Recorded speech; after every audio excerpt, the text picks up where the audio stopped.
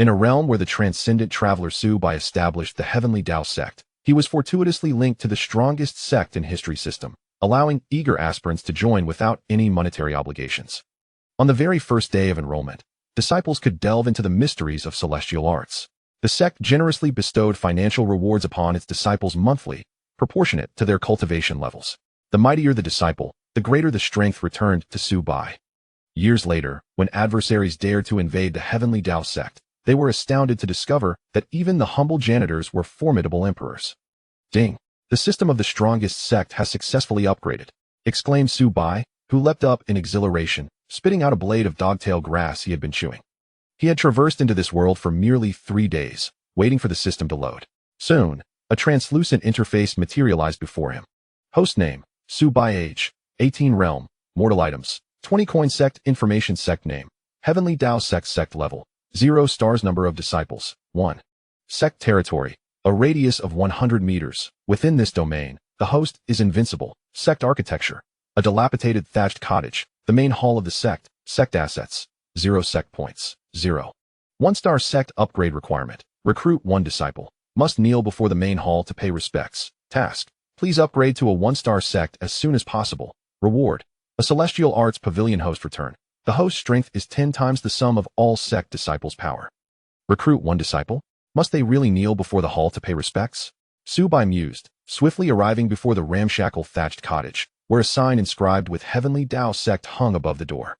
This barren hillside, devoid of anything but dogtail grass, made him question the feasibility of attracting disciples. What prestigious sect did not boast opulence? What mountain was not shrouded in ethereal mists?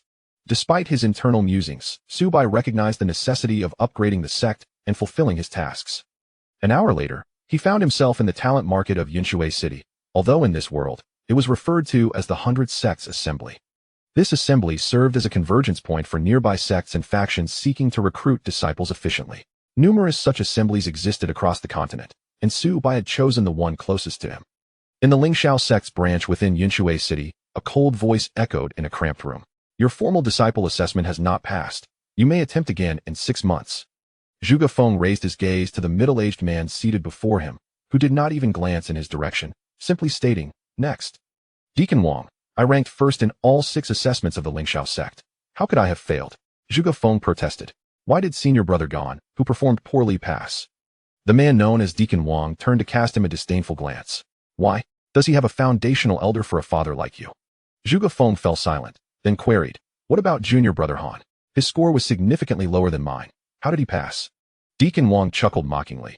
"Does he possess 300 taels of silver like you?"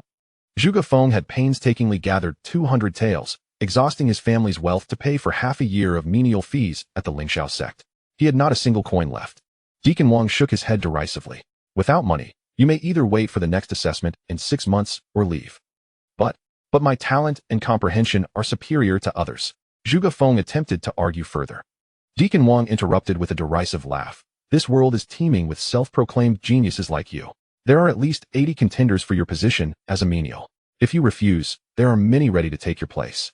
Zhuge Feng fell silent, his fists clenched, nails digging into his palms without his notice. After a moment, he released his fists and turned to exit. "What a fool, thinking himself a genius," Deacon Wang muttered behind him. Outside, a long queue of nervous youths awaited their own fates. To become a formal disciple of the Ling Shao sect meant the privilege of accessing celestial arts, albeit at a considerable monetary cost.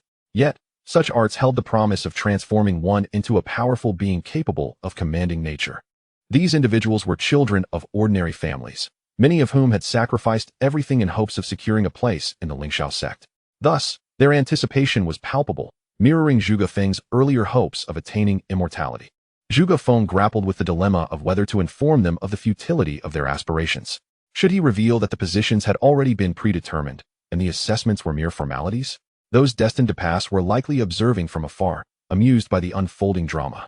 Beneath a nearby tree, several elegantly dressed youths lounged, casting scornful glances at the line of hopeful applicants. Senior brother Gan, junior brother Han, and junior sister Lu. They had no need to await their outcomes, for they were already aware of their fates prior to the assessments. Alas, a cascade of emotions, resentment, injustice, frustration, and helplessness swelled within Zhuge Feng's chest, ultimately escaping as a soft sigh. Could he demand that the formidable Deacon Wang grant him passage? He was merely an ordinary individual, powerless and insignificant in this vast world, utterly incapable of challenging a cultivator or reasoning with a mighty sect. Chapter 2. A starting salary of 30,000. Upon entering the bustling square of the 100 Clans Association, Su Bai was taken aback by the lively scene before him. The crowd, a sea of dark figures, nearly filled the entire expanse of the plaza. Was the fervor for cultivation in this world truly so intense? As he surveyed his surroundings, he counted approximately 107 signs, indicating that there were over 100 sects vying for disciples here. Each sign was more extravagant than the last, with the most impressive being the one at the center, which exuded an extraordinary grandeur. Emblazoned on that plaque were the 3 gilded characters of Ling Shao Sect, accompanied by several lines of bold text, top 500 of the Immortal Alliance. Basic monthly salary, 30 taels quota for Yunshui City today. 50 positions at that moment. The area surrounding the Ling Shao Sect was already teeming with people, all eager to secure a spot. Su Bai glanced at the opulent gilded sign, and then at the shabby wooden board in his hand, feeling a surge of emotion. Truly, as one of the top 500, they were swimming in wealth, a starting salary of 30 taels per month. In this world, the currency of ordinary people primarily consisted of copper coins and silver, with 1 tael of silver equivalent to 1,000 copper coins. Based on his observations over the past few days, a single copper coin was roughly equal to 1 yuan. Thus, 30 taels of silver translated to a starting salary of 30,000. The mere thought of starting brought forth boundless imagination. No wonder so many were clamoring to enter. As Su Bai surveyed the surroundings, he noted that the monthly salaries advertised by the various sects ranged from 3 to 30 taels. He reached into his pocket and felt the remaining 20 copper coins, which made him ponder in dismay. How could he aspire to be a disciple when he could scarcely afford a salary? After a brief moment of contemplation, he steeled his resolve and inscribed a few lines on his wooden board. Heavenly Dao Sect Future Number 1 Sect. Basic monthly salary, 30 taels quota. 1 position. I am a man endowed with a system. How could I bow down for a mere 3 taels of silver? He thought. After all, salaries were dispersed at the end of the month. He would first recruit disciples to elevate the sect, and a month later, he would surely have the silver he needed. With this in mind, Su Bai found a suitable spot, propped the wooden board in front of him, and patiently awaited prospective disciples for interviews. The influx of attendees at the Wanzhong Hui was immense. Even though many aspired to join the Ling Shao Sect, numerous individuals, limited by their abilities, were unable to queue and thus sought other sections. Consequently, each sign was surrounded by throngs of people.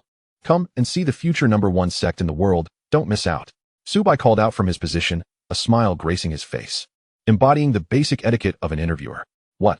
Future number 1 sect in the world? The crowd paused, momentarily taken aback, and turned their curious gazes toward the source of the voice. As they hurried over to scrutinize the so-called sign, their eyes widened to the size of copper bells, and their mouths gaped wide enough to fit an egg. Soon after, a chorus of laughter erupted. Is this truly a sign? Surely, it must be a joke. Someone couldn't help but laugh aloud, pointing at the dilapidated wooden board before Su Bai. Moreover, the edges of this wooden board are jagged, as if gnawed by a dog. Without needing to glance, it is evident that this is yet another fraudulent sect, attempting to deceive those eager for cultivation. One individual, with a face full of disdain, analyzed the situation with great seriousness. With such charlatans, I must ensure my child steers clear of them to avoid any negative influence. A middle-aged woman tightly grasped the hand of the child beside her and hurriedly departed. Alas, this child appears rather charming. How unfortunate that he has chosen such deceitful pursuits. An elder shook his head and sighed, a look of lamentation etched upon his face. Goodness, take a look at that sign of the swindler. It states that the monthly fee is 30 taels of silver. It truly is 30 taels. I had thought it was merely 3, having overlooked a 0. Am I mad? Or has the world gone mad? The Ling Shao Sect, ranked among the top 500, charges only 30 taels. Have they lost their minds over money? Initially perceived as a fraud, it turns out to be a fool.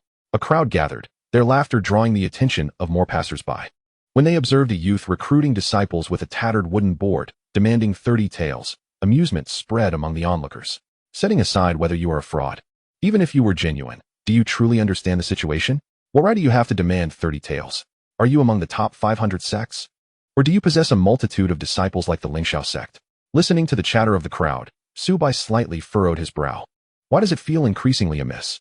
My sect offers excellent benefits, yet we are mocked? Must the monthly salary of a disciple from the Heavenly Dao Sect inevitably be lower than that of the Ling Shao Sect? 1 hour passed, then 2, and 3. Su Bai had been seated for 4 hours, as some sects filled their quotas and departed, while new ones arrived.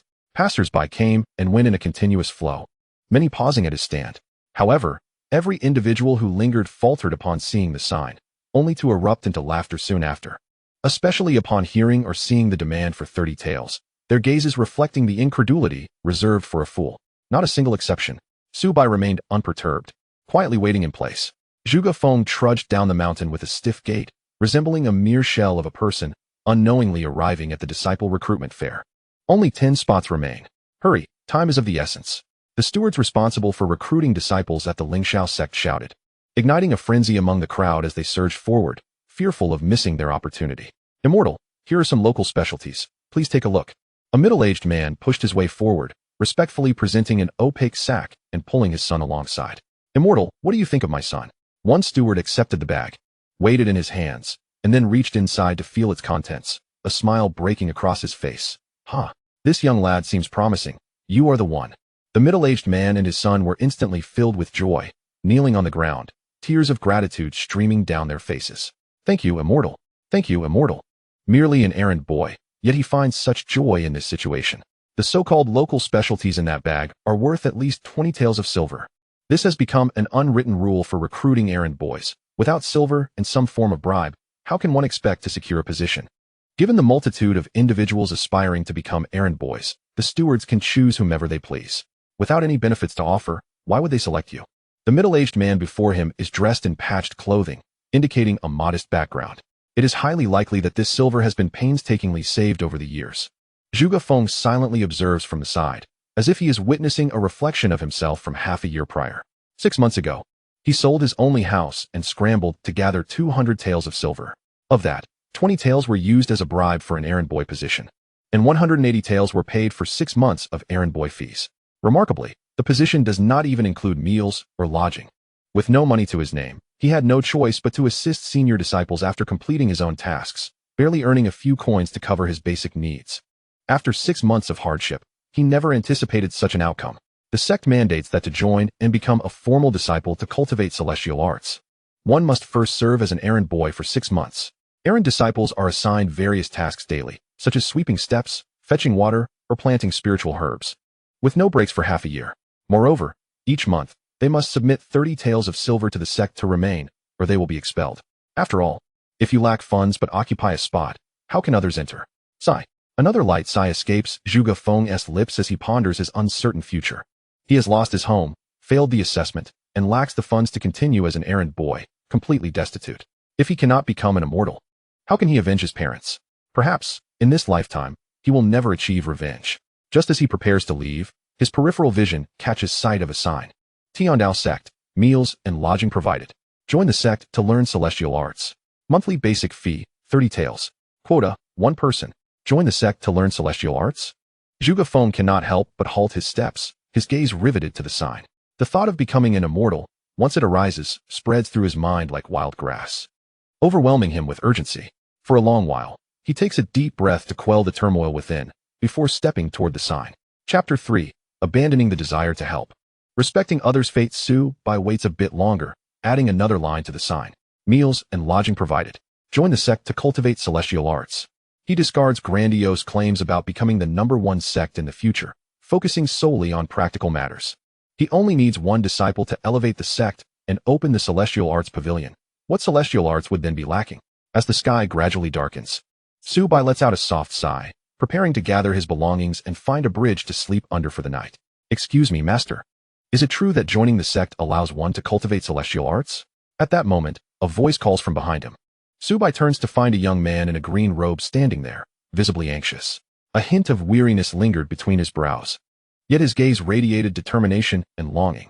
Indeed, having entered the sect and taken a master, he was poised to engage with celestial arts immediately. Su Bai composed himself. This was the first individual to approach him today, and regardless of the person's outward appearance, he was resolved to respond with patience. However, as he began to speak, a throng of people converged around them.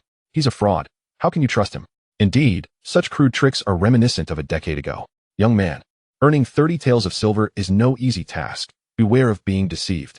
The crowd jeered, their contemptuous gazes fixated on Su Bai, as if he were refuse. Zhuge Feng remained silent. Not a fool. He recognized that there was a 99% chance Su Bai was a charlatan. Yet, what of the remaining 1%? Even if there existed but a sliver of hope to encounter celestial arts, he was unwilling to relinquish it. However, 30 taels of silver. Observing the young man's silence, Su Bai shook his head, realizing he had been branded a fraud and a fool, making it unlikely to recruit disciples. Tomorrow, perhaps a different venue for the 100 Sects conference, and a change of attire as well. May I ask, esteemed master, if 30 taels could be settled by the end of the month? Zhuge Feng mustered his courage to speak softly. He was aware that such a request was rather audacious. With a rejection likelihood soaring to 99%, all sects and factions typically required the month's dues to be submitted at the beginning of the month, without exception. Yet, he found himself utterly destitute. Settling at the month's end? No problem at all. Rest assured, our sect will never default.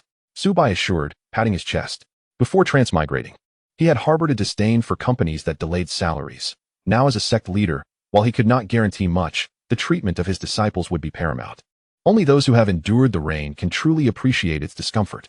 Zhuge Feng was taken aback, astonished that someone would indeed be willing to extend credit. Master, are you certain? Of course. Su Bai nodded affirmatively. I, Zhuge Feng, wish to join the Dao Sect. Zhuge Feng hastily bowed. Zhuge Feng, is it? Shall we return to the Dao Sect to formally pay respects to the master? Do you have time now? Yes. I currently have nowhere to go and shall accompany you to the sect. As Su Bai led Zhuge Feng away, the crowd erupted in laughter. Could this boy be a fool? He couldn't even see through such a clumsy ruse. One person couldn't help but mock. Another chimed in. Indeed, just look at him. He likely isn't too bright. Someone interjected. Oh, let it be. He just said he was penniless.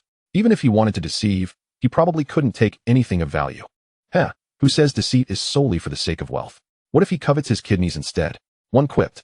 Haven't you heard of certain powerful figures who specifically seek out young, healthy kidneys for their own purposes? At that moment, a figure in the crowd sighed softly and shook his head, saying, abandon the impulse to assist, respect the destinies of others. Our own lives are already fraught with hardship. So why invite further trouble upon ourselves? The remaining onlookers nodded in agreement, expressing their consensus. This youth dares to deceive, perhaps backed by some formidable power. We, the common folk, cannot afford to offend him. One by one, they turned to leave, their words falling upon Zhuge Feng's ears. He lifted his gaze, only to see Su Bai's figure fading from view. Ah, well, there is no path left to retreat. If he wishes to deceive, let him do so. But what if it is true? With this thought, he hurriedly quickened his pace, pursuing Su Bai's steps. Noticing Zhuge Feng trailing behind, Su Bai smiled faintly. Realizing that his task of recruiting a disciple was nearing completion. Stop. Just after departing from the Wanzhong assembly, a sudden exclamation rang out. Su Bai looked up to find a young girl glaring at him with indignation. This girl, with eyebrows like distant mountains, a delicate nose, rosy lips, and skin fairer than snow, had long hair cascading to her waist. My goodness, what a stunning girl. Her anger did not diminish her allure. Xiao Yan, what is the matter? The girl cast a scornful glance at Su Bai and turned to Zhuge Feng, saying, he is a fraud. Do not be deceived by him. Su Bai chuckled softly. My dear, allegations without evidence hold no weight. Do you possess proof that I am a swindler? The girl huffed. All sects require 6 months of servitude before one can become an official disciple and access celestial arts. You, however, are permitted to practice celestial arts upon entry. How can you not be a fraud? Su Bai laughed, my dear. The fact that other sects mandate a waiting period of 6 months to engage in celestial arts has no bearing on my sect's policies. What kind of benevolent sect allows immediate access to such teachings? Surely, it can only be a ruse. The girl was evidently unconvinced. Believe it or not. That is your choice, Su Bai shrugged, uninterested in further debate. He turned to Zhuge Feng, stating, if you trust me, then come with me. If you do not, you are free to leave. Though he desperately needed a disciple, he would never impose his will. With that, Su Bai turned to leave, leaving Zhuge Feng's belief in him as his own affair. Faced with this, Zhuge Feng gritted his teeth and finally made a decision. Disciple trusts the celestial master. Upon hearing this, Su Bai halted in surprise and turned back. You actually trust me? Yes, disciple believes in the celestial master. Zhuge Feng nodded emphatically. Then let us go? Su Bai replied with a light-hearted smile, stepping forward. The feeling of being believed in was quite delightful. While Su Bai reveled in this sense of trust, Xiao Yan was nearly beside herself with frustration. She had not anticipated that such a dense-headed individual as Zhuge Feng could exist in this world. How could he believe a fraud? Cursed be this scoundrel. I must expose your true identity. Xiao Yan stomped her foot angrily and pursued Su Bai. Why have you followed me again, young lady? Su Bai asked, bewildered. Was this girl like an adhesive bandage that clung so stubbornly? Xiao Yan huffed, speaking with conviction. I intend to unmask you as a fraud. As darkness fell, Su Bai remarked, Why would a young girl like you not return home and instead insist on following me? He rolled his eyes, genuinely perplexed by the thoughts occupying her mind. You need not worry. I can protect myself, Xiao Lingzi declared, lifting her chin to reveal a sword gleaming at her waist. Chapter 4. The First Disciple, Ascension of the Sect. Beneath the vast night sky, a resplendent moon hung high, its silvery glow illuminating the world and casting a gentle sheen across the landscape. An unusual trio traversed the moonlit path through the tranquil forest, where the occasional chirping of insects and birds echoed, yet no signs of human presence could be discerned. The last in line, Xiao Lingzi, surveyed the increasingly desolate surroundings, her suspicions towards Su Bai intensifying, her hand resting firmly on the hilt of her sword. At the slightest hint of danger, she vowed to draw her weapon without hesitation. Moments later, a small hill emerged ahead, and Su Bai gestured towards it, stating, "There lies the Heavenly Dao Sect." Upon hearing these words, Xiao Lingzi quickly lifted her gaze for a closer look. The hill appeared modest in size, with scarcely any notable structures in sight. Only a dilapidated thatched cottage stood solitary against the backdrop. The surrounding area was eerily silent. Not a soul was in sight, nor even the flicker of a candle's light. What a pitiful sect this is. Xiao Lingxi's doubts reached their zenith, her mind murmuring, how can this not be a deception? Even the usually composed Zhuge Feng found himself wavering, for this place bore no resemblance to the esteemed sects he had envisioned. Yet, a smile crept upon Su Bai's lips.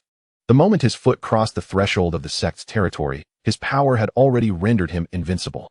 In the blink of an eye, he vanished like a wraith, only to reappear at the entrance of the thatched cottage atop the hill with an astonishing swiftness. The technique of shortening distances. Xiao Lingxi and Zhuge Feng's eyes widened in disbelief, their pupils constricting in astonishment, as tumultuous waves of shock surged within them, leaving them in a state of turmoil. The ability to traverse distances instantaneously belonged not only to the realm of celestial arts, but was also a formidable skill, attainable only by those who had reached the foundational stage of cultivation. This meant that the seemingly youthful charlatan before them was, in fact, a powerful celestial master. Come forth and pay your respects, Su Bai called out to Zhuge Feng from atop the hill. Regaining his composure, Zhuge Feng inhaled deeply, striving to quell the excitement swirling within him, and hurriedly made his way up the hill. In a short while, he reached the summit, where he respectfully knelt before Su Bai, bowing thrice with solemnity, proclaiming loudly, "Disciple Zhuge Feng pays his respects to the master." Su Bai nodded slightly, a look of satisfaction gracing his features as he said gently, "Rise. From this moment forth, you shall be my foremost disciple, the eldest brother of the Heavenly Dao Sect." Simultaneously, the voice of the system resonated within his mind. Ding. Mission accomplished. The sect has been upgraded to 1 star. 1-star rewards have been distributed. Please check. Host. Sect information. Sect name. Heavenly Dao Sect. Sect level. 1 star. Upgradable. Number of sect members. 2. Disciple information can be checked at any time. Sect territory. 1 mile radius. The host is absolutely invincible within the territory. Sect buildings. 1 grand hall. 1 immortal technique pavilion. Sect real estate. 1 acre of fertile land. 100 spirit seeds. Sect assets. 0 sect points. 0 conditions for upgrading to 2-star sect. Recruit 3 disciples. Sect loyalty above 60, and have sect points exceeding 100. Task. Please upgrade to a 2-star sect as soon as possible. Rewards include 1 combat technique pavilion and 1 pill pavilion. Host feedback. The host's strength is 10 times the total strength of all disciples in the sect. With a prompt from the system echoing in his mind, Su Bai felt a surge of excitement. The upgrade had finally arrived. Upgrade. Su Bai silently chanted in his heart. In the next instant, the earth trembled, and the entire mountain peak began to transform. Boom. The dilapidated thatched cottage vanished in an instant, replaced by a magnificent palace, radiating an aura of grandeur. Above the palace, a plaque loomed, inscribed with the 3 grand characters of Heavenly Dao Sect. Simultaneously, not far from the grand hall, another resplendent palace emerged, engraved with the words Immortal Technique Pavilion. The entire hill expanded significantly, no longer desolate, now infused with a touch of ethereal charm. This sudden spectacle left Zhuge Feng and Xiao Lingxi in a state of disbelief, their mouths agape as they stared in astonishment. What had they just witnessed? Creation out of thin air, altering the very landscape. If the concept of shrinking the land was within the realm of understanding, then this miraculous technique was utterly unfathomable, transcending the mundane world entirely. Golden Core true person? Perhaps a nascent soul elder? Or even the legendary transformation god? How formidable is my master, far surpassing Elder Wang by countless magnitudes. Zhuge Feng mused inwardly, simultaneously relieved that he had chosen to trust his master. Zhuge Feng, that is the Immortal Technique Pavilion. Go and select the most suitable technique for your cultivation. Su Bai instructed. Thank you, master. Zhuge Feng bowed deeply once more, his face alight with excitement as he entered the immortal technique pavilion. Finally, he could engage with immortal techniques. He clenched his fists, brimming with exhilaration. Upon stepping into the immortal technique pavilion, he was once again struck by the stunning sight before him. Countless scrolls of immortal techniques floated throughout the pavilion. Hiss! Even with Zhuge Feng's usual composure, he could not help but gasp in awe, his heart racing. The sheer spectacle was overwhelming, leaving him breathless. Please place your hand on the stone platform before you. A melodious female voice suddenly resonated in his ears. Who is speaking? Zhuge Feng jolted, looking around. Yet, apart from the myriad of floating scrolls, he found no trace of anyone. I am the guardian spirit of the immortal technique pavilion. There is no need to fear. The ethereal voice continued to echo in his ears. According to our rules, every new disciple joining the Heavenly Dao Sect may select one immortal technique. If you wish to choose for yourself, feel free to select any scroll. If you would prefer me to choose for you, please place your hand on the stone tablet in front of you. Upon hearing this, Zhuge Feng let out a sigh of relief. It turned out to be the guardian spirit. I humbly request the esteemed guardian to select for me, he said, respectfully clasping his fists and bowing before the stone platform. Before placing his hands upon it, lacking profound knowledge of celestial arts, all he desired was a single technique to cultivate, indifferent to its nature. Faced with such an abundance of celestial arts, he felt utterly lost. Thus, entrusting the guardian spirit with his choice was undoubtedly the wisest course of action. Your temperament is steady, neither arrogant nor impatient. Thus, the Tao Sutra of Qi refinement is most suitable for your cultivation, laying a solid foundation. In an instant, the stone tablet radiated a dazzling golden light, and a scroll of celestial art gradually materialized. Thank you, esteemed guardian, for your recognition. I am deeply grateful. Zhuge Feng exclaimed joyfully, cradling the scroll and bowing once more to the guardian spirit before stepping back. Although he had long prepared himself mentally, he could not help but feel a surge of excitement as he grasped the yellow scroll. Was this indeed the celestial art he had long yearned for? Chapter 5. Celestial Arts. Absolutely free. While Zhuge Feng was selecting his celestial art, the two outside were exchanging incredulous glances. You. Xiao Lingxi exclaimed, her eyes wide with disbelief as she stared at Su Bai, feeling that the events of the evening had completely shattered her understanding of reality. Initially believing she could act heroically and expose a fraud, she was astonished to discover the truth. Su Bai, hands behind his back, chuckled, little girl. Do you still doubt my capabilities? Xiao Lingxi fell silent, her cheeks flushed, murmuring, how was I to know you were genuinely capable? Su Bai shook his head, disinterested in arguing with a mere child. At that moment, Zhuge Feng emerged from the Celestial Arts Pavilion, holding a yellow scroll with utmost reverence as he approached Su Bai. Master, how much silver is required for this celestial art?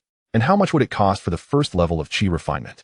His voice trembled slightly, and Xiao Lingxi turned her gaze towards him as well. Celestial arts are the foundation upon which a sect stands. Many sects regard celestial arts as treasures, continually drawing in disciples. Take the Ling Shao sect for instance. Its foundational celestial art, the Ling Shao technique, is of high caliber. How does one acquire the Ling Shao technique? First, one must become a servant disciple, undergoing 6 months of training, after which they must pass a formal assessment to become an official disciple. Next, they must complete various sect tasks to earn points. Only when sufficient points are amassed can they qualify to exchange for the Ling Shao technique. Finally, even with eligibility, it is not free to cultivate. One must still purchase it. The costs are as follows. First level of Qi refinement, 100 taels of silver. Second level of Qi refinement, 300 taels of silver. Third level of Qi refinement, 100 taels of gold, equivalent to 1,000 taels of silver. This is merely the pricing for the first 3 levels of Qi refinement. The subsequent levels are even more exorbitantly priced. As the saying goes, without money, how can one cultivate the celestial arts? Is it not better to live as an ordinary mortal? Given the preciousness of celestial arts, how could Zhuge Feng not tremble? Even before he commenced his cultivation, he sensed that this scripture was no ordinary celestial technique, its value likely rivaling that of the Ling Shao Sutra. Yet, the celestial technique lay before him, and he found himself devoid of funds to procure it. Funds? What funds? Su Bai was utterly bewildered. Prior to his transmigration, he had observed that disciples merely needed to join a sect to cultivate celestial techniques, and the entire process was free of charge. How was it that in his case, silver was required? Zhuge Feng momentarily paused, thinking Su Bai had not heard him clearly, and quickly inquired, Master, how much silver must I pay to cultivate this celestial technique? Silver is unnecessary. As a disciple of the Heavenly Dao Sect, You may freely cultivate our celestial techniques, Su Bai responded with a smile. Zhuge Feng was taken aback, his mind buzzing as if a bomb had exploded within it. Such a precious celestial technique, free of charge? Master, does this mean that the techniques from the 1st to the 9th level of Qi refinement require no payment? He could hardly believe it, suspecting he was under some illusion. The techniques of the first 3 levels were already exorbitantly priced. How could all 9 levels be free? Are you reluctant? Su Bai raised an eyebrow, a playful smile gracing his lips. I am offering you the opportunity to cultivate this celestial technique. Do not disappoint my expectations. Zhuge Feng looked up to see his master standing with hands clasped behind his back, a radiant smile illuminating his features, reminiscent of the resplendent moon on a tranquil night.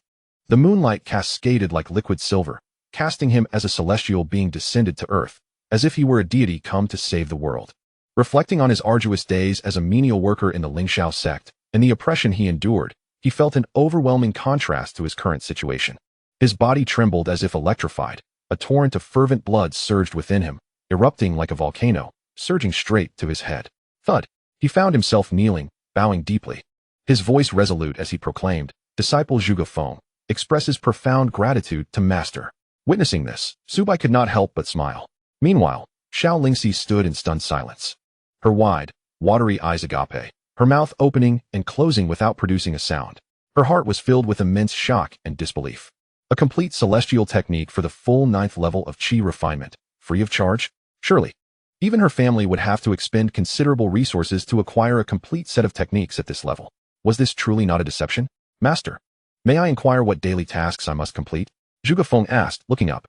Upon joining a sect, whether as a menial worker or formal disciple, one was required to prioritize daily tasks, which typically consumed 6 to 7 hours. Failing to complete these tasks resulted in severe repercussions. What were the daily tasks of the Dao Sect? Tasks. Your task is to diligently cultivate. The higher your cultivation, the greater your contribution to the sect. Su Bai replied nonchalantly. Upon hearing this, Zhuge Feng was momentarily stunned. The task was simply to cultivate. This was akin to earning money while lying down. What are you still dawdling for? Hurry and seize the opportunity to cultivate. Su Bai urged. Only then did Zhuge Feng snap back to reality. Bowing deeply to Su Bai and declaring, Disciple obeys. Turning away, tears began to flow uncontrollably down his cheeks. His parents were brutally murdered, yet he did not weep. He silently buried them and vowed to seek vengeance. During his time as a servant, he faced the disdain of Steward Wang, forced to endure the most arduous and grueling tasks due to his lack of funds. But still, he did not shed a tear, secretly pledging to become an immortal. When his opportunity for assessment was usurped, and he failed to pass, he remained resolute in his silence. Yet now, all his strength and grievances transformed into crystalline drops of tears, cascading down his face. A man may shed tears, yet seldom does so unless deeply wounded. Master, your immense kindness shall not be forgotten. I shall repay it with my very life. Zhuge Feng murmured within, wiping the traces of tears from the corners of his eyes, and found a quiet spot outside the grand hall to meditate in silence. He recited the immortal techniques, drawing upon the energy of the cosmos as recorded in the scriptures, and began his cultivation. The spiritual energy gradually coalesced, transforming into a faint silver glow that enveloped Zhuge Feng's body, forming a luminous ring that circled around him. 1, 2, 3, 47, 18, 19, 20 breaths, completing a full cycle of the celestial circuit. Xiao Lingxi's breath quickened, as if witnessing the most astonishing spectacle in the world. She rubbed her eyes and scrutinized Zhuge Feng's cultivation once more, finding it precisely the same as before. How could this be possible? Xiao Lingxi's eyes widened in shock. In this realm, the quality of immortal techniques is intrinsically linked to the time taken for cultivation cycles. Some inferior immortal techniques circulating in the black market require an entire hour to complete just 1 or 2 cycles. Achieving the first level of Qi refinement may take an eternity. Yet, they can still fetch a high price. After all, to mere mortals, reaching the first level of Qi refinement is akin to becoming an immortal. Smaller sects or families with slightly superior techniques might complete a dozen or 20 cycles in an hour. Her own family, a prestigious lineage within the Great Zhao Empire, boasts a technique capable of completing 52 cycles in an hour, and the Ling Shao sect, ranked among the top 500 in the Immortal Alliance, can achieve 61 cycles with its foundational technique, the Ling Shao formula. What had she just witnessed?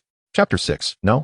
You are too young. The Heavenly Dao Sect's immortal technique can complete a cycle in merely 20 breaths. What does this signify? In this world, an hour equates to 2,000 breaths. Thus, in 1 hour, one can achieve 100 cycles. One breath is approximately 35 seconds. With a variable of 36 seconds adopted for this narrative. 100 cycles in an hour. What does this mean? While it may superficially appear to exceed the Ling Shao formula by less than a factor of 2, the actual disparity is far greater, by more than tenfold. The higher the grade of the immortal technique, the purer the absorbed energy becomes, with fewer impurities, resulting in a swifter progression in cultivation. Dealing with these impurities is exponentially more challenging than merely cycling through cultivation. After all, one only requires absorption, while the other necessitates repeated refinement to render the energy ever purer, ensuring that when it circulates, it does not harm one's meridians.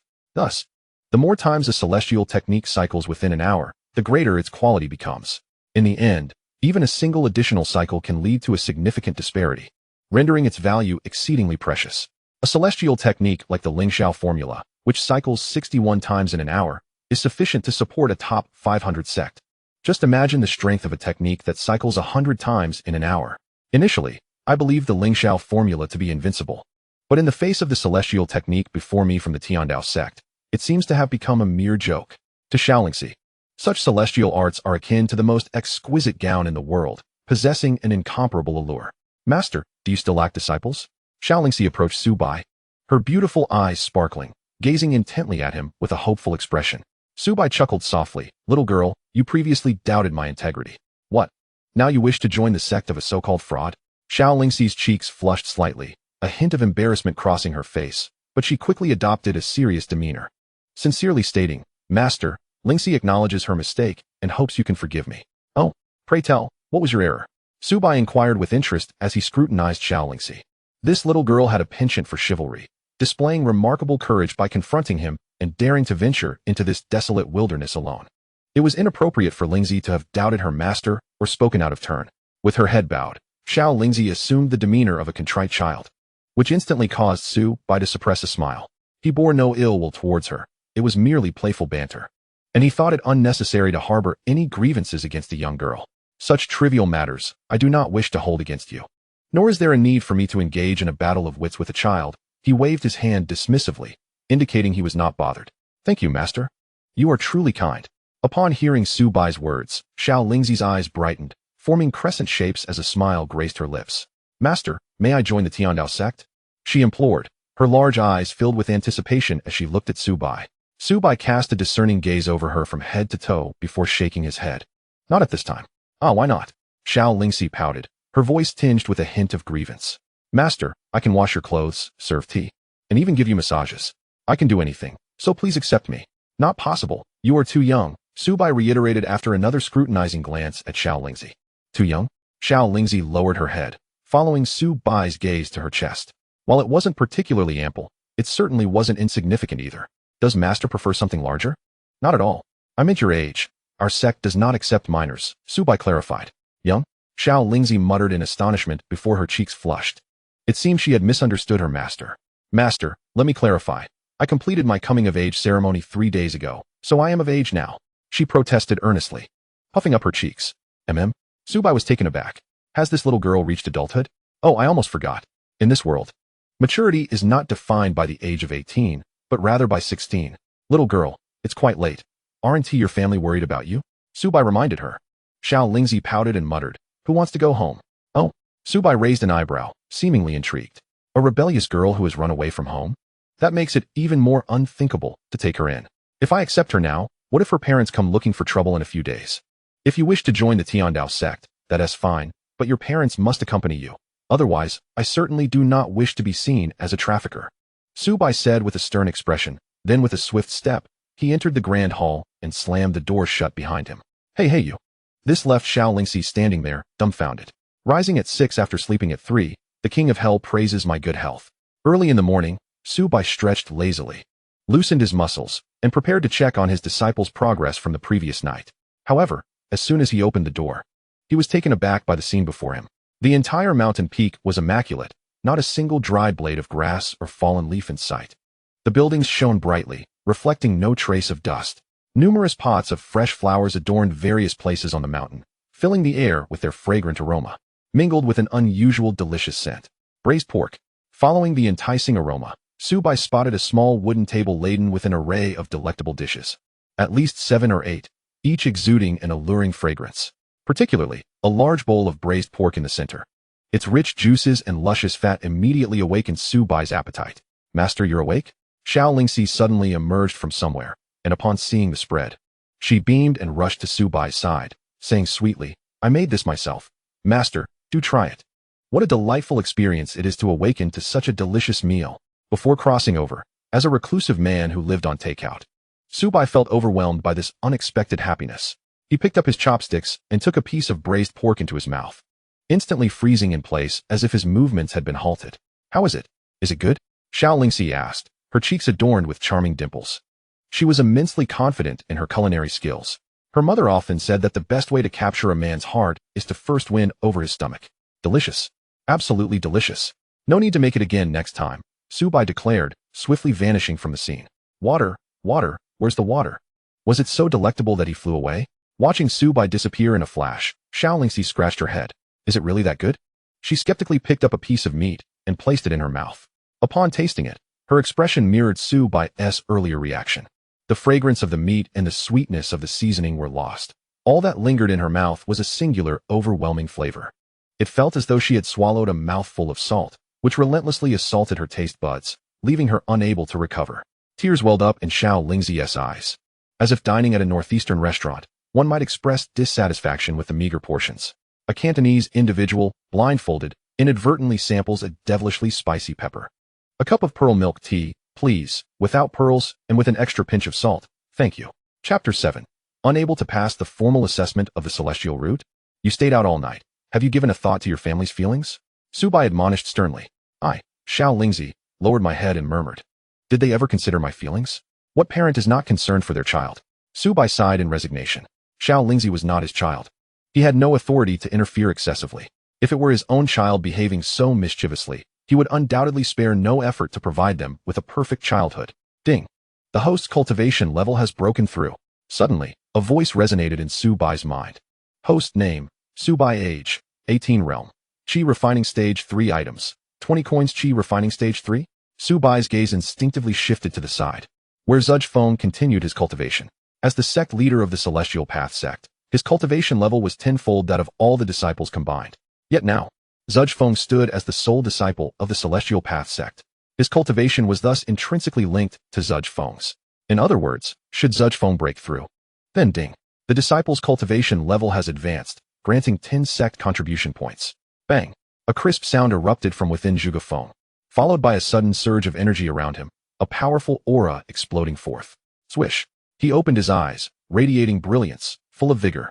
Qi refining stage 1.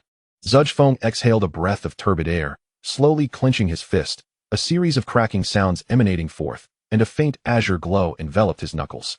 Was this the power possessed by those celestial beings? He often dedicated time to physical training, and as a laborer, he routinely lifted burdens of several hundred pounds. Yet at this moment, as the spiritual energy surged through his meridians, his entire being was enhanced, brimming with boundless strength. In that instant, Zhuzh Feng felt an inexhaustible vigor coursing through him. My current strength should suffice to avenge my parents, he thought, clenching his fist, his eyes glistening with a crimson hue. One night to reach Qi refining stage 1. Xiao Lingxi was astounded. Since her acquaintance with Su Bai, she had been rendered speechless countless times in just a single day. Even if the Celestial Path sect's celestial techniques were extraordinarily powerful, surely one could not achieve such a feat overnight? It was common knowledge that Ling Shao sect's top prodigy, Ling Shao, had garnered immense fame for taking half a month to reach Qi refining stage 1. Master, your disciple has fulfilled your expectations and successfully refined Qi. Zhuzh Feng excitedly bowed to Su Bai. Excellent. Very good. Su Bai exclaimed, repeating the praise. The stronger Zhuzh Feng became, the stronger Su Bai would also grow. Have you cultivated before? Xiao Lingxi could not restrain her curiosity. If Zhuge Feng had previously engaged in cultivation for some time, it would somewhat justify his rapid advancement. I haven't even passed the formal assessment of the Ling Shao sect. How could I have practiced celestial techniques? Zhuge Feng chuckled bitterly. What does it matter to be the first in assessments? The allocation of places rests in the hands of the stewards, who deny your passage. How could the higher-ups of the sect possibly know that the top scorer of the assessment is Zhuzh Feng and not Han Feng? This is your first time cultivating? Xiao Lingxi's eyes widened in astonishment. Suddenly, she felt as though she had stumbled upon an extraordinary prodigy. Let me search. With this thought, Xiao Lingxi hurriedly began rummaging through her belongings. Moments later, She produced a crystal stone resembling a spiritual stone from her storage ring. This is the spiritual root testing stone. The higher your spiritual root, the brighter this testing stone will shine. As she spoke, Xiao Lingxi placed the spiritual root testing stone before Zhuge Feng. He placed his hand on the stone, and with a thought, spiritual energy gathered in his palm. In an instant, the crystal stone trembled slightly. Following that, a dazzling golden light erupted from within the stone, piercing the heavens. It was blinding, making it impossible to gaze directly at. The golden radiance shone forth, legend has it. The heavenly spiritual root. Xiao Lingxi covered her mouth, her expression one of disbelief. The Ling Shao sect had not acquired a single heavenly spiritual root in a millennium. Could it be that I possess a heavenly spiritual root? Zhuge Feng was momentarily taken aback as well. Meanwhile, Su Bai had also opened the system panel to examine the disciple's information. Name, Zhuge Feng. Age, 18. Cultivation level, Qi refinement stage 1. Spiritual root, heavenly spiritual root. Sect loyalty, 80. Note, loyalty reaching 100 unlocks super rewards upon discerning Zhuge Feng's profile. Su Bai was utterly astonished.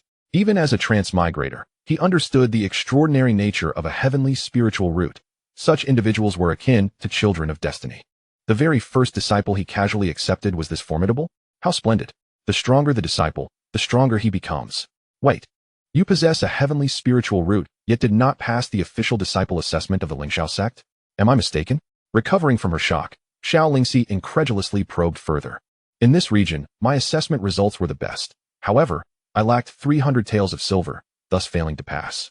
Zhuge Feng shook his head, a hint of helplessness crossing his face. The words of Steward Wang echoed in his mind. In this world, what is most abundant is the self-proclaimed geniuses like you. Xiao Lingxi nearly spat out the water she had drunk the day before upon hearing this. A heavenly spiritual root failing to pass the official assessment? A cold joke of the continent? Why is it that without 300 taels of silver, one cannot succeed? Xiao Lingxi's eyes widened in confusion as she pressed for answers. Because, Zhuge Feng hesitated for a moment before continuing, the assessment results for the disciples of the Yinshui city branch are controlled by several stewards, who then report to the elders of the sect. Your excellent results are of no benefit to them. However, if you possess silver, they can profit, making the choice quite simple. Zhuge Feng offered a bitter smile. Why is it like this? Isn't the spiritual root tested during the assessment? Xiao Lingxi was taken aback. Tested for spiritual roots? If that were the case, how could those young masters and ladies with inferior roots pass? Zhuge Feng sighed. Xiao Lingxi fell silent. And after a moment, she suddenly spoke. I apologize. Zhuge Feng smiled gently, saying, there is no need for apologies. I have long since come to terms with such matters. Xiao Lingxi shook her head and replied, half a year ago, my father arranged for me a spot as a disciple of the Ling Shao sect, and I am to report as an official disciple in 6 months. If my memory serves me correctly, we should have undergone the same assessment. The slot I occupy may very well have originally belonged to you. As she spoke the last words, Xiao Lingxi lightly bit her crimson lip. Although it was merely a possibility, it filled her with a sense of guilt. Upon hearing this, Zhuge Feng was momentarily taken aback. Even Brother Gon, who hailed from a family of foundation-building cultivators, had to serve as a menial worker for 6 months, albeit for appearances, presence was a necessity. Yet, the young woman before him was required to do nothing and could report directly in half a year.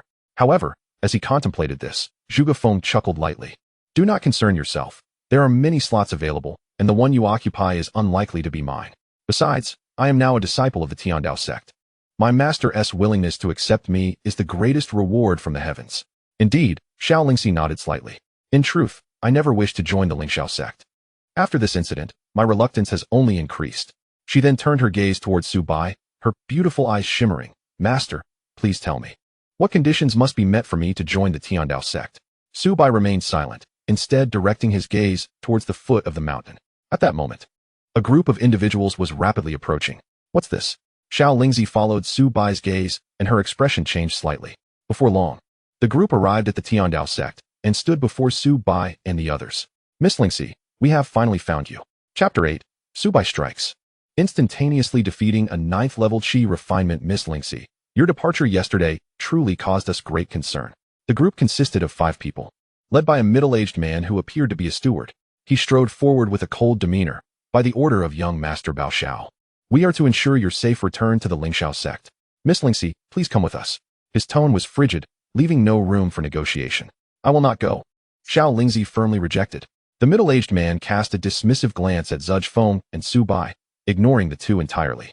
Miss Lingxi, the young master's orders are absolute. Your status is unique. Should you provoke him, it may not bode well for the Xiao family. He paused momentarily before continuing.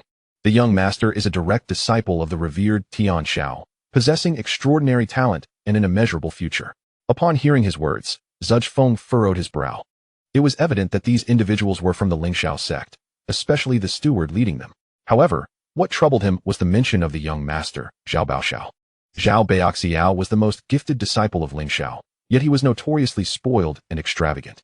He often leveraged his status as a disciple of Tian Xiao to bully the kind-hearted, wreak havoc on the neighborhood, and even brazenly abduct maidens in the streets. In short, Xiao Baoxiao was not only capricious and violent, but also possessed an extreme penchant for women, known for drinking the blood of virgins, an epitome of perversion. Any woman who caught his eye never left alive. Xiao Lingxi's delicate face turned pale, and she felt utterly disoriented. The mere thought of being presented before Xiao Baoxiao sent shivers down her spine. Perhaps this was the inescapable fate she faced as a member of a prominent family? For the greater good of her clan, she had to make certain sacrifices. With a bittersweet smile, she turned to Su Bai and bowed, saying, "Master, I apologize for the disturbance. Farewell." Having spoken, she turned to leave, her slender waist held upright. "What shall we do, master?" One individual approached the steward of Ling Shao sect, glancing at Su Bai and Zhuge Feng, and whispered, "Kidnap Miss Lingxi? Execute them." The steward's expression turned cold, his eyes glinting with malice. Having delayed a day escorting Xiao Lingxi, he was uncertain of the punishment awaiting him. Unable to vent his frustration on her, he decided to take it out on two insignificant lives instead. "What are you planning?" "I am coming with you." "Must you resort to murder?" Xiao Lingxi exclaimed, a mix of anger and alarm evident in her voice. "Do not fret, Mississippi. We shall act with discretion," the steward replied, gesturing for his subordinates to advance. 4 individuals surrounded them, each radiating spiritual energy, all seasoned cultivators at the 5th or 6th level of qi refinement. "Master, be cautious." Zhuge Feng positioned himself protectively in front of Su Bai, refusing to retreat despite just having achieved success in qi refinement. As the battle seemed imminent, Su Bai, who had remained silent, suddenly raised his head, his indifferent voice resonating, "Kneel." The command erupted like thunder, reverberating through the air. The 4 cultivators of Ling Shao sect felt an overwhelming force descend upon them. In an instant, their knees buckled, and they collapsed before Su Bai, their faces stricken with horror as they gazed upon him. Who was this youth, possessing such formidable power? A foundational cultivator? The steward's pupils dilated as a hint of panic crossed his features, his voice trembling as he asked, "Is he a 9th level qi refiner? Such a shout could rattle even me. He cannot be anything less than a foundational cultivator." "Run." He instinctively attempted to flee, only to discover that his body had betrayed him, immobilized by an unseen force. Su Bai extended a hand, gripping the steward's throat from a distance, lifting him slowly. "In the territory of my Tian Dao sect, who do you intend to kill?" The steward, suspended in midair, turned crimson, struggling to breathe, yet instead of pleading for mercy, he threatened, "I am a steward of Ling Shao sect. Release me, or else," smack. Without hesitation, Su Bai struck him, splitting his lip and causing blood to flow. "Or else what?" The steward's eyes flashed with fury and venom. "Ling Shao sect will never let you go." Boom. As soon as the words left his lips, flames erupted from the steward's chest. He let out a blood-curdling scream as his body ignited, consumed by the inferno, reducing him to ashes that vanished into the air. Thud. A storage bag fell to the ground, which Su Bai effortlessly drew to himself. A quick scan of its contents dazzled him with gleaming silver. Silver, 3,024 taels. Gold, 200 taels. My disciples' wages are secure. Subsequently, Su Bai raised his hand and, in an instant, the 4 individuals were engulfed by flames. These 4 possessed lower cultivation levels and lacked storage bags or any valuable possessions. However, the storage bag of the steward was more than sufficient. With a single strike, he had annihilated a 9th-tier qi refining cultivator. Zhuge Feng and Xiao Lingxi were left utterly astounded, their eyes filled with profound shock and admiration. Although they had suspected Su Bai's formidable strength, they had not anticipated it to be to such an extraordinary degree. But soon, Zhuge Feng recalled something and hurriedly spoke, "Master, with the steward of Ling Shao sect perishing here, they will undoubtedly seek retribution. Should we consider relocating the sect?" Su Bai shook his head, dismissing the notion. "There is no need. If they dare to come, we shall eliminate them all." Hearing Su Bai's nonchalant words, both were rendered speechless, doubting their own hearing. The Ling Shao sect was one of the top 500 factions in the Immortal Alliance. "Master, what is the extent of your power?" Xiao Lingxi could not help but inquire. "Under heaven, I am invincible. Above the heavens, I am equally unmatched," Su Bai replied with indifference. Both gasped at his proclamation. the more Su Bai displayed such casualness. The deeper their sense of his unfathomable strength grew. However, they soon found solace in the thought that the Dao Sect possessed a superlative immortal technique capable of cycling 100 rounds in an hour. Even the foremost technique of the Immortal Alliance's highest-ranking sect, the Tianmin, likely could not reach such heights. What are you still dawdling for? Do not hesitate to pay your respects. Su Bai smiled at Xiao Lingxi, teasingly urging her. His intervention signified his acknowledgement of the young woman before him. Master, please accept the bow of your disciple, Xiao Lingxi, she exclaimed, initially taken aback, before her face blossomed into a radiant smile as she bowed. Her demeanor now imbued with respect and sincerity. Congratulations, Master. Zhuge Feng echoed in agreement. Name, Xiao Lingxi. Age, 16. Cultivation level, mortal root, superior in spiritual root. Yuan in body sect loyalty, 80. Note, loyalty reaching 100 unlocks super rewards. Yuan in body? Su Bai was somewhat astonished. In this world, beyond spiritual roots, there existed distinctions in physique. Certain powerful physiques allowed for an extraordinary speed of cultivation and possessed various peculiarities. For instance, the battle saint body, unparalleled in physical prowess, and the innate Dao body, which accelerated cultivation at an astonishing pace. The Yuanin body, when engaged in union, could enhance the cultivation qualifications and levels of both parties, making it a coveted physique among countless cultivators. In simpler terms, it was the most formidable dual cultivation body. It was no wonder that the so-called Bao Xiao's young master desired Xiao Lingxi. If one could truly cultivate in duality with such a physique, even a seemingly worthless individual could shatter their limitations and become an unmatched genius. Go select an immortal technique and commence your qi refinement at the earliest. Su Bai nodded approvingly. Thank you, Master. Xiao Lingxi exclaimed joyfully as she hurried toward the immortal technique pavilion, eager to begin her cultivation of the technique capable of cycling 100 rounds in an hour. Chapter 9. The Celestial Techniques of Xiao Lingxi. Upon entering the Celestial Techniques Pavilion, Xiao Lingxi resembled a curious kitten, gazing about with wide-eyed wonder. The sight of the numerous scrolls of celestial techniques floating throughout the room left her utterly astonished. Unlike Zhuge Feng, she hailed from a prestigious family, well-versed and knowledgeable. The greater the number and quality of celestial techniques, the more it reflects the strength of a sect. Surely, the Ling Shao sect is formidable. Yet its collection of celestial techniques scarcely exceeds 100. However, in this pavilion, the sheer number of scrolls undoubtedly surpasses 10,000. This is no mere pavilion. It is akin to a treasure trove. Xiao Lingxi trembled with excitement, overwhelmed by the abundance of techniques before her, unsure of which to choose. Please place your hand upon the stone pedestal before you. The voice of the guardian spirit echoed, seemingly sensing her indecision. Who spoke? Startled, much like Zhuge Feng before her. She scanned her surroundings. I am the guardian spirit of the Celestial Techniques Pavilion. There is no need for fear. The spirit's voice resonated. According to sect regulations, each new disciple joining our Dao Sect may select one celestial technique. You are free to choose any scroll at your discretion. Or if you wish for me to assist you, kindly place your hand upon the stone tablet before you. Guardian spirit? The legendary spirit of a divine artifact? Xiao Lingxi was once again struck dumb. In this continent, artifacts possessing spirits undoubtedly belong to the most powerful entities. And those who wield such artifacts are assuredly among the elite of the realm. At the very least, she had never heard of any spirit existing within the Ling Shao sect. Her master has not deceived her. Perhaps he truly does not fear the Ling Shao sect. Xiao Lingxi mused inwardly, taking a deep breath to quell her astonishment.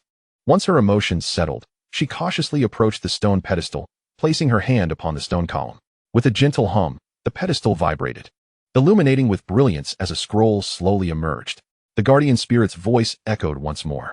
Your vibrant personality and spirited nature are well suited for the Jade Maiden Heart Sutra, Qi Refinement Edition, which will yield superior cultivation results tailored to your constitution.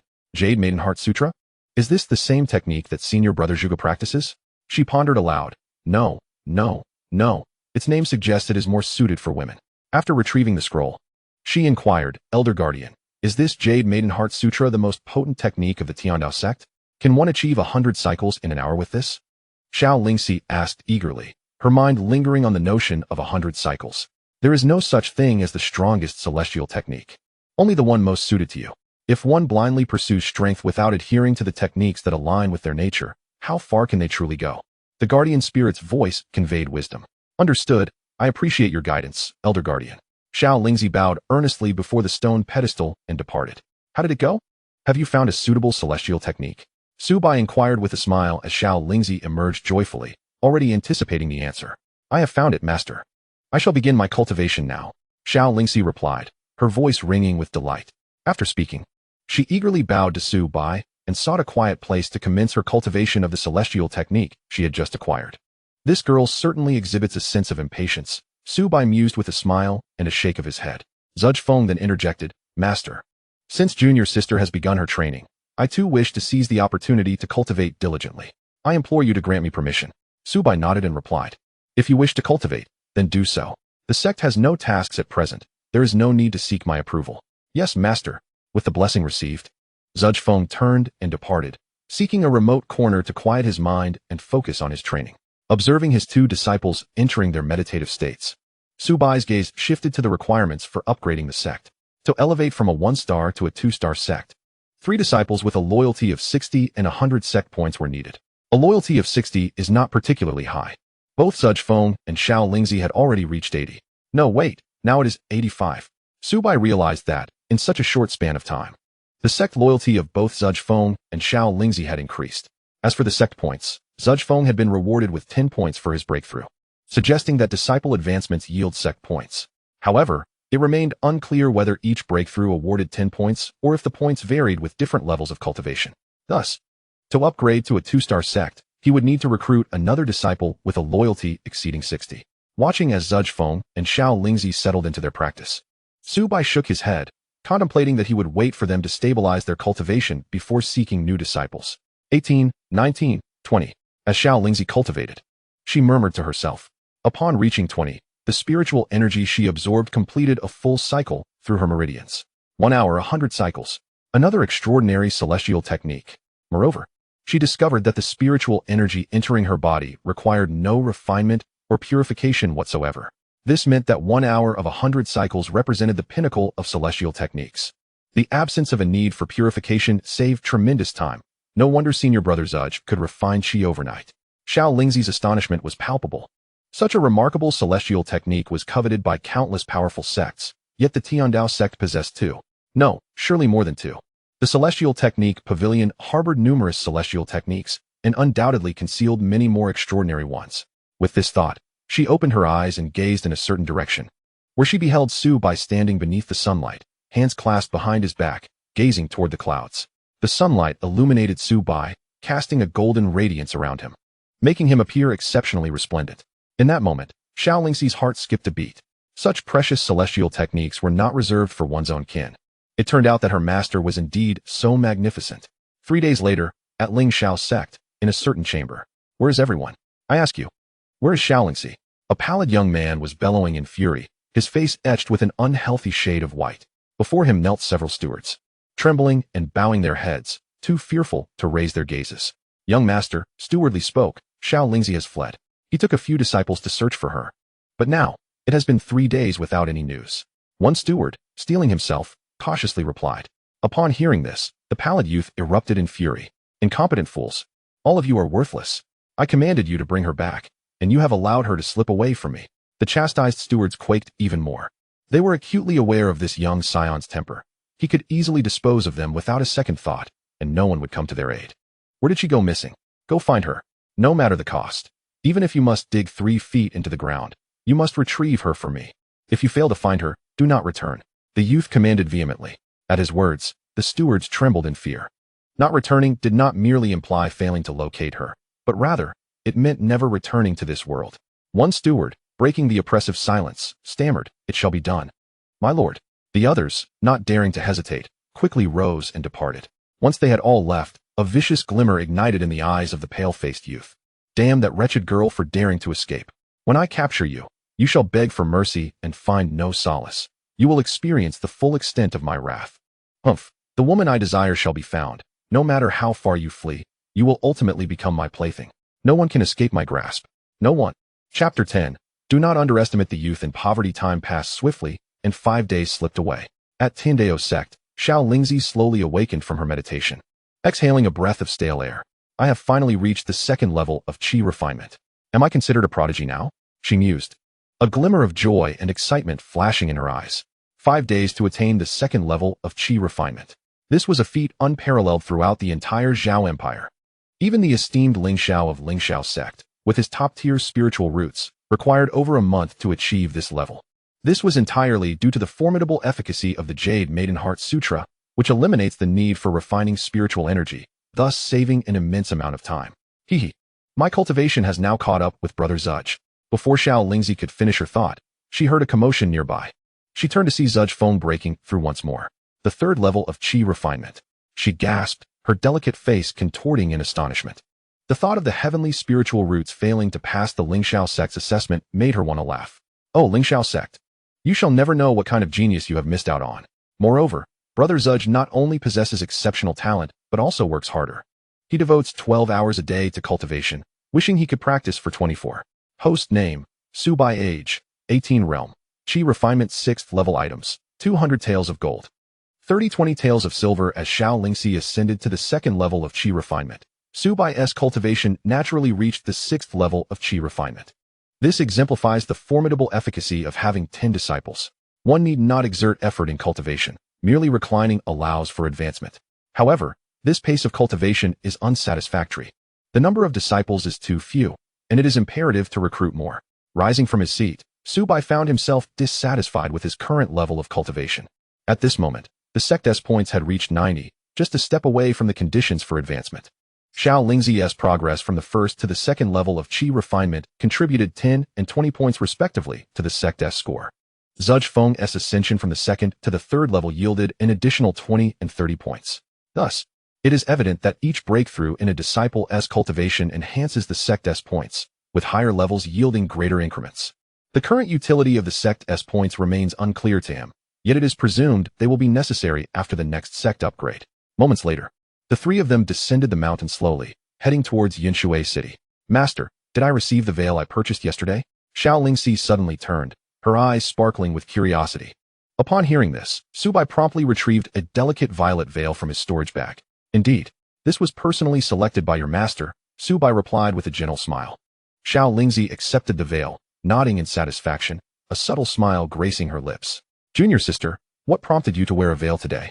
Zudge Feng inquired with a hint of confusion. Donning the veil, Xiao Lingzi replied, I suspect that Zhao Baoxiao will not relent. His spies are likely spread throughout Yinshui City by now. Upon hearing this, Zudge Feng nodded in agreement. Indeed, Zhao Baoxiao's influence is not something we can confront at this stage. Su Bai remained silent. Although he was invincible within the Dao Sect, outside of it, his cultivation was merely at the 6th level of Qi refinement. Caution is warranted. Nurturing one's growth is the path to success. Soon, the trio arrived at Yinshui City. At the entrance of the 100 Sects Conference, Su Bai refrained from entering and instructed his 2 disciples. You may procure some daily necessities as you see fit. Rest assured, it will not be deducted from your monthly salary. The sect will reimburse the expenses. With that, he extracted 200 taels of silver from his storage bag, distributing 100 taels each to Zhuge Feng and Xiao Lingzi. Thank you, master, but I have my own silver. Xiao Lingzi exclaimed playfully, waving her storage ring. The storage ring is a treasure tenfold more precious than a storage bag, something even the stewards of Ling Shao sect could scarcely afford. Meanwhile, Zhuge Feng remained immobile. 100 taels of silver was a substantial sum for him. Master, that is too much. A few hundred copper coins would suffice, he hastily declined. What merits do I possess to accept such a large sum? Seeing both disciples refuse the silver, Su Bai maintained a stern demeanor and remarked, Do you not heed your master's words? Lingzi, I am aware you possess silver, but that is your own. The sect has provided this for you, so accept it. Zhuge Feng, as the foremost disciple of the Dao Sect, should set an example. How can you still don these faded garments? Lingzi, with your discerning eye, procure a set of exquisite attire for your senior brother. Do not return until every last coin has been spent. Understood, master, Xiao Lingzi pouted, displaying a reluctant demeanor. Zhuge Feng's eyes glistened with unshed tears, feeling a pang of emotion swelling within him. The affection bestowed upon me by my master is as weighty as a mountain. I shall not betray your expectations. He clenched his fist resolutely, vowing to cultivate diligently and swiftly emerge as a formidable force to uphold the honor of our sect. Su Bai watched the departing figures of the two, then turned his gaze toward another direction. Xiao Yan, I have become a disciple of the Yuntian sect. While you cannot even pass the entrance examination, I possess a supreme spiritual root, whereas you are burdened with a useless one. I am now at the 6th level of Qi refinement, while you remain a mere mortal. The chasm between us is unfathomable. You are destined to remain beneath my feet, forever looking up at me. Our engagement is hereby nullified. There shall be no further connection between us. A young girl, adorned in elegant attire, stood upon the street, her beautiful visage marred by scorn and disdain. Before her stood a somewhat frail young man, head bowed, fists clenched tightly. Su Bai observed quietly, as this scene and name stirred memories of a protagonist from a novel he had read prior to his transmigration. What actions might this boy take? Would he meet the standards to captivate his heart and become a disciple? At that moment, a crowd had gathered, murmuring amongst themselves. Isn't that the useless young master of the Xiao family? He still hasn't succeeded in chi refinement? I heard Lu Yanran has become the junior master of the Yuntian sect, a super sect among the top 500 of the Immortal Alliance. Who in the entire Zhao Empire is unaware of the Yuntian sect's renown? A toad wishing to feast on swan meat. What a delusion! The voices of ridicule echoed incessantly. Hearing these remarks, Xiao Yan lifted his head, only to find the crowd's expressions filled with mockery. Clenching his fists so tightly that his nails pierced his flesh, he remained oblivious to the pain. Finally, he erupted. Lu Yanran, 3 years from now, I shall challenge you at the Yuntian sect to prove that I, Xiao Yan, am not a waste. His voice thundered as he declared this, then stormed away in anger. The crowd erupted in laughter, mocking Xiao Yan's naivety and folly. No matter how much the ugly duckling yearns to prove itself, it can never become a swan. Only those ugly ducklings destined to become swans were inherently born as such. Xiao Yan wandered into the depths of a dead-end alley and finally halted. At that moment, tears streamed down his face. Why, oh heavens! Have you made it impossible for me to cultivate? Why, when I have worked so hard, so diligently, and have sacrificed so much, can I not refine my chi? Why? Am I truly born to be a waste? He struck the wall in anguish, releasing the pent-up grievances and sorrow within his heart. At that moment, footsteps echoed from behind, accompanied by a voice. Young man, have you ever heard the saying, do not underestimate the impoverished youth? Chapter 11. No one is born useless. Xiao Yan froze, abruptly turning around. Before him stood a handsome young man in a white robe, gazing at him with a calm, yet encouraging and gentle demeanor. Who are you? Have you come to witness my misfortune? Xiao Yan spat through gritted teeth, loathing the thought of others reveling in his disgrace. You misunderstand. Su Bai shook his head, continuing. I am not here to mock you. Humph. Xiao Yan scoffed, clearly unconvinced by Su Bai's words. Shall we walk and talk? Su Bai suggested with a smile. Why would I walk with you? Xiao Yan frowned in refusal. If you wish to defeat those who have insulted you today in 3 years' time, then follow me. With that, Su Bai turned and strode forward, disregarding Xiao Yan's presence. Along the bustling streets, pedestrians flowed like a river. The sounds of vendors calling out their wares filled the air. There were peddlers pushing carts, merchants riding gallantly on horseback, and young gentlemen clad in luxurious silks, elegantly wielding folding fans. Among them were also affluent cultivators, whose mere presence commanded respect from the masses. What did you mean by that? Xiao Yan hurried to catch up, regarding Su Bai with suspicion. Su Bai offered no reply, nor did he halt his pace, instead continuing to forge ahead. Seeing this, Xiao Yan quickened his steps to keep pace, curious to discover what this seemingly slightly older youth had to offer. After a brief moment, Su Bai finally stopped, retrieving 10 coins from his pocket and placing them before a beggar who lay on the ground, having lost both his legs. Thank you. Thank you. The beggar quivered with gratitude. Perplexed, Xiao Yan rummaged through his own pocket, producing a silver ingot, which he extended to the beggar. However, the beggar stared at the gleaming silver with trembling hands, shaking his head in alarm. If you intend to condemn him to death, then give him that silver. Su Bai remarked. Xiao Yan was taken aback, confused. Why? Su Bai cast a brief glance at him and replied. 10 coins can grant him 3 more days of life. 100 coins can afford him 3 more days of rest. But a silver ingot will not see him through the night. Upon hearing this, Xiao Yan felt a heavy weight settle in his heart. He surveyed his surroundings and realized that many able-bodied beggars were fixated on the silver in his hand. Suddenly, enlightenment struck him. The beggar, humbly kneeling to survive, and the laborers toiling from dawn till dusk for their families. None had given up or believed themselves to be useless. Each individual was striving for their own existence, each with their own aspirations. Why do you, with sound limbs and a prosperous background, consider yourself worthless? Su Bai asked earnestly, enunciating each word with intention. Because I cannot cultivate, cannot earn even a glance from Lu Yanran, cannot alter my circumstances. Xiao Yan murmured, his tone heavy with unspoken loneliness and desolation. In this world, no one is inherently worthless. Su Bai spoke softly, asserting that some individuals simply have yet to discover their path. Path? Where's mine? Xiao Yan retorted with self-mockery. Every time I cultivate, I toil to produce a minuscule amount of spiritual energy, only for it to dissipate almost immediately. My father consulted a high-ranking foundation builder who proclaimed that I lack a dantian, rendering it impossible for me to successfully cultivate qi. It has been determined that I am incapable of cultivation and thus destined to be estranged from the path of immortality. Then why did you just declare that you would challenge them in 3 years? Su Bai countered. It is to prove to them that I am not a waste. Xiao Yan clenched his teeth. Excellent. Su Bai laughed heartily. What are you laughing at? Xiao Yan inquired, perplexed. Your determination is more than sufficient. Su Bai replied. In 3 years, you shall demonstrate that you are not a failure. Who exactly are you? Xiao Yan asked, bewildered. I am Su Bai, the master of the Heavenly Dao Sect. Su Bai smiled. The master of the Heavenly Dao Sect? Su Bai? Xiao Yan furrowed his brow, searching his mind for any knowledge of the sect, but found none. If you wish to surpass Lu Yanran in 3 years, then wait for me here at dusk, and I shall take you to the Heavenly Dao Sect. With that, Su Bai took his leave, leaving Xiao Yan in a state of confusion, standing in place. Xiao Yan seemed lost in thought. Upon entering the Heavenly Dao Sect, when Su Bai arrived at the entrance of the 100 Sects Assembly, Xiao Lingxi and Zhuge Feng were already waiting for him. Xiao Lingxi was dressed in a new gown, and despite wearing a veil, she continued to draw the gaze of onlookers. Su Bai glanced around, sensing several discreet stares directed at them. What is meant to come cannot be avoided. When the soldiers come, we shall defend. When the waters rise, we shall bury ourselves. Upon reaching the Heavenly Dao Sect, let it be known that not even the King of Heaven would dare to challenge me. Zhuge Feng had transformed entirely, clad in an exquisite brocade robe, cinched with a golden belt, exuding a newfound vitality. The words Heavenly Dao Sect were inscribed upon his chest. However, he still bore an anxious demeanor. For a youth of humble origins, such lavish attire was almost unimaginable. Lift your head and stand tall. You are the eldest disciple of the Heavenly Dao Sect. Do you wish to be a laughingstock? Su Bai admonished.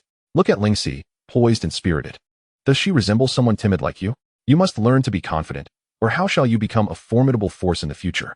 Upon hearing this, Zhuge Feng immediately straightened up, his spirit visibly uplifted. Xiao Lingxi smiled subtly, as if she had just heard her master praise her. Subsequently, the group stepped into the vast square of the 100 Sects Assembly. The crowd remained densely packed, with the number of sects and factions represented exceeding 120 this time. However, the recruitment sign for the Ling Shao sect was notably absent, replaced by another sign, a bounty notice. The clue provider, 10 taels of silver. The captor, 100 taels of gold. On the signboard, there was a massive portrait, prominently featuring Xiao Lingxi. Who could have painted such an unflattering likeness? Upon seeing the image, Xiao Lingxi nearly erupted in fury, but fortunately, Su Bai intervened just in time. Otherwise, she might have torn the portrait to shreds. Meanwhile, Zhuge Feng produced the new signboard of the Tiandao sect and found a spot to settle down.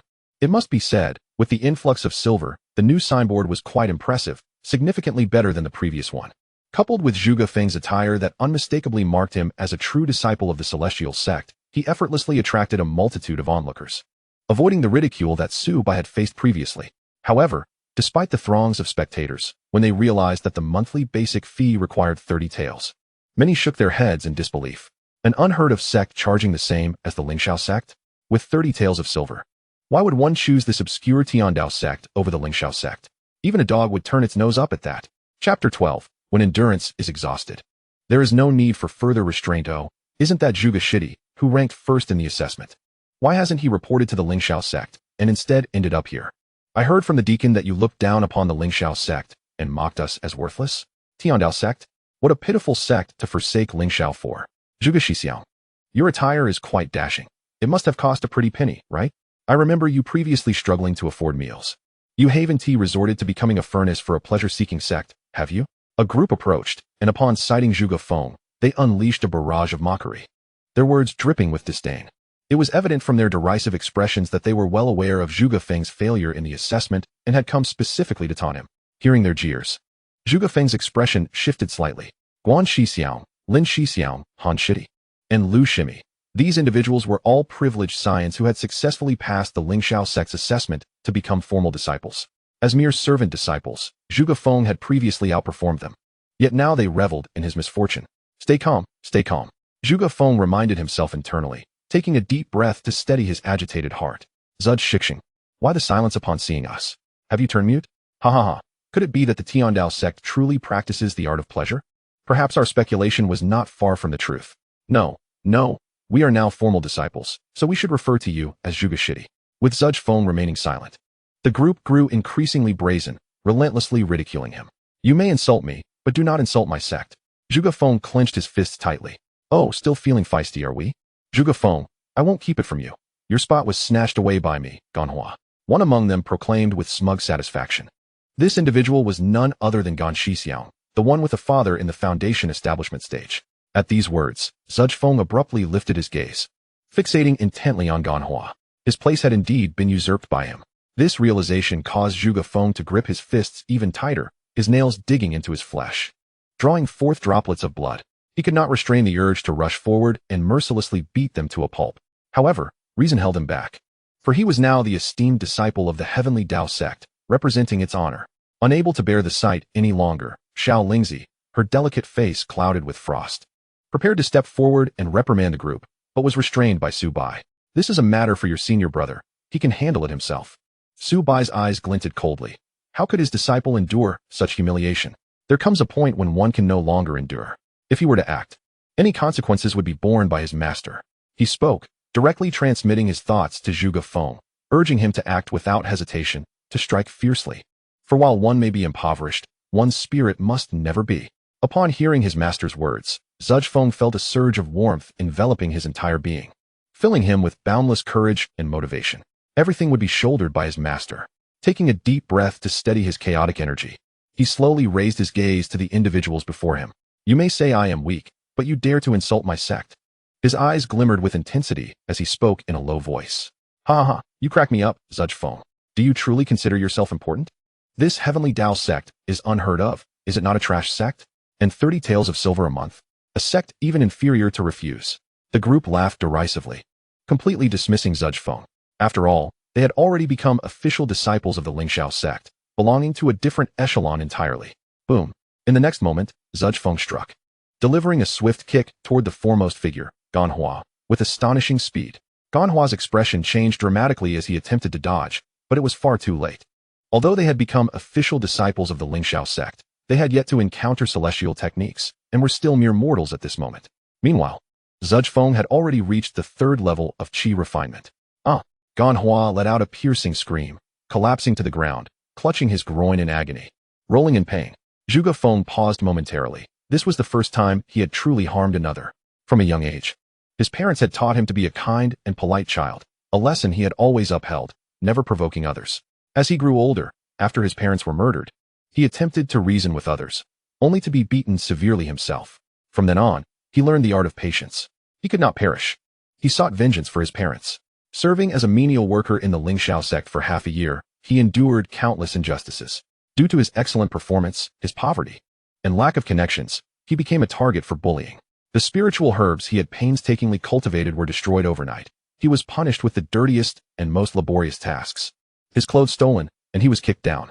He bore it all, for he aspired to enter the Ling Shao sect and learn celestial techniques. However, despite achieving the top score in the assessments, his place was usurped, revealing to him the darkness of this world. As his master had said, there comes a point when one can no longer endure. The dormant volcano had finally erupted. He had awakened. The restrained youth was no more, replaced by a resilient young man. Though he did not exert his full strength, the force behind his kick was considerable. Even with Ganhua's martial training and physical foundation, this blow was sufficient to incapacitate him. The sudden turn of events left everyone utterly astonished. Zhuge Feng, how dare you injure senior brother Gan? You have such audacity to strike a formal disciple of Ling Shao sect. Zhuge Feng, you are doomed. As the others regained their composure, they shouted in unison. Slap. In the next moment, a resounding slap sent the first provocateur tumbling.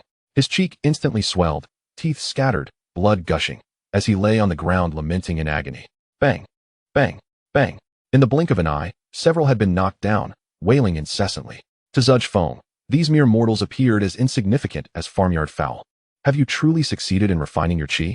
Ganhua, still clutching his injured groin, bloodstains dotting his trousers, looked at Zhuge Feng with disbelief, pain etched across his face. The ease with which Zhuge Feng dispatched them, his speed so swift they could barely react, made it abundantly clear. Zhuge Feng was no longer an ordinary person. He had indeed succeeded in refining his qi, but how could that be possible? He had only left Tiandao sect 5 or 6 days ago. Everyone knew he had not practiced any celestial techniques before departing. Was it conceivable to achieve qi refinement in just 5 or 6 days? Ganhua found it utterly implausible. The others felt the same disbelief. They had looked down upon, mocked, and bullied Zhuge Feng, yet he had surpassed them in achieving qi refinement. The disparity was suffocating. Are you a monster? A young man quivered, his voice trembling. This is terrifying. Come, inform the steward, alert the elders. As they helped Ganhua away, they fled in a disheartened manner, leaving behind only their ominous words. The surrounding onlookers stared at Zhuge Feng in stunned silence, speechless. Moments later, the entire plaza erupted with excitement. Incredible! A disciple of Ling Shao sect dares to strike. Is Tiandao sect destined for ruin? Chapter 13. The girl without spiritual roots. Unbelievable. Am I seeing things? A disciple of Ling Shao sect actually dares to fight? Now that there's a spectacle, how long until Ling Shao sect retaliates against Tiandao sect? I reckon it won't be more than 3 days. Had it not been for the absence of several Ling Shao sect stewards from Yunshui City, they would have arrived by now. 3 days? If Tiandao sect can hold out for even 1 day, it would be impressive. Within the plaza, discussions abounded, many shaking their heads, seemingly foreseeing the tragic fate of Tiandao sect. Over the centuries, other sects had challenged Ling Shao sect's dominance, but the outcome was invariably the same: total annihilation. Reduced to mere historical dust, the superpower of the top 500 in the Celestial Alliance was not something ordinary sects could aspire to. In the entire Zhao Empire, the only sect qualified to engage Ling Shao sect in a direct conversation was Yuntian sect, also part of the top 500 in the Celestial Alliance. The rest, not even the imperial family, possessed that privilege. Master, I am sorry. My actions have only deterred others from joining the sect. Zhuge Feng bowed his head, feeling a twinge of guilt. At that moment, the crowd in the square dared not approach the banner of the Celestial Dao sect, fearing the repercussions of Ling Shao sect's retaliation. It seemed that today's recruitment of disciples would yield nothing. Su Bai smiled faintly. This is indeed good news. You have successfully established the reputation of our Celestial Dao sect. There is no detriment, only benefits. Once Ling Shao sect is unable to contend with us, all eyes will turn to our sect, and at that time, there will be a queue of eager individuals wishing to join. However, your recent efforts have yet to reach their full potential. What? Zhuge Feng was taken aback, unable to comprehend his master's meaning. He had already exerted considerable effort, yet his master believed it insufficient. For such individuals, you must strike them down decisively. Remember, strength is the essence of reason. The more timid you are, the more others will oppress you. The more resolute you become, the more others will regard you with awe. If you display weakness and fear, others will ride upon your shoulders, treating you as less than human. Bear in mind, this world operates on the principle that the strong prevail, Su Bai declared with indifference. I understand, Master. Zhuge Feng's gaze solidified, seemingly enlightened. It matters not who the opponent is, as long as it is not your fault. All will be taken care of by your master. Su Bai continued. Upon hearing this, Zhuge Feng's heart surged with emotion. If only I possessed my master's strength, he thought, clenching his fists. He despised a mundane existence, yearning for battle, for the enhancement of his abilities, to become a top-tier master, no longer subject to oppression. Impressive. Xiao Lingzi exclaimed, clapping her hands in excitement, her bright eyes fixed on Su Bai. She recalled how Su Bai had decisively slain the enforcer of Ling Shao sect, swift, resolute, and utterly unambiguous, simple yet effective, and undeniably charismatic. At the entrance of the 100 Sects assembly, an unusual girl appeared. She appeared to be around 14 years of age, clad in tattered garments reminiscent of a beggar. Her form was slender and frail, her complexion pallid. She staggered as if her limbs were weak and appeared to have been hungry for quite some time, her demeanor exceedingly feeble. Yet, her brow bore an air of stubbornness, reminiscent of a resilient sapling, exuding a sense of tenacity. Upon entering, she knelt upon the ground, holding aloft a battered wooden sign, upon which was scrawled a plea, seeking a method to cultivate immortality, willing to serve as a slave or maid. As she knelt, some in the surrounding crowd turned away in disdain, others exhibited sympathy, while some remained expressionless. Simultaneously, murmurs arose. Alas, the poor child has been kneeling here for 5 consecutive days. If this continues, her legs may be ruined. These sects are merciless. How could one enter without money?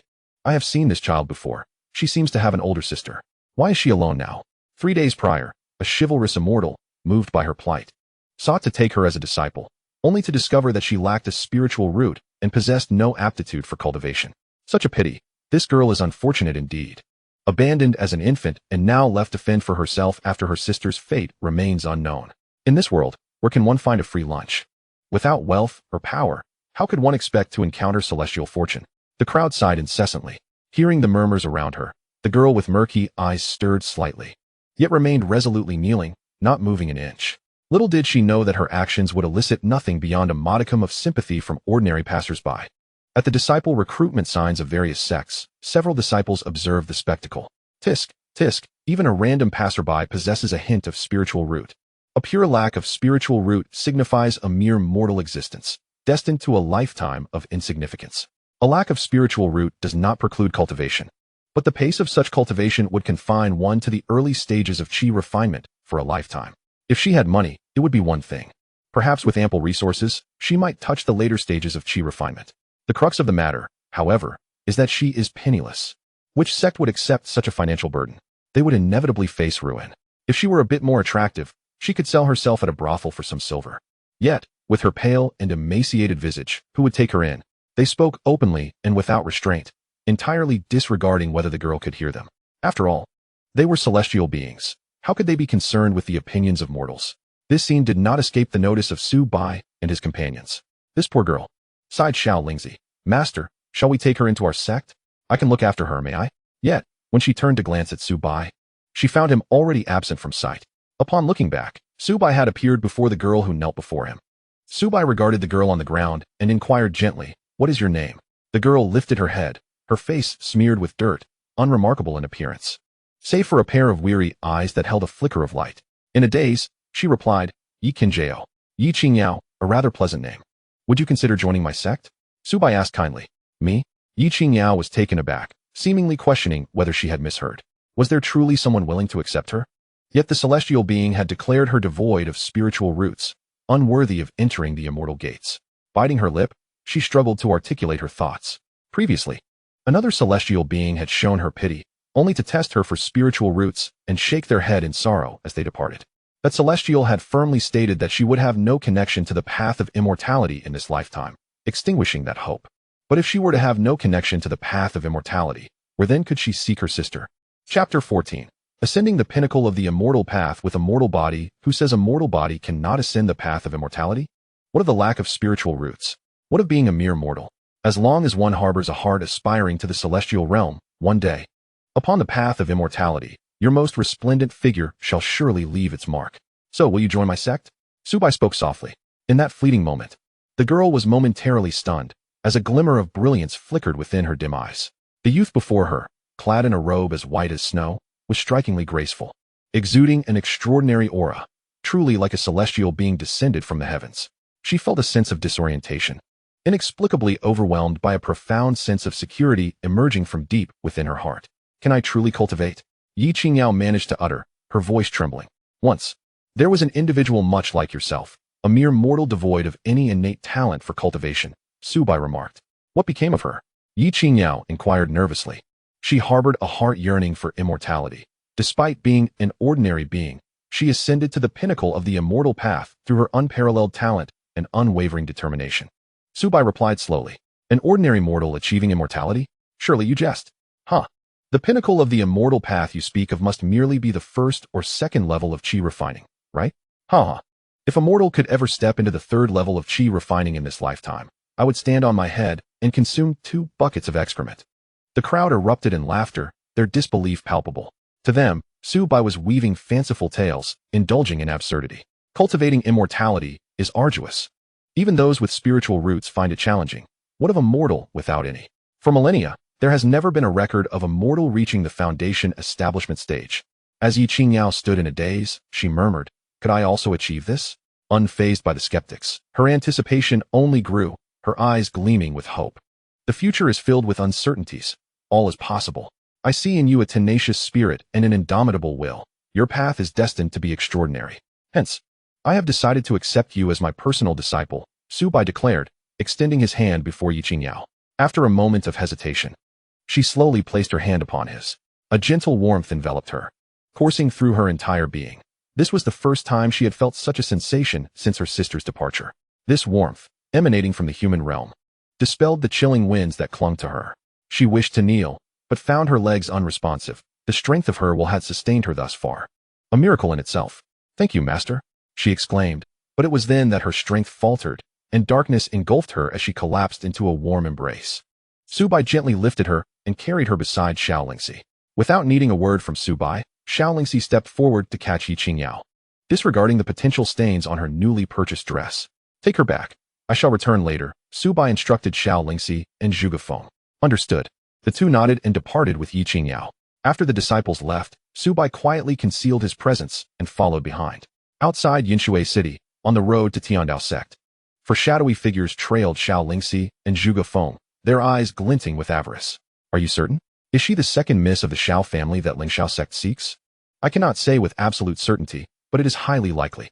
How many possess storage rings in Yinshui City? Even the stewards of Ling Shao sect do not have one. Even if she isn't, this storage ring alone is worth a fortune. If we capture them, we could reap a bounty of 100 taels of gold. Hee. 100 taels of gold would allow me to acquire another layer of immortal techniques. These four figures whispered among themselves, their gazes fervent and restless.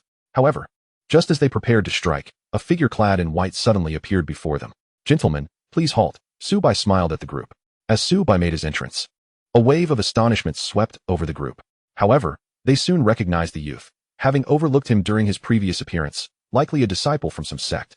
Judging by his age, his cultivation level must be modest. Young man, you are not our target. Step aside. We advise you to clear the path, or you may find it difficult to leave this grove. They threatened with a facade of bravado. Among the four, two were at the third level of chi refinement, and the other two at the second level, their energies feeble and their cultivation methods evidently mediocre. If you refuse to leave, be prepared to pay with your life. One of them barked a command, brandishing a long blade as he charged at Su Bai. Remaining steadfast, Su Bai unleashed a powerful punch. The force tore through the air, transforming into a fierce fist imprint that shattered the assailant's blade. The momentum carried through, landing squarely on the man's chest. With a thud, he expelled blood and was flung backward, struggling to rise, but ultimately failing, his breath faint. The remaining individuals exchanged glances, a glimmer of malice evident in their eyes. Let us strike together. Fireball technique. Ice arrow technique. 8 palms. They unleashed an array of combat skills, dazzling in the sunlight. Though lacking in true lethality, it appeared the sect needed to upgrade its techniques. The combat technique pavilion surely harbored formidable skills that could enhance the disciple's strength. The greater the disciple's prowess, the more formidable his own strength would become. His power surpassed the cumulative strength of all disciples by tenfold, inheriting and amplifying their skills equally.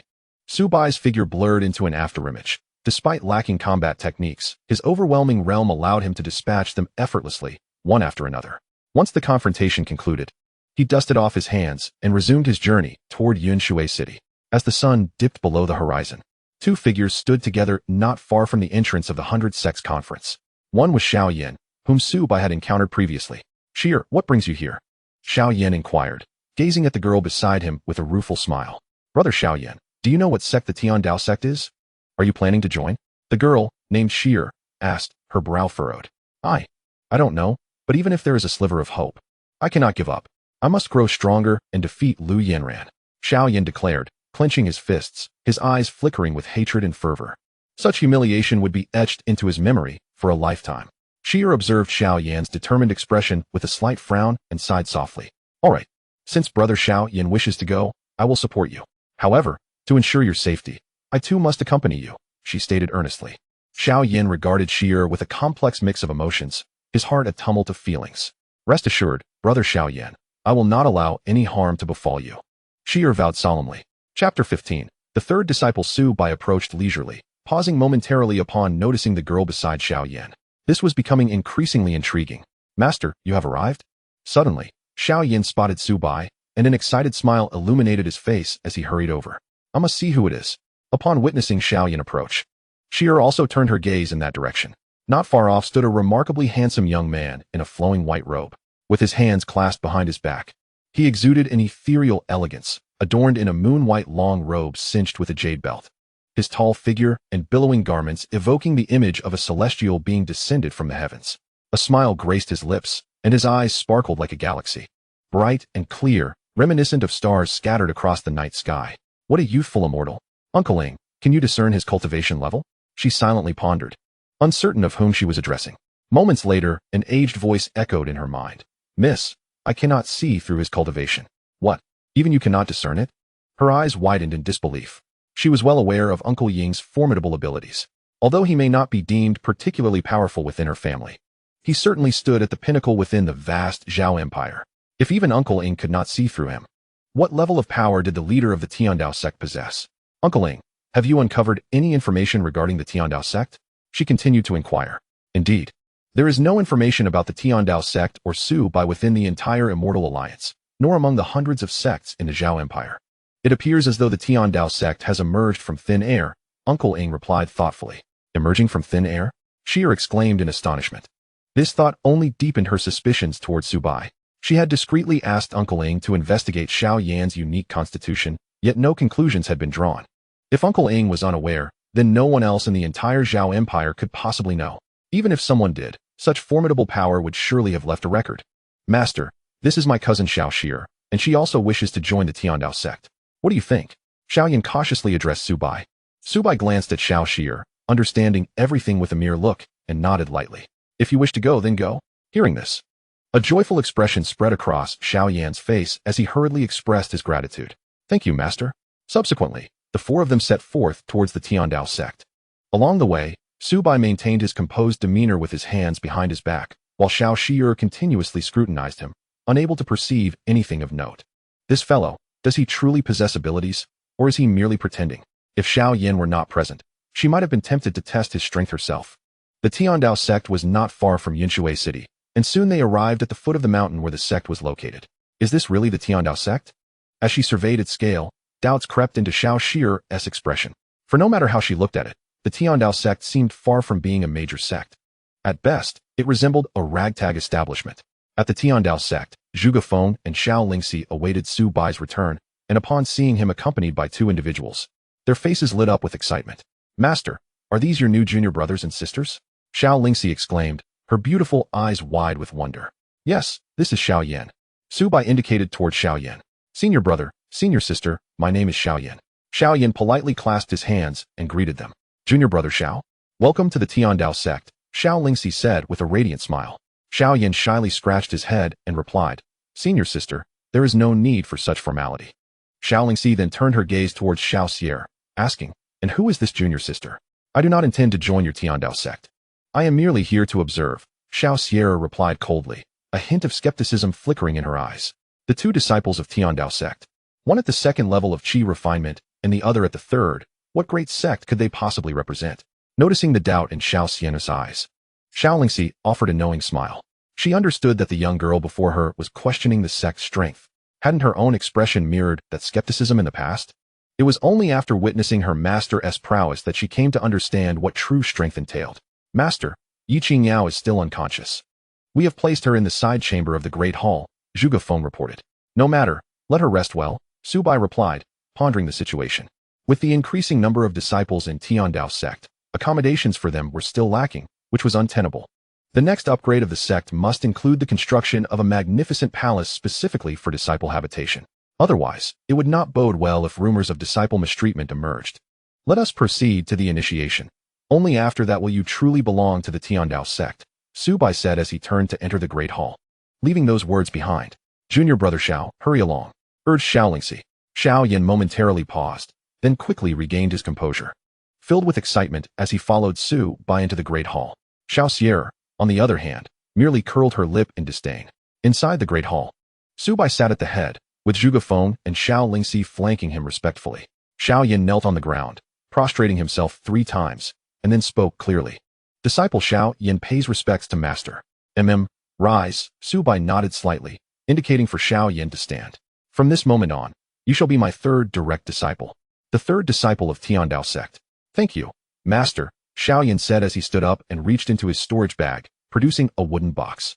Upon opening it, gleaming silver ingots were revealed. Master, I noticed that the sect charges 30 taels of silver each month. Here are 180 taels, which is my entrance fee for 6 months, Xiao Yan said respectfully, his gaze lowered. He was well aware of the regulations regarding joining a sect. Knowing that a half-year fee for menial tasks was obligatory, with additional costs for cultivation later on. The Dao Sect provides free meals and lodging. There are no fees required. Su Bai explained with a gentle smile. Free meals and lodging? Xiao Yan was taken aback, his expression one of astonishment. This was the first time he had ever heard of a sect offering such generosity. Xiao Xie was also momentarily stunned, still processing this information. What was this fellow up to, if not to swindle money? Master, regarding my inability to cultivate. Xiao Yan's voice trembled with anxiety, as this was his primary concern. That pertains to the Xinfa Pavilion. Once you enter, you will understand the reasons behind your inability to cultivate, and will discover the methods available for your cultivation. Su Bai waved his hand dismissively and spoke lightly. Thank you for informing me, master. I comprehend. Xiao Yan was instantly elated and bowed in gratitude. Could the issue of his inability to cultivate truly be resolved? With a heart full of excitement, he made his way towards the immortal law pavilion. Xiao Sierra followed closely. However, Su Bai's figure appeared before her, smiling as he said, "No one outside our sect may enter." Chapter 16. The primordial body cultivation technique. This statement caused Xiao Sierra's steps to falter for a moment. She huffed and ceased speaking. Upon entering the immortal law pavilion, Xiao Yan was immediately struck by the sight of countless floating immortal techniques, causing his heart to swell with astonishment. So many immortal techniques. Surely, there must be one that aligns with his constitution. Please place your hand on the stone pedestal before you. A ethereal feminine voice echoed in his ear. Xiao Yan glanced around, but saw no one. Years of experience had rendered him relatively composed. I am the guardian spirit of the immortal law pavilion. The ethereal voice continued to resonate in his mind. According to our customs, every newly initiated disciple of the Heavenly Dao Sect may select one immortal technique. If you wish to choose for yourself, feel free to select any scroll. If you desire my assistance, please place your hand upon the stone tablet. Guardian spirit? Is this the legendary spirit of the sacred artifact that Sister Sierra mentioned? Guardian spirit, may I inquire about the reason behind my inability to cultivate? Xiao Yan pondered for a moment before asking. Place your hand upon the stone tablet, and all shall be revealed. The ethereal voice replied once more. Very well. I appreciate your guidance. With that, Xiao Yan gently placed his hand upon the stone tablet. Soon, a gentle wave of energy emanated from the tablet, and Xiao Yan felt a shiver run through his body, followed by a warm current flowing within. Guardian spirit, what truly causes my condition? Xiao Yan inquired cautiously, his anxiety reaching its peak. Your constitution is an exceedingly rare and forsaken one, known as the heaven-abandoned body. The ethereal voice resounded in Xiao Yan's mind. Boom. Like a thunderclap on a clear day, Xiao Yan's mind buzzed, his face etched with sorrow. The heaven-abandoned body. He stood there, momentarily entranced. Although he did not understand the full implications of the term, its very name signified misfortune. Abandoned by heaven itself? The so-called heaven-abandoned body signifies that the heavens have forgotten your existence, resulting in a lack of attention, rendering you incapable of refining qi. The guardian spirit's voice continued to resonate. Xiao Yan forced a bitter smile. Then, can my danshin be restored? Unless you possess a 9-turn golden pill to relive your life and reconstruct your physical form, or unless a transcendent being alters your fate and reshapes your danshin, even then, your cultivation speed would be 1,000-fold slower than others. The ethereal voice responded once again. Upon hearing this, a glimmer of despair crossed Xiao Yan's face. For he had neither heard of the 9-turn golden pill nor encountered a transcendent being, rendering such a notion incomprehensible. Am I destined to never cultivate? To remain forever beneath Lu Yanran's heel? Xiao Yan exclaimed with indignation. No, the temporary inability to cultivate your danshin does not signify that you cannot practice. It merely questions whether you can endure the pain that ordinary individuals cannot bear. The guardian spirit continued. You can cultivate? A glimmer of hope flickered in Xiao Yan's eyes. And with determination, he declared, as long as I can cultivate and grow stronger, I can withstand any suffering. Then, there exists a celestial technique most suitable for your cultivation. The guardian spirit responded. Subsequently, a scroll materialized before Xiao Yan. What is this celestial technique? Xiao Yan inquired with curiosity. This is the Body Refinement Method, Hongming Body Refinement Sutra, Physical Cultivation Volume. The guardian spirit elucidated. Hongming Body Refinement Sutra? Xiao Yan murmured to himself. Due to your lacking danshin, you are unable to refine qi. However, this grants you the optimal physique for body refinement. Should you master this technique, it will sufficiently compensate for the deficiencies of your danshin, perhaps even surpassing qi refiners of the same tier. Is that truly the case? Xiao Yan's eyes widened in astonishment. Indeed, but mastering this body refinement requires enduring extreme physical torment, akin to 1,000 cuts. Are you capable of withstanding such pain? The guardian spirit queried. I am. I am willing to accept any suffering. Xiao Yan inhaled deeply and nodded earnestly. As long as I can cultivate, what is mere physical pain? Thank you, esteemed guardian spirit. Xiao Yan expressed his gratitude solemnly, grasping the scroll tightly. Lu Yanran, I shall defeat you in 3 years. Outside the celestial technique pavilion, Xiao Sierra fixed her gaze upon Su Bai. If anything happens to my brother Xiao Yan, I will hold you accountable. Trust in my strength. This world is vast, and there are myriad powers surpassing both Ling Shao sect and Yuntian sect. Her eyes bore a heavy warning, prompting Su Bai to nod in agreement. You are correct. This world is indeed expansive, and Ling Shao sect and Yuntian sect are not the pinnacle. he replied, a smile gracing his lips. However, I must apologize, for I have yet to hear of any sect stronger than my Tindao sect. What do you mean by that? Xiao Yan's brow furrowed as she retorted coldly. I do not know what you mean. However, a 16-year-old foundational cultivator is unprecedented in the Zhao dynasty. I am quite curious about your intentions towards my disciple. Su Bai remarked, suddenly lifting his gaze, a teasing smile playing upon his lips. You have discerned my cultivation level? At his words, Xiao Yan's pupils constricted sharply. Her gaze fixed intently upon Su Bai. She possessed a treasure that concealed her prowess, making it impossible for anyone to see through her cultivation without confrontation. Typically, she masked her true level as a third-tier qi refiner to avoid drawing attention. Yet now, someone had unveiled her secret. I have not only seen through your cultivation. I also harbor a question. Why, as a scion of an ancient family, do you only have a mere nascent soul realm bodyguard accompanying you?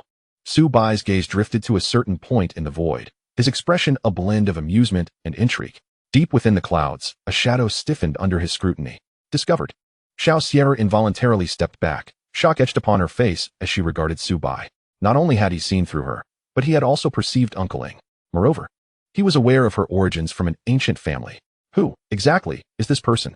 Could it be that this individual is also a descendant from an ancient lineage? Is the nascent soul stage still insufficient? Xiao Yan lowered her voice. Such audacity, merely a nascent soul. Merely. One must understand that a nascent soul cultivator is considered an ancestor-level figure within the realm of immortality, capable of sustaining an entire super sect. Even the strongest members of the top 500 sects, such as Ling Shao sect and Yuntian sect, are but nascent souls. It may suffice for now. But what about in the future? I recall that the previous sect master of Yuntian sect has been in seclusion for a century and has not perished. Perhaps he has already attained the god transformation stage. When that time comes, your brother Xiao Yan may find it difficult to rely solely on this bodyguard of yours for protection. Your family, don't say merely a nascent soul. It wouldn't be a challenge to summon a host of god transformation cultivators, or even those beyond. Upon hearing this, Xiao Yan fell silent, as if there were some truth in the words. Above the clouds, the shadow twitched slightly. The guardians of the family are all at the god transformation stage. If he, a mere nascent soul, does not remain by the young lady's side, he would be out of a job. Chapter 17. Loyalty below 60. Unable to join, who exactly are you? Xiao Yan finally began to regard Su Bai with seriousness. Su Bai had seen through her, while she knew nothing about him. This sensation made her heart race. Could it be that this young man is truly some hidden ancient being who has come out to undergo trials? I am the master of Xiao Yan. Who do you think I am? Su Bai chuckled lightly. Xiao Yan ceased her chatter, and at that moment, Xiao Yan emerged from the immortal techniques pavilion. Master, I have found an immortal technique suitable for me. Upon his exit, he knelt before Su Bai, holding a scroll. His expression one of ecstatic joy. Excellent. Su Bai nodded. He was already aware of the events within the immortal techniques pavilion. Cultivating the body is also a path filled with immense potential. Can my brother Xiao Yan now practice? Xiao Yan was once again taken aback, her face painted with disbelief. The issue concerning Xiao Yan's physique was something even Uncle Ing could not resolve, let alone provide a method for cultivation. Master, may I inquire how much silver is required to cultivate this immortal technique?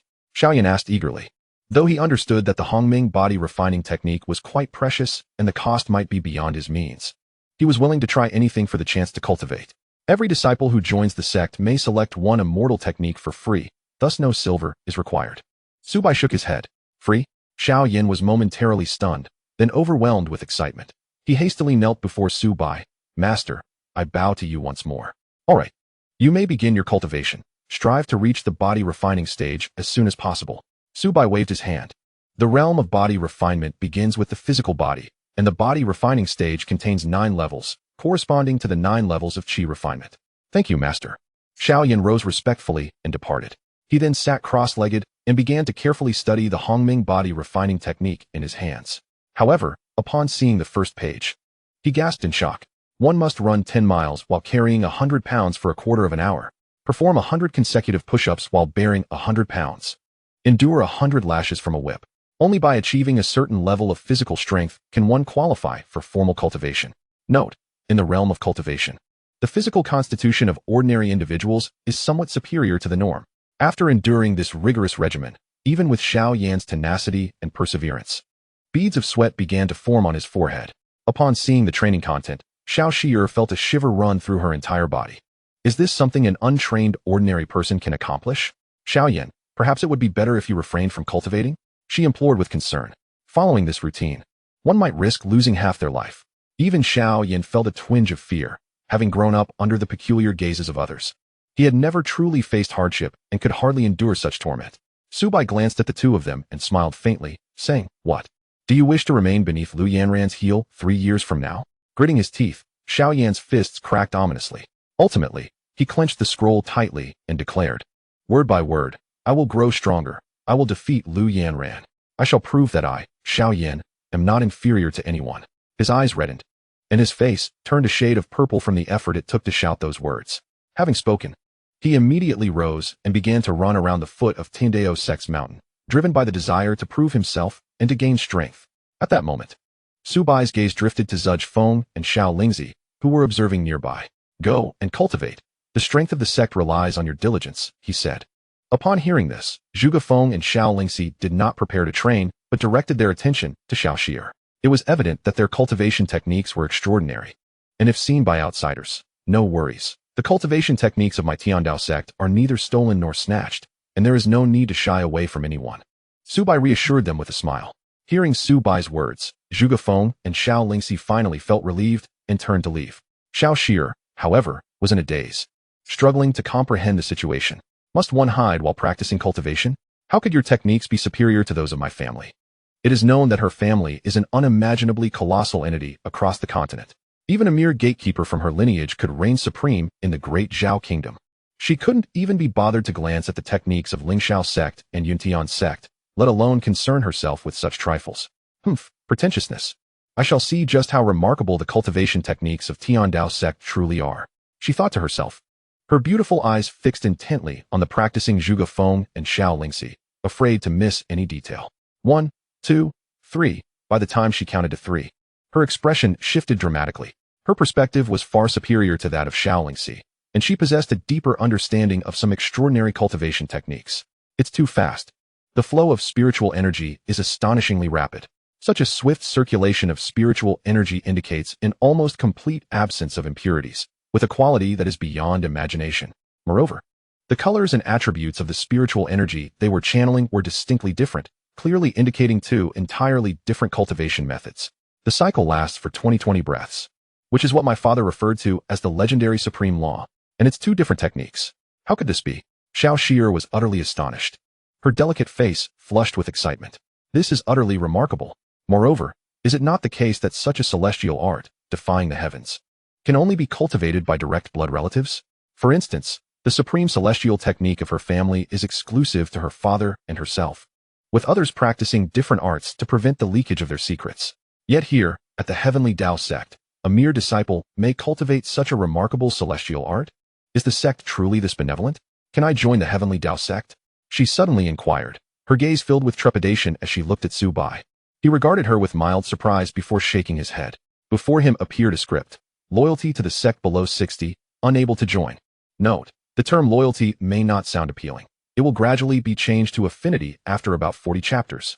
This was his first encounter with such a restriction, as previously, both Zhuge Feng and Xiao Lingzi, as well as Xiao Yan, had loyalty levels exceeding 60.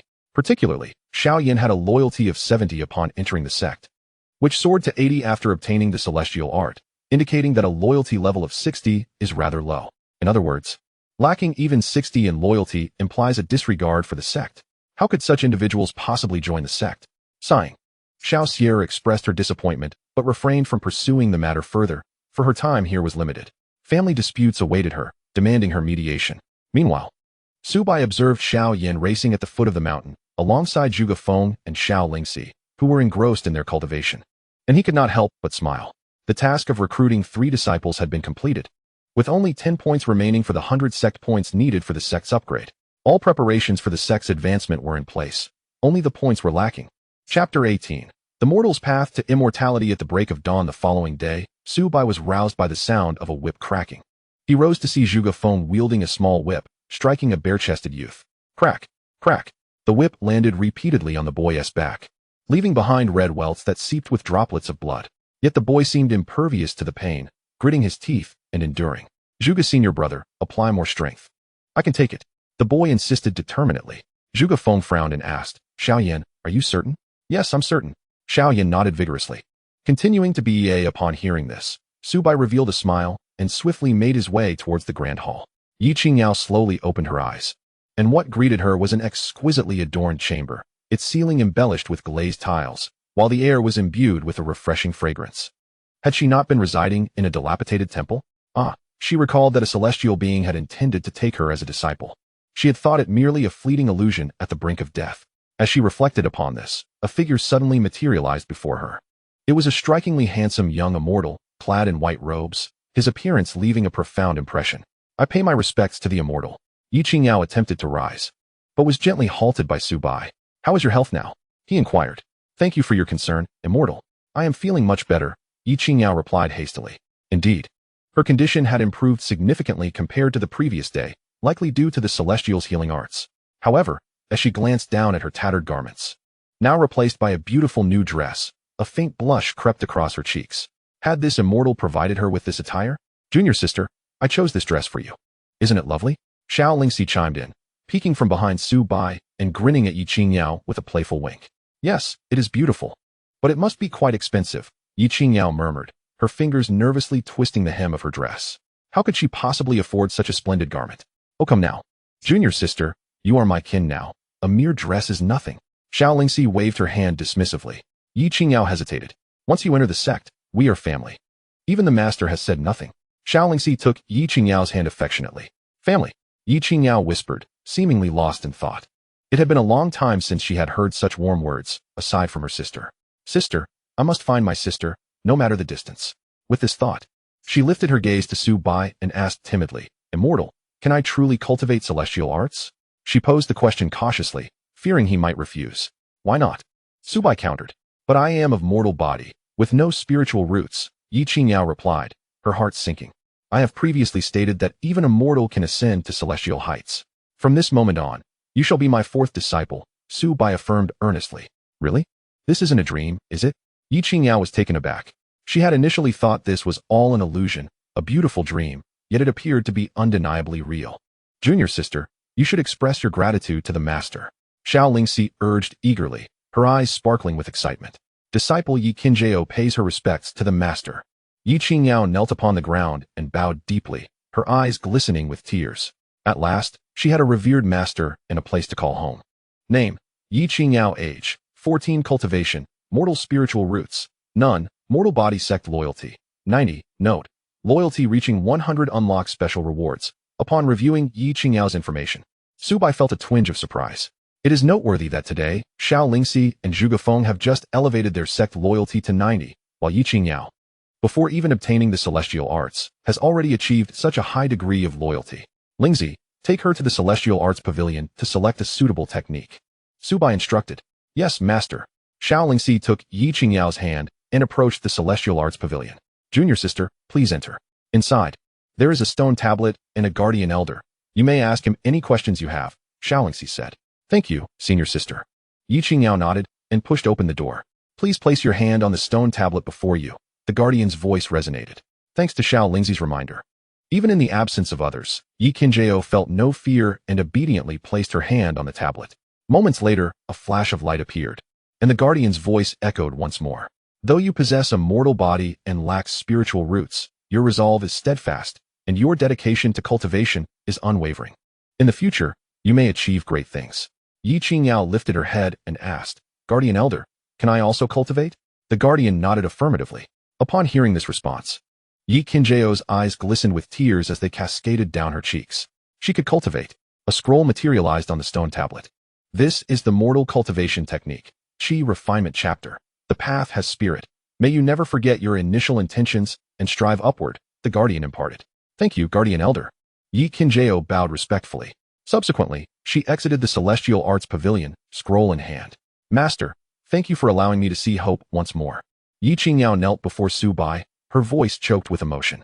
Rise, Su Bai assisted her to her feet, smiling. Now that you have taken me as your master, I cannot stand idly by. Otherwise, would it not be said that I am an irresponsible teacher? A warm current surged within Yi Qingyao. In this world, aside from her sister, she had found another person who treated her with such kindness, Xiao Lingxi, right here on this mountain. Suddenly, a cacophony erupted from below the mountain. Xiao Lingxi glanced over, noting that a large contingent had appeared at the foot of the mountain, each individual exuding a formidable aura. Leading them was an elderly man with long hair cascading over his shoulders. Though his physique was frail and hunched, he emanated a powerful and oppressive presence. Behind him, someone waved a banner that fluttered in the wind, adorned with 3 resplendent golden characters, Ling Sect. Such a grand display of sect power naturally drew the attention of the crowd in Yinshui City, with a throng of onlookers trailing behind. Hearing the commotion, Xiao Yan and Zhuge Feng emerged from their cultivation on the back mountain. Upon seeing the banner, their expressions turned grave. The Ling Sect, a vassal of the Ling Shao sect. Xiao Lingzi, Zhuge Feng, and Xiao Yan exchanged glances, clearly aware of this sect. Only the newly arrived Yi Qinjiao appeared bewildered. Is the Ling sect formidable? Su Bai inquired with a smile. As far as I know, the Ling Shao sect has expanded its influence by accepting several vassals, and the Ling sect is one of them. The Ling sect wields immense power, having entered the ranks of the Immortal Alliance, and holds a prestigious position throughout the Grand Zhao, rivaling that of my own family. It is rumored that the ancestral figure of the Ling sect has attained the status of a golden core true person, the truth of which remains uncertain. Xiao Lingxi elucidated slowly. The formidable strength of the Ling sect left Xiao Yan and Zhuge Feng astounded.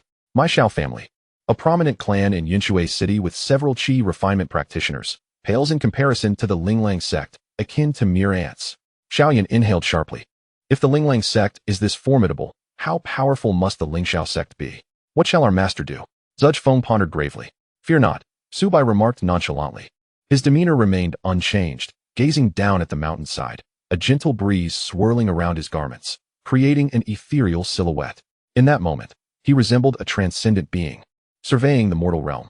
A group of individuals strode confidently into the domain of the Dao Sect, advancing step by step up the mountain. Moments later, the elder leading the group came to a halt. His gaze slightly lifted. He beheld Xiao Lingzi beside Su Bai, and a shadow of malice flickered in his eyes. Miss Lingxi, we have searched high and low for you, the elder proclaimed, his voice resonating like thunder, exuding an imposing authority that instilled an involuntary tinge of fear. A foundation establishment practitioner. The aura of such a cultivator was overwhelmingly vast. Even standing there simply evoked a sense of being crushed under a great mountain. Such a superlative powerhouse could easily obliterate the Dao Sect with a mere flick of their wrist. Miss Lingxi, please accompany this old man to the Ling Shao sect. The elder continued. His words were laden with commanding authority, causing Xiao Lingxi to frown, displeasure evident on her exquisite features. What if I refuse? Su Bai interjected, stepping forward to stand before the assembled disciples. With his presence, the elder's oppressive aura dissipated in an instant. The elder's pupils constricted. His gaze fixated on Su Bai. Who are you? Do you intend to interfere in the matters of my Ling sect? A subtle smile graced Su Bai's lips as he replied calmly. I am Su Bai, the sect master of the Dao Sect. Have you sought my permission to take my disciple? Dao Sect? Su Bai? The elder searched his memory, confirming he had never heard of this name before. His gaze shifted to the modest 2 buildings behind them, and he could not suppress a snort of disdain. He had expected a formidable sect, only to find it was an inconsequential one. With that thought, the elder's eyes narrowed, a cold glint flashing as he stated, yesterday, the corpses of several disciples from my Ling sect were discovered outside Yinshui City. Are you aware of this? Indeed, I was the one who killed them. Su Bai confessed bluntly. At this declaration, the crowd erupted in uproar. These were disciples of the Ling sect, and he spoke of their deaths so casually?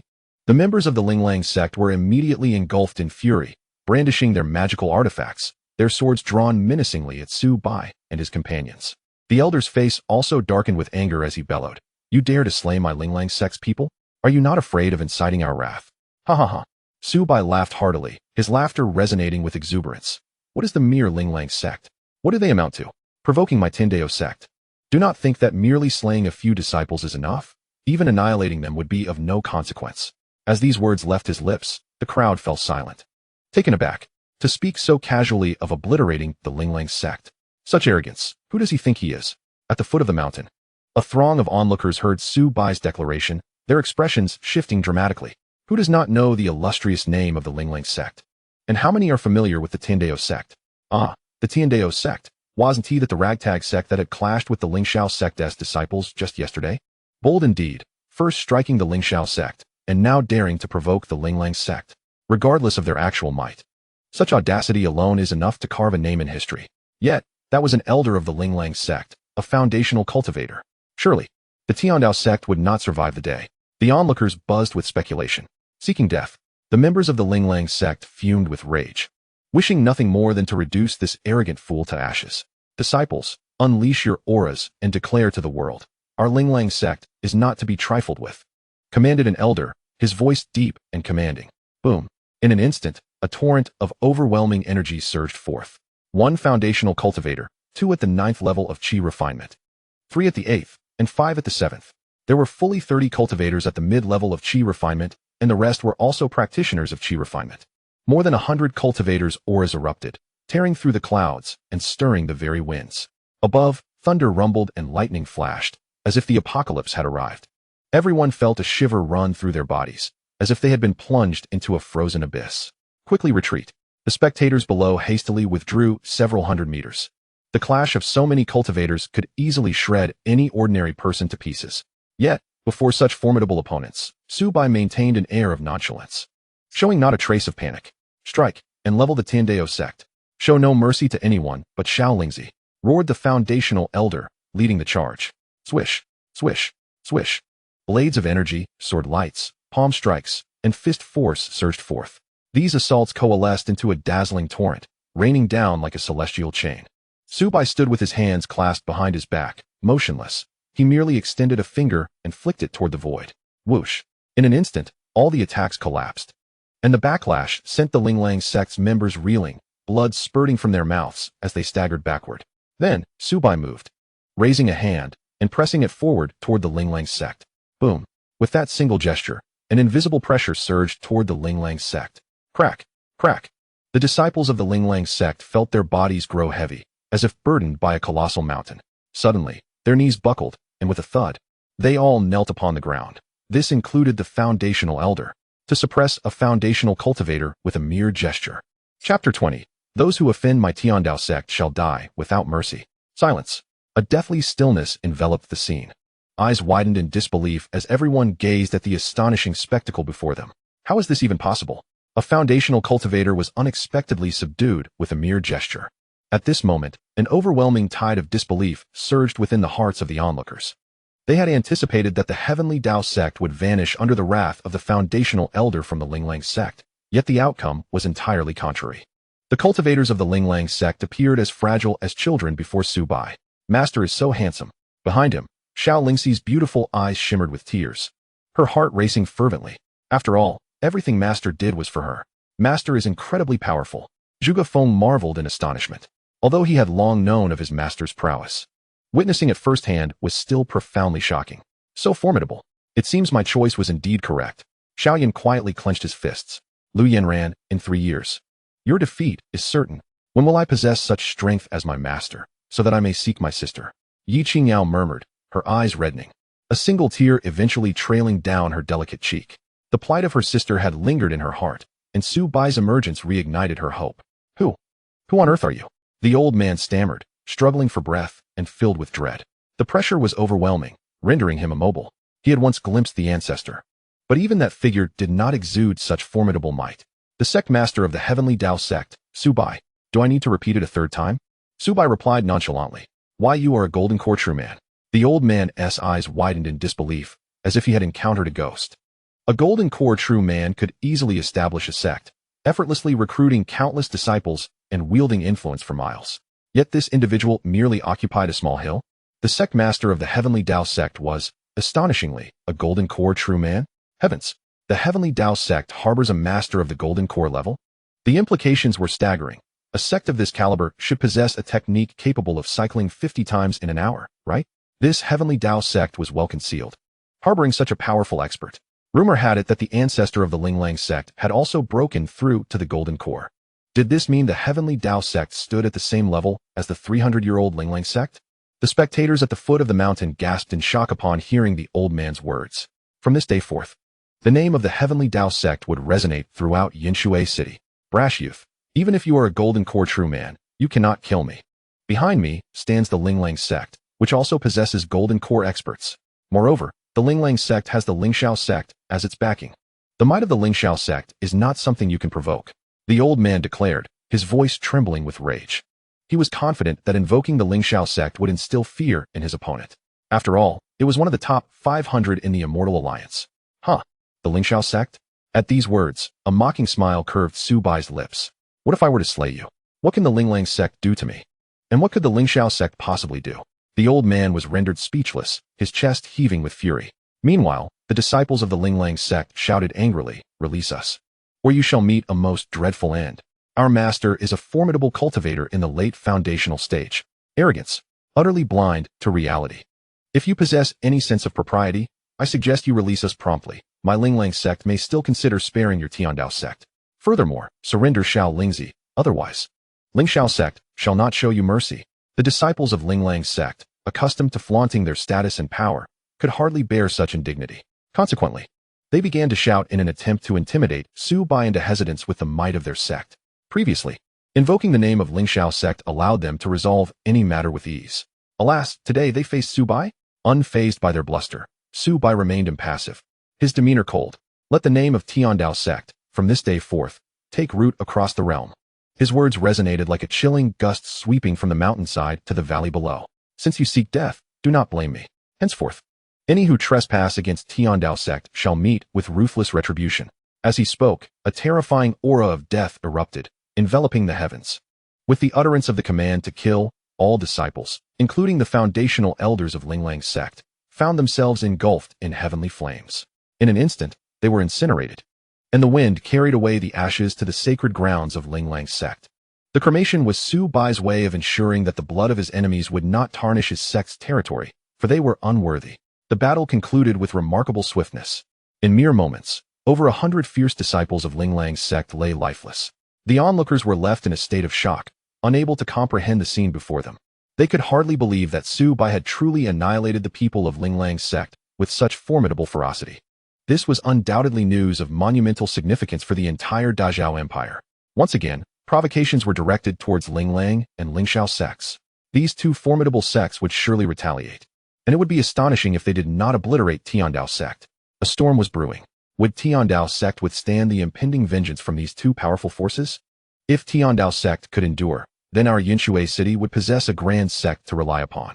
Ling sect may be manageable, but Ling Shao sect posed a formidable challenge. The spectators whispered amongst themselves, their eyes filled with concern and anticipation. Meanwhile, Su Bai remained indifferent to their musings, with a wave of his hand. He collected over 100 storage bags and a single storage ring. When he unleashed the heavenly flames, he meticulously controlled their range and intensity, preserving all these items. As his consciousness scanned the solitary storage ring, he beheld mounds of gold and silver glittering before him. Moreover, he spotted sparkling spirit stones nestled in a corner. Spirit stones, the most coveted resource for cultivation, are treasures imbued with high concentrations of spiritual energy, valued far beyond gold. One spirit stone could easily be exchanged for 1,000 taels of gold. However, attempting to trade 1,000 taels of gold for a single spirit stone would certainly invite disdain. A single low-grade spirit stone is sufficient for a foundational cultivator to enhance their training for several days, significantly accelerating their progress. As for those in the qi refining stage, without substantial resources, such indulgences are unattainable, far too extravagant. Despite not discovering any spirit stones among the more than 100 storage bags, Su Bai found an ample supply of gold and silver. Within the storage ring, there resided no less than 40 spirit stones. This old fellow had amassed an unimaginable fortune. Yet on the brink of death, he remained oblivious to the notion of bequeathing such wealth for the cultivation of his disciples. Shaking his head, he promptly divided the numerous spirit stones equally among the 4 astonished disciples, granting each exactly 10 stones. After all, he had no need for spirit stones for his own cultivation. The higher the disciples' prowess, the stronger he became. Chapter 21. Strengthening. And yet more strengthening, the sect still dispensed spirit stones. As the disciples beheld the spirit stones within their storage bags, apart from Yiqingyao, who appeared utterly bewildered by their value, the other 3 were left in a state of shock. A sect that distributed spirit stones was unheard of across the entire continent. A single low-grade spirit stone commanded a black market price of at least 2,000 taels of gold, and even then, they were scarce, particularly for Xiao Yan. The significance of this revelation struck him deeply. The entire Xiao clan's annual profits from 6 markets in Yinshui city might not even reach 1,000 taels of gold. The notion of spirit stones was a distant dream. Xiao Lingxi also exhibited profound astonishment. Despite belonging to a prominent family, spirit stones were a rare commodity, and she had never received even a single one. "Master, such a precious item, how could we dare to accept it?" Zhuge Feng quickly declined, recognizing its immense value. It's worth more than a fortune. This is a sum I could scarcely imagine attaining in my lifetime. Even the Ling Shao sect could easily enter with this. Sufficient to procure a complete set of the Ling Shao technique for qi refinement. In the case of other sects, it could even buy a foundational elixir for establishing the foundation realm. Master, we cannot accept this. Both Xiao Yan and Xiao Lingxi shook their heads in unison, overwhelmed by the exorbitance of the gift. Seeing their reluctance, Su Bai smiled gently. Do you know what the Heavenly Dao Sect lacks the most at present? The four disciples looked at him with puzzled expressions. Su Bai continued with a serene smile. What we lack is exceptional disciples. It is only when you one day venture forth into the world and establish the reputation of the Heavenly Dao Sect that we shall bask in its glorious radiance. In this world, adversaries will not engage in reason or righteousness. It is only through strength that truth prevails. Thus, your singular task now is to cultivate, and cultivate again, to grow stronger, and yet stronger. Remember, only formidable power can safeguard yourselves and protect our sect. Su Bai's words resonated with solemn gravity, each syllable echoing in the ears of the four. Zhuge Feng and the others felt a surge of excitement, their faces flushing, fists clenching, their bodies trembling with anticipation. The master's words rang true. Only through immense strength could they shield themselves and defend their sect. For Zhuge Feng, he sought power to avenge his parents. For Xiao Lingxi, she aspired to break free from her family's grasp and from Zhao Baoxiao. For Xiao Yan, he yearned for strength to defeat Lu Yanran and prove his worth. For Yi Qingyao, she needed strength to seek out her sister. Only through strength could they attain everything. Only through strength could they protect themselves. Only the formidable can safeguard the sect. The disciples dutifully adhere to their master's command. In nearly the same instant, the four spoke in unison. Their loyalty to the sect surged to a remarkable 95, just a step away from perfection. Hasten to your cultivation. More adversaries lie ahead. Su Bai advised as he patted their shoulders. We take our leave. The disciples bowed respectfully and turned to resume their training. At the foot of the mountain, a crowd still gathered, eagerly awaiting the arrival of the formidable figures from Linglang's sect and Ling Shao sect. 100 miles away, within the grand hall of Linglang's sect, a thunderous crash resounded, shaking the very ground.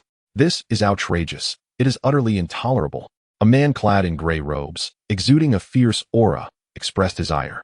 He was the imposing figure of Linglang Xian, the sect leader of Linglang's sect, emanating an intense murderous intent. Gathered in the hall were over 10 elders, all of whom were foundational cultivators, their presence a testament to the strength of Linglang's sect. What manner of sect is this Tiandao sect? Linglang Xian inquired coldly. Reporting to the sect leader, our scouts reveal it to be a nascent sect with no formidable cultivators, save for a decent sect leader. Rumored to be of golden core potential, responded one foundational elder. A nascent sect? Suspected to be of golden core? Then it is certainly not. Linglang Xian scoffed. Given its lack of heritage, my Linglang sect could easily obliterate such a sect with a mere flick of our hand. There is no need for excessive effort. Sect leader. There is no need to concern ourselves with such a primitive sect. Once we annihilate Tiandao sect, we shall seize that young girl and present her to Zhao Baoxiao. In return, Zhao Baoxiao may reward us with a few foundation-building pills, thus augmenting our ranks with additional foundational elders. The foundational elders clamored, dismissing Tiandao sect entirely. The elder who perished was merely at the first level of foundational cultivation, the weakest among them. Even in death, they did not regard Tiandao sect as a significant threat. After a moment of contemplation, Linglang Xian suddenly declared coldly, this matter cannot be delayed. Since they have declared war, we must respond. Notify all external disciples and elders to return to the sect immediately. We shall launch our assault at dawn. Moreover, let the news of Linglang's sect's mobilization spread, so that the surrounding cities may witness the dire consequences of provoking my sect. 1,000 miles away, within a chamber of Ling Shao sect, a voice erupted in fury. What? That wretched Xiao Lingxi has been found. Where is she? Why has she not been captured? Zhao Baoxiao's face contorted in rage, resembling a furious specter. Replying to the young master, we witnessed the death of a foundational elder from Linglang's sect. Thus we, one trembling steward stammered, unable to articulate the bitterness within. With foundational cultivators lost, what use are we, even if we are at the 8th or 9th level of qi refining? Utterly useless, worthless. Zhao Baoxiao, in a fit of rage, struck the table with great force, causing it to shatter into fragments. Young master, what shall we do? The steward inquired cautiously, fearful of incurring Zhao Baoxiao's wrath. A mere upstart force dares to challenge the dignity of my Ling Shao sect. How audacious to disturb the peace under the mighty Tai Shui. They truly know not the meaning of death. Zhao Baoxiao scoffed. Inform Lu Kuching to dispatch several outer sect elders to assist in retrieving that wretched woman. Xiao Lingxi is the woman I desire, yet she has escaped. When has Xiao Baoxiao ever failed to obtain what he covets? This is a disgrace, a monumental humiliation. The subordinate immediately made arrangements, wiping the sweat from his brow as he hurriedly exited the room, fearing that any delay might lead to his doom. Chapter 22. Sect Advancement. 2-star Sect Ding. Disciples' cultivation has broken through, earning 30 points. Ding. Congratulations, task completed. The sect has been upgraded to 2-star. Rewards have been issued. Please check. Ding. Congratulations. The sect has been upgraded to 2-star. The points and task systems have been activated, and the prestige system is now operational. After a night of tranquility, Su Bai awoke early to the sound of 3 system notifications. Sect information, sect name, Heavenly Dao Sect sect level, 2-star, upgradable, number of disciples, 5. Disciple information can be checked at any time, sect territory, a radius of 10 miles. The host is invincible within this territory, sect buildings, 1 main hall, expandable. 1 immortal techniques pavilion, a combat techniques pavilion, not yet constructed, a pill pavilion, not yet constructed, and 10 disciple training halls, not yet constructed. Sect real estate, 11 acres of fertile land, 1,100 spirit seeds, 1 low-grade spirit vein. Sect prestige, 4. Number of people who revere the sect, sect points, 120 conditions for upgrading to a 3-star sect. Recruit 10 disciples, with a loyalty of over 60. And at least 1 disciple must reach the foundation establishment stage, with sect prestige exceeding 10,000. Main quest.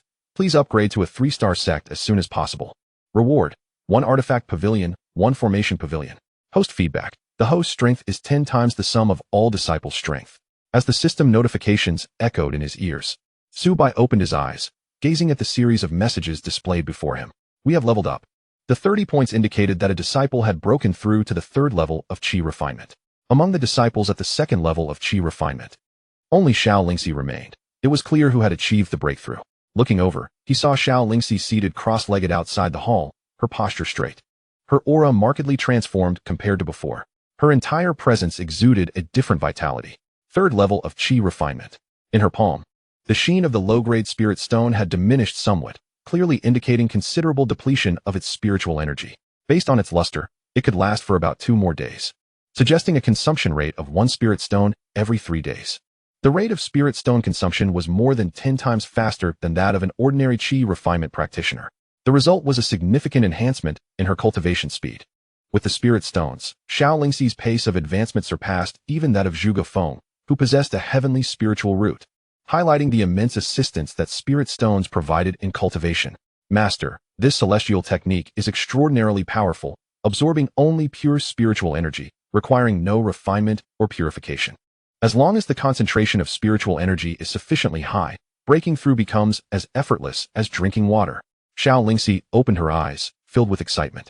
She had never imagined that one day her cultivation speed could reach such an astonishing level. She understood that this was not due to her innate talent, nor was it because of cultivating with spirit stones, but entirely the merit of the celestial technique. Spirit stones enhance the speed of spiritual energy absorption, but do not improve the efficiency of purification. Even with the Ling Shao Ju, breaking through to the 1st level of cultivation still demands a considerable amount of time. The celestial technique of Heavenly Dao Sect is remarkably formidable, directly omitting the complex operations of purification, thus saving a substantial amount of cultivation time.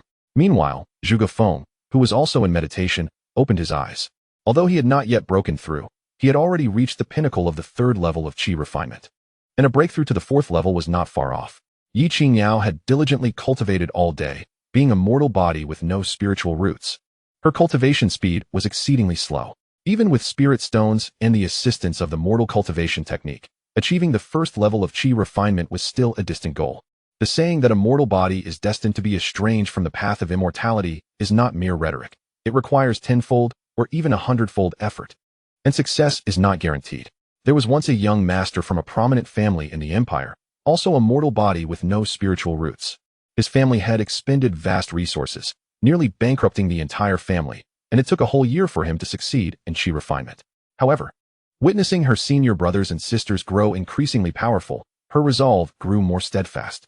She vowed to cultivate even harder to catch up with her seniors. This was a belief. As her master stated, even a mortal body can ascend to the peak of immortality. I will strive to meet the conditions for cultivating the primordial body refinement technique as soon as possible. Xiao Yan clenched his fists. His physique currently did not meet the standards for cultivating the primordial body refinement technique, and he could not officially commence his training, merely watching as his seniors grew stronger. With this thought, he quickened his pace. Today, I must run 20 laps around the foot of the sect's mountain. Each lap is approximately 2 miles. So 20 laps would amount to 40 miles. A mere 40 miles. Seeing several disciples making progress and working diligently, Su Bai's joy grew even greater. His strength had also improved due to the breakthroughs of his disciples, and he had now reached the 7th level of qi refinement. The sect is upgrading. Su Bai silently chanted in his heart. In an instant, the heavens shook and the earth trembled, and within a 10-mile radius, spiritual energy surged. The summit of Heavenly Dao Sect expanded more than twice its size, now resembling a grand mountain. A magnificent palace stood atop the peak, imposing and grand. The palace covered an area of approximately 100 zhang, with 4 glazed lanterns hanging from each corner, radiating brilliance. The plaque of the palace bore the ancient, vigorous characters Tindao in a dragon and phoenix style. In addition, the entire mountaintop now boasted over a dozen pavilions, all resplendent and majestic: the Celestial Technique Pavilion, the Combat Techniques Pavilion, and the Alchemy Pavilion. Not only had the mountaintop changed, but the foot of the mountain also saw the addition of several acres of fertile land, rich in spiritual energy to the point of being suffocating. Previously, the sect's territory was too limited to accommodate fertile fields, and spiritual crops required the irrigation of spiritual energy and the nourishment of spiritual veins. Now, the territory had expanded to a 10-mile radius, reaching its maximum limit, and even drawing near to Yunshuri City. The sudden commotion naturally captured the attention of countless onlookers eager to witness the unfolding spectacle at the Tindao sect. What transpired? The concentration of spiritual energy had surged several-fold, and did a spiritual vein emerge from beneath the ground? Was this a harbinger of divine fortune? The crowd gasped in astonishment, their eyes wide as if they had encountered a ghost. Behold, the peak of the Tindao sect had expanded manifold. Previously, this remote area was characterized by its sparse spiritual energy and low hills. Yet now, a towering mountain, majestic and awe-inspiring, had materialized, leaving all in admiration. I recall that a formidable sect once considered this location, only to find its spiritual energy lacking. Who could have anticipated such a dramatic transformation? Has the spiritual vein nurtured the dragon energy of this land, prompting the earth to upheave? Such changes are inexplicable otherwise. No wonder the sect leader of Tiandao chose this site for the establishment of the sect. It turns out they discovered the presence of a spiritual vein. Even a low-grade spiritual vein could sustain a large sect. It is worth noting that the Linglang sect does not even possess the qualification to occupy a spiritual vein. The Tiandao sect is on the verge of ascension. The crowd buzzed with excitement, their eyes fixated on the Tindao sect, utterly astonished. Meanwhile, the disciples upon the mountain peak exhibited even greater astonishment. The rising mountain, the suddenly manifested magnificent pavilion, the grandiose hall, and the enhanced concentration of spiritual energy. Zhuge Feng and Xiao Lingxi had previously witnessed Su Bai's miraculous creations, and there all remained undiminished. Xiao Yan, however, wore a dazed expression, his mouth slightly agape, nearly dropping his jaw in disbelief. "Wow, master, you are simply astounding." Xiao Yan swallowed hard, murmuring in admiration, his respect for Su Bai deepening profoundly. In that moment, he felt as if he stood before an imposing pillar of support. Yuntian sect, Lu Yan ran, in 3 years. I shall show you who the true genius is and who the real waste is. Wait, with the expansion of the sect's peak, it seemed that running around the base now exceeded 10 miles. 20 laps would amount to 200 miles. Xiao Yan noted that the current territory of the Tindao sect radiated 10 miles from the central hall, reaching the gates of Yunshui City. One more upgrade would enable it to encompass the entirety of Yunshui City. Just as Su Bai prepared to examine the points and task system, a sudden ominous voice echoed from the skies. The Linglang sect is in motion. All unauthorized personnel retreat immediately. Today marks the day of the Tiandao sect's annihilation. Chapter 23. 30 Tales of Silver a month. What is worth risking one's life for? A dark mass appeared in the sky. A throng of individuals clad in robes embroidered with a stone-like emblem, each exuding an aura of lethal intent. Especially the foremost group, who, without the aid of flying swords or other apparatus, seemed to tread the air itself, each movement radiating authority. The sky was shrouded in ominous clouds, thunder and lightning crisscrossing, while fierce winds howled, rustling the trees. What is happening? Why is the sky suddenly darkened? Is it to strike down upon us? That banner belongs to the Linglang sect. My heavens, soaring through the skies, those are all foundational cultivators. Over a dozen of them. The Ling sect has truly mobilized their entire force. Can the Dao Sect withstand such a formidable presence? The atmosphere is terrifying. The crowd gazes upward, their faces drained of color, trembling uncontrollably, collapsing to their knees. Is this truly the Dao Sect? The spiritual energy here is so dense. At the forefront of the Ling sect, Ling Xian squints his eyes, surveying his surroundings. The spiritual energy in this place is several times denser than that of the Ling sect. Cultivating here would yield extraordinary results. The richness of the spiritual energy is extraordinary, likely nourished by an underground spiritual vein. Beside Ling Xian stands an elder, his gaze sharp as a blade, scanning the area, a fervent glimmer igniting in his eyes. A spiritual vein. This is undoubtedly an unimaginable treasure. Upon hearing this, Ling Xian's eyes also gleamed with avarice as he fixated on the Dao Sect's mountain peak. Unable to contain his exhilaration, Ling Xian howled towards the heavens. The heavens are aiding me. If he could seize the spiritual vein here, his strength would undoubtedly surge, and he would have a significant chance of breaking through to the Golden Core realm. Entering the Golden Core realm would allow him to join the ranks of true powerhouses on the continent. Even upon reaching the Zhao Imperial Palace, he would be revered as a true master. Even among the top 500 sects such as Ling Shao and Yuntian, he would be treated as an esteemed guest. A spiritual vein? It could underpin a major sect's robust foundation. If the Huangquan sect possessed this spiritual vein, their ascendance would be imminent. Behind the Ling sect, numerous powerful figures from various sects within hundreds of miles gazed with eager anticipation at the Dao Sect's mountain peak. A spiritual vein. Such a thing is rare and coveted. A spiritual vein. I shall claim it for myself. The sect leader of Ling Xian, narrowed his eyes, whispering, Dao Sect leader, come forth.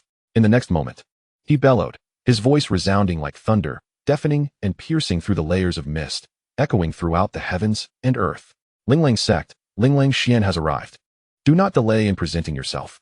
As his voice fell, a terrifying pressure descended from the heavens, causing countless mortals' eardrums to reverberate, blood streaming from their orifices. This is the might of a peak foundational cultivator. With a mere snap of his fingers, he could annihilate a grand city. Following this furious roar, the crowd's expressions shifted dramatically, panic-stricken as they fled in all directions. Master, that person is incredibly powerful. Xiao Yan swallowed hard, fear evident in his voice. Such an aura. Even the strongest in Yinshui City could not compare. Ling Xian, the sect leader of Ling, at the 9th level of foundational cultivation, is renowned throughout the empire. Xiao Lingxi spoke up, her delicate brows furrowed, clearly recognizing Ling Xian. 9th level of foundational cultivation. That means he is but a step away from the Golden Core realm. Zhuge Feng was equally astonished. It may seem like only a step away, but that step is akin to a chasm. To traverse this step involves countless trials. Facing heavenly tribulations, throughout history, how many have perished on this path? Ling Xian is not yet qualified. Xiao Lingxi shook her head. Master, do you have confidence? Zhuge Feng inquired gravely. Su Bai smiled faintly, stepping forward slowly, and spoke softly. Merely a trifling ant. How could it possibly contend with me, your master? Upon uttering these words, Su Bai vanished in a flash, appearing midair before Ling Xian. You are the esteemed leader of the Dao Sect, Su Bai? Ling Xian remarked with a slight hum, gazing at the figure clad in white robes, now so close at hand. With a graceful leap, it was evident that he possessed at least some foundational strength. However, it was merely a modicum. To claim he was at the Golden Dance stage, Ling Xian would never believe it. He understood all too well the arduous path to achieving such a level, and this figure, so youthful, had likely trained for only a short time. Indeed, I am Su Bai, bearing this name without alteration, he replied calmly. As for you, the leader of Ling sect, what business do you have with me? Feigning ignorance. Did you not murder the elders and disciples of my Ling sect? Ling Xian retorted coldly, his piercing gaze fixed on Su Bai. Whether I killed them or not is of no consequence. Su Bai raised an eyebrow, casting a nonchalant glance at Ling Xian. Very well, since you admit to it, today all members of the Dao Sect must perish. I shall demonstrate to the world that my Ling sect is not to be trifled with. Ling Xian declared, a twisted smile forming on his lips. Elders and disciples, heed my command. Annihilate everyone in the Dao Sect, sparing only the designated Xiao Lingxi. As his voice echoed, it is utterly bewildering that some fool would dare to provoke the Ling sect, a sheer act of self-degradation. This time, the Dao Sect is likely to be left with nothing but remnants. It is regrettable that this spiritual vein, now occupied by the Ling sect, has left us with no opportunity. Many lamented silently, for a spiritual vein is indeed a coveted treasure. Yet, in the hands of the Ling Sect, even those sects whose strength rivals their own dare not seize it. After all, the Ling Sect has the Ling Shao Sect as its formidable backing. Su Bai perish. Ling Xian's visage contorted in fury as he bellowed, swiftly drawing his sword to strike. A resonating hum echoed as the spiritual sword vibrated, unleashing a dazzling beam of sword light that spanned 100 zhong, hurtling through the sky towards Su Bai with lethal intent. The sword struck with the speed of lightning, arriving before Su Bai in the blink of an eye. Yet, to this, Su Bai appeared utterly unfazed, almost too languid to move an inch. Had the little rascal lost his mind? Faced with such a ferocious assault, he remained motionless. Was he paralyzed by fear? He must be intimidated by that sword. The onlookers murmured among themselves. Meanwhile, the members of the Ling Sect wore expressions of cold disdain.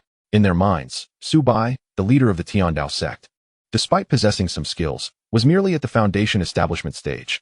How could he possibly withstand Ling Xian's attack, who was at the 9th layer of foundation establishment?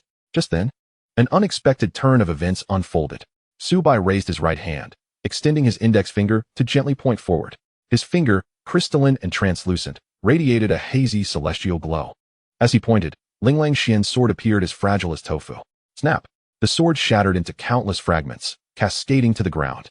The previously smirking members of the Ling Sect were taken aback, their expressions shifting to one of astonishment. What kind of finger technique is this?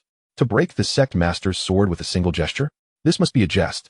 It was well known that Ling Xian's sword was a spiritual artifact. No foundation establishment cultivator could possibly destroy it. How could this be? Who exactly are you? Ling Xian's complexion paled, his pupils narrowing to pinpricks, his eyes wide with disbelief. He gazed at Su Bai as if he had encountered a specter, exclaiming in horror, a single finger shattering a spiritual artifact. A chill surged within him, causing his scalp to tingle. He had never witnessed anyone capable of fracturing a spiritual artifact with a mere gesture. Such prowess was unheard of. Some elders and disciples of the Ling Sect sensed the dire predicament and attempted to flee, only to discover they were paralyzed, unable to move. At that moment, a soft voice resonated from Su Bai, echoing across the expanse of the sky. Esteemed guests who have traveled far, I imagine you must be weary. The Dao Sect invites you to enjoy a display of fireworks, a moment of relaxation. With a light snap of his fingers, the members of the Ling Sect, suspended in midair, felt an invisible force propel one of the foundation establishment elders skyward. Boom. In the next instant, a colossal fireball erupted, engulfing him, while a storage ring fell and was deftly caught by Su Bai. Following this, the second, third, and fourth, boom, boom, boom, boom. Colorful fireworks ascended into the vast sky, dazzling and brilliant. Not far away, whether it was the inhabitants of Yunsui City or the formidable outsiders drawn by the Ling Sect, everyone witnessing this spectacle gasped in astonishment. The Ling Sect, which had stood for 3 centuries, was finished, utterly finished. What power did the leader of the Dao Sect possess? With a mere flick of his fingers, he subdued over 1,000 members of the Ling Sect, including formidable figures like Ling Xian. Such a feat was beyond imagination. The Ling Sect had been a loyal hound of the Ling Shao Sect, and it was inevitable that the latter would be enraged. The Ling Shao Sect, among the top 500 of the Immortal Alliance, it remained uncertain whether the Dao Sect could withstand the fury of the Ling Shao Sect. Whispers of disbelief circulated among the crowd. Before Su Bai took action, no one had anticipated the Ling Sect's defeat to be so devastating. Master, you are simply mesmerizing. Within the Dao Sect, a few disciples were left in awe. When did our master acquire such strength, allowing him to dictate his own fate? They all pondered this. Su Bai, you are a demon, a fiend. Ling Xian's face contorted with rage. His voice was shrill, filled with resentment and fury. The ancestors will not spare you. The Ling Shao Sect will not forgive you. You are doomed to die. Ling Xian's expression was grotesque as he howled. Su Bai remained calm, unperturbed at this moment. Ling Xian was devoid of the previous arrogance that had characterized him. He did not wish to perish. As a master at the 9th level of foundation establishment, he was accustomed to the reverence of those around him, who would kneel and extol his title. If he were to die, everything would be lost. Su Bai regarded him with indifference, stating, had you known it would come to this, why act otherwise?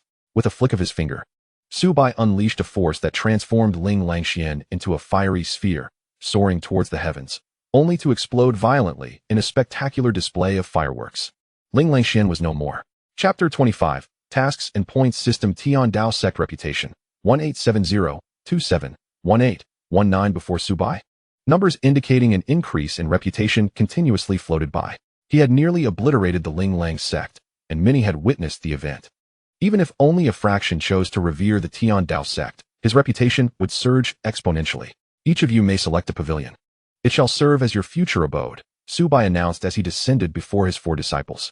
Thank you, master, they exclaimed, their excitement palpable, especially Xiao Yan, who leapt for joy. At last, we have a place to live. Moreover, it was a residence of such opulence, with each pavilion boasting 3 grand stories. Is this truly the dwelling of the disciples of the Dao Sect?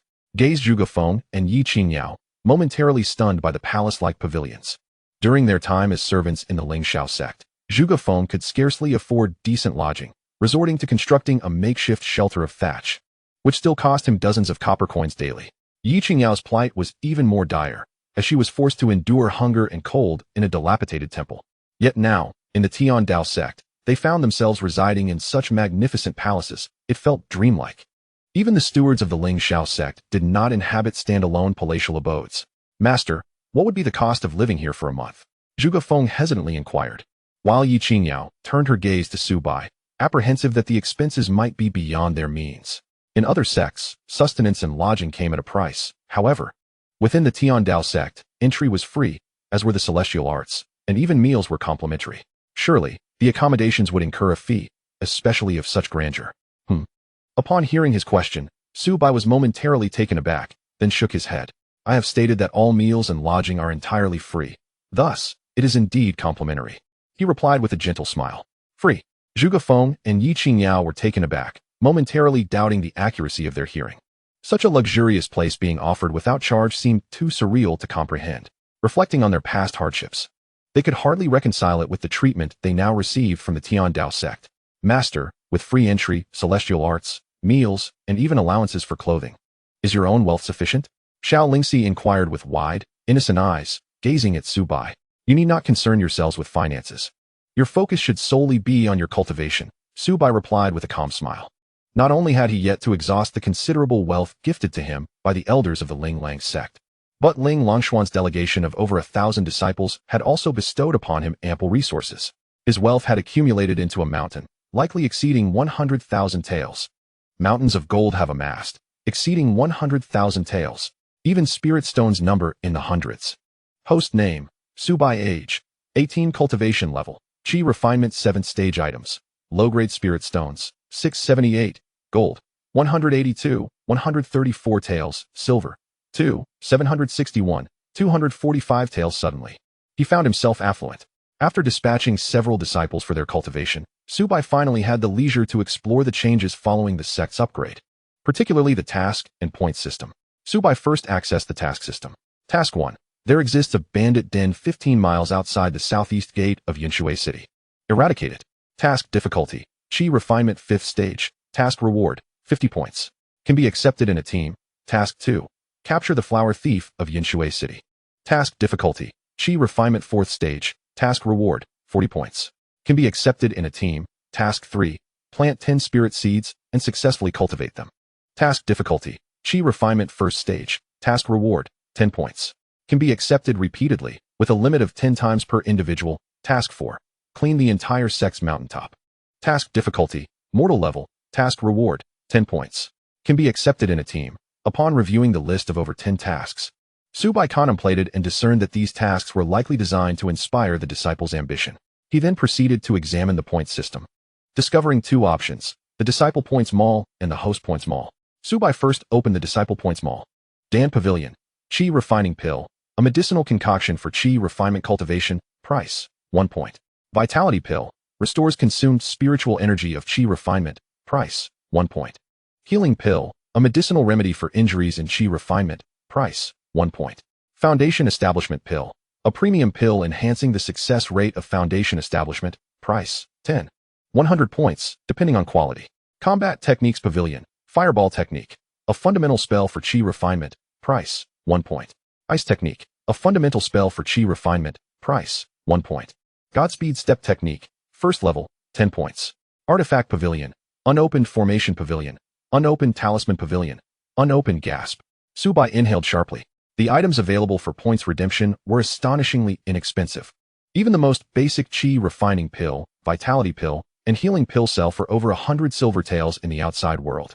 Yet, in the system's points mall, they cost a mere 1 point. Cleaning the sect's premises grants 10 points. Given the size of the Dao Sect's mountaintop, even mortals could complete the task in a matter of days, let alone cultivators in the Qi refinement stage. Not to mention the Foundation Establishment Pill, a precious item sought after by large sects. If the Disciple Points Mall is already so extraordinary, one wonders what treasures await in the Host Points Mall. Su Bai murmured. For his points equated to the sum of all disciples' points, thus he had no need to undertake tasks. He opened the Host Points Mall. In an instant, a list materialized before Su Bai's eyes.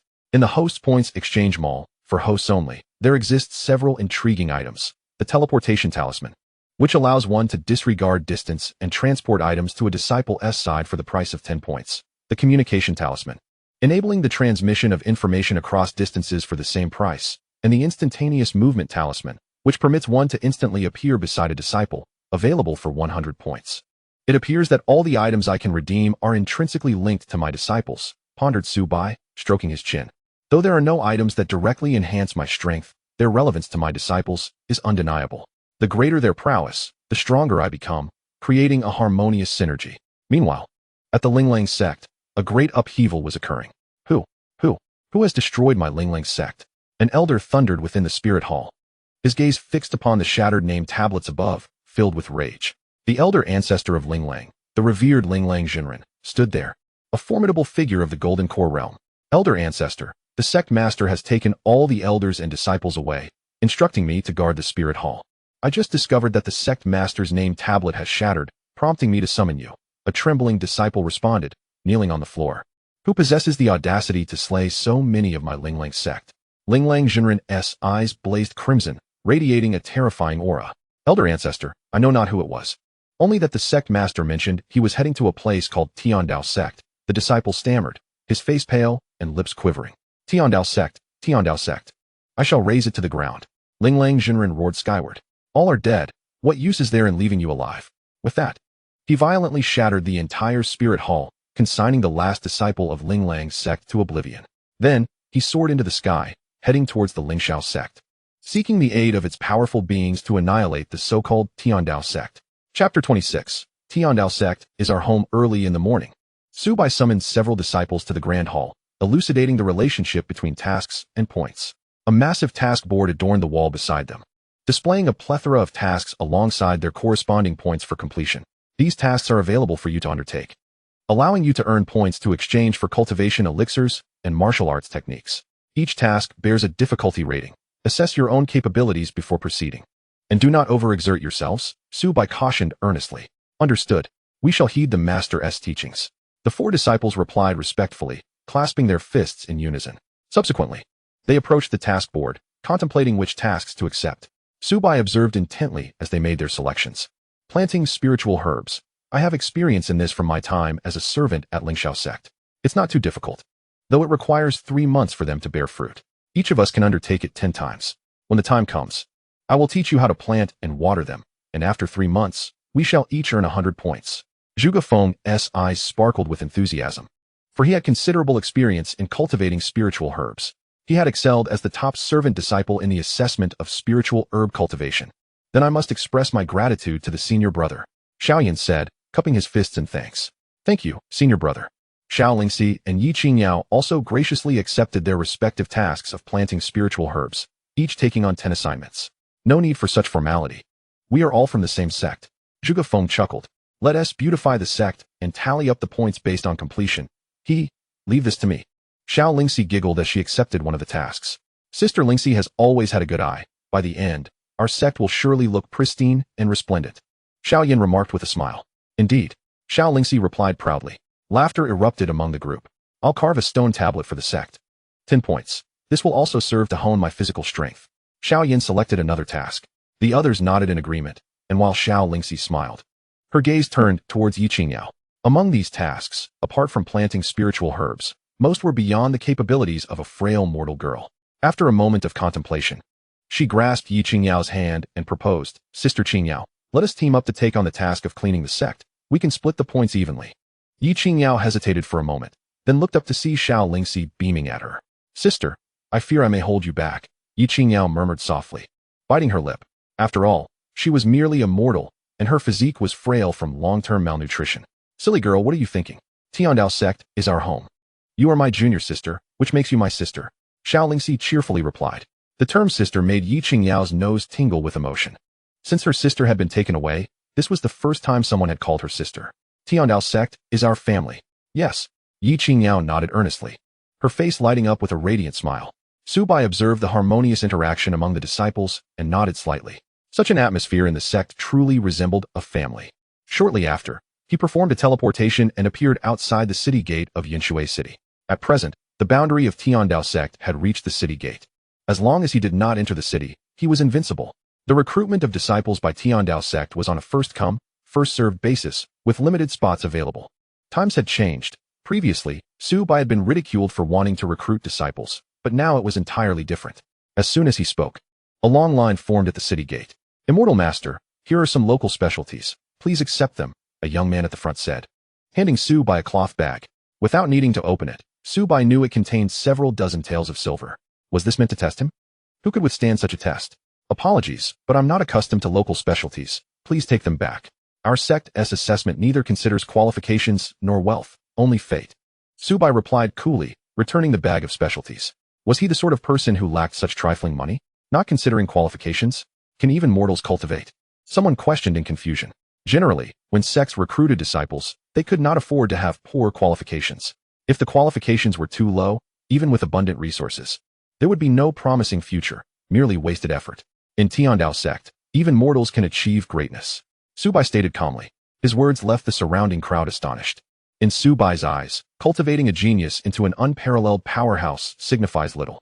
It is only by transforming an ordinary individual into an extraordinary force that the true capability of the disciples of the Celestial Path Sect can be demonstrated. This is precisely why he seeks to recruit Yi Qingyao. Immortal Master, given this, I am willing to join the Celestial Path Sect, came a chorus of voices. As many expressed their desire to enter the sect, lining up one by one. Su Bai stated, let us begin testing the fate of the first individual. Beep. Sect loyalty. 10. Unable to join. Upon observing the young man who had just presented local specialties, Su Bai's lips twitched slightly. My friend, a loyalty of 0 is already questionable, but a negative value? What is that supposed to mean? Are you harboring animosity towards the Celestial Path Sect? Immortal Master. May I join the sect? The young man inquired eagerly. Su Bai promptly expended 1 point to examine the young man's details, curious about the origin of this negative score. Name, Ma Xiaohu. Age, 22. Cultivation, mortal origin, a menial disciple of the Tiger Might sect, sent by an elder to investigate the Celestial Path sect's authenticity. Upon reading the displayed information, Su Bai felt a wave of frustration. No wonder the score was negative. He was an infiltrator. Beep. Sect loyalty, 8. Unable to join. Beep. Sect loyalty, 19. Unable to join. Beep. Sect loyalty, 11. Unable to join. After a series of 10 negative scores, Su Bai could only shake his head in resignation. Following his massacre of the Linglang sect, many powerful figures from surrounding forces had surely sent their disciples to gather intelligence on the Celestial Path sect. However, he never anticipated they would all be spies. Where were the normal individuals? Not a single one. I heard that all the disciples of the Ling Shao sect in Yinshui City have left. It seems they are planning something significant. Indeed, the Celestial Path sect has nearly annihilated the Linglang sect, which is merely a subordinate of the Ling Shao sect. How could the Ling Shao sect remain indifferent? Does this mean that powerful figures from the Ling Shao sect will soon seek revenge against the Celestial Path sect? Those who had initially considered joining the Celestial Path sect began to feel apprehensive at the thought of its deep-seated enmity with the Ling Shao sect. Yes, the last sect to provoke the Ling Shao sect lost over 8,000 members. I heard even passing dogs were affected. Listening to the discussions of the bystanders, Su Bai understood the situation all too well. Merely annihilating the Linglang sect was far from sufficient, until the looming threat of the Ling Shao sect was dispelled. No rational person would dare to join the Celestial Path sect. After all, when the powerful figures of the Ling Shao sect arrive, they would not differentiate between newly joined disciples. They would eradicate all. The formidable reputation of the Immortal Alliance's top 500 was deeply entrenched.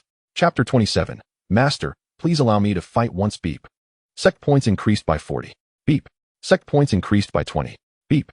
Sect points increased by 10. 3 days later, Su Bai's mind resonated with 3 notification sounds. He stepped out of the grand hall, and the entire sect now appeared rejuvenated. Xiao Lingxi and Yi Qingyao had meticulously cleaned the entire sect and adorned it with a plethora of flowers and plants, rendering it even more elegant. The tasks of decorating and cleaning the sect have been entirely accomplished, yielding scores of 20 and 10 points, respectively. A subtle smile graced Su Bai's face. He had just heard the sound of an additional 40 points being awarded. This 40-point task remains unclaimed for the time being, indicating that a disciple has successfully advanced to the 4th level of Qi refinement. Among the disciples at the 3rd level, there are Zhuge Feng and Xiao Lingxi. However, Xiao Lingxi has only recently broken through to the 3rd level, making the outcome quite evident. Zhuge Feng has entered the mid-stage of Qi refinement. In less than half a month, he transitioned from a mere mortal to the mid-stage of Qi refinement. Such a pace of cultivation is nothing short of miraculous. Not to mention Ling Shao Sect, even the top 10 superpowers of the Immortal Alliance, with their abundant resources, could not hope to achieve such rapid advancement. It is astonishingly swift. Master, I can now run 10 miles while carrying 100 pounds in just 15 minutes. An exuberant voice rang out as Xiao Yan sprinted up the mountain, dragging a large stone behind him. The transformation in Xiao Yan's appearance was striking. In just a few days, he had progressed from having 6-pack abs to 8-pack abs. Is it truly possible to advance so quickly? Su Bai expressed his astonishment, knowing well that the early stages of physical training are significantly more arduous than those of Qi refinement.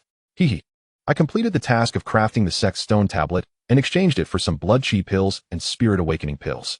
I've been tirelessly cultivating day and night, which accounts for my remarkable progress. Xiao Yan chuckled, immediately hoisting the large stone onto his back and performing push-ups on the ground. 1, 2, 3, 30, 31, 32, 68, 69. As he reached over 60 repetitions, Xiao Yan clearly began to struggle, yet he gritted his teeth and persevered. Beads of sweat streaming down his cheeks and splattering onto the ground. 73, 74, huff, huff. Xiao Yan's face flushed crimson, drenched in sweat. But he refused to pause. Such high-intensity training may lead to physical collapse. Su Bai sighed softly. The tempering of the body is best approached gradually. Rapid progression can inflict severe damage. Do not worry, master. I know my body. I can endure. Xiao Yan gasped, continuing his exertions. 88, 81. Xiao Yan's voice grew fainter, his hands trembling incessantly, as if he might collapse at any moment. Nevertheless, he clung tenaciously to the earth, his fingers digging deeply into the soil, striving to support his body, refusing to fall. 83, 84. Once more, Su Bai sighed, recognizing that Xiao Yan's determination is a rare quality in the world. Is this truly worth it? He inquired. Master, it is not a matter of worth, Xiao Yan grinned. I cannot forget the sight of my father kneeling for 3 days outside Yuntian's sect, beseeching the immortal master to examine my condition. I cannot forget how even a servant could deride me as a failure, proclaiming that the future of the Shao family would crumble in my hands. I cannot forget Lu Yanran's condescending demeanor, nor her words likening me to a toad dreaming of eating swan meat, a delusional aspiration. I must grow stronger. Strong enough to protect my father, safeguard my family, and compel Lu Yanran to lower her haughty head. 91, 92. Therefore, this is worthwhile, and for this, I am prepared to sacrifice everything. 93, 94. Lu Yanran possesses extraordinary talent and has been accepted as a direct disciple by the sect leader of the Yinshui sect, enjoying boundless resources. 95, 96. She has now reached the 6th level of Qi refinement, and I can hardly fathom the heights she will attain in 3 years. 97. For my own sake, and for the expectations of my father, I cannot afford to fail. 98. Master, grant me the opportunity to strive. 99. Xiao Yan's eyes sparkled with determination. Master, we too wish to strive.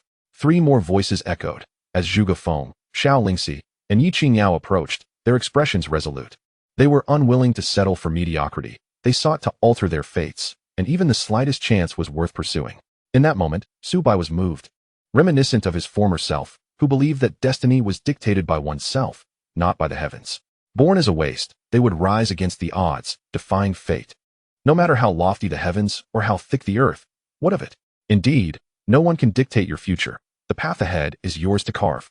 In 3 years, your name shall shine in the realm of cultivation like the sun at its zenith. Su Bai chuckled softly. Master, do you truly believe I can succeed? Xiao Yan asked earnestly. I do, for you are all still young. Su Bai replied with a gentle smile, his eyes shimmering like the cosmos. 100. Xiao Yan succeeded. After a grueling 10-mile weighted run, he completed 100 push-ups, exceeding the task's demands. This is the body refining elixir, remarkably effective for bodily recovery. Do not neglect yourselves. Always remember, if you feel weary outside, this place will forever be your safest haven. Su Bai produced a jade vial and placed it beside Xiao Yan. Thank you, master. Xiao Yan accepted the vial with trembling hands, nearly shedding tears. The body refining elixir, a divine remedy that costs 100 points, was beyond his means. This 100 points must be repaid in due time. Su Bai turned to leave, his figure exuding an effortless grace that inspired admiration. Master, your disciple shall not bring you shame. As he gazed at Su Bai's retreating silhouette, Xiao Yan clutched the jade vial in one hand, his other fist clenched tightly. He had acquired yet another reason not to fail. Zhuge Feng, Xiao Lingxi, and Yi Qingyao shared the same fervor in their eyes. They too harbored indomitable spirits. 3 days later, Xiao Yan finally broke through in body refinement, entering the first level of the corporeal realm. Simultaneously, another achieved a breakthrough. The ordinary body, Yi Qingyao.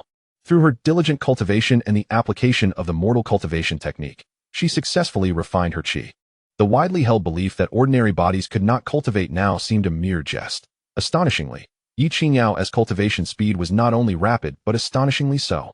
Ling Shao, the first prodigy of the Ling Shao sect, who had long since reached the golden core stage and was revered as Tian Shaozhenren, took half a month to achieve qi refinement. Yet Yi Qingyao accomplished it in merely 8.5 days. Chapter 28. The Weapons of the Disciples in the Grand Hall of the Tian Dao Sect. Before the task panel, are you certain you wish to form a team to undertake this initial task? Su Bai observed the choices of his 4 disciples and spoke up. Task 1. 15 miles outside the southeastern gate of Yinshui City, there lies a bandit den that must be eradicated. Task difficulty, level 5 qi refinement. Task reward, 50 points. Team participation is allowed. A task requiring level 5 qi refinement. This indicates that one must attain that level to undertake the challenge. Master, I have already reached the pinnacle of level 4 qi refinement and have exchanged for a set of staff techniques. I am confident in facing level 5 qi refinement. Zhuge Feng declared, his tone steady and filled with self-assurance. With the celestial root, battling beyond one's level is not a daunting task. Master, I am on the verge of breaking into the mid-stage of qi refinement. I wish to find someone to challenge. Perhaps I shall achieve my breakthrough. Moreover, I have exchanged for a set of sword techniques and wish to test their might. Xiao Lingxi said with a cheerful smile. Master, this bandit den frequently harasses my Shao family's convoy, engaging in acts of murder and arson. I have long desired to eradicate them. Xiao Yan said indignantly. Yi Qingyao remained silent, but her expression revealed her eagerness to fight alongside her senior brothers and sisters. Rest assured, Master, I will protect junior sister Qingyao's safety. Xiao Lingxi added, patting her chest. Since you all wish to go, then off you shall. Su Bai contemplated for a moment before finally nodding. A fledgling must spread its wings and soar. Furthermore, I hope my disciples can grow more swiftly. These weapons are for your temporary use. There will be better ones in due time. Su Bai gestured to a side where several neatly arranged weapons awaited them. These were all confiscated from the members of Ling Lang's sect, previously vanquished by Su Bai, and were all spiritual weapons used by foundational cultivators. Xiao Yan and the others immediately became excited and clasped their fists in gratitude, exclaiming, "Thank you, Master." They then hurried over to select their weapons. Zhuge Feng chose a metallic staff, as during his time as a manual laborer at Ling Shao sect, he frequently dealt with wooden sticks while fetching water, secretly practicing martial arts with them. Hence, he chose a staff weapon without hesitation, as the martial technique he exchanged for yesterday was also a staff technique. Xiao Lingxi, naturally, was adept with the sword, having practiced it since childhood. Thus, she selected a spiritual sword. Yi Qingyao surveyed the options and ultimately chose a spiritual dagger. She rarely engaged with weapons, as her sister always ensured she had a dagger for self-defense. Meanwhile, Xiao Yan wandered among the pile of weapons, picking one up only to set it down again, unable to find a suitable match. Master, I have been training with weights every day. After removing them, I feel uncomfortable all over. While these weapons are good, they are too light. Do you have something heavier? Xiao Yan scratched his head, expressing his frustration. Su Bai chuckled softly at Xiao Yan's demeanor, unable to contain his amusement. Master, what are you laughing at? Xiao Yan inquired, puzzled. I was already aware that you did not favor these weapons, so I took the liberty of exchanging 3 spiritual weapons to prepare a special one for you. Su Bai said with a mysterious smile, reaching into his storage ring, revealing a weapon in his hand. With a resounding thud, he struck the weapon against the hard floor of the great hall, producing a deep, resonating sound that made the ground tremble slightly. This weapon, crafted from dark iron essence, resembles a large blade, yet lacks the sharpness of a sword. Rather than a knife, it is more akin to a ruler. Astonishing. Xiao Yan's eyes gleamed with excitement as he fixated on this ruler, unable to tear his gaze away. He reached out, caressing the dark iron ruler with an affectionate touch. Its dimensions and weight were perfectly suited to him. Master, you truly understand me. Eagerly, Xiao Yan grasped the ruler's handle and swung it with vigor, producing a resonant whoosh that rippled through the air. Haha, delightful. Xiao Yan laughed heartily, radiating exuberance. Noticing that all 4 disciples had found their desired weapons, Su Bai nodded, imparting a solemn reminder. This is your first battle. Do not take it lightly. We shall heed your teachings, master. The 4, with grave expressions, bowed respectfully. Subsequently, they set off together towards the location of the bandit den as dictated by their mission. Observing the retreating figures of his disciples, Su Bai quickly followed suit, his steps silent. Chapter 29. The disciples' first battle. 15 miles outside the southeastern gate of Yunshui City, a dozen robust men riding horses returned, trailing dust behind them. Armed with an array of weapons and appearing every bit the part of brigands, they emanated a strong scent of blood, clearly having just engaged in slaughter. Their steeds bore a multitude of large bundles, evidently the spoils of their plunder. Brother, we've struck gold again, exclaimed a scarred man, licking his lips with a glint of greed in his eyes. Our luck is splendid this time. We've raided a substantial merchant convoy. Hee. The leader, a burly man with a bushy beard, wore a broad grin, a faintly unconscious woman draped over his horse. Indeed, we've been slaughtering chickens and lambs all along the way, indulging in sumptuous feasts and reveling in the beauty of the local maidens. Word has it that the beauties of Yunshui City far surpass those of our impoverished villages. He laughed heartily. Having amassed such riches, we can enjoy a few days of merriment in Yunshui City. This group conversed freely, their words dripping with lewdness and depravity. The women of Yunshui City are indeed exquisite, albeit rather costly. The beautiful maiden captured by our brother is undoubtedly a gem. Her skin is as smooth as silk. They marveled. Surely, she must be the daughter of a wealthy family. The burly man grinned widely, his gaze lingering upon the face of the unconscious girl. With delicate brows and fair skin akin to snow, her figure was alluring and captivating, inciting an irresistible desire to cherish her. Brother shall undoubtedly be the first. We shall bask in your glory. They chuckled, their eyes fervently fixed on the fainted maiden. Fear not. Once I've had my fill, there will be plenty for you. The burly man laughed heartily, a glint of wickedness in his eyes. Then I shall be second. Ha ha ha. And I claim the third. What gives you the right to be third? Step aside and form a line. I am the third. This exquisite young lady. Oh my, she will surely be thrilling. Brothers, let us enjoy ourselves tonight. The group erupted into raucous laughter, their eyes glimmering with lascivious intent. They are all outlaws, living each day amidst bloodshed and chaos. Ruthless in their actions, committing heinous acts as if they were mere trifles. As they approached the stronghold, the leader, a burly man with a scruffy beard, urged his steed faster. The red horse galloped wildly, kicking up clouds of yellow dust. Old 6, Old 7, come out to greet us. This band of fierce marauders swiftly entered the mountain village. However, upon arrival, the burly man's expression shifted subtly. Something felt amiss. It was too quiet. A sudden, ominous premonition surged within him. Retreat, he shouted, tightening the reins to turn back. But alas, it was too late. With a thunderous crash, a figure leaped down from the mountain, landing at the village entrance, their weapons striking the ground with a resounding thud that reverberated through the earth, sending dust swirling. Who dares to intrude upon our Black Wolf stronghold? The burly man exclaimed, his voice laced with alarm as he regarded the unexpected visitor with utmost caution. The celestial Dao Sect, Xiao Yan, came a calm voice, as the dust settled to reveal a robust figure, standing tall and imposing. It was indeed Xiao Yan, brandishing a dark iron ruler, poised like a spear, sharp and unwavering. Xiao Yan, the so-called waste from the Shao family of Yunshui City? A ripple of laughter erupted from the burly man, followed by his comrades, who found the situation absurd. They had expected a formidable opponent, only to be met with a mere nobody. Xiao Yan, how dare you trespass into our Black Wolf stronghold alone? You possess quite the audacity. Today, you shall find no escape. A shifty-eyed man, with a sinister demeanor, declared coldly, drawing his long knife from its sheath and charging towards Xiao Yan atop his warhorse. Yet, as Xiao Yan gripped his dark iron ruler, an overwhelming aura emanated from him. The title of waste that had clung to him for a decade was about to be cast aside. With a swift motion, he unleashed a powerful strike, the dark iron ruler slicing through the air towards the shifty-eyed man. The clash of metal rang out as sparks flew. The man hastily drew his weapon to parry. Despite being a practitioner of the first level of qi refinement, he had anticipated a decisive victory over Xiao Yan. However, the force of the ruler was beyond his imagination. The impact sent him hurtling away, his chest caving in, blood spilling forth. Gasps of disbelief echoed among the remaining marauders. A throng of individuals surged forth, brandishing knives and swords that glinted ominously, each employing their unique martial prowess to assail Xiao Yan. These individuals were all practitioners of qi refinement. Though their cultivation levels ranged from 1 to 3, they were ruthless killers, devoid of remorse. At that moment, two more voices echoed through the chaos. The wicked must be punished for their heinous sins. Those who commit murder and arson, who embody all forms of malevolence, must be eradicated.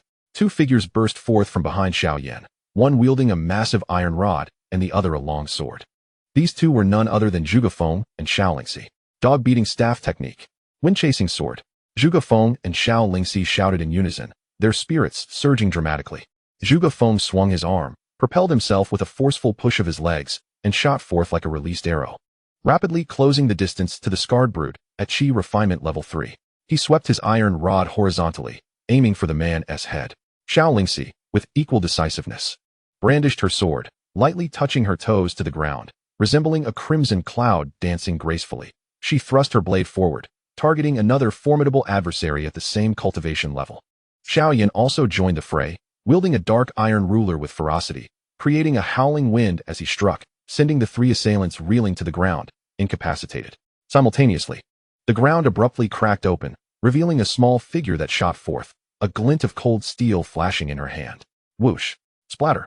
Blood sprayed, accompanied by a cacophony of screams. A slender silhouette flickered past, her dagger tracing a perfect arc as it claimed the final life. In mere moments, aside from the leader of the bandits, who was at Qi refinement level 5, all of the robbers lay lifeless. These bandits, though strong, were no match for Zhuge Feng and his companions. With heavenly roots, spiritual tools, extraordinary celestial techniques, and powerful combat skills, the four disciples of the Tian Dao Sect, despite their relatively modest cultivation levels, were undeniably formidable. Chapter 30. The unconscious mysterious girl's second brother, third brother, fourth brother. Who are you? The burly man with a beard glared with fierce eyes, his expression dark and foreboding as he inquired in a low voice. Tian Dao Sect, Zhuge Feng. Tian Dao Sect, Xiao Lingxi. Tian Dao Sect, Xiao Yan. Tian Dao Sect, Yi Qingyao. The four spoke in unison. Upon hearing the name of their sect, the bearded man trembled. The Black Wolf gang of Tian Dao Sect has always kept its distance from your sect.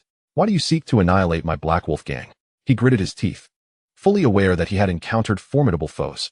Despite being the strongest at Qi refinement level 5, he felt an overwhelming sense of danger just from Zhuge Feng alone. It was clear that he could not contend with these youthful adversaries. The Black Wolf gang has robbed merchants and slaughtered villagers, inciting the wrath of both gods and men. Zhuge Feng rebuked with righteous indignation. We, the Tian Dao Sect, represent justice, exterminating demons and upholding righteousness, rooting out bullies. Xiao Lingxi added with resolute conviction. Justice? Huh. You self-righteous sectarians, who claim to embody virtue, are not you all engaged in your own sordid deeds behind the facade? The burly man with a beard sneered. The Black Wolf stronghold has maintained its foothold here for several years, not merely relying on ourselves. As he spoke, he produced a harmonica and played it forcefully, causing an extraordinary melody to resonate throughout the entire stronghold. Not good. Stop him. Zhuge Feng and Xiao Lingxi rushed forward. Although they were uncertain of the man's intentions, they sensed it could only lead to misfortune. If you take another step closer, I will kill her. The burly man seized the captured girl, his hand gripping her throat as he menacingly threatened. Seeing this, Zhuge Feng and his companions halted, wary of making any rash moves. The girl was still alive. Xiao Lingxi's keen eyes noticed the girl's breath. What should we do? At this distance, I cannot ensure a fatal blow before he acts. Zhuge Feng frowned and murmured. Hee hee. The burly man laughed upon witnessing their hesitation. A cruel light flickered in his eyes, and a sinister grin spread across his face. Surrounding us is a sect called the White Wolf Sect. The reason the Black Wolf stronghold has endured for so long is entirely due to our reliance on them. The Immortal Sect prides itself on justice, daring not to act overtly, thus entrusting us with their dirty work. We safeguard the White Wolf Sect in exchange for a share of the spoils, 80-20. Now, I have summoned the strong ones from the White Wolf Sect, and they will arrive shortly. You little brats are all going to die? The burly man laughed maniacally, convinced of his victory. What? The White Wolf Sect? Xiao Yan was taken aback, not expecting to encounter such a situation, realizing this man had connections to the sect. He turned to Zhuge Feng and Xiao Lingxi, saying, The White Wolf Sect is a minor sect outside Yinshui City. Though not large, it boasts quite a number of members. Its leader is at the pinnacle of Qi refinement. If it comes to a direct confrontation, we might not stand a chance. Xiao Lingxi frowned slightly. Humph. So the White Wolf Sect actually protects the Black Wolf stronghold. It appears they are cut from the same cloth. What should we do? Zhuge Feng said gravely. While they could likely overpower the man before them, what about the girl? A rumble echoed in the distance as dust rose, indicating that someone was approaching on horseback. In the sky, a streak of light approached. Presumably a powerful individual flying on a sword. To fly on a weapon, one must be at least at the late stage of chi refinement. The forces of the White Wolf sect were on their way. You are not to follow, or I will choke her to death. The burly man laughed heartily, slowly retreating on his horse in the direction of the approaching White Wolf sect members. We cannot let him escape. It will be increasingly difficult to catch him later. Xiao Yan shouted urgently. But what about the girl? Xiao Lingxi expressed her concern. Zhuge Feng's brow furrowed as he sighed helplessly. It seems we have no choice but to engage in battle once more. Meanwhile, Su Bai subtly shook his head. Although his 4 disciples were cooperating adequately and possessed strength surpassing their peers, their strategy still lacked refinement. They evidently had not grasped the principle of capturing the leader before the followers. In the present moment, the burly man with a beard felt an impending sense of caution. For he was holding a girl hostage. Unless one's cultivation surpassed his significantly, rescuing her would prove exceedingly difficult. It seems I must personally intervene, otherwise. Should the formidable warriors of the White Wolf sect arrive, we would find ourselves in dire straits, Su Bai murmured to himself. This place lay beyond the territory of the Heavenly Dao Sect, where he could no longer claim invincibility. The White Wolf sect boasted peak practitioners of chi refinement, and he was still not their match. However, just as he prepared to take action, an unexpected turn of events transpired. The girl, who had been grasped by the throat, suddenly awakened with an air of tranquility. Perhaps stimulated by some unseen force, an overwhelming torrent of demonic flames erupted from within her, enveloping her in a massive shroud of black mist. Her eyes transformed into an abyssal black, radiating a chilling depth filled with a bloodthirsty glimmer. The burly man's hands, which had been in contact with her neck, throbbed with excruciating pain, as if sliced by blades, flesh and bone twisting grotesquely. "Ah!" he screamed in anguish, releasing his grip and hastily retreating from his mount. Yet, the eerie demonic flames coiled around him, incessantly scorching his hands and spreading throughout his body. "Ah!" he howled in torment, frantically flailing his fists in a futile attempt to defend him. "Greetings, master. This black iron ruler is exceedingly adept. I have dispatched 6 bandits," Xiao Yan proclaimed, patting the black iron ruler upon his back. "Upon our arrival at the Black Wolf village, we stealthily infiltrated, annihilating all the bandits left behind. We then laid an ambush, awaiting the return of their main force. Once their main force returned, I, alongside my fellow disciples, Lingxi and Xinyao, seized the opportunity to ensnare them entirely." However, as he spoke, Zhuge Feng paused, casting his gaze towards the unconscious maiden. "What is it?" Su Bai inquired. "I did not anticipate that the leader of the Black Wolf village would leverage the lives of innocents as a bargaining chip, and his collusion with the White Wolf sect nearly allowed his escape," Zhuge Feng admitted with a tone of shame. "Master, we had formulated our plans in advance. We simply did not foresee that they had captured hostages, otherwise we would have executed it flawlessly," Xiao Yan added. Surveying his disciples, Su Bai spoke softly. "Zhuge Feng, with your strength, how confident are you in subduing that leader and rescuing the hostages, should he be unprepared?" At this question, Zhuge Feng momentarily hesitated before responding. "The leader practices only inferior celestial arts and is not particularly formidable. If I were to launch a surprise attack, my confidence would be absolute." "Then why did you not alter your strategy to prioritize the rescue of the hostages?" Su Bai queried.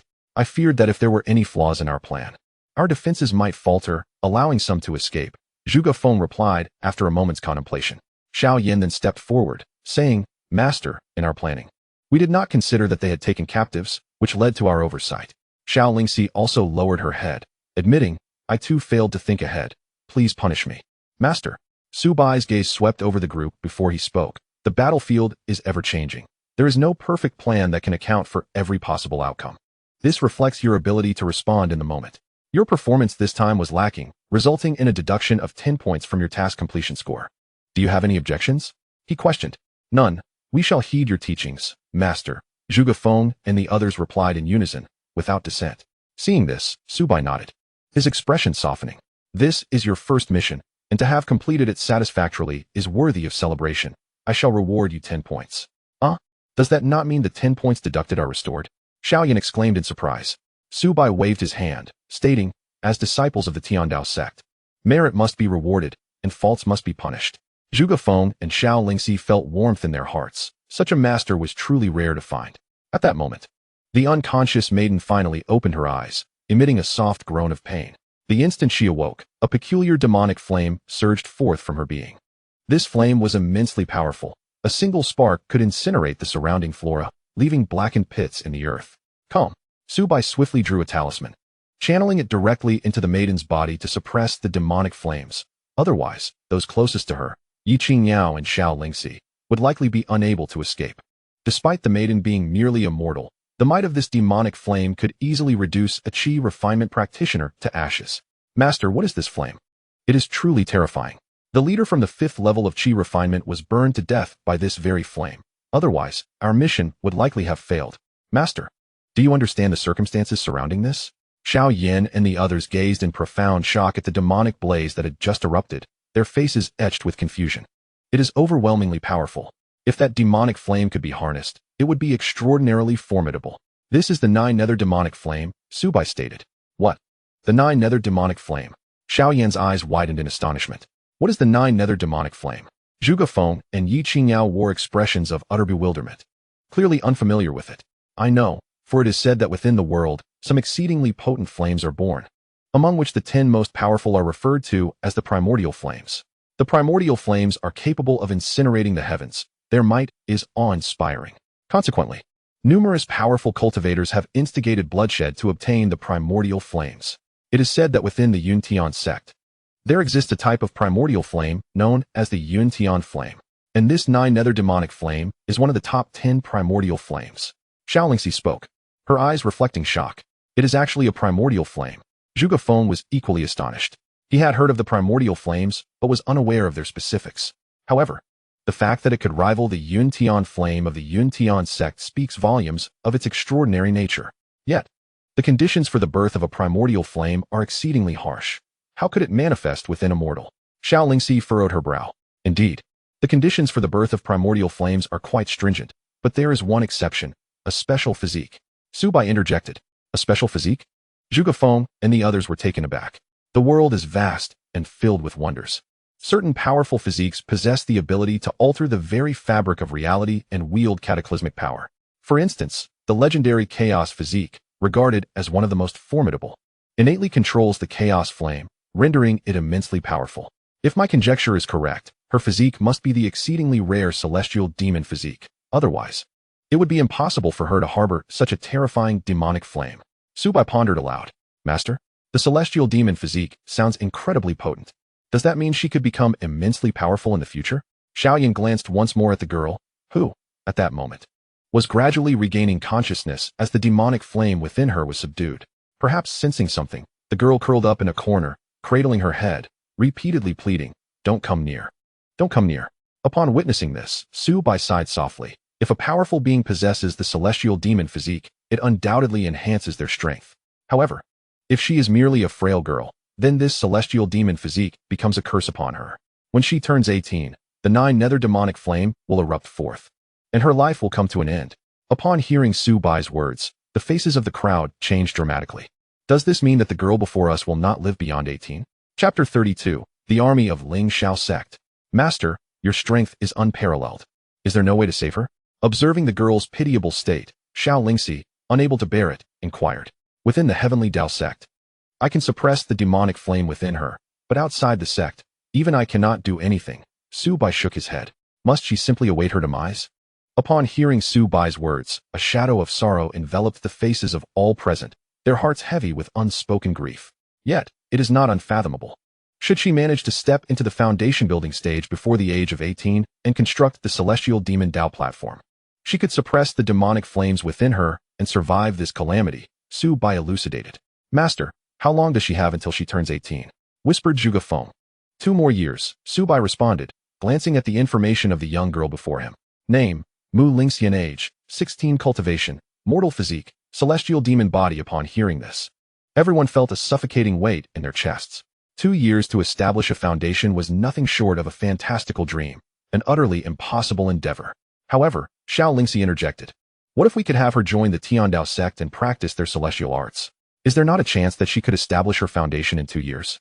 I have been cultivating for less than a month and am on the verge of reaching the 5th level of Qi refinement. 2 years to establish a foundation is not devoid of hope. Zhuge Feng's eyes sparkled with newfound possibility. Yet, Su Bai shook his head. For entry into a sect required a loyalty rating of at least 60. This Mu Lingxian had a loyalty rating of 0. She was completely unfamiliar with the Tiandao sect. How could there be any talk of loyalty? Zhuge Feng, Xiao Yan, continue your cultivation. Lingxi, Qingyao, please go and comfort her. She must be deeply shaken. And do not mention her celestial demon body or the fact that she has only 2 years to live, Su Bai instructed. Yes, master. The two nodded and stepped forward to console Mu Lingxian. Who are you? Mu Lingxian exclaimed upon seeing Xiao Lingxi and Yi Qingyao, her expression fraught with suspicion. Do not be alarmed. There is no danger here, Xiao Lingxi reassured with a gentle smile. After a brief moment, Mu Lingxian's emotions stabilized. Though she remained reluctant to engage with others, Xiao Lingxi approached Su Bai to report on her findings. Master, I have learned some details about her. Her name is Mu Lingxian, hailing from Qingyan City, several hundred miles away. She arrived in Yunshui City with a merchant caravan to procure medicine but was besieged by bandits, resulting in the annihilation of the entire caravan, save for her. Furthermore, due to her uncontrollable demonic flames, which often erupt unexpectedly, she is fearful of any contact with others. Listening to Xiao Lingxi's account, Su Bai slowly closed his eyes, deep in contemplation. Loyalty rating, 20. Thanks to the comfort provided by Xiao Lingxi and Yi Qingyao, Mu Lingxian's emotional state improved, perhaps saving her life and thus slightly elevating her loyalty rating. However, she still fell significantly short of the threshold required for apprenticeship. The Tiandao sect accepts disciples regardless of their cultivation level, spiritual roots, or social standing. Only one condition prevails: a sufficient loyalty rating. Even if Su Bai harbored thoughts of taking her in, it was resolutely impossible. This was a fundamental principle. In Yunshui City, during the 100 sects gathering, the throngs of people remained undeterred, all aspiring to join a celestial sect, yet the number of sect banners had been reduced by more than half. Why are there so few sects? Someone wondered aloud. Even the Ling Shao sect's banner is missing. Are they no longer recruiting disciples in Yunshui City? Are you unaware? Outside Yunshui City, the emergence of the Tiandao sect has nearly obliterated the Ling Lang sect and has also offended the Ling Shao sect. The Ling Shao sect has already issued a proclamation, declaring that they will no longer accept disciples from Yunshui City. Is this true? But that wouldn't account for half, would it? What about the other sects? Are you foolish? Many sects are either subordinates of the Ling Shao sect or seek to curry favor with them. With the Ling Shao sect's declaration, naturally, numerous sects will cease to recruit disciples from Yunshui City. Alas, I painstakingly gathered several hundred taels of silver, hoping to join the Ling Shao sect.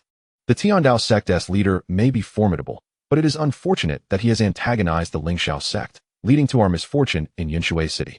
The crowd buzzed with discussion, clearly pessimistic about the situation in Yunshui City. At that moment, abruptly, the sunlight was obscured, and an overwhelming aura descended from the heavens. Thunderous roars echoed. A colossal shadow enveloped the entire square, causing the crowd to gasp in shock as they looked up. An ancient war chariot loomed across the sky, exuding an aura of dread that chilled the hearts of all. Upon the chariot stood 3 figures, their imposing presence causing the very heavens and earth to tremble. Following the chariot were a dozen enormous flying vessels, each brimming with countless practitioners, their collective might soaring into the sky. Both the war chariot and the flying vessels bore a grand banner, fluttering in the wind. The banner depicted a red circular emblem, within which were inscribed the words Ling Shao. It is indeed the people of the Ling Shao sect. My heavens, thousands of celestial masters, what a grand display. How terrifying. What could the Ling Shao sect be planning? The inhabitants of Yunshui City looked up in awe, their hearts racing, utterly astonished. This sheer display of power was sufficient to intimidate the vast majority of forces in the world, rendering them incapable of reckless action. This is the might of the top 500 in the Celestial Alliance. At that instant, the elder on the ancient war chariot suddenly opened his eyes, causing the void to quake. Rise. With a mere gesture, a mountain outside Yunshui City was uprooted, ultimately levitating in the sky, supported by his hand. Hiss. Countless onlookers gasped in disbelief at this spectacle. To lift a mountain, what extraordinary prowess. My heavens. That elder is the law enforcement elder of the Ling Shao sect. The real person Yuan. It is said that the elders of the Ling Shao sect possess golden core cultivation, utterly fearsome. The legend that golden core practitioners can move mountains and fill seas is indeed true. The other two, able to stand alongside a golden core practitioner, could it be Hiss? The crowd inhaled deeply, their faces etched with terror and awe, an overwhelming reverence swelling within them. I, as commanded by the sect leader, have come to eradicate the Tiandao sect. Those who offend the Ling Shao sect shall leave no trace. The real person Yuan spoke indifferently, his voice resonating through the heavens like thunder, echoing far and wide. Subsequently, with a wave of his hand, the mountain above soared towards the Tiandao sect's peak, descending with a terrifying might that sent shivers down the spines of all witnesses. The people of Yinshui City gazed toward the direction of the mountain's descent, whispering softly, "The Tiandao sect is finished." Chapter 33. One step forward and the heavens will shift with a thunderous rumble. A mountain towering 100 zhang descended from the heavens, enveloped in a swirling cloud of dust, crashing down with tremendous force.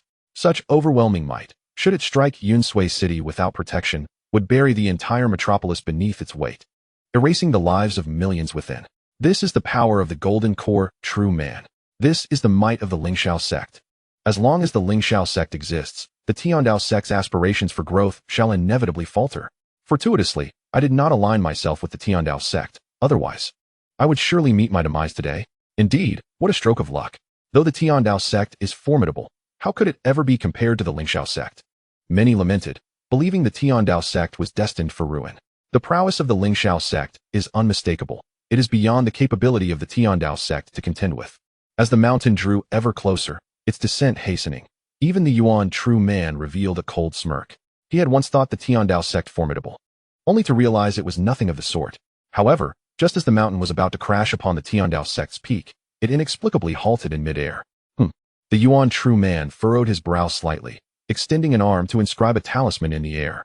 Be restrained. The talisman was cast towards the mountain, yet strangely, the mountain remained immobile, suspended in the air. Suddenly, a beam of light shot forth from the peak of the Tiandao sect, piercing through the mountain and cleaving it in two. Swish! In rapid succession, beams of light flickered, incessantly slicing through the mountain. Bang! Ultimately, that 100 zhang high mountain shattered completely, transforming into a cloud of dust that scattered in the air. In that moment, the people of Yinshui City stood in stunned silence, their expressions filled with disbelief, as if even their breath had ceased. What? How could this be possible? Everyone was aghast, their eyes wide with incredulity, rendered speechless. Each time they believed the Tiandao sect was doomed, it would defy expectations yet again. The formidable assault from the golden core true man of the Ling Shao sect had been effortlessly obliterated. The leader of the Tiandao sect was indeed also a golden core true man. No wonder he possessed the strength to slay figures like Ling Langxian. The Yuan true man squinted, his gaze sharp as a blade, piercing through the layers of mist to fixate upon the entrance of the Tiandao sect. There, a figure could be faintly discerned stepping forth, hands clasped behind his back, exuding an air of leisurely confidence as he strolled forth. The leader of the Tiandao sect, Su Bai, emerges to face his demise. He bellowed, his voice deep and resonant, reverberating through the heavens, causing the very void to tremble. With a sudden whoosh, a fierce wind surged, sweeping across a 10-mile radius, billowing the robes of the crowd and sending their hair into disarray. Under such a terrifying aura, the people of Yinshui City felt a constriction in their chests, nearly gasping for air. Is this the power of a golden core true man? Truly terrifying. They all trembled in fear. The golden core true man was overwhelmingly formidable. It was a realm entirely distinct from the Foundation establishment stage. No sooner had the Yuan true man's words fallen than a young man in white robes emerged slowly from within the Tiandao sect. The young man possessed strikingly sharp eyebrows and captivating eyes, his physique standing tall and straight like a spear. Particularly, his eyes sparkled like brilliant stars, radiating an alluring brilliance that could ensnare one's heart. A playful smile danced at the corner of his lips as he stepped into the air above Yinshui City. With his hands clasped behind his back, he gazed down at Yuan Jinren and the others, speaking from Ling Shao sect. Upon hearing this, Yuan Jinren couldn't help but let out a cold laugh. With his hands behind him, he looked down on Su Bai from his elevated position. Su Bai, the leader of Tiandao sect, you have finally chosen to show yourself. I am a law elder from Ling Shao sect, and I have come here today to escort you and your companions to the afterlife. Yuan Jinren snorted disdainfully, his gaze icy and filled with murderous intent. At that moment, an elderly man emerged from the ancient war chariot, his eyes fixed intently on Su Bai. Su Bai, you have slain my disciple and annihilated over 1,000 members of my sect. Today, you cannot escape death. The old man was frail, with hair as white as snow, and his gaze was sharp and venomous as he stood at the edge of the ancient chariot, looking down at Su Bai. His aura was formidable, revealing him to be a powerful golden core realizer. Ancestor of Ling Lang's sect, Ling Lang Jinren? Su Bai remarked nonchalantly upon recognizing him. Indeed, it is I. Today, I shall take your worthless life. Ling Lang Jinren sneered, a storm of murderous intent igniting in his eyes. And I am Lu Ha, a guest elder of Ling Shao sect, known to the world as Baihe Jinren. The last figure to step forward from the war chariot was a middle-aged man, wielding a feather fan, his gaze cold and vicious. The Law Hall of Ling Shao Sect is here to eliminate all obstacles. Behind Yuan Jinren, from the dozens of flying vessels, thousands of Ling Shao Sect disciples soared into the sky. In an instant, the entire area was filled with 5,000 to 6,000 individuals, densely packed like locusts, covering the heavens. Among them, over 100 were foundation builders, and the rest were all cultivators above the 7th level of Qi refinement. The Law Hall of Ling Shao Sect was nearly assembled. 3 golden core realizers, over 100 foundation-building cultivators, alongside thousands of late-stage Qi refiners. This spectacle was truly terrifying. The people of Yinshui City, witnessing this scene, turned pale as sheets.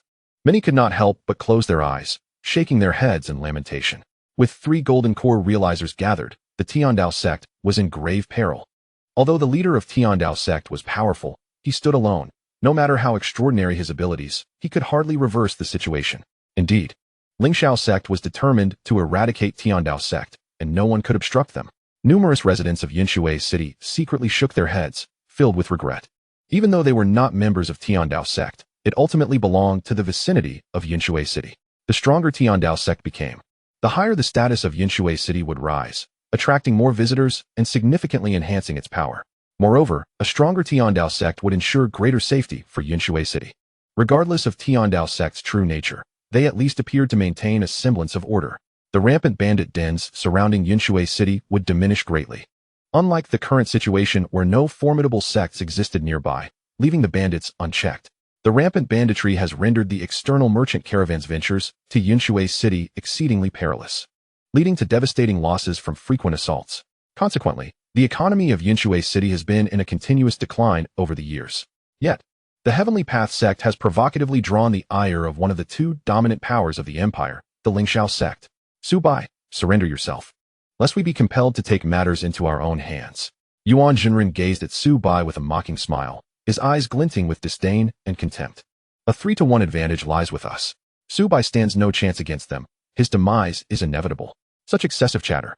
Su Bai scoffed, lazily stretching his limbs, his demeanor as nonchalant as ever. If you take another step forward, the heavens will tremble. Chapter 34. You are not a golden core. You are a nascent soul. Ha ha. At these words, Yuan Jinren erupted into laughter, his mirth laced with derision and scorn. And what if I were to advance a step? Yuan Jinren retorted, his face a mask of mockery. If you step forward, you shall hasten your journey to the Yellow Springs. Su Bai shrugged casually. The dominion of a 2-star sect extends 10 miles, and Yuan Jinren and his companions stood just beyond that threshold. Should Yuan Jinren take a single step forward, if Su Bai so wished, with but a thought, he could eliminate him. This is the essence of invincibility, whether you are a golden core or a nascent soul. You seek death. Upon hearing this, Yuan Jinren's expression shifted dramatically. Instantly, a roar echoed across the expanse. The gathered crowd could palpably sense the surge of murderous intent emanating from Yuan Jinren. With a thunderous sound, he abruptly lifted his head, his internal power surging like a tidal wave, boiling with intensity. In an instant, the temperature within several feet soared, the scorching heat causing skin to sting painfully. With a swish, a blood-red long knife materialized, exuding a terrifying sharpness. Little beast, prepare to meet your end. Yuan Jinren bellowed, gripping the blood knife as he charged forward. His arm swung, the blood knife tearing through the air, slicing through the sky directly at Su Bai. This strike was extraordinarily fierce, capable of cleaving mountains and splitting peaks. Now, Yuan Jinren had crossed the 10-mile line, and with a mere thought from Su Bai, he could obliterate him instantly. However, observing the other 2 golden core Zenrins on the war chariot, along with the several thousand cultivators behind them, Su Bai refrained from striking. Capturing the leader before the followers would not suffice here. His realm of invincibility extends merely 10 miles. At present, all others, aside from Yuan Jinren, are beyond that distance. Should he eliminate Yuan Jinren, the remaining individuals would undoubtedly be frightened, possibly retreating, thus preventing him from annihilating them all. Moreover, if he were to slay Yuan Jinren while allowing the others to escape, some astute individuals might discern the underlying truths. The Heavenly Path sect and the Ling Shao sect are already like fire and water, possessing the strength to annihilate a golden core Jinren. Why would he allow others to flee? With a slight closing of his eyes, Su Bai had devised a plan for the complete eradication of these individuals. As the military adage states, feign retreat to lure the enemy deeper. Boom. Yuan Jinren's blade descended, met by Su Bai, who staggered back 2 steps as a result. Indeed, there is some measure of strength. Su Bai gazed at Master Yuan with a subtle smile. I am at the mid-stage of the Golden Core realm. How could you possibly contend with me? Master Yuan scoffed, his face brimming with arrogance. After enduring that previous strike, he conceded that Su Bai was indeed formidable. Yet he still felt a considerable distance remained between them. Little ghost, receive my blow once more. Master Yuan bellowed, unleashing another strike with increased ferocity. This time, he wielded his full strength, intending to eliminate Su Bai in one fell swoop if he could not withstand the attack. Foolish. Observing this scene, Su Bai's lips curled into a slight smirk as he feigned weakness, retreating to the summit of the Heavenly Dao Sect. With a flick of his hand, an enormous protective barrier enveloped the entire peak. With a resounding hum, Master Yuan's blade struck the barrier with tremendous force. The clash produced a thunderous noise, echoing like a tempest as shock waves reverberated through the air. The barrier trembled violently, appearing on the verge of collapse. This turtle shell is rather sturdy. Fellow Taoists, assist me in breaching this formation. Master Yuan furrowed his brow. Rest assured, Master Yuan, this trivial defensive array can be shattered with a mere snap of the fingers. The nearby Lu Ha and Ling Lang exchanged glances, revealing sinister smiles. They then leaped from their war chariot, their forms flickering as they transformed into afterimages, launching a joint assault on the barrier. Boom!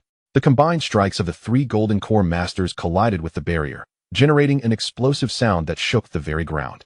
Yet, despite the overwhelming power of their attacks, and although the barrier seemed on the brink of destruction, it remained unbroken. The expression on Master Yuan's face darkened as he turned to the thousands of disciples behind him. Where are the disciples of the law enforcement hall? Here, Master. Voices echoed from afar instantaneously. All together, assist this elder in breaking the formation. Master Yuan commanded with a wave of his hand. As you command. In an instant, thousands of brilliant lights surged forth, joining the fray to dismantle the array. Meanwhile, Su Bai stood casually with his hands clasped behind his back, his smile deepening. While he remained utterly unfazed, his disciples were growing increasingly anxious. Master, there are so many of them. What should we do? Master, the formation is about to break. You are powerful. You can fight your way out without us. Master, you must leave quickly. Zhuge Feng, Xiao Yan, and Xiao Lingxi displayed expressions of deep concern. Shoo! I am merely indulging them in a game. Su Bai chuckled, exuding an air of ease. Observing their master's calm demeanor, the disciples felt slightly reassured. Upon reflection, possessing several top-tier celestial techniques was certainly not the mark of an ordinary individual. Master, what game are you playing with them? Xiao Lingxi inquired, her beautiful eyes wide with curiosity. Why, the game of cat and mouse. Su Bai replied with a smile. Cat and mouse. The disciples were perplexed, utterly bewildered by the situation. However, Su Bai offered no further explanation, his gaze fixed beyond the barrier. This game was about to conclude. As he noticed the last disciple of Ling Shao sect enter within a 10-mile radius, Su Bai smiled faintly. With a single step, he reappeared in midair, simultaneously retracting the protective barrier. Su Bai, are you aware of your inferiority, and have you resigned yourself to defeat? Upon witnessing this, Yuan Jinren could not help but sneer repeatedly. It is too late for surrender. Today, within the confines of the Tiandao sect, not even an ant shall survive. Ling Lang Jinren's eyes glimmered with cold determination as he was the first to charge forward, wielding a divine whip, and exclaimed furiously, Su Bai, prepare to be buried alongside the Ling Lang sect. Boom! The divine whip crackled like lightning, tearing through the void and conjuring a tempestuous wind. Ling Lang Jinren unleashed his lethal move right from the start, aiming to strike Su Bai down in one fell swoop. However, Su Bai merely smiled faintly and extended his hand, snapping his fingers lightly. In that instant, time and space froze. Everything came to a standstill. Ling Lang Jinren's countenance changed dramatically, his body stiffening in place, utterly immobilized. Do you see the inscription on that stone tablet? Those who offend the Tiandao sect shall face merciless retribution. Su Bai spoke slowly. I offered you a chance, but alas, you chose the path of death. Ling Lang Jinren shouted with all his might, attempting to break free from the confinement. Yet, no matter how he struggled, he remained motionless, as if ensnared by a binding spell. His face turned ashen, beads of sweat trickling down his forehead. At that moment, he comprehended the terrifying aspect of Su Bai. Merely by snapping his fingers, he had sealed all of Ling Lang Jinren's actions. He was a Golden Core cultivator, yet here he was, rendered powerless by a mere finger snap. Who would dare believe it if they had not witnessed it firsthand? This revelation sent shivers down Ling Lang Jinren's spine. Not only he, but also those surrounding him, including Yuan Jinren, were taken aback, their expressions filled with horror. This is bad, we've been deceived. Lu Ha's complexion shifted as he attempted to flee. only to discover that his own body was also immobilized. Yuan Jinren, even more so, wore a ghastly expression, realizing that he too was bound. His gaze fixed intently on Su Bai. You're not a golden core. You are an infant soul. Chapter 35. The snap of a finger destroys the golden core. A bountiful harvest, you are an infant soul. This declaration from Yuan Jinren left the other two golden core true monarchs, all disciples of Ling Shao sect who had arrived, as well as countless individuals in Yunshui City, utterly stunned. An infant soul elder. If a golden core cultivator who has survived the tribulation stands as a top-tier powerhouse within the Dazhao Empire, capable of leading a sect into the ranks of the Immortal Alliance, then an infant soul elder is sufficient to stand at the pinnacle of the empire.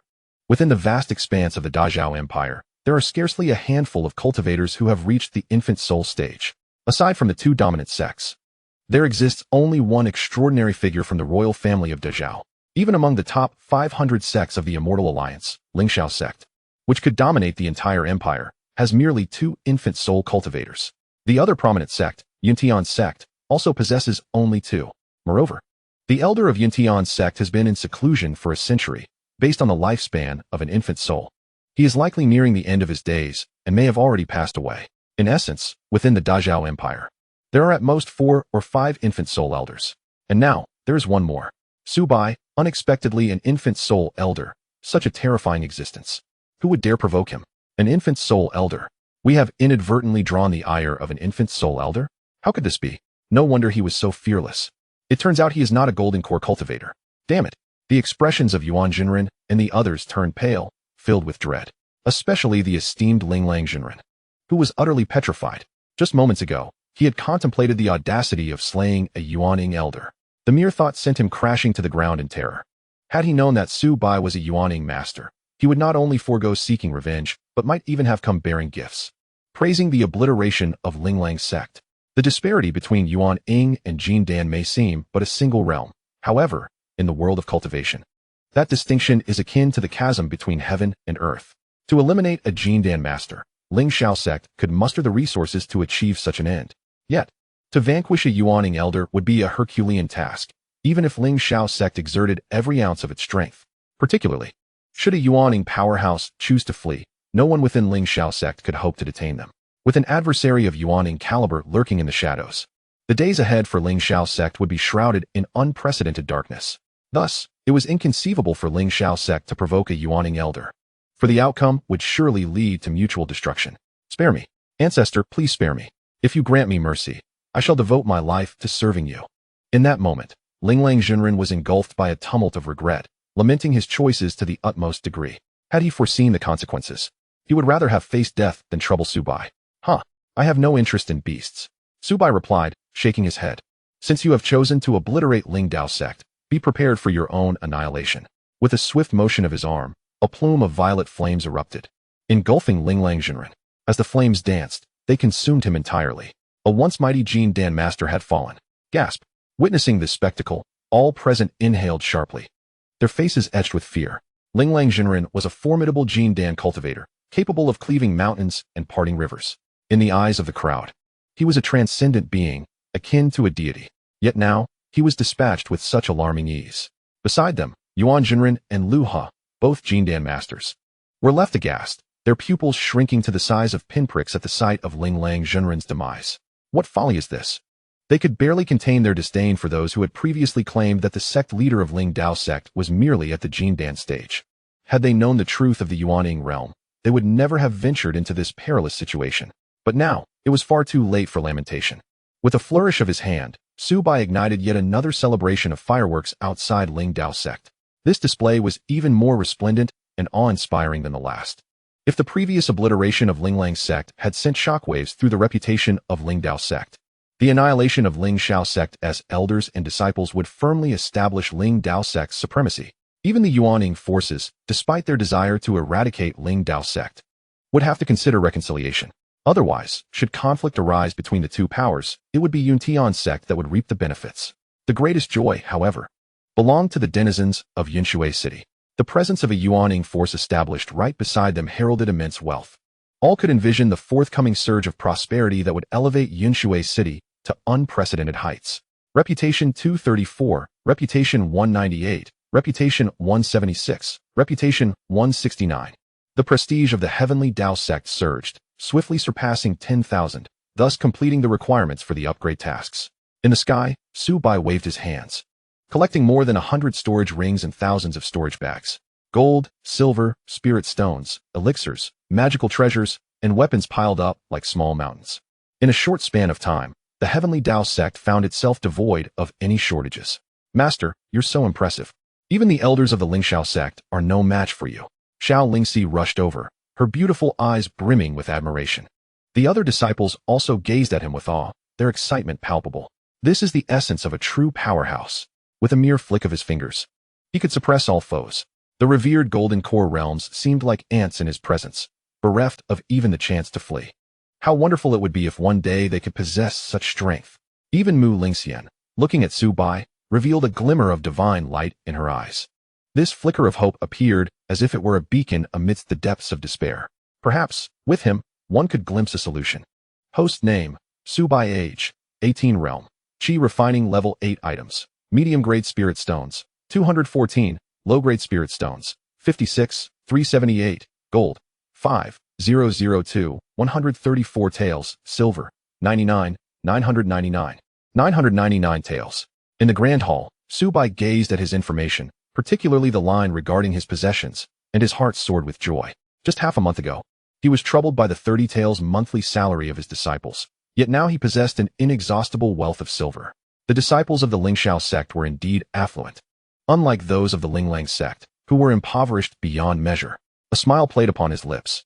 Now, having showcased his extraordinary prowess and unparalleled techniques, as long as the Ling Shao sect was not foolish, they would refrain from seeking trouble with him. This meant that after this battle, the reputation of the Heavenly Dao Sect would be irrevocably established. Knock, knock, knock. A sound echoed at the door. Come in, Su Bai replied nonchalantly. Zhuge Feng pushed the door open and entered, bowing respectfully before Su Bai. Master, there is already a throng of people gathered outside the mountain gate, all eager to join our Heavenly Dao Sect. What do you think? Upon hearing this, Su Bai raised an eyebrow. The more disciples he had, the stronger his power would become, so naturally, he wished for as many disciples as possible. The expansion of the Heavenly Dao Sect's disciple base was a welcome development. However, his energy was limited, and should the number of disciples increase, it would be impossible for him to attend to everyone adequately. After a moment's contemplation, an idea began to form in his mind. Chapter 36. Talent is secondary. Sincerity is sufficient for admission in the Heavenly Dao Sect. There is no distinction between inner and outer disciples. All who pass the assessment are considered formal disciples. Among them, formal disciples are categorized into 5 generations. Regardless of whether one is a first-generation or fifth-generation disciple, all are entitled to exchange for a type of celestial technique at the Celestial Law Pavilion free of charge, enjoying the same privileges. Upon hearing this, Zhuge Feng couldn't help but voice his concern. Master, the celestial techniques of the Heavenly Dao Sect are extraordinarily formidable. If they were to spread widely, wouldn't that invite theft from other factions?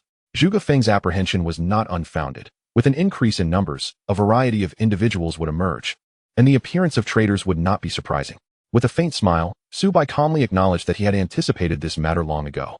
He had already erected a plaque outside the Immortal Method Pavilion, declaring that the cultivation techniques could only be practiced individually, with a strict prohibition against dissemination.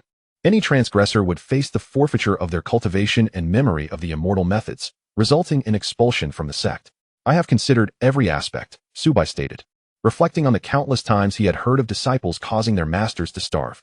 Master, how shall we ascertain if anyone has violated this rule? Zhuge Feng inquired further. With a gentle smile, Su Bai replied, You need not concern yourself with that. I possess my own means. The system's arrangement for spirit guardians serves a purpose beyond merely selecting the most suitable immortal methods for disciples. It encompasses a far more significant function. It monitors whether any disciple has disseminated the immortal techniques. Ignoring distance and time, should any breach occur, their memory of the immortal methods will be instantly erased. Exploiting system loopholes is simply not an option. My energy is limited.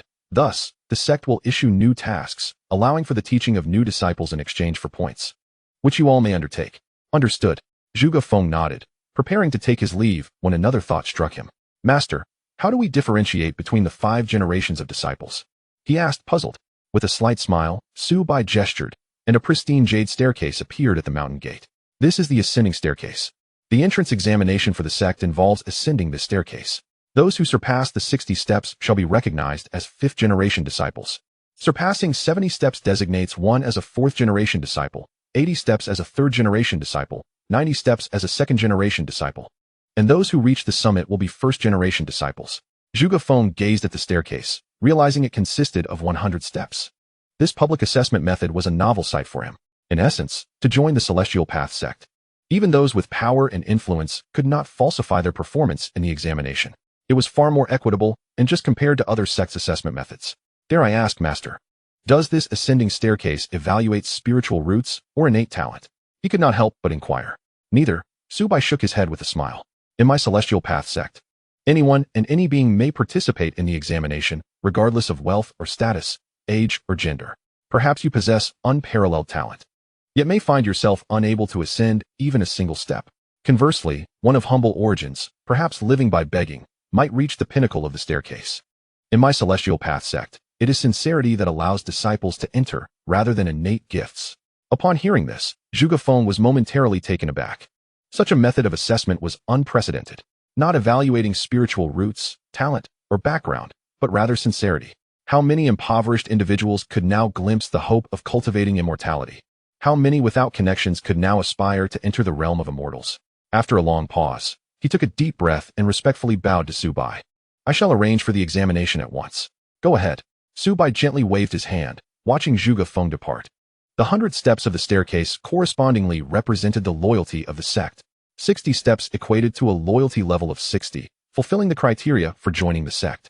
Differentiating generations of disciples based on their loyalty to the sect undoubtedly aligns perfectly with the principles of the Heavenly Dao Sect. The loyalty ratings are as follows: Zhuge Feng, 97, Xiao Lingxi, 97, Xiao Yan, 97, Yi Qingyao, 97.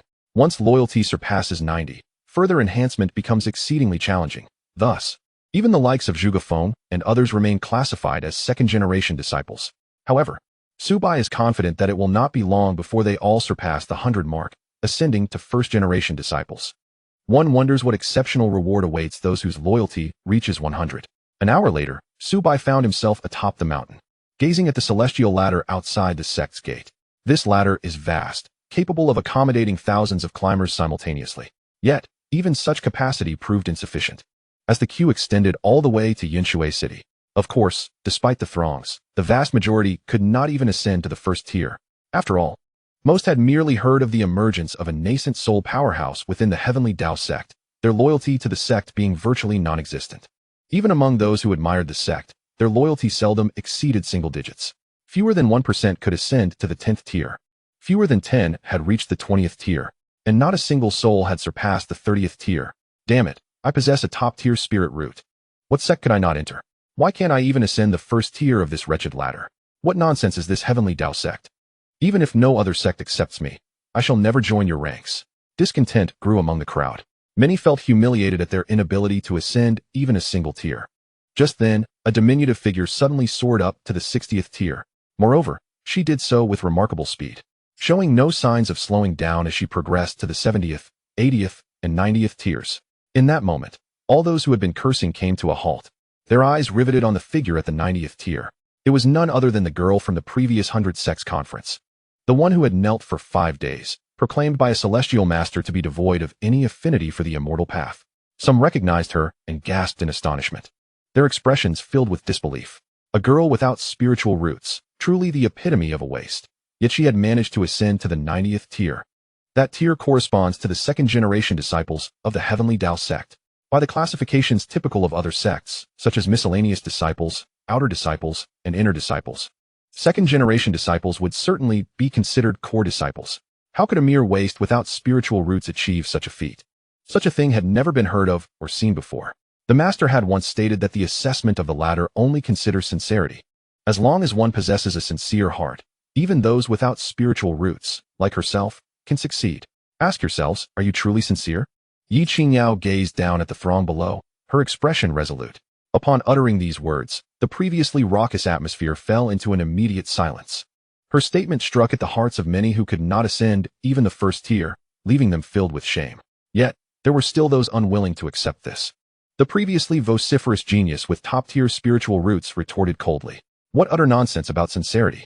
With my superior spiritual root, I could effortlessly ascend to the Ling Shao sect. You, from the Tiandao sect, are of no interest to me. What difference does it make? You, who lack even a spiritual root, would be deemed useless in any sect.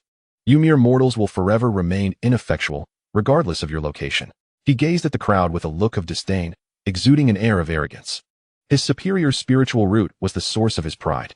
The surrounding individuals fell silent, for he spoke the truth. No matter the sect.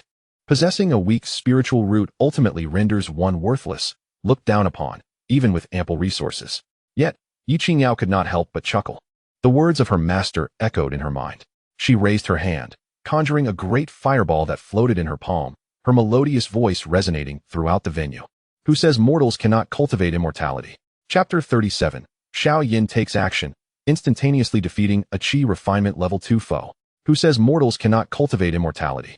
Just over a week ago, these were the words spoken by Su Bai to Yi Qingyao, igniting her passion for cultivation. And now, she proclaimed this belief to the crowd, sharing her fervor with everyone.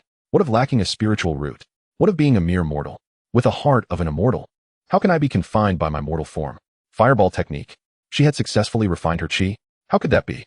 I distinctly remember her being deemed incapable of cultivation by the immortal master, lacking a spiritual root.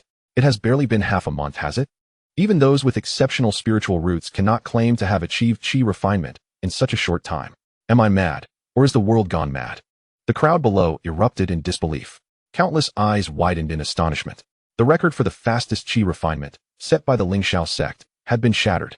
And the one who broke it was not a peerless genius with exceptional roots, but a mere mortal without a spiritual root. Who would dare believe such a tale? The genius with a superior spiritual root, hearing the murmurs around him, was equally astonished. In less than half a month, she had successfully refined her Qi. Were she not immortal, one might suspect her of possessing exceptional roots. Yet, she was indeed immortal. This defied comprehension. It was simply unscientific. He bellowed. This must be a lie. Dare you challenge me? A powerful aura erupted from him, indicating that he, too, had achieved Qi refinement, not merely at the first level, but the second. This meant he was not merely seeking to join the Tiandao sect. He was already a disciple of another sect. Here to assess the capabilities of the Tiandao sect. A challenge? Allow me to engage you in combat. A voice rang out, and a young man descended from the high platform, eyeing the Qi refinement level 2 genius with a keen gaze. Given his superior spiritual root, it was likely that the sect he belonged to was a major one, if not the Ling Shao sect. It was the perfect opportunity to test his own strength. Who are you? The Qi refinement level 2 genius asked, frowning at the young man before him. The boy smiled lightly. Tiandao sect, Xiao Yan. Xiao Yan. I have never heard of you. What audacity you possess to challenge me. The prodigy with a superior spiritual root scoffed disdainfully, casting a casual glance at Xiao Yan, revealing a look of utter contempt. He was well acquainted with the formidable talents of the Zhao Empire, and since he had never heard of Xiao Yan, it was evident that the latter lacked a superior spiritual root and was unworthy of his attention. Xiao Yan, the infamous waste, the third young master of the Xiao family. Wasn't he the third young master incapable of cultivation? When did he join the Tiandao sect? I was present when Lu Yanran called off the engagement, at that time. Xiao Yan hadn't even joined the Tiandao sect, and now, half a month has passed. While others might not recognize Xiao Yan, the people of Yinshui City were undoubtedly familiar with the name. As they listened to the surrounding discussions, the prodigy with the superior spiritual root scoffed even more. Haha. So yet another waste. Does the Tiandao sect specifically recruit the inept? Upon hearing this, Xiao Yan remained unperturbed and merely narrowed his eyes slightly. If one cannot even defeat a waste, does that not imply one is inferior to a waste? He remarked with a faint hint of mockery. This provoked a furious reaction from the prodigy, who, with a snarl, charged at Xiao Yan, unleashing a palm strike. The force generated by his palm created a gust of wind, compelling those nearby to close their eyes in astonishment. The second level of Qi refinement possessed such power. The superior spiritual root was indeed extraordinary. This was the Yun Shao technique, the second-ranked celestial art of the Yuntian sect. He was a disciple of the Yuntian sect. My heavens! The reputation of the Yuntian sect once eclipsed even that of the Ling Shao sect, and the second-ranked celestial art of the Yuntian sect naturally commanded reverence. Upon hearing the mention of the Yuntian sect, Xiao Yan's previously playful demeanor shifted to one of seriousness. Lu Yanran is within the Yuntian sect. One day, I shall set foot in the Yuntian sect. With a wave of his hand, the mysterious iron ruler fell into his palm as he struck towards the approaching figure. Boom! A tremendous impact resonated throughout the mountain gate. The collision of the two attacks unleashed a tempest, scattering debris and trees in every direction. Whoosh! A figure was propelled like a cannonball, crashing outside the square and stirring up a cloud of dust. Cough, cough, cough. He struggled to rise, blood spewing from his mouth. What kind of power is this? Wow. Witnessing this scene, the onlookers were utterly astonished. The Yuntian sect prodigy at the second level of Qi refinement had been sent flying by Xiao Yan's ruler. Wasn't Xiao Yan supposed to be incapable of cultivation, destined to remain a waste for life? Yet, the power he displayed was nothing short of terrifying. If one cannot even defeat a waste, then are you not the greater waste? Xiao Yan approached slowly, looking down upon the prodigy with a superior spiritual root. Uffed. The Qi refinement prodigy spat blood once more. You wretched fool, just wait for me at the Immortal Alliance conference. The prodigy, seething with rage, spat out a vicious threat before retreating in utter disarray. He could not bear the humiliation any longer. As he departed, the surrounding crowd erupted in fervor, their gazes toward Xiao Yan and Yi Qingyao filled with admiration. A once infamous waste from Yinshui City, deemed incapable of cultivation for a decade, an immortal body deemed unfit for ascension by an immortal master. At this moment, both successfully cultivated their qi. The significance of this achievement was enough to incite their fervor. In the entire continent, those with high talents and exceptional spiritual roots were fewer than 1 in 10,000. The vast majority possessed mixed spiritual roots, making the path of cultivation exceedingly arduous. Consequently, for most, the quest for immortality was fraught with difficulty, compounded by the substantial financial costs required to enter a sect. However, the situation had transformed. Xiao Yan, who had previously been unable to cultivate, and Yi Qingyao, whose mortal body was even inferior to those with mixed roots, had both ascended to the rank of immortal masters. The Dao Sect possessed the miraculous ability to enable even those deemed useless to cultivate. Moreover, the entrance examination for the sect was free of charge. There was no compulsory period of servitude.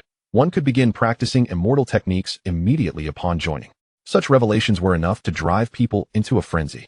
Consequently, those ascending the heavenly ladder became even more fervent, and many who had previously struggled to step onto the first rung surged up several levels in one go. Where there is sincerity, there is spirit. At the summit, Su Bai nodded in satisfaction, observing the scene unfold before him. The performances of Yi Qingyao and Xiao Yan had exceeded his expectations.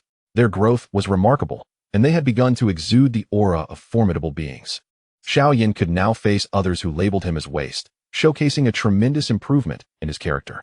Yi Qingyao, once a frail girl, easily toppled by the wind, now stood resolutely before the crowd, becoming a beacon of inspiration. The path ahead lay beneath their feet, awaiting their unique journey to unfold. What if one could not cultivate qi? One could still carve out a realm through physical cultivation. What if one lacked spiritual roots? With perseverance and effort, one could still ascend the path of immortality. Chapter 38. The spiritual realm of Mu Lingxian. An increasing number of individuals ascended the heavenly ladder, striving towards greater heights. The number of those who reached the 10th level multiplied exponentially, and many even ascended to the 20th and 30th levels. If this trend continued, the first individual to reach the 60th level would soon emerge, and once the first appeared, the second and third would surely follow. Su Bai nodded, as if he could already envision a future where disciples of the Dao Sect flourished across the land, and his own strength grew ever more formidable with their increasing numbers. Just as he prepared to turn away, a figure suddenly surpassed everyone, ascending to the 40th level of the heavenly ladder. Who possessed such prowess? My goodness, the 40th level. Only 20 more levels until joining the Dao Sect. Would they continue to advance? Disciples of a nascent soul-level force are admired wherever they go. Everyone gazed in astonishment at the individual on the 40th level, whispering amongst themselves, shouting in excitement, envy, and admiration. Su Bai's gaze shifted, a slight smile gracing his lips. The one who reached the 40th level was none other than Mu Lingxian, whom Zhuge Feng and the others had rescued. Clad in a water-blue dress, her delicate face appeared pale, yet her steps were resolute, each stride taken with unwavering steadiness. 41, 42, 43 levels. Everyone else forgot their own ascension, their eyes fixed upon the silhouette of Mu Lingxian. It was evident to all that she was gravely weakened, her body swaying perilously. Yet even in such a state, she did not falter, continuing her relentless ascent. The Dao Sect's heavenly ladder indeed tested not merely strength or talent. Could it be that they cannot surpass even a frail maiden? In an instant, the confidence of the onlookers surged, propelling them towards greater heights. Meanwhile, Mu Lingxian had ascended to the 50th level, with only 10 more layers separating her from the entry requirements of the Dao Sect. 51, 52, 53, 59. Ultimately, Mu Lingxian set foot upon the 59th layer. With just one more step, she could become a disciple of the Tiandao sect. As all awaited her to take that final step, Mu Lingxian halted, gazing up towards the mountain's peak, utterly still. Why did she not proceed? Did she not desire to join the Tiandao sect? Or was the 60th layer significantly more challenging than the 59th? The crowd buzzed with speculation, bewildered by Mu Lingxian's intentions. Even Zhuge Feng and Xiao Lingxi were perplexed. Would Mu Lingxian truly join the Tiandao sect? Is this the realm of the spirit? At the summit, a flicker of astonishment crossed Su Bai's eyes as he focused intently on Mu Lingxian. Normally, one lacking in foundational cultivation would not possess the formidable spiritual power to construct a spiritual realm. Yet, Mu Lingxian was no ordinary individual. The body of a demon coupled with the 9 nether demon flame defied conventional understanding. Were it not for my suppression, the demonic flames within her would have erupted by now. What had she experienced in the realm of her spirit? Observing the slight tremor of Mu Lingxian's delicate form, Su Bai pondered momentarily before waving his hand, sending a spiritual entity into her spiritual realm. Intense heat, fiery flames, scorching. This was Su Bai's initial impression upon entering Mu Lingxian's spiritual world. He looked up to find the entire dwelling engulfed in a fierce inferno, a sea of crimson. Outside, faint sounds of sobbing reached his ears, prompting Su Bai to follow the sound. There, he found a young girl curled in the corner, weeping softly. This girl was none other than Mu Lingxian. Are you all right? Su Bai approached, his voice laced with concern. Hearing his voice, Mu Lingxian's expression grew more frantic. Trembling as she exclaimed, "Don't come near me. You'll die." She raised her tear-streaked face to Su Bai, terrified that the demonic flames surrounding her would harm others. "Fear not. These flames cannot harm me," Su Bai replied with a gentle smile. "No, you must leave. You must go." Mu Lingxian urgently stood, attempting to distance herself from Su Bai. She had already caused the death of her adoptive parents and wished to spare more lives from tragedy. However, just as she sought to flee, Su Bai grasped her arm firmly. The raging demonic flames surged from Mu Lingxian, threatening to engulf anyone unwitting enough to approach her, enveloping Su Bai entirely in the inferno. Witnessing this scene, Mu Lingxian's fear escalated. She stumbled backward, on the verge of tears. But in the next moment, the flames surrounding Su Bai vanished completely, leaving him unscathed before her. "See, I told you. These flames cannot harm me. Do not be afraid," Su Bai said with a warm smile, gazing at Mu Lingxian. Mu Lingxian stared blankly at Su Bai, seemingly at a loss for words. The flames enveloping her were terrifying. Even the slightest contact would ignite a blazing inferno. Plunging into water would prove futile. Unless they were completely extinguished, they would not die out. Yet, the individual before her appeared to be entirely unaffected. "If something troubles you, feel free to share. Perhaps I can assist you," Su Bai gently urged as he crouched down. "Everyone calls me a demon, a harbinger of disaster," murmured Mu Lingxian, seemingly lost in painful memories, as she curled up on the ground, cradling her head in her hands. "My adoptive parents, I was the cause of their demise. When I awoke, the entire house had been consumed by flames. I too wish for death, to cease causing harm. But even a blade melts upon touching my skin. I cannot even end my own life. I am so desolate, truly desolate. Why must I bear such flames? Why?" Her voice resonated with despair, exuding an aura of profound sorrow. This was the despair of fate. To witness one's parents perish by one's own hand. What utter hopelessness that must entail. Su Bai reached out to gently stroke Mu Lingxian's head, softly assuring her, "It is over. It has all come to an end." His words were imbued with warmth. And as he spoke, the surrounding malevolent flames rapidly dissipated, until the last ember vanished completely. Mu Lingxian found herself momentarily dazed. The figure before her, clad in white, not only harbored no fear of her flames, but was also capable of absorbing them. "Do you desire to wield control over the flames within you, to ensure they no longer harm anyone?" Su Bai inquired. "Is that truly possible? Can I really achieve that?" Mu Lingxian whispered. "Believe in yourself. You can accomplish it," Su Bai declared earnestly. With her head bowed, Mu Lingxian fell into a contemplative silence. Su Bai refrained from interrupting her, standing quietly by her side, waiting patiently. Meanwhile, within Mu Lingxian's mental realm, a transformation began to unfold. The flames had vanished entirely, yet the temperature continued to drop. In the biting cold, a small child huddled outside a home. The child, around 6 years of age, bore an uncanny resemblance to Mu Lingxian in her youth. "Is this a memory?" Su Bai observed quietly, allowing the mental realm to unfold without interference. Chapter 39. Should one ascend to immortality, perhaps there exists a means to reverse life and death. Amidst the swirling snow and wind, a middle-aged couple trudged home, appearing to have returned from a physician's visit.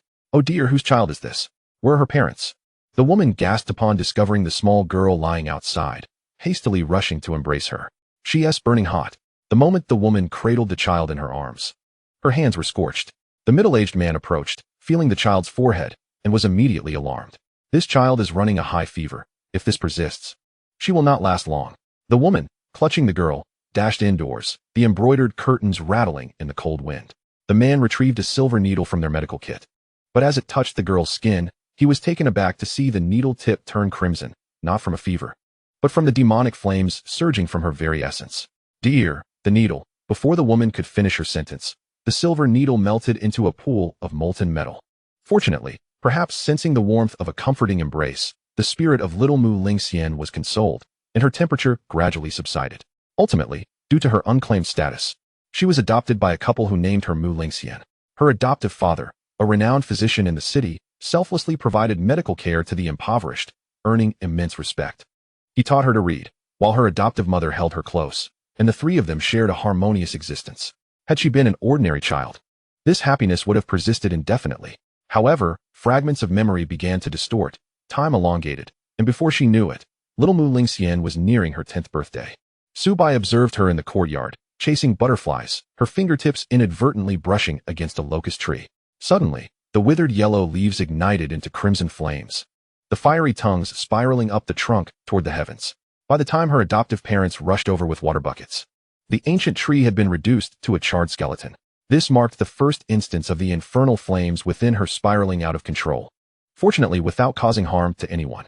That experience left her visibly shaken, and from that moment on, she adopted a reclusive demeanor, distancing herself from everyone, even her adoptive parents. Fearing to approach them, she wished to avoid causing anyone harm.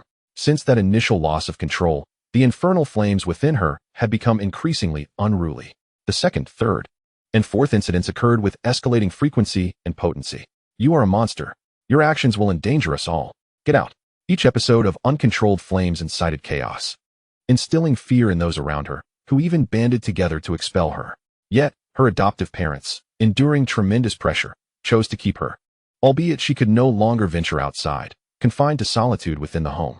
She could only climb the walls to gaze upon the outside world, witnessing the joyous laughter of humanity, while she remained hidden in the shadows, nursing her wounds. She yearned to become one of them, yet that was an unattainable dream.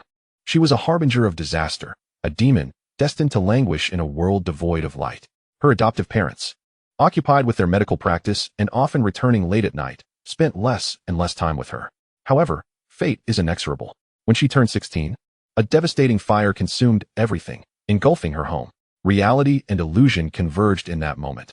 Mu Lingxian stared at the inferno before her, her complexion pale, tears streaming down her face as she cried out in anguish. No, do not fear. Su Bai reached out to touch the flames of memory, golden runes swirling in his palm. The infernal flames, which should have incinerated the house, suddenly became as gentle as silk, winding around his fingers. At that moment, the realm of her spirit shattered. Mu Lingxian remained on the 59th step, while Su Bai, at some unknown point, appeared on the 60th step. I understand your past. Join my Heavenly Dao Sect, and I shall teach you how to control those flames, ensuring they will never harm anyone again, transforming them into your strength. Su Bai's voice resonated softly. Mu Lingxian lifted her gaze to Su Bai, the immortal whose every intervention had profoundly impacted her. She had never encountered such a formidable presence. In those years, her adoptive father took her to seek the wisdom of immortals, hoping to quell the flames within her. Yet, each sage merely shook their head. In truth, at the moment of her parents' demise, she too had perished, for in this world, there remained no one she cherished. However, upon witnessing Su Bai's myriad of miraculous abilities, a flicker of hope ignited within her heart. She stepped forward, truly ascending to the 60th tier of the staircase. This step signified not only her successful passage through the trials of the Heavenly Path sect, but also her willingness to join its ranks. Moreover, her feet did not falter as she continued to strive for greater heights. 61, 62, 63. Memories of her childhood flooded her mind. Father, what are you reading? I am perusing medical texts. Mother says that studying medicine can save many lives. Is that true? Indeed, practicing medicine is a noble vocation. Just as your father has saved countless souls. Do you wish to learn as well, little spirit? Yes. I aspire to become a respected physician like you when I grow up. 71, 72, 73. Mother, they all say I am a harbinger of disaster. Am I truly a calamity? How could you, little spirit, be a harbinger of misfortune. Do not heed their words. But I possess strange flames, and no one dares to play with me. Isn't your mother here to keep you company? But they all fear me. You, little spirit, are the sweetest child. Do not cry, all right? The 80th tier. At this moment, Mu Lingxian had indeed ascended to the 80th tier, signifying her loyalty to the Heavenly Path sect had reached an impressive pinnacle. Yet, it appeared this was not her limit, for she paused here. Not because she could ascend no further. Master, is it true that powerful immortals can resurrect the dead? Mu Lingxian inquired, gazing at Su Bai. Su Bai nodded slightly and replied, indeed, once one reaches a certain level of power, there exists nothing beyond the realm of possibility. Upon hearing this, an inexplicable conviction surged within Mu Lingxian's heart. Can the deceased truly be brought back to life? Su Bai neither confirmed nor denied, but instead looked toward the heavens. Reviving the dead transcends conventional understanding. At least, it is unattainable within the realms of Yuanying and Huashan. However, that does not imply higher realms are incapable of such feats. Should one attain immortality, there may exist methods to reverse life and death, and at that moment, even time and space shall not hinder you. Su Bai spoke slowly. Mu Lingxian smiled, murmuring, Father, Mother, little spirit shall surely resurrect you. Subsequently, she ascended the 81st tier and knelt before Su Bai, bowing deeply. Master, please accept your disciple's reverence.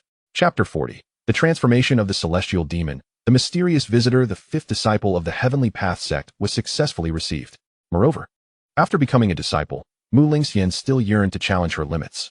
The 81st tier of the heavenly staircase was not the pinnacle. In this moment, Mu Lingxian's gaze was resolute, and her belief reached its zenith. Master, I wish to attempt the 90 levels of the celestial ladder. She lifted her eyes towards the final step, her depths shimmering with anticipation and determination. The 90 levels of the celestial ladder, a second-generation disciple of the Heavenly Path sect. Are you certain?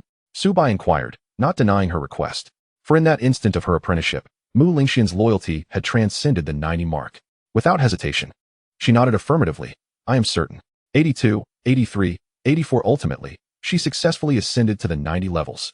Sister Lingxian, congratulations. Xiao Lingxi and Yi Qingyao approached her, their eyes filled with warmth and pride. Mu Lingxian smiled gently and bowed to them. Thank you, sisters, for your previous life-saving grace. Not at all. It was but a trifling effort, they replied, eagerly pulling her along as they chatted on their way to the Hall of Celestial Techniques. The first task for new disciples entering the Heavenly Path sect was to freely select a volume of celestial techniques. Now, several disciples were capable of arranging everything for the new entrants, allowing Su Bai some tranquility. With Mu Lingxian's remarkable feat, the others climbing the celestial ladder were now exerting themselves with even greater fervor. Su Bai cast a glance and soon noticed someone had reached the 40th level. If this continued, perhaps within a few days, someone other than Mu Lingxian would ascend to the 60th level. Outside the Hall of Celestial Techniques, Sister Lingxian. This is the Hall of Celestial Techniques.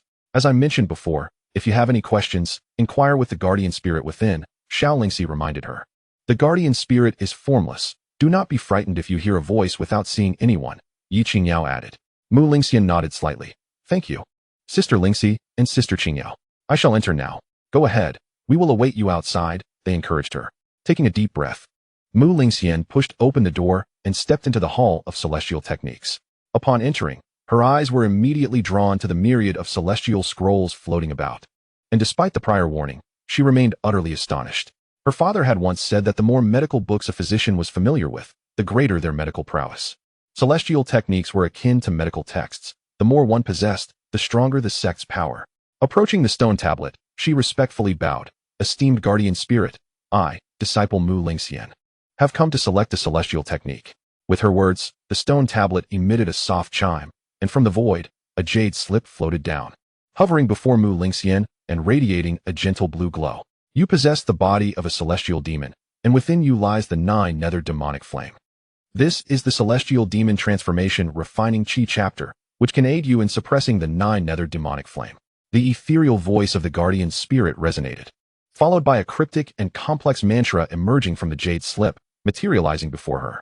Mu Lingxian took a deep breath and inquired, might I ask, esteemed guardian spirit, can this technique lead to ascension? She did not question the precautions needed for cultivating the celestial demon transformation, but rather focused on whether it could facilitate her ascension. Her obsession with becoming an immortal had now taken root deep within her. The guardian spirit seemed to have overlooked her question and, after a moment of silence, replied, The ability to ascend does not lie within the technique, but rather within the individual.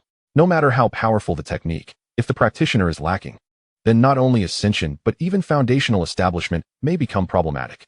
The law may be ineffective, yet the individual may be exceptional. Even when the path ahead is fraught with difficulties, ascension to immortality is not beyond reach. To become an immortal, one must seek to preserve an unchanging heart, thereby attaining profound freedom. The boundary between the immortal and the mortal can sometimes be but a mere step, while at other times it resembles an insurmountable chasm. This discourse left Ling Shao in deep contemplation.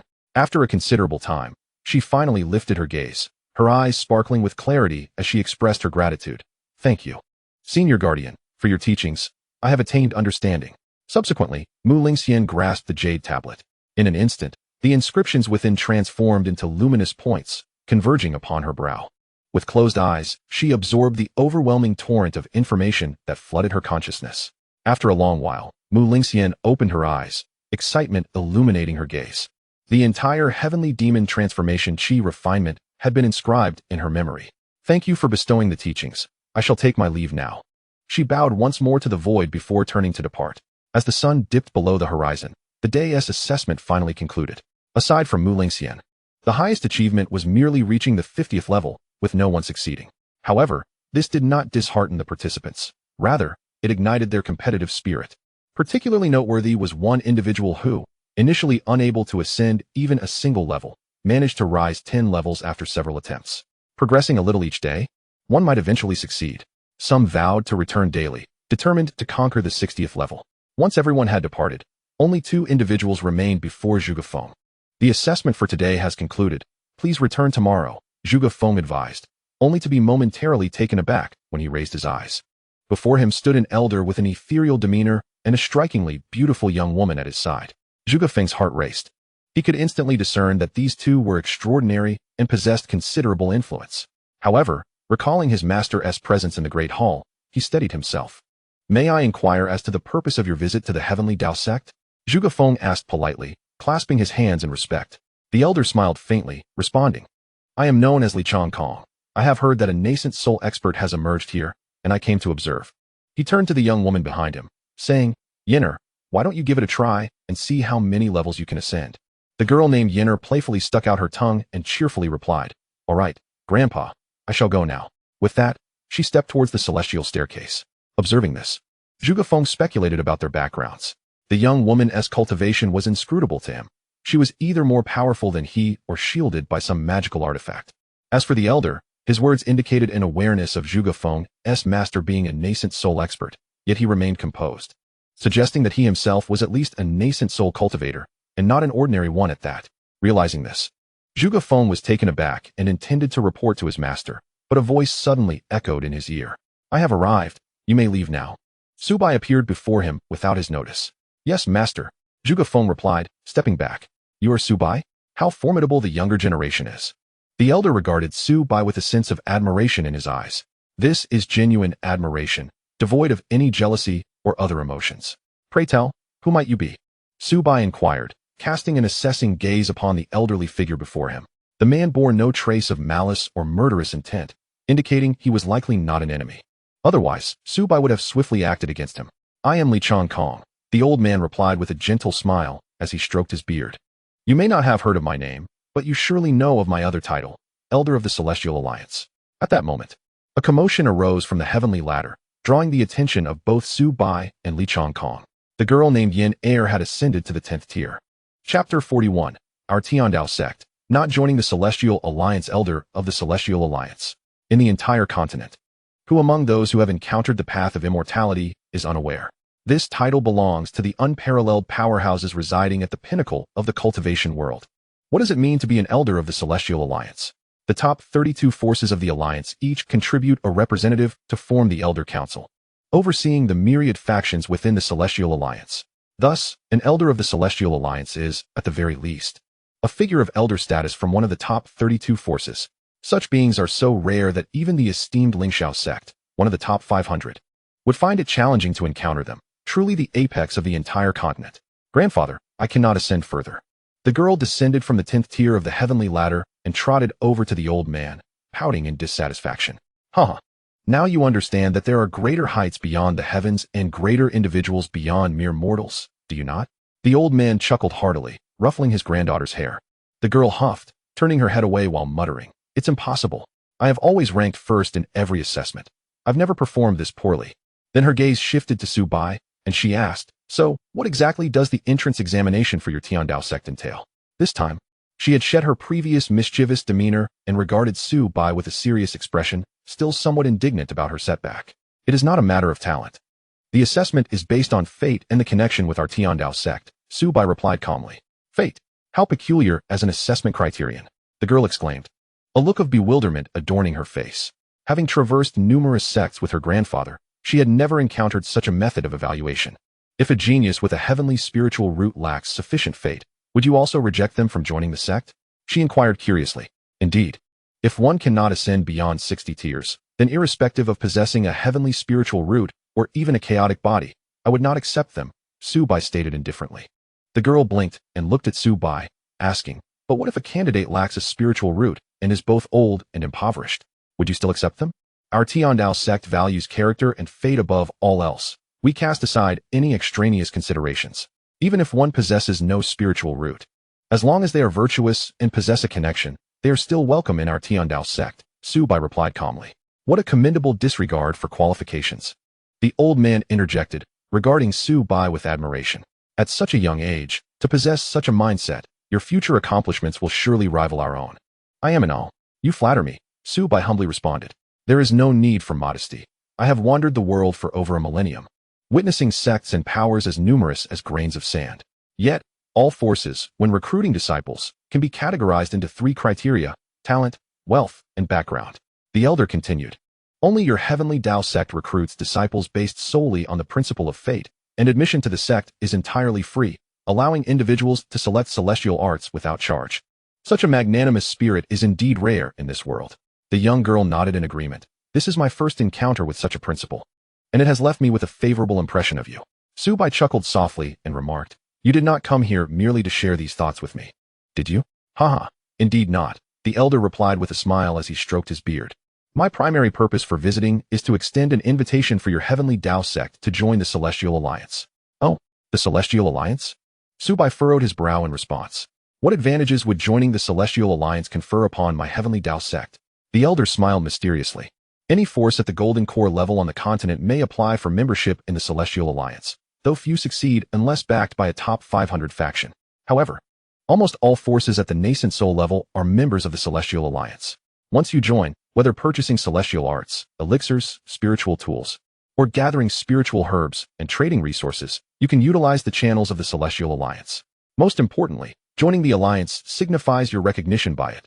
Thus, any future expansion of your Heavenly Dao sect will face no restrictions."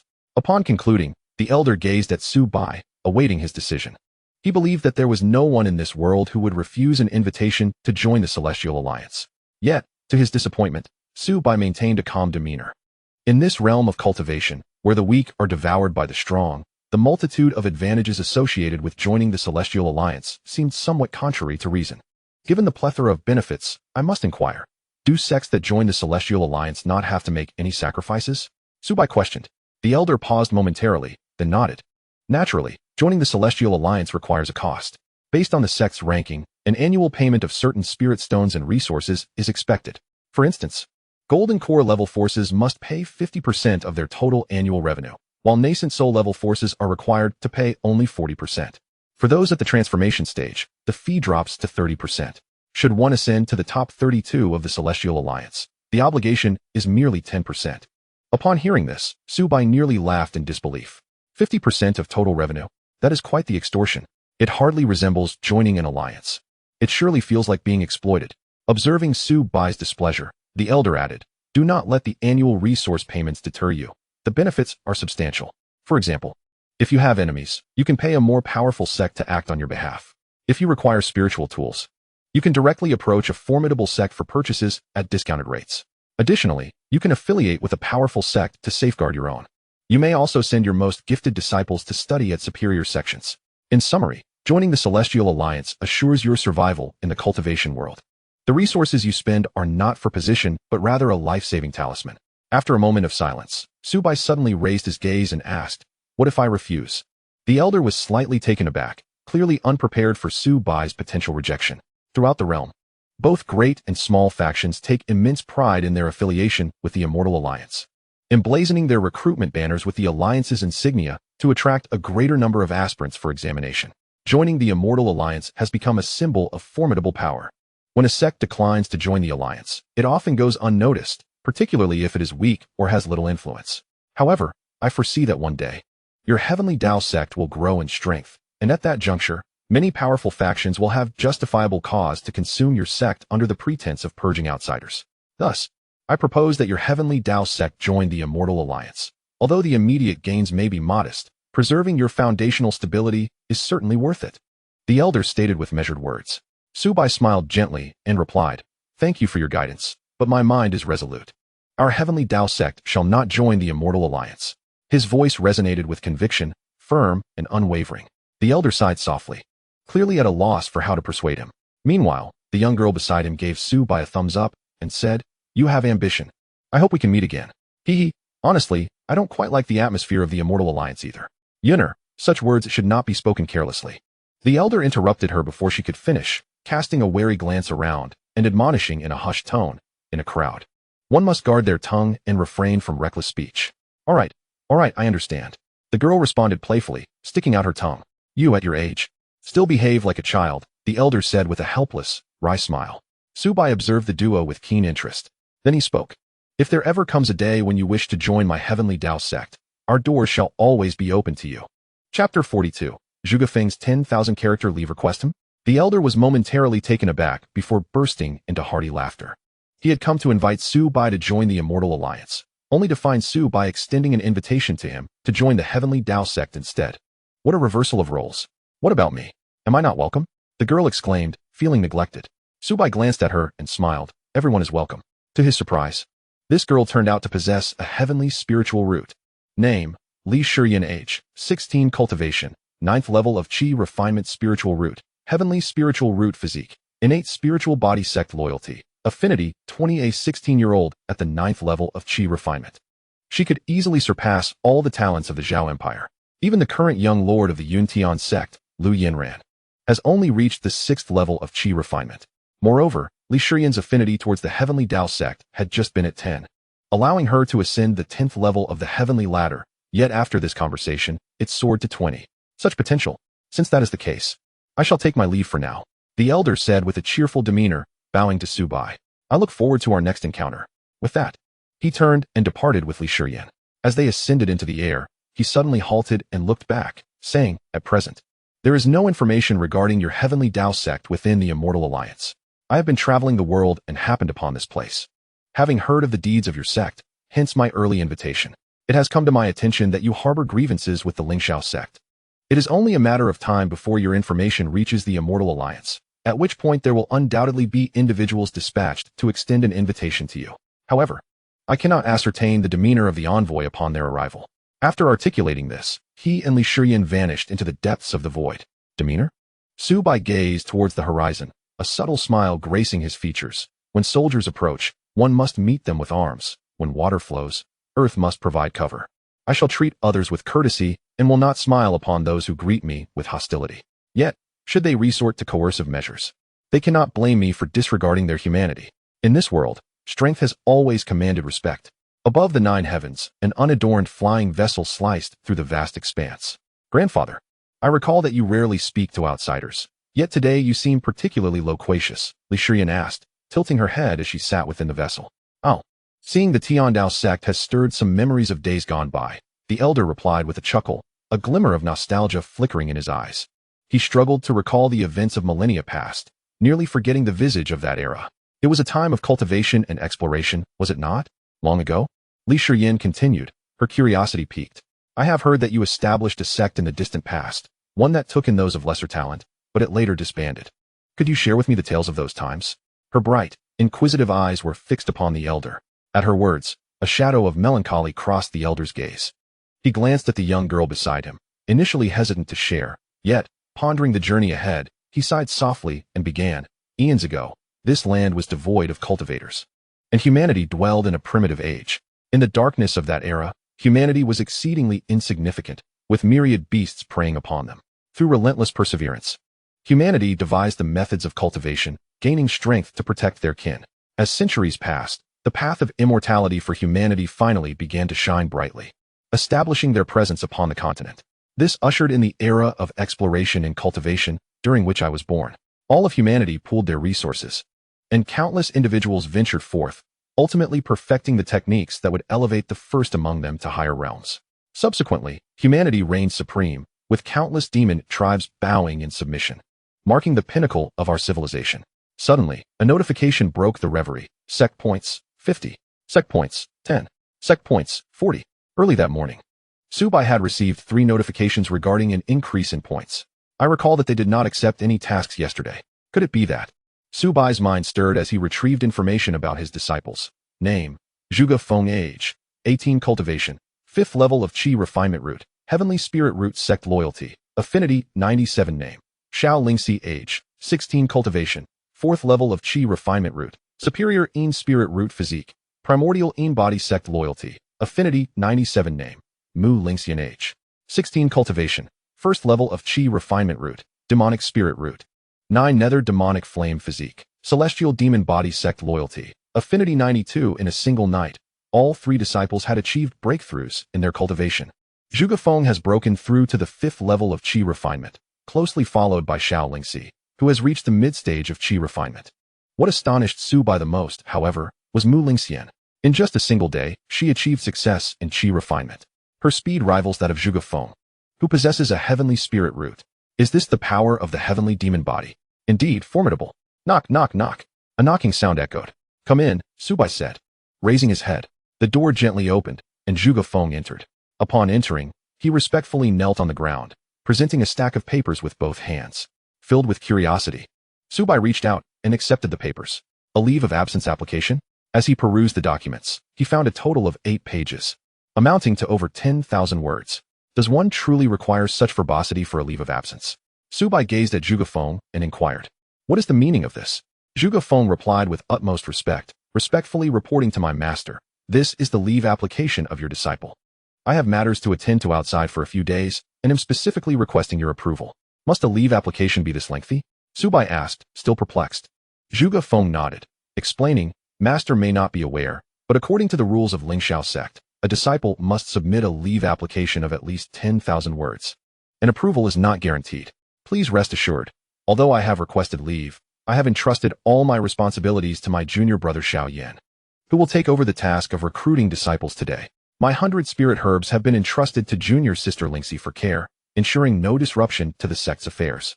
I humbly ask for your approval of my leave application." At this point, Zhuge Feng bowed deeply, pressing his forehead to the ground in a gesture of earnest supplication. Su Bai responded, "No, it's merely a leave request. Is it really necessary to treat it with such solemnity?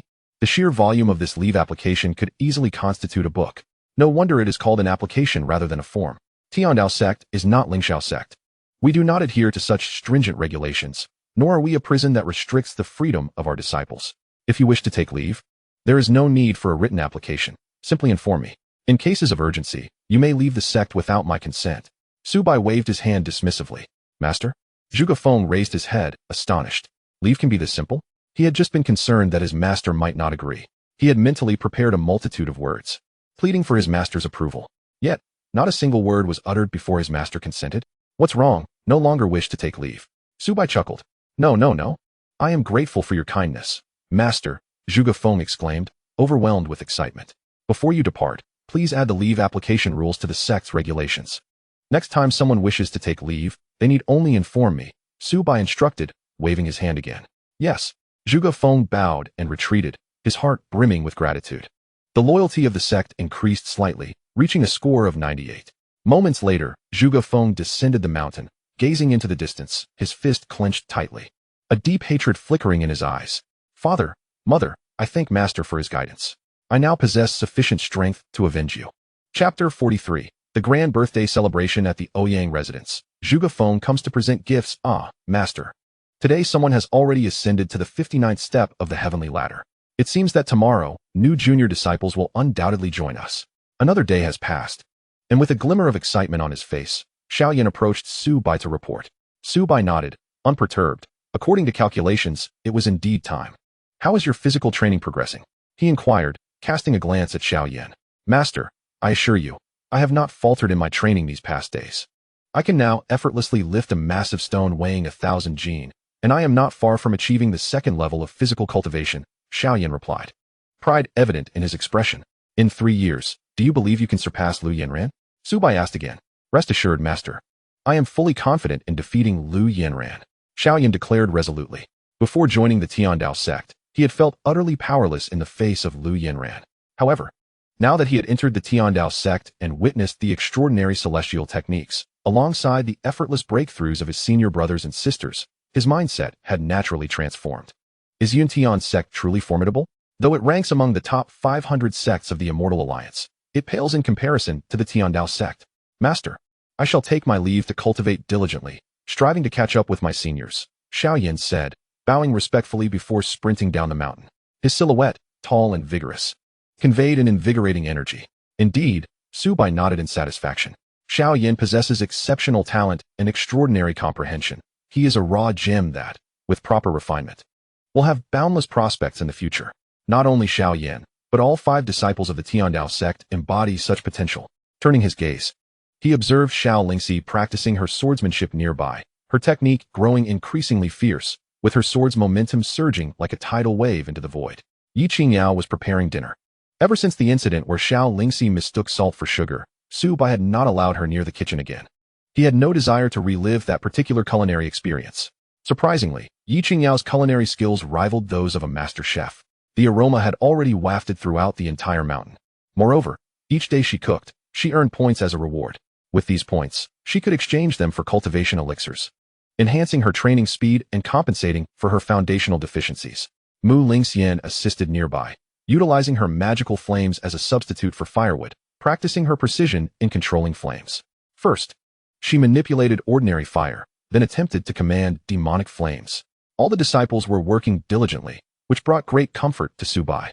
With such dedication, how could the Dao Sect not flourish? 86 li southeast of Yunjing City lies a small town known as Huangtu Town.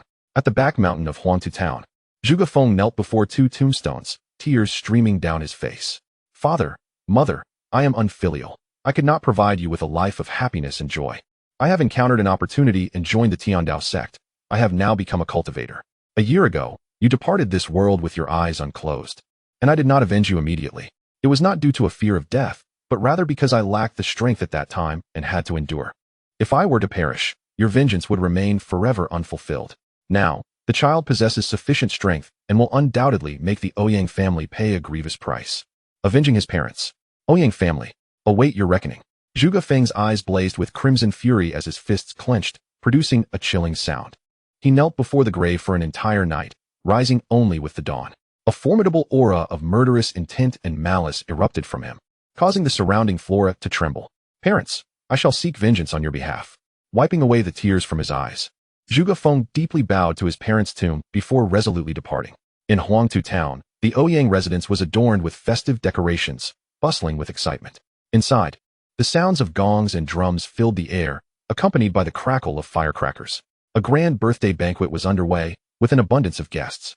In a lavishly decorated courtyard, dozens of elegantly attired men and women gathered, surrounded by rare treasures and jewels, exuding opulence. Old Master Ouyang sat at the head of the table, his face radiating joy.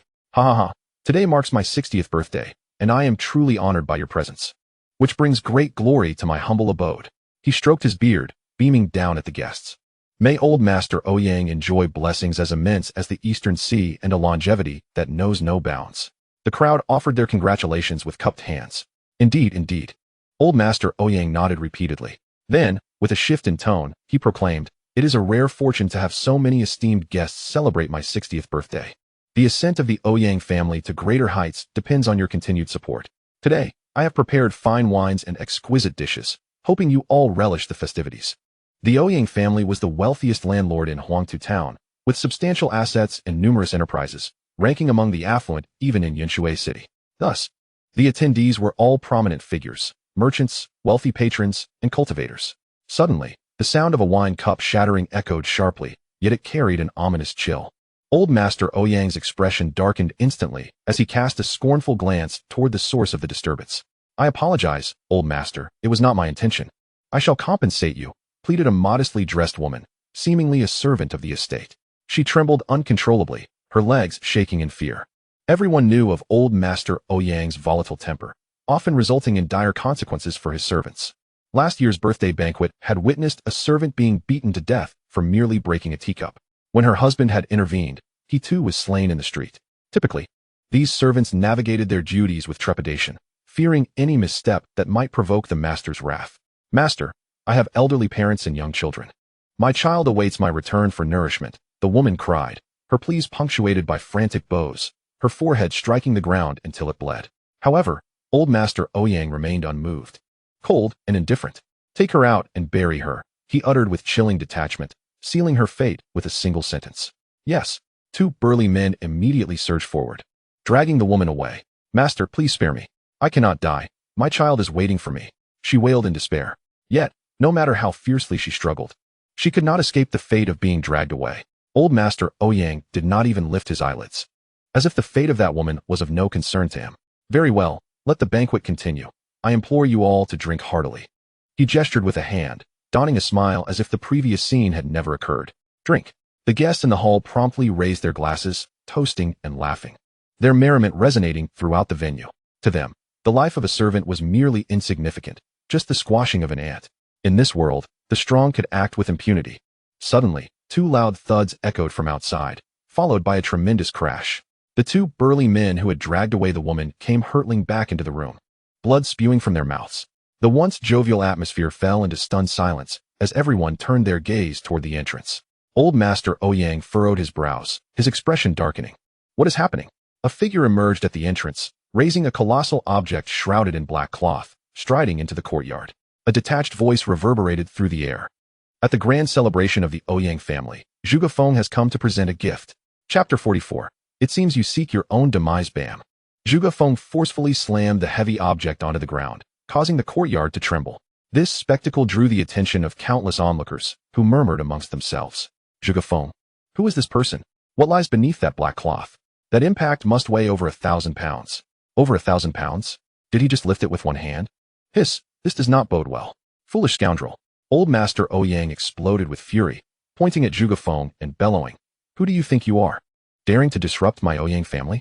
You seek death. Kill him. The four guards by his side drew their swords and advanced. Clang. The sound of metal clashing echoed throughout the hall as they swung their weapons at Zhuge Feng, only to find their strikes ineffective against even a single hair on his body. Bam, bam, bam. Zhuge Feng raised a hand, striking down one after another, sending the four crashing to the ground, blood spilling from their mouths, rendered unconscious. A group of guests gasped in shock, instinctively stepping back. Humph.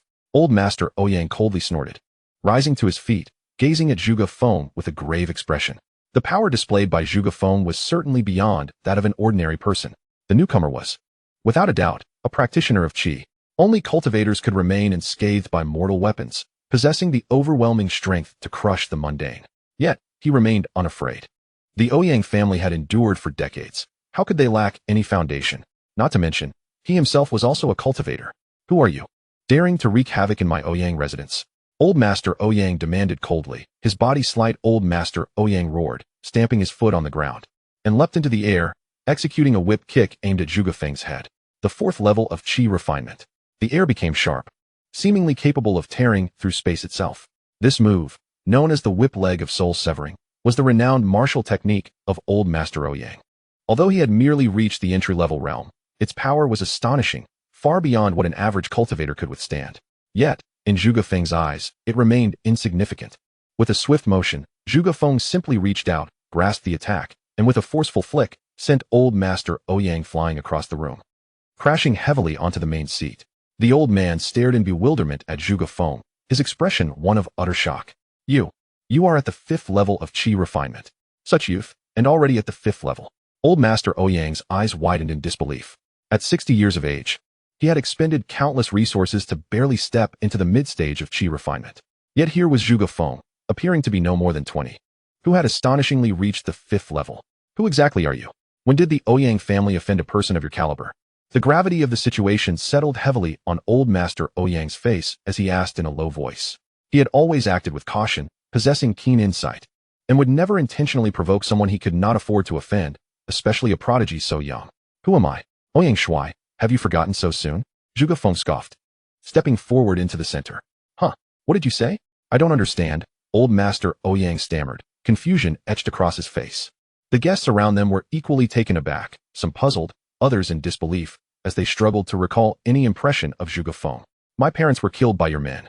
Zhuge Feng spoke slowly, his voice chilling and cold. Your parents? Old Master Ouyang furrowed his brow, unable to recall who they were. He had slain countless individuals, executing servants for the slightest mistake, killing in fits of rage, and even in moments of joy. Despite his numerous killings, he adhered to a principle. He only targeted the lower classes, mere commoners who could never seek revenge against him. 1 year ago, during your 59th birthday banquet, it was here that a woman accidentally shattered your teacup. Do you remember? That was my mother. When my father sought you for justice, you killed him in the street. I was the insignificant ant you deemed unworthy of your notice. Zhuge Feng's voice turned icy, each word laced with venomous intent. Slap. Old Master Ouyang trembled violently. As if struck by lightning, suddenly recalling something, he cried out, It's you? Impossible. A year ago, you were but a frail mortal. How could you have possibly reached the 5th level of chi refinement in such a short time? He could not believe it, utterly unable to accept this reality, for it was simply too outrageous. In just 1 year, a mortal to the 5th level of chi refinement. What a joke. You never expected that the ant you looked down upon a year ago would return today to exact vengeance. Zhuge Feng stated coldly, his eyes flashing with a terrifying glint. An overwhelming aura of murderous intent suffocating the air. Today, this grand gift, old Master Ouyang, you shall receive, whether you wish to or not. With a sweeping gesture, Zhuge Feng unveiled the black cloth, revealing the gift concealed beneath. Upon sighting this offering, the expressions of those present transformed drastically, their faces frozen in shock. It was an iron coffin, presenting a coffin on one's birthday. This signified an inescapable fate. The onlookers were swiftly ordered to leave, within 3 breaths. Those who remained would be condemned to accompany the dead. Zhuge Feng's voice resonated with a deep, ominous tone, reminiscent of the abyss, laden with lethal intent. As his words echoed, a profound silence enveloped the Ouyang residence. Panic ensued. Several maids and servants trembled in fear, hastily averting their gazes and fleeing, while Zhuge Feng made no move to hinder them. After all, they were innocent souls. Grievances have their rightful owners, and although his desire for vengeance surged, he was not one to indiscriminately slay the innocent. However, as a wealthy merchant attempted to escape, a stone struck his thigh, sending him tumbling to the ground in agony. With a crack and a thud, he writhed in pain, clutching his leg. I will never forget how you laughed when my parents were slain a year ago. Zhuge Feng's gaze was icy, akin to eternal glaciers, exuding a chilling aura that instilled terror. This scene caused many to tremble, for a year prior, they had been present, reveling in the deaths of the servants as if observing a farce. Now was it their turn? Gentlemen, are you truly considering flight? Ouyang Shuai suddenly interjected, narrowing his eyes as he scrutinized the guests. This young man had progressed to the 5th level of chi refinement in just a year. Either he had encountered a miraculous opportunity or acquired unparalleled techniques. Each of these guests was a distinguished figure, either possessing exceptional skills or accompanied by formidable guardians. Could they truly fear a single individual? Should they eliminate him? The fortunes and techniques he possessed would be theirs to share. How splendid would that be? Ouyang Shuai spoke coldly, enticingly. You are all heroes in your own right. Why then, should you fear a mere individual? Upon hearing his words, the guests hesitated briefly before their resolve hardened. Indeed, no matter how formidable Zhuge Feng might be, he remained just one man. Should he possess extraordinary techniques, it would mean great wealth for them. Driven by greed, they rallied together, emboldened by the thought that the 5th level of chi refinement, while powerful, was not insurmountable among their ranks. Surely, if we unite, we can vanquish him, they echoed, their eyes gleaming with avarice. Observing the shifting gaze of those around him, Zhuge Feng's expression grew increasingly frigid. Initially, he had merely intended to teach them a lesson. It appeared now that they were seeking their own demise. Chapter 45. Those who stand in my path will be mercilessly slain. With a fervent shout, the throng surged forward, encircling Zhuge Feng. The clash reverberated through the air.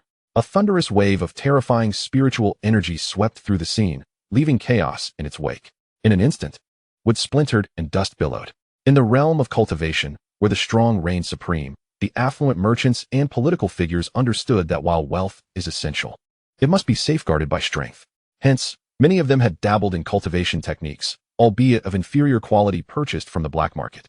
Nevertheless, their wealth allowed them to acquire elixirs from sects to expedite their training, and with considerable time invested, they had amassed a degree of cultivation.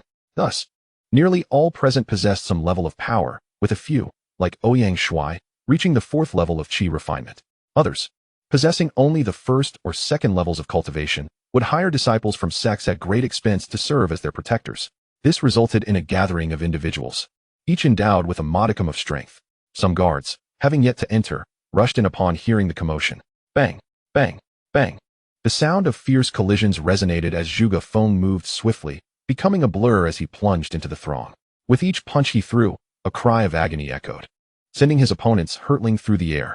In mere moments, 3 guards lay sprawled on the ground, blood spilling from their mouths. He planted his foot on the chest of the closest victim, his voice cold and resolute. If no one seeks vengeance for the renown of the Heavenly Dao Sect has spread from 1 to 10, and from 10 to 100, drawing an increasing number of individuals, a newly emerging force at the nascent soul level. If one had joined earlier, they would have been among the esteemed disciples. Just a month ago, at the 100 Sects Conference, I foresaw the extraordinary future of the Heavenly Dao Sect, destined to soar. However, the monthly fee of 30 taels of silver is rather exorbitant. TCH, you weren't saying that at the time, among us. You were the most disparaging of the Heavenly Dao Sect. Free admission to the sect? The entire 9th tier of qi refinement techniques offered at no cost? Is this for real? A mere 30 taels of silver a month, while in other sects, one couldn't even afford the 1st tier of techniques. Yet, the ascent on this heavenly ladder is exceedingly arduous. It took me 2 days to reach just a few levels.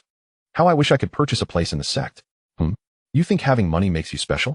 The entrance benefits of those large sects have been spoiled by people like you, with prices rising year after year. My goodness, no age restrictions on assessments? What a joke. Other sects only accept those under 20, claiming that older individuals have fixed roots and are defying heaven. Hurry and summon my old grandfather. The crowd buzzed with conversation, all discussing the Heavenly Dao Sect. Xiao Yan glanced at the time and shouted, "The assessment period has begun." As soon as his voice fell, the crowd at the mountain gate ceased their discussions and rushed up the steps, much like a horde of people sprinting towards the dining hall at mealtime. At the summit, Su Bai, with nothing to occupy his time, opened the point store to review the details of items exchanged by the disciples over recent days. Mu Lingxian, fire control technique. Qi refinement pill Yi Qingyao. Qi refinement pill Xiao Yan. Body refinement pill, blood qi pill Xiao Lingxi. Wind chasing sword technique. Qi refinement pill Zhuge Feng. Dog beating stick technique. Qi refinement pill, blood qi pill. Qi restoration pill, explosive qi pill. As he continued to peruse, Su Bai's expression subtly shifted, freezing at the entry for the explosive qi pill. Explosive qi pill temporarily unleashes potential, enhancing qi refinement strength tenfold. Price, 10 points. This fellow, taking leave yet exchanging for such a pill that consumes potential to enhance strength. What is the meaning of this? It seems there must be an enemy or a looming crisis. Su Bai pondered, directing his gaze towards his own point store. Teleportation talisman can disregard distance to teleport to the side of one's disciple. Price, 100 points. In the Ouyang manor of Huangtu town, spiritual energy surged amidst the cacophony of battle cries, explosions, screams, and curses intertwined. Outside, no one dared approach the Ouyang manor, fearful of being caught in the chaos. Within, Zhuge Feng resembled a war god, wielding a massive iron rod, taking down one assailant after another. Bang, bang. As he swung his arms, executing a series of dog-beating stick techniques, the air crackled as if thunder rolled. Individuals were sent flying from his side, crashing through walls and landing in the dust. The entire Ouyang manor, apart from a few distant buildings, lay in ruins, a scene of utter devastation. Yet, this turmoil seemed far from over. It only intensified. In Zhuge Feng's mind, all he could recall were the harrowing moments of his parents being slain. This memory ignited a seething hatred within him, the aura of slaughter saturating his thoughts. All who harmed his parents deserved to perish. At this moment, he was unstoppable. Even a practitioner at the 4th level of qi refinement cannot withstand a single blow from Zhuge Feng's iron rod, which shatters both the weapon and the will of his opponents. Moments later, few remained standing in the courtyard. Nearly 100 individuals, united, have been pierced through by him alone. At this juncture, Zhuge Feng is drenched in blood, though it remains uncertain whether it is his own or that of his foes. Chapter 46. The Elder of the Yellow Sand Sect at the 9th level of qi refinement. The remaining few finally regain their senses from their frenzied bloodlust. Terror-stricken by the scene before them, and they shriek in panic as they flee. Ultimately, Zhuge Feng turns around, his gaze locking onto Ouyang Shuai, who is yet to make a move. Today, no one shall prevent me from ending your life. A year ago, you murdered my parents. Now, I shall make you experience the despair of being hunted. Prepare to die. With that declaration, Zhuge Feng darts toward Ouyang Shuai like a bolt of lightning. In a mere flicker, he appears before him. With a swift motion, he sweeps his rod, executing a strike so rapid it resembles a thunderclap, leaving no discernible trajectory. However, instead of fear, a cold smirk spreads across Ouyang Shuai's aged face at this fierce assault. Suddenly, a flying sword shoots forth from the depths of the Ouyang residence with astonishing speed, hurtling toward Zhuge Feng. Quick to react, Zhuge Feng raises his iron rod to intercept the sword. Boom! The sword collides with the massive rod, unleashing a shockwave that ripples through the surroundings. A nearby boulder is sent flying, crashing down in the distance, shrouded in dust and debris. The tremendous force causes even Zhuge Feng to stagger back a few steps, his hands tingling from the impact. Haha, little beast, what now? Do you think you can kill me? Not a chance. Ouyang Shuai laughs triumphantly upon witnessing Zhuge Feng being pushed back by the flying sword. Does the Ouyang family appear weak? You truly believe we lack hidden cards? Though Zhuge Feng hears Ouyang Shuai's derision, he slowly raises his head, not to confront Ouyang Shuai, but to fixate on the depths of the Ouyang estate. There, two figures approach. One is an elderly man with hair as white as snow. The other is clad in resplendent garments, embodying the demeanor of a young noble. Late stage of qi refinement. Zhuge Feng's gaze is fixed on the elder, astonished to discover such a formidable presence backing the Ouyang family. Humph. If you wish to harm my father, I doubt you possess the capability. Master, eliminate him. The young noble sneers at Zhuge Feng before turning respectfully to the elder of the late stage of qi refinement. Thank you for eliminating so many of my rivals. The strength of the Ouyang family shall multiply, Ouyang Shuai adds, his expression dark and sinister as he approaches Zhuge Feng. He then bows to the elder, saying, fortuitously, Old Huang is here with my son, otherwise, I would not escape this calamity today. The elder, known as Huang, replies indifferently, for the sake of your father. I shall intervene. However, upon completion, the celestial techniques will belong to me, and the Ouyang family shall owe me 1,000 taels of gold. Upon hearing the words, Ouyang Shuai's face twitched slightly, yet he concealed his emotions and continued to speak with a facade of obsequiousness. Old Huang, you jest. This time, your willingness to assist will be forever etched in the Ouyang family's memory. 1,000 taels of gold shall surely be sent to the Huangsha sect. Old Huang merely nodded indifferently, acknowledging his words. Those ordinary individuals were but pawns before the Ouyang family, devoid of any rights. Yet, in the presence of the Huangsha sect, the Ouyang family was merely akin to a street dog bred for profit. The Huangsha sect? Zhuge Feng furrowed his brow slightly. He had heard of this sect. The overlord of several towns surrounding Huanggu town. Its power surpassed even that of the White Wolf sect. To his astonishment, the Ouyang family had dealings with the Huangsha sect. Bang! Old Huang stepped forward, an overwhelming aura suddenly erupting from him, instantly locking onto Zhuge Feng. This was no ordinary late-stage qi refinement. He had reached the 9th level of qi refinement, for whole realms above Zhuge Feng. Such prowess was comparable to some stewards of the Ling Shao sect. I am Elder Huang of the Huangsha sect. You possess commendable qualities, young man. If you can surrender your immortal technique, I might consider sparing your life. Old Huang said coldly, fixing his gaze on Zhuge Feng. Clenching his iron rod tightly, Zhuge Feng remained silent, merely glaring fiercely at Ouyang Shuai and Old Huang. Training is arduous. Why endure this? Old Huang shook his head. Whoosh. As his words fell, he stomped forcefully on the ground, transforming into a fleeting shadow as he charged towards Zhuge Feng with astonishing speed.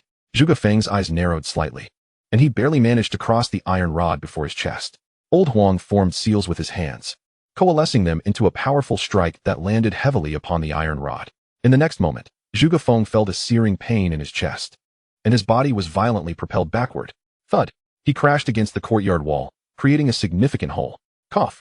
Just as he opened his mouth, he coughed up a mouthful of crimson blood. Though he possessed a heavenly spirit root and the assistance of a spiritual weapon, enabling him to triumph over those in the 6th level of qi refinement, even engaging with those at the 7th level seemed within reach. However, against the 9th level of qi refinement, he was utterly powerless. The 9th level of qi refinement was indeed terrifying. Hee. Witnessing this scene, Ouyang Shuai's face twisted into a sinister grin. A mere 5th level qi refinement practitioner was inconsequential before the 9th level elder of the Huangsha sect. A spiritual weapon? After his attack, Old Huang observed the iron rod in Zhuge Feng's hands, which remained unscathed, and a glint of astonishment crossed his eyes, soon followed by greed. A spiritual weapon, a foundational treasure even the sect master of Huangsha sect did not possess. With such an item, his strength could be augmented by 30%. Its worth transcended mere gold. Such a treasure, he would stop at nothing to acquire it. Brat obediently present the spiritual weapon. In the next instant, Old Huang moved with lightning speed, appearing before Zhuge Feng in the blink of an eye. His right hand extended, reaching for Zhuge Feng, intent on seizing it. Buzz. At that moment, a wild glint flashed in Zhuge Feng's eyes, and he swung the large iron rod with ferocity. Clang.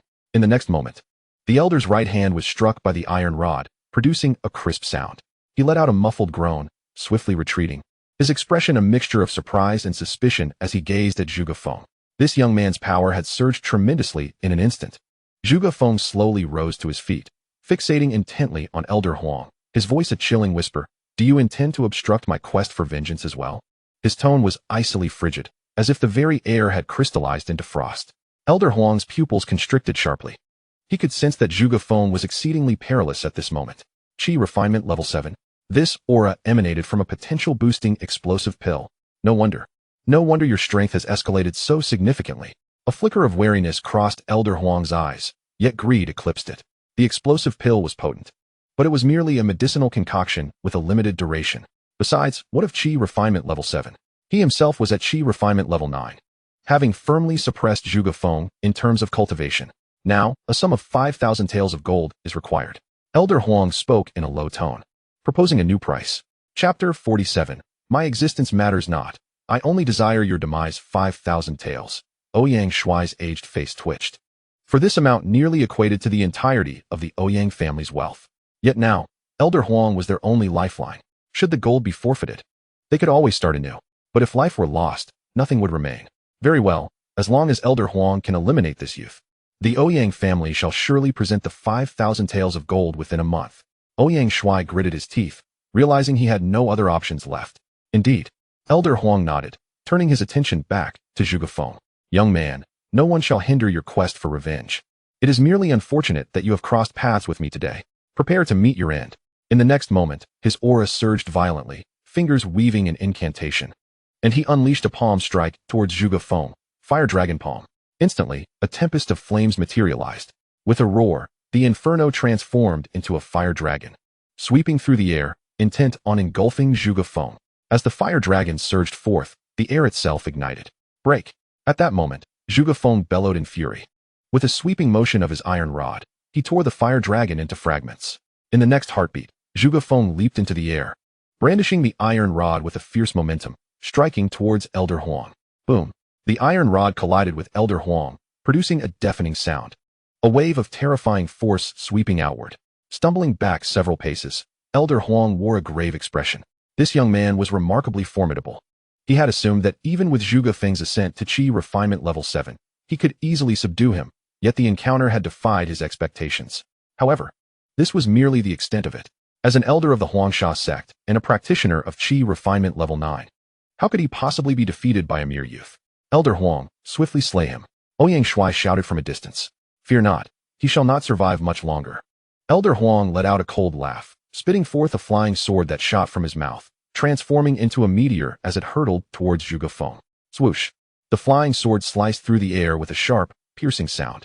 Zhuge Feng's expression faltered as he swayed his arm, narrowly evading the sword's assault. At that moment, Elder Huang had already closed the distance, one hand reaching out to grasp one end of the iron rod, while the other hand lunged towards Zhuge Feng's neck. Having battled for decades, how could an inexperienced youth like you possibly stand against me? A sinister grin spread across Huang Lao's face as his fingers curled like eagle's talons, intent on tearing apart Zhuge Feng's throat. Haha, kill him, kill him! Ouyang Shuai cackled madly. As Huang Lao drew closer, Zhuge Feng slowly closed his eyes. Memories from a year ago flooding his mind. His family had relied on farming, tending to 2 acres of land, while his father toiled from dawn till dusk. Yet, as the largest landlord in Huangtu town, the Ouyang family demanded that all farmers surrender 80% of their harvest each year. Failure to comply meant punishment. And if one could not pay, they would be sold along with their goods. With such exorbitant demands, 2 mere acres could scarcely sustain a family of 3. Desperate, his mother had no choice but to serve the Ouyang family as a maid, earning a meager wage to support the household and save in hopes of one day allowing her child to enter the immortal realm. Tragically, she was killed by Ouyang Shuai's orders. Even in her final moments, she clutched a handful of silver, a token of hope for her child's future. His father, driven to madness, sought to confront Ouyang Shuai, only to be brutally slain before his eyes. No one stood up for them. No one dared cross the Ouyang family. In this world, there was no law, only the brutality of fists. Had he acted impulsively then, he would have met the same fate. Yet, driven by a thirst for vengeance, he stifled his grief, crawling on the ground like a dog to extinguish Ouyang Shuai's murderous intent. That night, under a torrential downpour, he dug a grave with his bare hands, ignoring the blood that stained them, and buried his parents, erecting a gravestone. He vowed that a gentleman avenges. In 10 years is not too late. Ouyang Shuai must die. The Ouyang family must perish. Until Ouyang Shuai was dead and the Ouyang family extinguished, he could not allow himself to fall. In a sudden moment, he opened his eyes, an overwhelming aura erupting from him, sending Huang Lao staggering back. Old bastard, perish. In that instant, Zhuge Feng was engulfed in flames, resembling a vengeful deity. He raised his iron rod and struck down upon Huang Lao with ferocity. How is this possible? Your aura. Huang Lao trembled in disbelief, witnessing the scene unfold. A shadow of death loomed over him, and in a panic, he summoned his flying sword to defend himself. Clang. However, as the iron rod descended, the treasured sword he had forged with a lifetime of savings shattered inch by inch. Crack. The iron rod, imbued with unmatched force, struck his chest with brutal impact. Boom. Huang Lao's body was hurled backward, leaving a gruesome wound on his chest, blood pouring forth as he crashed heavily to the ground. At that moment, Zhuge Feng's power had surged far beyond the 9th level of qi refinement. You burned your spirit root. Lying on the ground, Huang Lao struggled to speak, but before he could finish, a sweet taste filled his throat as he coughed up blood, his head tilting as he breathed his last. Yet, in his final moments, he managed to send a signal, summoning a powerful figure from the Huangsha sect. Burning one's spirit root meant sacrificing one's life. This was a last resort only possessed by those with superior spirit roots. Zhuge Feng's life had already begun its final countdown. The moment his life burned out, he would undoubtedly die. Yet, he was utterly fearless. Hiss. Seeing this, Ouyang Shuai was instantly terrified. He never imagined that the revered Elder Huang of the Yellow Sand sect would actually die at the hands of a young man. And now, this young man was coming for him too. Now it's your turn. Zhuge Feng's gaze was ice cold as he slowly walked up to Ouyang Shuai, raised his iron rod, and without the slightest hesitation swung it down toward his head. Dad, what are you doing? In a desperate move, Ouyang Shuai pushed his only son forward, using him as a shield. Bang! The iron rod struck hard on his son's skull. Instantly, the sound of shattering bones echoed, accompanied by a wretched howl, and a lifeless body collapsed to the ground. His eyes remained wide open, filled with disbelief. He couldn't understand why his own father would do such a thing. Ouyang Shuai tried to flee, but how could Zhuge Feng let him escape? A shard of a flying sword was flicked from Zhuge Feng's hand, piercing Ouyang Shuai's ankle. Thud! Ouyang Shuai fell to the ground. Facing Zhuge Feng's icy stare, Ouyang Shuai felt a chill run through his entire body. What kind of gaze was this? It was as if he were looking at an insect, just like the expression he himself had once worn when watching his underlings beat others to death. Why you burning your life force? Don't you want to live? Ouyang Shuai screamed in terror, frantically scrambling backward. Whether I live or not doesn't matter. I only want you dead. Zhuge Feng roared, unleashing a year's worth of pent-up hatred as he swung his iron rod with all his might, striking down hard on Ouyang Shuai's head. Chapter 48. Who dares touch my disciple? At this moment, the flames of vengeance burned fiercely, consuming everything, including himself. The passion of youth boiled over, blazing with the fiercest, most radiant light. No, you can't kill me. Ouyang Shuai's pupils contracted sharply as he let out a desperate, hysterical scream. Bang! However, his words no longer held any power, whether threats or pleas. Nothing could stop Zhuge Feng now. Zhuge Feng's iron rod continued its descent without pause, crashing heavily onto Ouyang Shuai's skull. This strike is for my mother. Bang! This strike is for my father. Thud! This strike is for the oppressed people of Yellow Earth Town. Thud! And this strike is for myself. Blow after blow fell, each filled with boundless fury and Zhuge Feng's burning hatred, not diminishing in the slightest. Ouyang Shuai was beaten into a mangled, bloody mess. His death was gruesome, with shattered bones, splattered blood, and ruptured organs, leaving a corpse too mangled to even be scraped off the ground. Thud! Thud! Thud! After several more strikes, Zhuge Feng staggered, swaying unsteadily. Cracks had begun to appear on his skin, as if his body were on the verge of falling apart. He gasped heavily, drenched in sweat. He knew his life was now in its final moments. Yet, he felt not a trace of fear. Rumble. Dark clouds gathered overhead, and raindrops the size of beans began to pour down, a torrential rain, much like the storm from a year ago. Zhuge Feng stood unsteadily, gazing up at the pitch-black sky, a faint smile curling at the corners of his lips. Father, mother, at long last, I have avenged you, he murmured, tears shimmering in his eyes.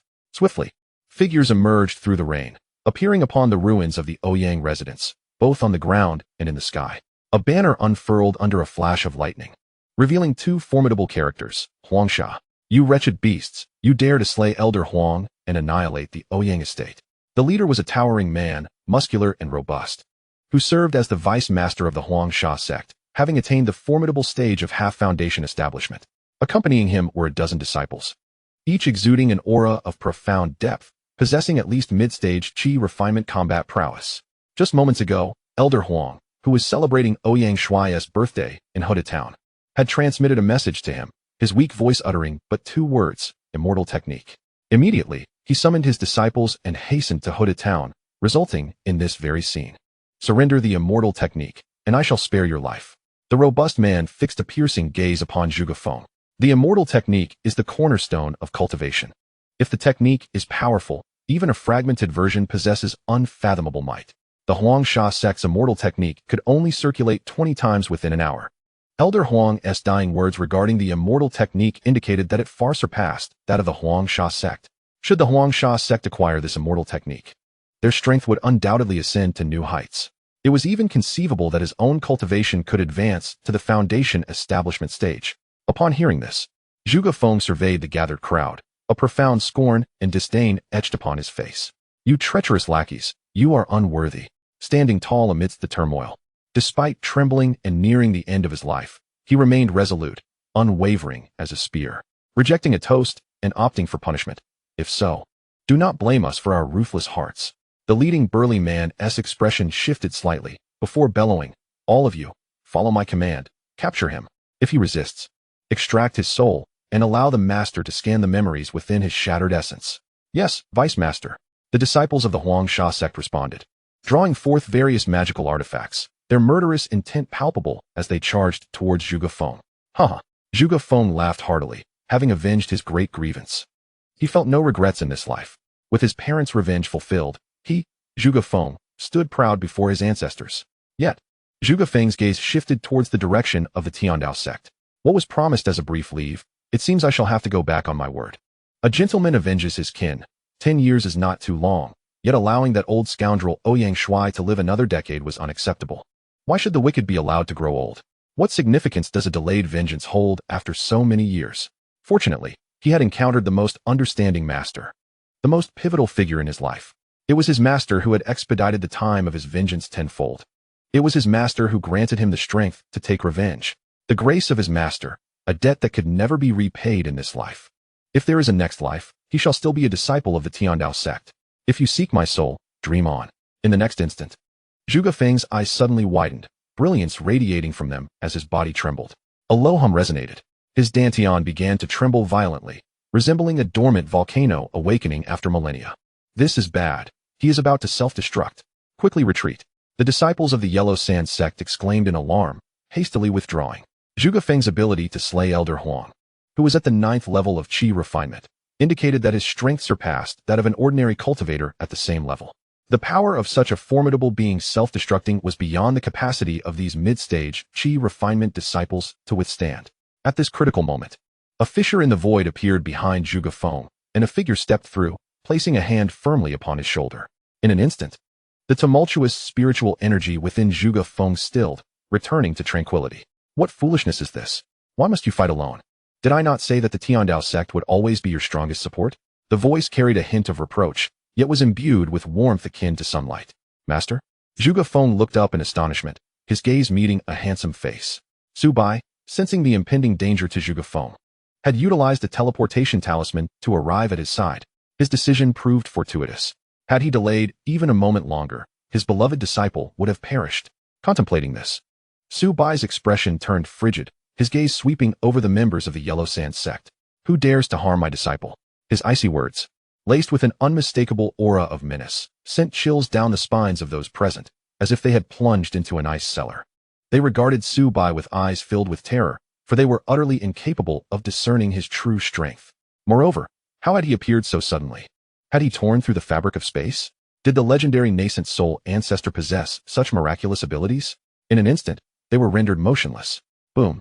Su Bai raised his hand, summoning the golden core artifact of the captured Ling Shao sect elder, which swept across the surroundings with overwhelming force, annihilating the already paralyzed Yellow Sand sect disciples, including the deputy sect master who was on the verge of foundation establishment.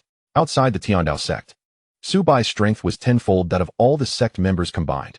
Under normal circumstances, he would merely be at the 9th level of qi refinement. However, the current situation was anything but normal. Zhuge Feng, burning his life force, exhibited prowess far beyond that of the 9th level of qi refinement, which was further amplified tenfold. At this moment, Su Bai had ascended to the foundation establishment realm. Foundation establishment was an entirely different realm from qi refinement, effortlessly capable of suppressing even the most powerful qi refinement cultivators, let alone these terrified individuals who offered no resistance whatsoever. Thus, it was exceedingly simple for him to eliminate them all in a single strike. Chapter 49, A Loyalty of 100, Supreme Rewards Master, how did you arrive here? Zhuge Feng stared blankly at Su Bai, who had suddenly appeared beside him. Foolish disciple, if you seek vengeance, do not forget to inform me. And tell Ling Xi and the others that the Dao Sect stands united in battle. Su Bai sighed, waving his hand to collect all the storage bags scattered around him into his storage ring. The disciple expresses profound gratitude to his master for the nurturing received over the past few days. Zhuge Feng wishes to kneel in reverence, yet his body has betrayed him, collapsing onto the ground. Although Su Bai has averted his self-detonation, the flames of life he has burned cannot be extinguished. They have raged for far too long. Having reached this critical juncture, even the desire to halt is futile. His entire spiritual root has been consumed, leaving him beyond the reach of salvation. Oh, the pain Su Bai feels is immeasurable. Had he arrived a moment sooner, perhaps he could have preserved a fragment of Zhuge Feng's essence. But now, it is too late for regrets. With urgency, he grasped Zhuge Feng with one hand and a massive iron rod with the other, silently invoking a teleportation talisman to return to his disciple, Ling. Beep. Since the host is carrying a living individual, an additional payment of 100 points is required.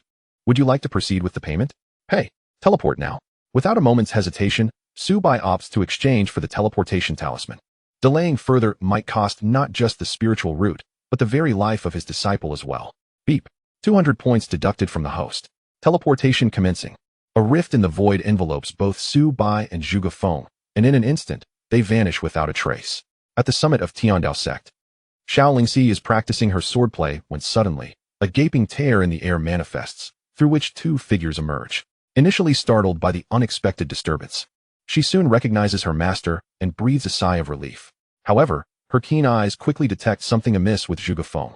Senior brother, what has happened to you? Ling Xi exclaims, rushing to inquire. Upon returning to Dao Sect, Su Bai's power ascends to an invincible realm. Without hesitation, he intervenes to halt the ongoing consumption of Zhuge Feng's life force, clinging to the last vestiges of his existence. Senior brother, quickly consume the elixirs and tend to your wounds. Ling Xi promptly offers several pills, but Zhuge Feng shakes his head. Young sister Ling Xi, do not waste the elixirs. I am acutely aware of my condition. He offers a faint, bittersweet smile, then musters his strength to bow deeply to Su Bai. I am an unfilial disciple, unable to repay your immense kindness, master. Please forgive me. He then turns his gaze towards the direction of Huda Town, under the clear skies of Dao Sect. Huda Town is shrouded in dark clouds.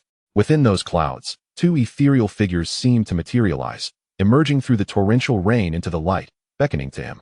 The souls, burdened with resentment, finally depart the shadows, stepping into the radiance. Father, mother, have you come to take your child? Zhuge Feng murmurs softly.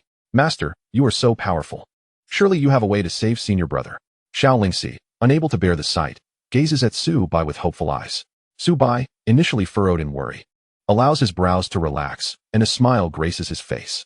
Fear not, my disciple. The heavens have yet to claim my students. Just moments prior, a system notification echoed in his mind. Beep. A disciple's loyalty, affection, has reached 100. A super reward has been granted. This notification was the result of Zhuge Feng's recent act of reverence towards him. In other words, at that moment, Zhuge Feng had resolved all worldly matters in his heart, leaving only the Tao of heaven. The disciple's supreme reward, a 9 transformation elixir, exclusively for disciple Zhuge Feng.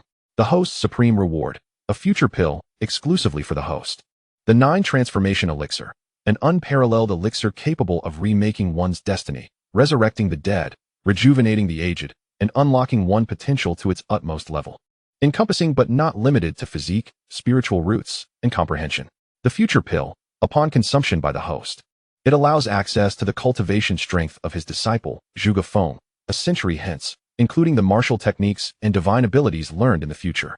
One of these supreme rewards is bestowed upon Zhuge Feng, while the other is for him.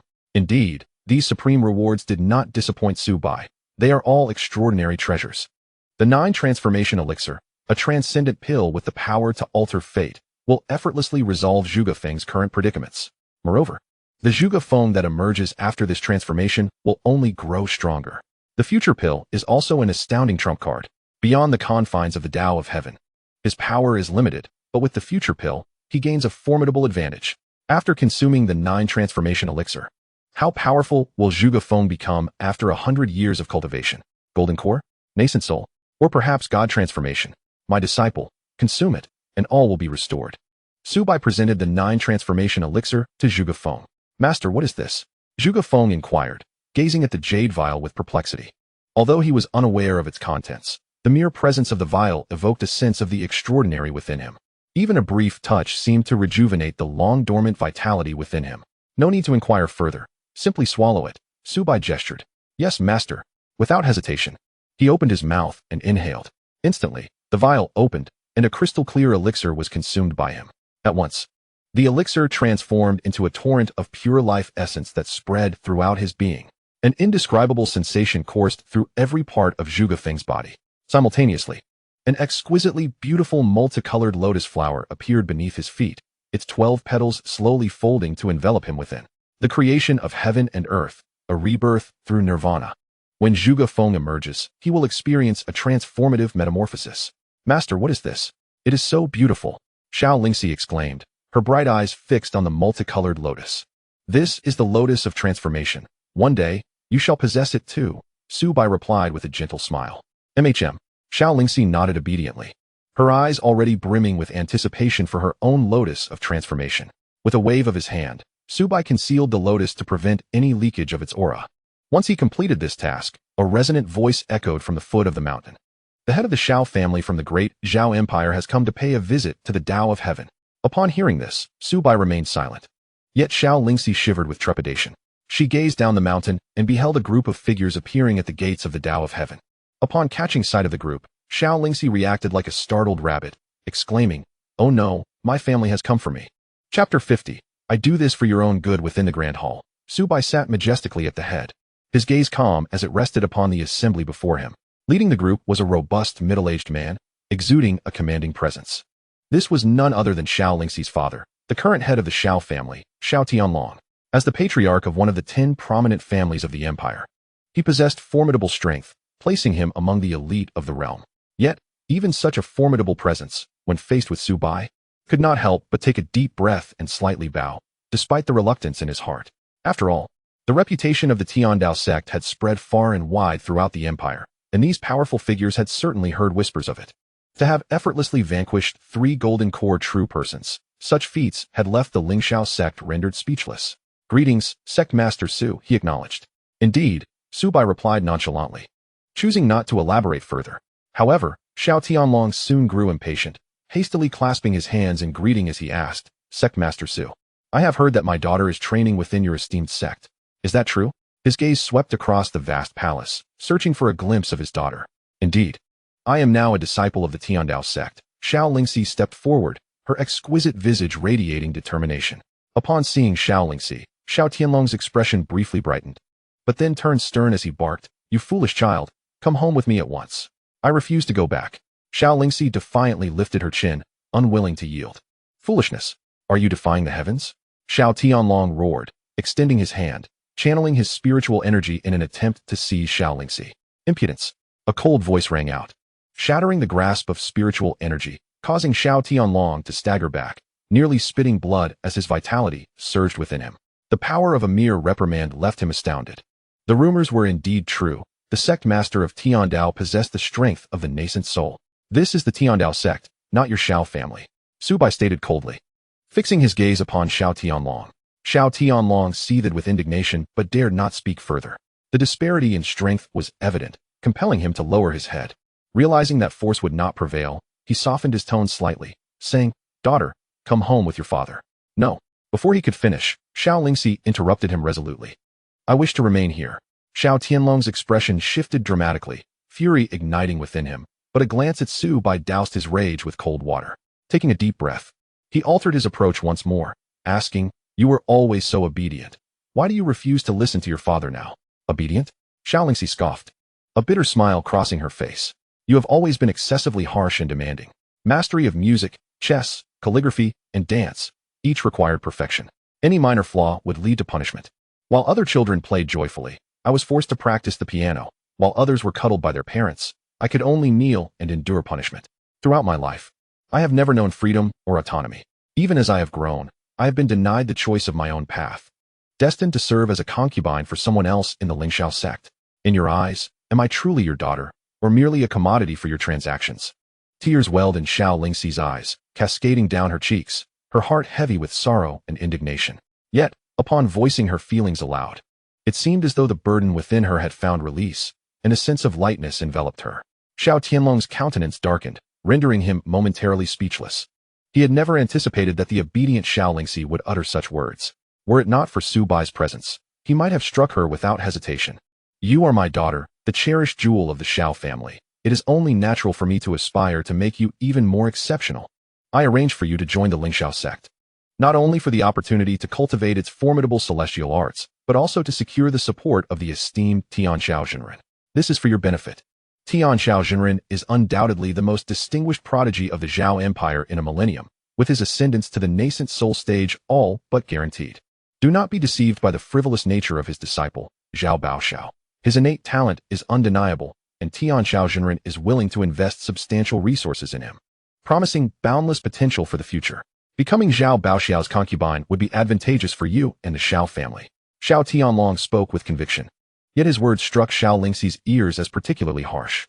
It dawned upon her that in Xiao Tianlong's eyes, her existence was merely a tool for political leverage. "I am not a bargaining chip for your interests," Xiao Lingxi retorted through gritted teeth, her eyes reflecting a fierce determination. "Nonsense." At this, Xiao Tianlong's brows furrowed in anger as he rebuked her. "I am doing this for your own good. At the Ling Shao sect, with Tianxiao Zhenren's guidance, you will have access to superior resources and profound celestial techniques. What can you hope to achieve here?" "Huh." Listening to Xiao Tianlong's words, Su Bai couldn't help but chuckle. This scene bore an uncanny resemblance to countless parents he had encountered before his transmigration. How many children were deprived of a complete childhood by the oft-repeated phrase, "I am doing this for your own good"? Su Bai was one of them. With a cold scoff, Su Bai interrupted Xiao Tianlong. "Are you implying that my Dao sect pales in comparison to the Ling Shao sect?" Xiao Tianlong was momentarily taken aback. He had never expected Su Bai to challenge him so directly. The comparison between Dao sect and Ling Shao sect? He couldn't help but scoff internally. There was simply no basis for comparison. The Ling Shao sect had stood for thousands of years, rich in heritage, and ranked among the top 500 of the Celestial Alliance. What did the Dao sect have to show apart from Su Bai, a solitary nascent soul? Their celestial arts might even fall short of those of the Xiao family. Of course, he dared not voice such thoughts. "Su Sect Master, I misspoke. Please do not take it to heart." He coughed twice, forcing a strained smile. Though he felt immense disdain, Xiao Tianlong refrained from confronting Su Bai. After all, they were within the Dao sect, and should he provoke Su Bai, escaping safely would be a formidable challenge. Realizing this, he clenched his fists before reluctantly loosening them. However, the Ling Shao sect had issued an ultimatum. If he did not bring Xiao Lingxi to their ranks, the future of the Xiao family would be in jeopardy. After a moment of contemplation, he abruptly turned his gaze towards Xiao Lingxi, his expression shifting between shadows and light. Moments later, he bellowed, "Xiao Lingxi, your surname is indeed Xiao. Do not forget that the blood flowing within you is that of the Xiao family. If you do not return with me today, our father-daughter relationship shall be severed, and you will no longer be a member of the Xiao family." Upon hearing these words, Xiao Lingxi felt as though struck by lightning, her delicate frame trembling. The threat of severing ties was intended to coerce her. In that moment, her heart turned to ice. Initially, she had harbored a flicker of hope, believing that he was her father and might show her a semblance of affection, granting her the chance to experience paternal love. Yet, all of this dissipated into mere illusion. leaving only the starkness of reality. No matter how hard she tried, she could not escape her fate. If blame were to be cast, let it be on her identity as a daughter. If resentment were to be harbored, let it be for being born into a prominent family. If hatred were to be felt, let it be directed towards a father who only valued familial interests. Chapter 51. The Completion of Transformation, the Holy Body of Battle. Xiao Lingxi bit her lip until it bled, her beautiful eyes revealing a sorrowful glimmer. She had never anticipated that the one to wound her most deeply would be her own father. Father, do not call me your daughter. I am not one deserving of you. Xiao Tianlong's visage contorted with rage as he uttered those words. He then strode towards the great hall's exit, with the members of the Xiao family hastily following suit. However, internally, he was smirking. Based on his understanding of his daughter, this tactic was undoubtedly effective. Indeed, just as he stepped outside, Xiao Lingxi's voice echoed from behind. Yet, what she uttered was not a plea to return with him. Very well. Since you have never regarded me as your daughter, from this day forth, Xiao Lingxi and Xiao Tianlong shall have no further ties. With a thunderous impact, this declaration struck Xiao Tianlong, causing him to tremble violently. He whirled around, fixing his gaze upon Xiao Lingxi, his voice laced with coldness. What did you say? There was even a hint of murderous intent in his eyes. How dare his daughter speak to him in such a manner, so brazenly undermining his authority? Had this been within the confines of their home, he would have ensured she received a severe punishment. I said, we are severing our father-daughter relationship. Xiao Lingxi met Xiao Tianlong's gaze unwaveringly, raising her hand to remove her storage ring. After retrieving her spirit sword, she tossed it at Xiao Tianlong's feet. This belonged to the Xiao family. I return it to you. The storage ring clattered to the ground with a crisp sound, while Xiao Tianlong's gaze, now lowered, fell upon the spirit sword Xiao Lingxi had just unveiled. This caused his eyes to narrow slightly. It was known that before her departure, Xiao Lingxi possessed only a mundane sword, at best a weapon suitable for the early stages of qi refinement. Yet now, she held a spirit artifact. That was a treasure intended for those at the foundation establishment stage. Even if Xiao Lingxi had ventured to Ling Shao sect, she would have had no hope of acquiring a spirit artifact before reaching that stage. How could the Dao sect bestow such a gift upon its disciples? This left him in a state of uncertainty. Having completed her actions, Xiao Lingxi turned and fled through the rear door of the great hall. Xiao Tianlong considered pursuing her. But suddenly, Su Bai's gaze fell upon him. Previously, you were the family member of my disciple, and I permitted your entry. Now, the Heavenly Dao Sect does not welcome outsiders. A voice, cold and indifferent, echoed as Su Bai calmly regarded Xiao Tianlong. Master, if the young lady does not return, the generous gifts from Ling Shao sect to the Xiao family may all have to be returned, whispered a foundational cultivator from the Xiao family in a Xiao Tianlong's ear. Upon hearing this, a flicker of anger flashed across Xiao Tianlong's face. Not only would they have to return the gifts, but the Xiao family would likely suffer a significant loss. However, when he met Su Bai's frigid gaze, he was compelled to suppress his indignation. Heavenly Dao Sect. Just wait and see. We're leaving. He waved his sleeve, ultimately choosing to concede, leading his subordinates away in defeat. Once everyone had departed, Su Bai slowly rose and made his way to the back mountain, where he found Xiao Lingxi weeping at the edge of the cliff. The outwardly strong and chivalrous girl had her own vulnerable side. At that moment, she curled up, her shoulders trembling, crying like a child. Su Bai stood beside her, patiently waiting for her to regain some composure. After an indeterminate time had passed, Xiao Lingxi lifted her head and saw Su Bai nearby. Master, regardless of the circumstances, he is still my father. Have I erred? She murmured, wiping her tears, her face marked by confusion and anguish. Given her upbringing, she believed this to be a grave act of filial piety. No, you have done nothing wrong. If you had truly chosen to leave with him today, that would have been a disappointment to me, Su Bai replied, shaking his head. Do you support me as well, master? Xiao Lingxi's face brightened with hope as she could not help but inquire. People often find themselves ensnared by unattainable desires from their youth, and are haunted by paths unchosen throughout their lives. From a young age, you have been unable to choose what you cherish, unable to walk your own path, as your fate has been dictated by others. He never regarded you as a daughter, but merely as a pawn to elevate the Ling Shao sect. In the face of such a person, why should you feel any guilt? Su Bai spoke slowly, shaking his head. Master, Xiao Lingxi's emotions were tumultuous. She bit her silver teeth, her gaze gradually regaining clarity. Indeed, throughout my life, I have been manipulated either by my father or by his whims, having long lost my destiny.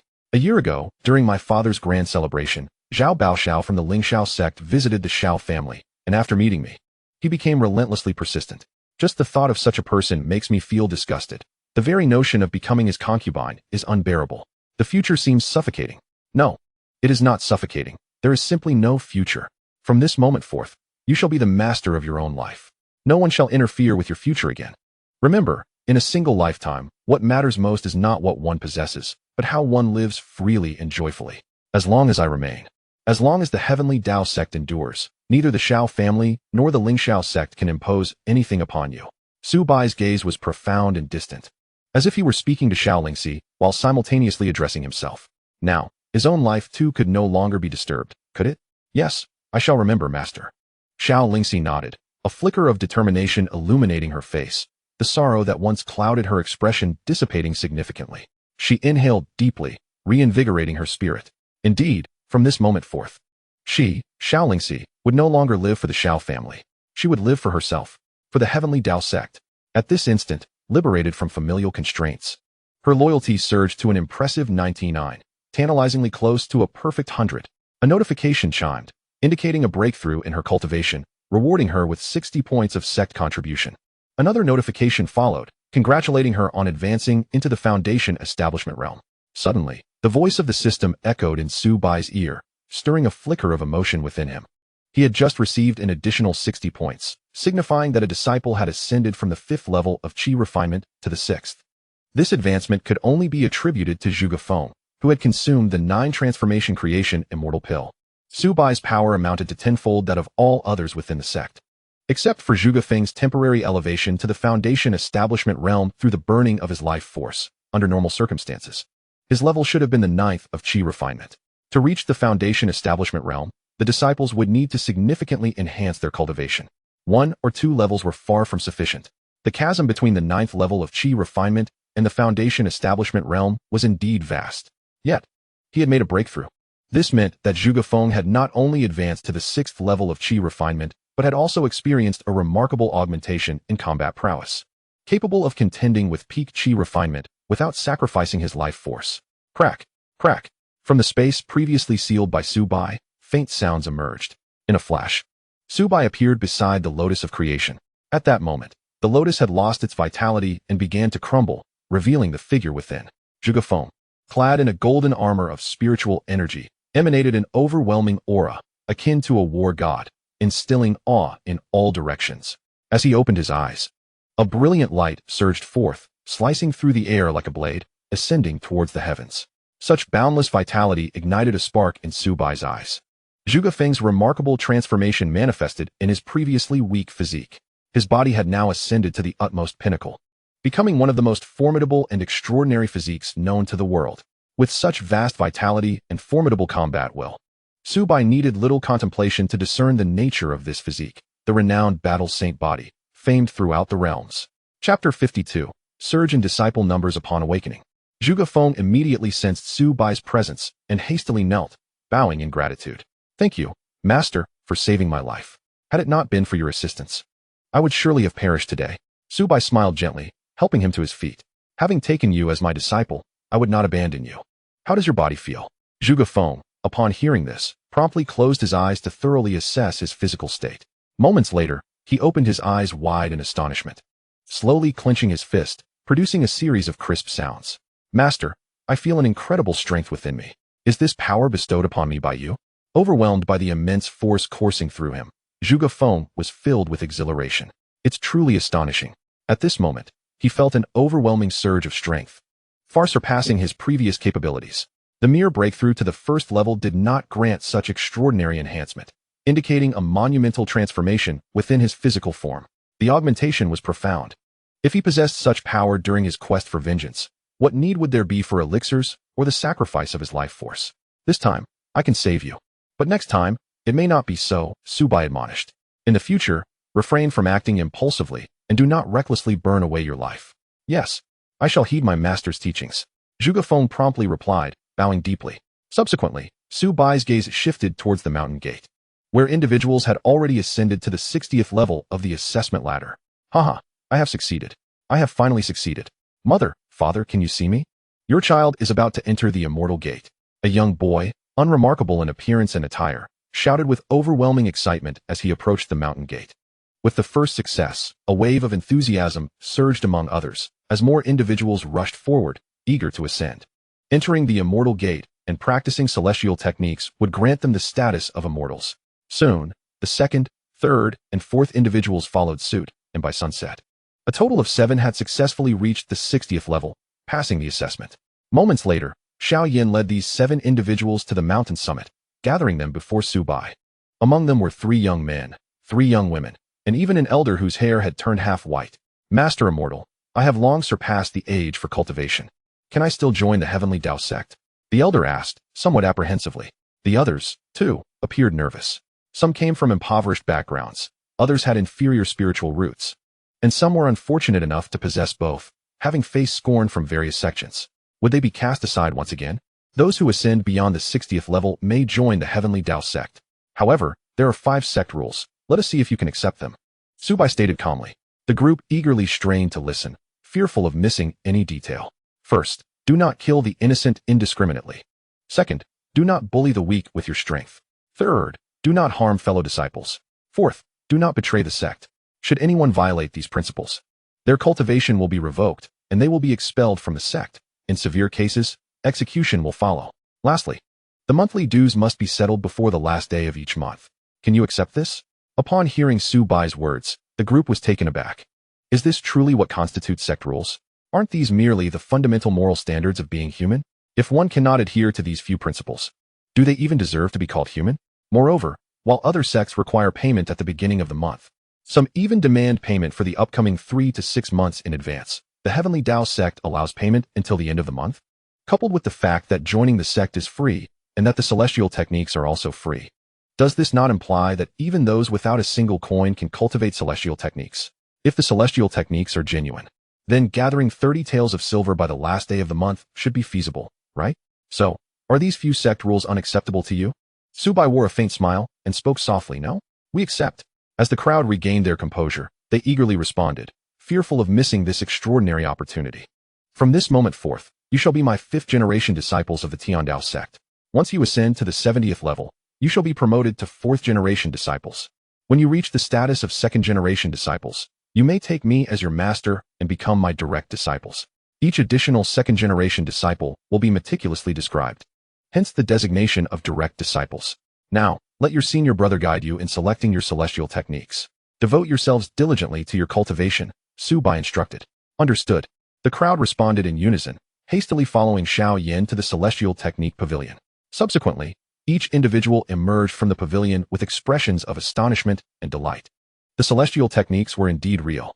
Moreover, there were no fees involved. Thus far, they had not spent a single coin to acquire the foundational techniques. This entire experience felt dreamlike, causing them to feel as though they were floating, as if caught in a reverie. Father and mother, do you see this? Your child has not let you down. I can finally pursue immortality. After years of participating in countless sect assessments, never had they encountered such smooth sailing. After 50 years of seeking celestial wisdom, having believed it to be beyond hope, they never anticipated such fortuitous encounters in their twilight years. This life would have no regrets. Some cheered, others expressed their joy, while still others wept uncontrollably. For the sake of seeking immortality, they had endured immense suffering, borne humiliation, and paid prices that ordinary people could scarcely fathom, yet had failed to enter the immortal gates. Now, with the arrival of this celestial fate, their joy was beyond comprehension. Observing this scene, Su Bai smiled faintly. From today onward, the Tian Dao Sect will truly embark on the right path. Each passing day, the number of disciples would swell, and with each day, the pace of growth would quicken. This was merely the beginning. Once the first batch of disciples achieved success in their cultivation and word spread, that would herald the true frenzy. The following days unfolded as Su Bai had anticipated. On the first day, 7 new disciples joined. The second day saw an increase to 9 new disciples. On the third day, the count surpassed single digits, reaching 10 new disciples. In just 3 short days, the sect welcomed 26 new disciples. Although these disciples remained mortals and did not significantly enhance Su Bai's strength, each was a potential asset. Once they succeeded in their foundational cultivation, even a slight increase from each would accumulate, leading to a qualitative transformation in Su Bai's power. More importantly, the surge in disciple numbers had already fulfilled half of the sect's upgrading requirements, far exceeding the 10 disciples initially needed. The sect's upgrade was now merely 1 foundational disciple away, and this was only the beginning. On the 7th day, 18 new disciples joined. That day, the Tian Dao Sect's disciple count successfully surpassed the significant milestone of 100. Even more crucially, among the disciples recruited in the previous days, some had already succeeded in their foundational cultivation. In just 7 days of refining qi, although far from the prowess of the likes of Zhuge Feng and Xiao Yan, the speed achieved is astonishingly formidable to the outside world. What imperial prodigy could possibly compare, appearing as naught but a waste in the face of such velocity? Chapter 53. The month's end approaches, time to disburse salaries. Disciple information. Number of disciples: 107 mortal. 100, Zhang Godin, Li Goxing, first level of qi refinement. 2, Lu Taizhu. Wang Ergu, second level of qi refinement. 2, Xiao Yan. Yi Qingyao, third level of qi refinement. 1, Mu Lingxian, fifth level of qi refinement.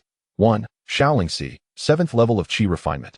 1, Zhuge Feng, gazing upon the current disciple information of the Tiandao sect. Su Bai's heart swelled with joy.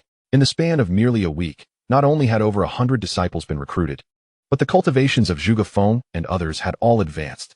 Both Zhuge Feng and Xiao Lingxi had ascended by 1 level, with Zhuge Feng achieving a significant breakthrough from mid-qi refinement to late qi refinement. At the late stage of qi refinement, one gains the ability to soar through the skies on a flying instrument, greatly enhancing speed and escape capabilities. The enchanting Mu Lingxian, possessing the body of a celestial demon, had remarkably advanced by 2 levels. Even the mortal Yi Qingyao and the physical cultivator Xiao Yan had each progressed by 1 level. Remarkably, Zhuge Feng, the longest-serving disciple, had yet to even complete a month within the sect. In less than a month, from a mortal to the 7th level of qi refinement. Such news would likely be dismissed as a mere jest. Host name: Su Bai. Age: 18. Realm: 2nd level of foundation establishment items. Medium spirit stones: 214. Low-grade spirit stones: 56, 380. Gold: 5 million taels. Silver: 60 million taels. Next, Su Bai glanced at his own information. 2nd level of foundation establishment. This was the reflection of his current cultivation, having risen by yet another level since 7 days prior.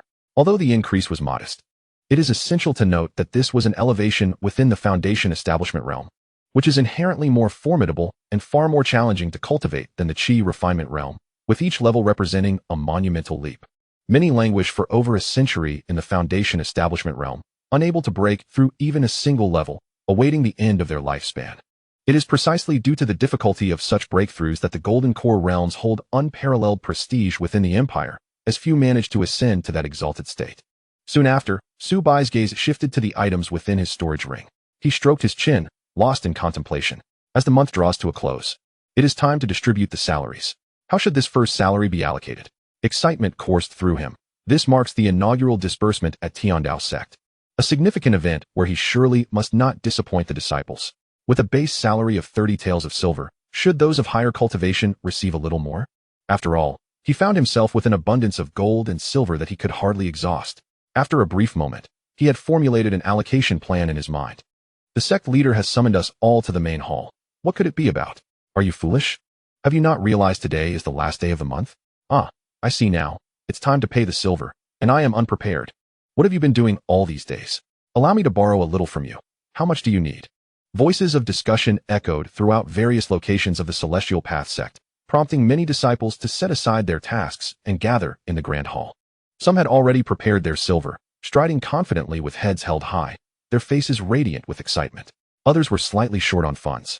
Yet with the assistance of their fellow sect members, they quickly cobbled together 30 taels of silver.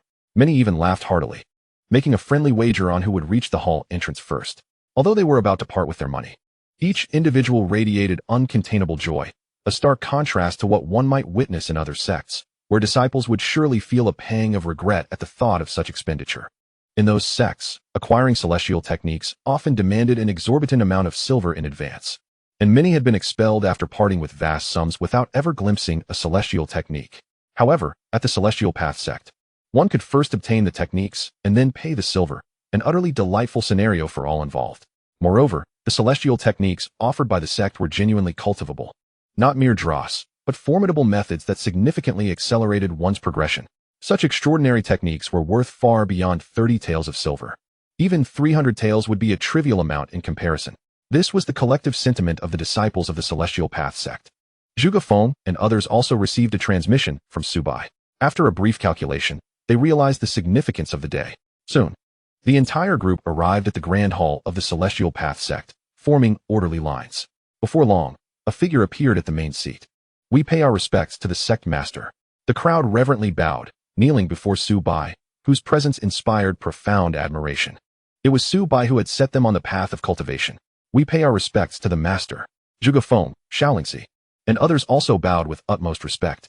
Please rise, Su Bai said nonchalantly. Thank you, sect master. Thank you, master. All disciples stood upright, their postures straightened.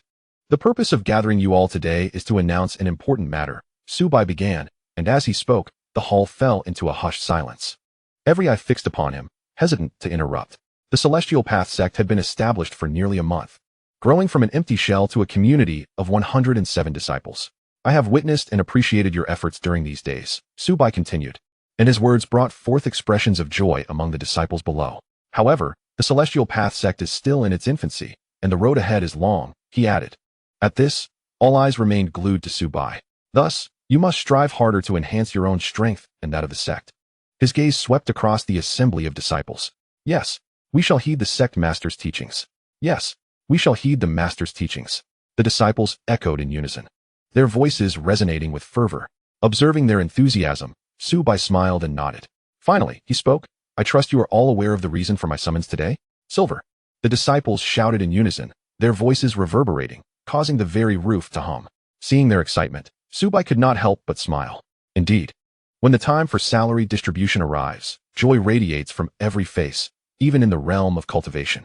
Having realized this, I shall refrain from further ado and commence the distribution. Before Su Bai could finish his sentence, the disciples below had already begun to take action. Master, here are my 30 taels of silver. Master, this is mine. Master, this is the 60 taels contributed by the two of us. Master, this is the silver we gathered together. In an instant, each disciple produced their 30 taels, with even Zhuge Feng and Xiao Lingxi dutifully presenting their silver. The sudden display of such wealth, reflecting brightly against the dome of the grand hall, created a dazzling spectacle. Su Bai's fingers lingered on the storage ring of his left hand, poised to retrieve the disciples' monthly salaries, yet he was momentarily taken aback by the scene before him. Wait a moment, why does this atmosphere feel so off? Chapter 54. The sect distributes silver, igniting the atmosphere in the hall within the hall. Thousands of taels of silver shimmered brilliantly, momentarily blinding some of the onlookers. Disciples, what is the meaning of this? Su Bai stood stunned, at a loss for words, until he finally regained his composure and inquired with confusion. Master, it was inscribed on the sign when you recruited us that the monthly base salary is 30 taels. This is our stipend for the month. Zhuge Feng stepped forward respectfully to respond. Stipend? This base salary is what you are providing to me? Su Bai questioned again, perplexed. Surely this cannot be right. Even the most unscrupulous of employers in my previous life would still distribute monthly wages. Moreover, in my past life, weren't the disciples entitled to receive cultivation resources each month? Without resources, how can one cultivate in peace? Without peace and cultivation, how can the sect's strength be enhanced? Master, in every major sect, the monthly base salary is contributed by the disciples to the sect. Even the servant disciples are required to contribute, Zhuge Feng continued to explain. Other sects demand this payment at the beginning of each month. Delay even by a day, and you shall face punishment. And that is not all. Entering the sect requires a substantial sum of silver, covering bribes and introduction fees. Plus you must serve as a servant disciple for half a year, and they can dismiss you for any trivial reason during the assessment. How unfortunate. Speaking of this made him bitter. I previously served as a servant disciple at Huangsha sect for 6 months. On the day of the assessment, the wretched elder Huang dismissed me, claiming I disrespected the teachings by entering with my left foot first. I was kicked out without even being tested. The Dao Sect is far superior. Joining is free, assessments are open, fair, and just, and the most precious celestial techniques are provided without charge. If it weren't for my family's poverty, I would even consider 30 taels a month to be too little. Indeed, though I am unaware of the ranking of these celestial techniques, I suspect that a complete manual on chi refinement would likely fetch a price of 10,000 taels or more. Master, we willingly contribute these 30 taels. Should the sect find itself in need, we would not mind increasing the amount. Subsequently, the disciples chimed in, each expressing their genuine thoughts in turn. Su Bai was momentarily rendered speechless. Listening to the discourse of these disciples, he finally confirmed a singular truth. In this world, the amount of silver inscribed on those signs is not what the sect bestows upon its disciples, but rather what the disciples are obliged to contribute. Even so, why are there so many seeking to join? Su Bai had witnessed his fair share of avaricious masters exploiting their charges. Yet this was his first encounter with a system that demanded contributions while also requiring payment for labor. It was an eye-opener. Is this the allure of celestial arts? To pay, and at such exorbitant rates. According to the conversion of prices in this realm, the combined total for 107 disciples amounts to over 3,000 taels of silver, equating to more than 3 million. And this is merely the monthly sum for a little over 100 individuals. What if there were 1,000? Or 10,000? What of the Ling Shao sect, which boasts 100,000 disciples? This is only a monthly figure. What about a year? Or a decade? These grand sects are indeed swimming in wealth. It is no wonder that the storage rings of the elders overflow with gold and silver, each resembling a nouveau riche, their fortunes amassed through such means. Su Bai inhaled deeply, feeling a mix of awe and dismay. Regrettably, he found himself disinterested in wealth, for wealth requires strength to safeguard it. What he yearned for most was power. Disciples with ample resources could elevate their prowess swiftly. As their strength surged, his own would ascend like a rocket. Observing the eager expressions of the gathered disciples, Su Bai waved his hand grandly and declared, "Everyone, put away your silver." The moment he uttered these words, the hall erupted in chaos. What? The sect leader isn't collecting silver? Is it gold he desires? Or do you mean we have not performed adequately and face expulsion from the sect? Please no. We will amend our shortcomings. We only wish to remain with the Dao Sect. Panic swept through the hall as anxious expressions adorned every face. After all, who would wish to depart? The benefits of the Dao Sect are unmatched by any other. Even Zhuge Feng and Xiao Lingxi found themselves momentarily stunned. Why was the sect leader not collecting silver? What was happening? Clearing his throat, Su Bai signaled for calm, redirecting everyone's attention. What I mean is, the monthly base silver is not something you contribute to the sect. Rather, it is what the sect provides to all disciples. I have gathered you today to distribute silver, not to collect it. Do you understand? Upon hearing this, the hall fell silent. The notion of the sect distributing silver? A voice broke the stillness, clearly still in disbelief. The idea of the sect distributing silver in this world was as astonishing as if the sun were to rise in the west, leaving everyone momentarily dumbfounded. Indeed, it is a distribution of silver, Su Bai reiterated, and with a grand gesture, a mountain of silver appeared in the hall. Even those indifferent to numbers could instantly grasp its magnitude. So much silver. The gleaming pile radiated brilliance, causing many to gasp for breath. In an instant, all disciples present stood in awe. A collective gasp echoed through the room as the disciples widened their eyes, astonished by the scene before them. Their mouths agape and unable to close. "Master, what is this?" As they beheld the substantial pile of silver, even Zhuge Feng was taken aback, staring incredulously at Su Bai. "Silver? My friend, give me a slap. Am I dreaming?" One disciple turned to another beside him, voicing his disbelief. With a sharp sound, a disciple was struck, yelping in pain. "Goodness, it's not a dream, it's truly silver." A chorus of gasps erupted again as many rubbed their eyes, struggling to believe this reality. Now, the distribution of silver begins, starting with a basic allocation of 30 taels per person. Observing the stunned expressions of the crowd, Su Bai smiled slightly, waving his hand as a portion of silver rose, dividing into 107 portions, hovering before each disciple. Some disciples accepted their silver, scanning it thoroughly, even lifting it to their noses for a sniff, and finally biting down to confirm its authenticity. By heavens, it is genuine silver. Gradually, the disciples realized and fully believed that what lay before them was neither an illusion nor a dream. The atmosphere erupted in excitement. The disciples' faces flushed with exhilaration. Their breaths quickened, yearning to embrace the silver before them and weep with joy. Chapter 55. A spark can ignite a prairie fire. For years, they had been oppressed by the sect, suppressed by noble families, exploited by landlords, and bullied by bandits, leading lives of immense hardship. The world had demonstrated to them that as the lower class, they held no status, destined to be mere beasts of burden forever. Yet, within the Dao Sect, they experienced a day of being valued. They were not beasts. They possessed their own worth. They were human, not slaves. They had never known such happiness. Yet, in the Dao Sect, they felt an unprecedented sense of dignity and honor. In that moment, their hearts brimmed with gratitude, grateful to the sect leader. Born as a member of the Dao Sect, they would die as its spirit. They vowed to follow the sect leader to the end, never to betray. In an instant, the disciples of the Dao Sect present knelt on the ground, chanting their respective slogans. At that moment, an invisible aura seemed to manifest around each individual, converging within the grand hall of the Dao Sect. This was fortune. When hearts unite, fortune is forged. Moreover, amidst the gathering of fortune among these disciples, a faint aura of destiny subtly permeated the air. Though exceedingly faint, it undeniably existed.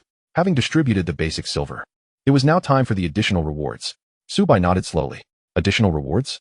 Upon hearing this, the disciples displayed expressions of astonishment and delight. There are additional rewards? How wonderful! Every successful Qi refinement practitioner shall receive an extra 100 taels of silver, and furthermore, for every few levels of cultivation improved, the monthly base silver would increase several-fold. Subsequently, with another wave of his hand, a large pile of silver appeared before the 7 disciples, including Zhuge Feng. The higher one's cultivation, the greater the wealth amassed. Gratitude to the sect leader for the generous rewards. Heartfelt thanks to the esteemed master.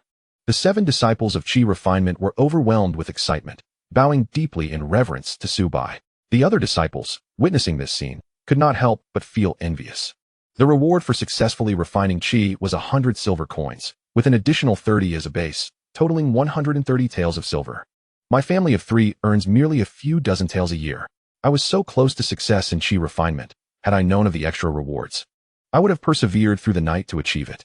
No, I must strive diligently in my training, aiming to reach the 3rd level of Qi refinement next month to earn several hundred taels of silver.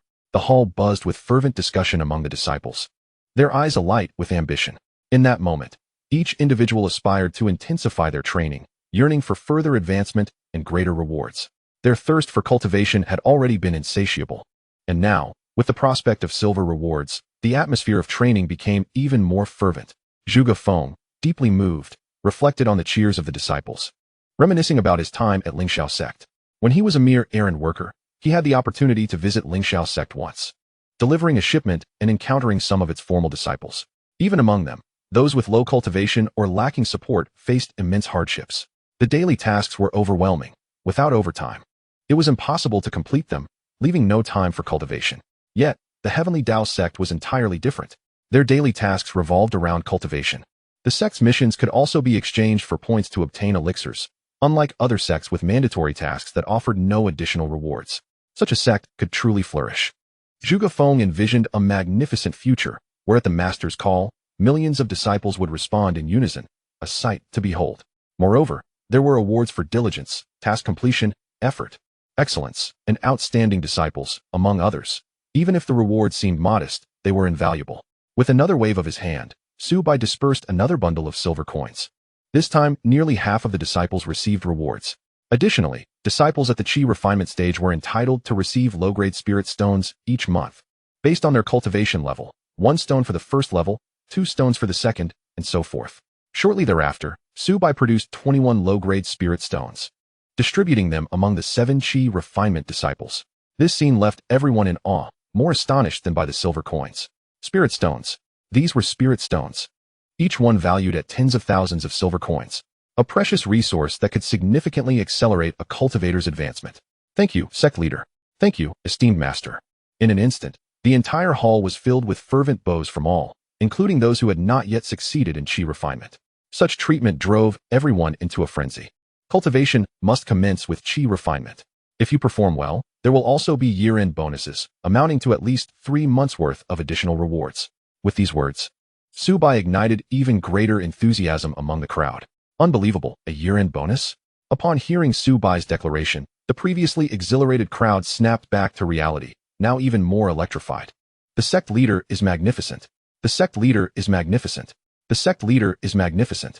In this moment, Su Bai's figure loomed large in the eyes of the disciples, akin to a deity, inspiring profound reverence among them. Should Su Bai peruse the information of his disciples, he would discover that the loyalty of nearly every disciple towards their sect leader was surging dramatically.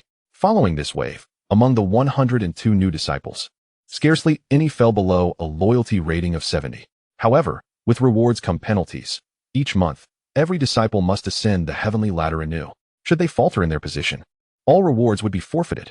Should one fall below the 60th level, their cultivation would be nullified, and they would be expelled from the sect. Suddenly, Su Bai's tone shifted, growing cold.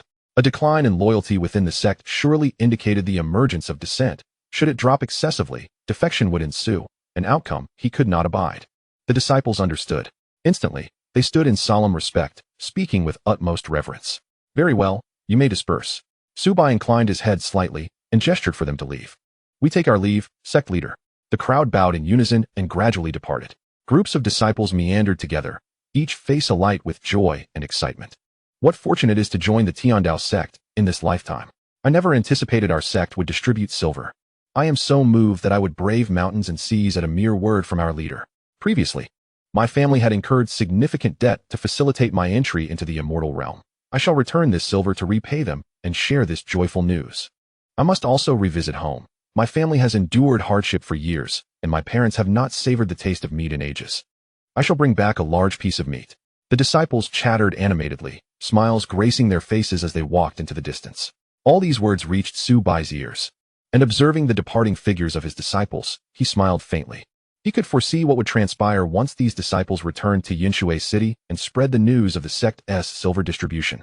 This information would radiate from Yinshui City, swiftly permeating far and wide, ultimately sweeping across the entire empire. Those impoverished youths unable to enter the sect, the long-oppressed common folk, the downtrodden constrained by societal rules, and the unfortunate souls who had stalled on their path to immortality would traverse mountains and rivers from distant lands, journeying towards the Dao Sect. At that time, the scale of the Dao Sect would expand to a terrifying magnitude. To encapsulate this sentiment in a single phrase, Su Bai recalled a saying from the world he had traversed before: a single spark can start a prairie fire. Chapter 56. The Sect that Dispenses Silver. A tremor throughout the empire once the first batch of disciples descended the mountain and entered the city. The news of the Dao Sect distributing silver gradually spread. Initially, few were aware, and the dissemination was slow, but such explosive news, once it reached a critical mass, would spread uncontrollably. As Su Bai had surmised, in the following days, the reputation of the Dao Sect erupted. What? Joining the Dao Sect is free, the immortal arts are free, and not only do we not pay silver each month, but we receive silver instead? No way, is this real? Don't deceive me. Is there really a sect that distributes silver? Free immortal arts? 30 taels a month? A reward of 100 taels for successful chi refinement? The higher the cultivation, the more one receives? Is there truly no age restriction for the assessment? No preference for appearance, allowing even the unattractive and impoverished to join? This is no celestial sect. It feels more like my own father. The citizens of Yinshui City were momentarily taken aback. Soon, their faces illuminated with joy and excitement as an overwhelming wave of elation surged through them. To be part of such a sect would be an extraordinary fortune. Consequently, throngs of people flocked to the gates of Dao Sect, all eager to participate in the examination and join their ranks, creating a bustling scene. With the announcement of financial aid, not only did the number of applicants multiply several times over, but the sect's favorability soared significantly as well. Previously, on the busiest days, merely a handful of newcomers would pass the assessment. Now, that number had skyrocketed exponentially. This news spread like wildfire throughout Yinshui City and soon reached neighboring counties. Continuing to extend even further, Dao Sect had undeniably made a name for itself throughout the empire. Previously, the sect's reputation was built on the slaying of an elder disciple from Ling Shao sect, a tale circulated among the various sects of the empire, with the common folk indifferent to such matters. For them, as long as there was food on the table, it mattered not who governed. However, this time was different. Previously, they could barely afford a single meal of bland rice a day, and it was a rare occasion to taste meat within a year. Life was a constant struggle. Yet now, a celestial sect offered complete sustenance, free entry, and the opportunity to learn celestial arts, along with a monthly stipend of 30 taels of silver. 30 taels. In an era where the oppressive landlords and wealthy clans made even eating a challenge, the thought of earning 30 taels seemed a distant dream. But as disciples of Dao Sect, one could receive 30 taels monthly. Madness, absolute madness. In a distant city, far from Dao Sect, a beggar sat in a corner, gazing blankly ahead. This beggar, with a scruffy beard and a face smeared with dirt, wore tattered clothing and appeared disheveled, obscuring his features. He remained fixated on a single direction, motionless, uncertain of whether he was alive or dead. Hey, have you heard about that Dao Sect? Dao Sect? The one that's been making waves recently, the new sect boasting a nascent soul expert? Indeed, I heard that joining is entirely free, and they even distribute dozens of taels each month. I also heard about it, but is that not a fabrication? Those sects would rather accumulate wealth. How could they possibly offer free entry and money? I don't know, but here we are, barely scraping by for a meal. Perhaps we should investigate? What if it's true?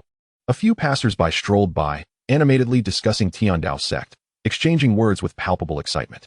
Upon hearing their conversation, the beggar's previously still gaze suddenly shifted. A glimmer of clarity began to emerge in his murky eyes as he murmured, free entry and monthly silver. With that thought, he slowly rose to his feet and stepped into the midst of the street.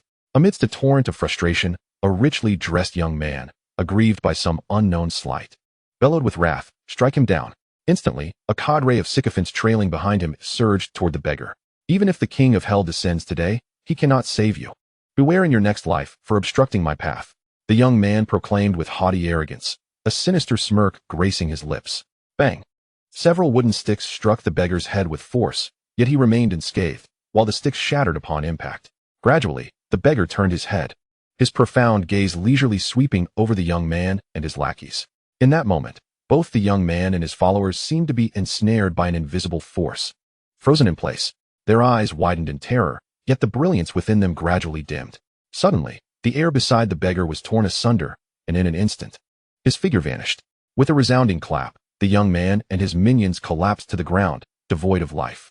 1,000 miles away, atop the towering Ling Shao mountain, a colossal entity known as the Ling Shao Sect loomed.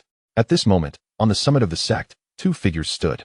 One was a youth clad in a black robe, bearing twin swords on his back, emanating an overwhelming sword intent, as if a single strike could cleave the heavens and part the seas. The other was an elderly man, his hair white, yet his visage youthful. The elder stood with hands clasped behind him, gazing down at the vast expanse of land beneath. Ling Shao, what is your perspective on the Dao Sect? The elder spoke, his voice deep, yet imbued with an air of immense authority. He was an unimaginably formidable being. Master, the sect leader of Dao, Su Bai, has slain our elder and murdered our disciples. Such transgressions are unforgivable. The black-robed youth retorted, a glint of coldness flashing in his eyes. That is not what I inquired about. I was referring to the Dao Sect distributing silver to its disciples. The elder interjected, raising a hand. Distributing silver? Huh.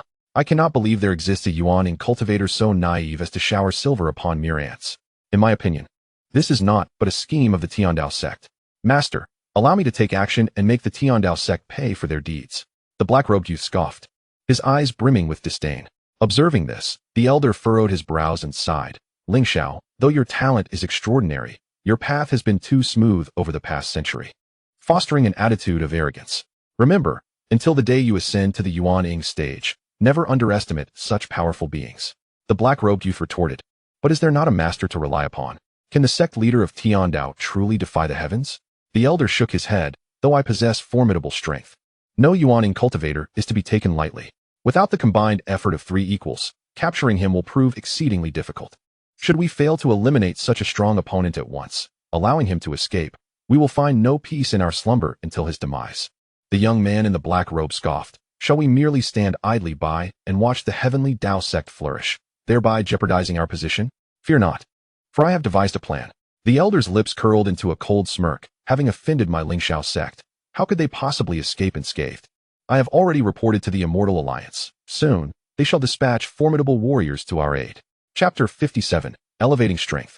Fortune transformed into a golden dragon unbeknownst to Su Bai. The reaction of the Ling Shao sect was irrelevant to him. Even if he were aware, he would remain indifferent. What he acknowledged was that the Heavenly Dao Sect had swiftly risen to prominence. Now, 7 days had elapsed since the beginning of the month, marking a week since the last distribution of silver. Atop the mountain, Su Bai gazed at his disciples, observing their diligent cultivation and labor, his heart swelling with pride. With nearly 1,000 disciples, the Heavenly Dao Mountain had long since become insufficient, compelling the disciples to erect new homes in the surrounding vicinity. While the situation was manageable for now, as the number of disciples continued to swell, the 10-mile radius would soon prove inadequate. Su Bai murmured to himself, shaking his head. The Heavenly Dao Sect required expansion. However, the elevation of the sect necessitated the emergence of a foundation establishment disciple. It would take time for Zhuge Feng to reach that stage. Such matters could not be hurried. Master, each disciple of the sect should don a uniform attire. I have designed garments for the 5th-generation disciples, creating dozens of variations. Would you care to take a look? Xiao Lingxi approached, presenting a booklet to Su Bai. As he opened it, he found it brimming with intricate designs and styles, even detailing the dimensions for shoes and socks. The 5 variations of attire for the 5th-generation disciples each had numerous modified versions. Upon viewing this, Su Bai could not help but express his admiration for Xiao Lingxi. Indeed, a unified attire fosters a greater sense of cohesion. Which design do you find most suitable? Su Bai inquired. Xiao Lingxi flipped to the first page and remarked, I have created numerous designs, yet I believe this first version is the most appealing. Master, please take a look. The senior disciples, like the eldest brother, should wear golden robes to reflect their stature and leadership. The 2nd-generation disciples may don purple robes, the 3rd generation blue, the 4th green, and the 5th white. There are subtle distinctions between the male and female attire, and such hierarchy could further invigorate the disciple's motivation to cultivate. What do you think, Master? After listening, Su Bai nodded slightly. He had to admit that Xiao Lingxi had indeed considered these matters quite comprehensively. Very well. Let us proceed with your design. You shall oversee the creation of these garments, and upon completion, I shall reward you with 50 points. Begin by customizing 10,000 sets, providing each disciple with 2. Ensure the quality is top-notch. This will amount to 100,000 taels of silver. Should you require more, do not hesitate to inform me. With a grand gesture, Su Bai handed a storage ring to Xiao Lingxi. Thank you, Master. I shall strive diligently to ensure your satisfaction, Xiao Lingxi exclaimed, her face lighting up with joy as she respectfully expressed her gratitude and turned to leave. Watching her animated figure depart, a subtle smile graced Su Bai's lips. The current state of the Heavenly Path sect has become increasingly impressive. Indeed, within a mere span of 7 days, the sect has expanded dramatically. The number of disciples has surged from 107 to nearly 1,000. On the first day of the month, 20 new disciples were recruited. The following day saw an additional 22 newcomers. Although the influx of new members in the initial days may have been slightly delayed, the growth was not overtly noticeable. However, as news spread throughout every corner of Yinshui City, the numbers skyrocketed. On the third day, 68 new disciples joined. The fourth day marked a significant milestone, as the count surpassed 3 digits, reaching 102. By the fifth day, the total climbed to 172. On the sixth day, it broke the 200 mark, achieving 218. The seventh day was astonishing, culminating in an impressive 289 new disciples. Over the course of these 7 days, the total of 102 new disciples was achieved. With the announcement of monetary rewards, the sect welcomed an additional 91 disciples within these 7 days. Adding this to the initial count, and including individuals like Zhuge Feng, the total number of disciples in the Heavenly Path sect now stands at 998, just too short of 1,000.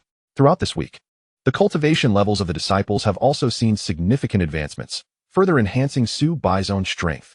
Disciple information, total number of disciples, 998 mortal, 883. Due to the large number, please check individually. First level of Qi refinement, 108, Zhang Godin.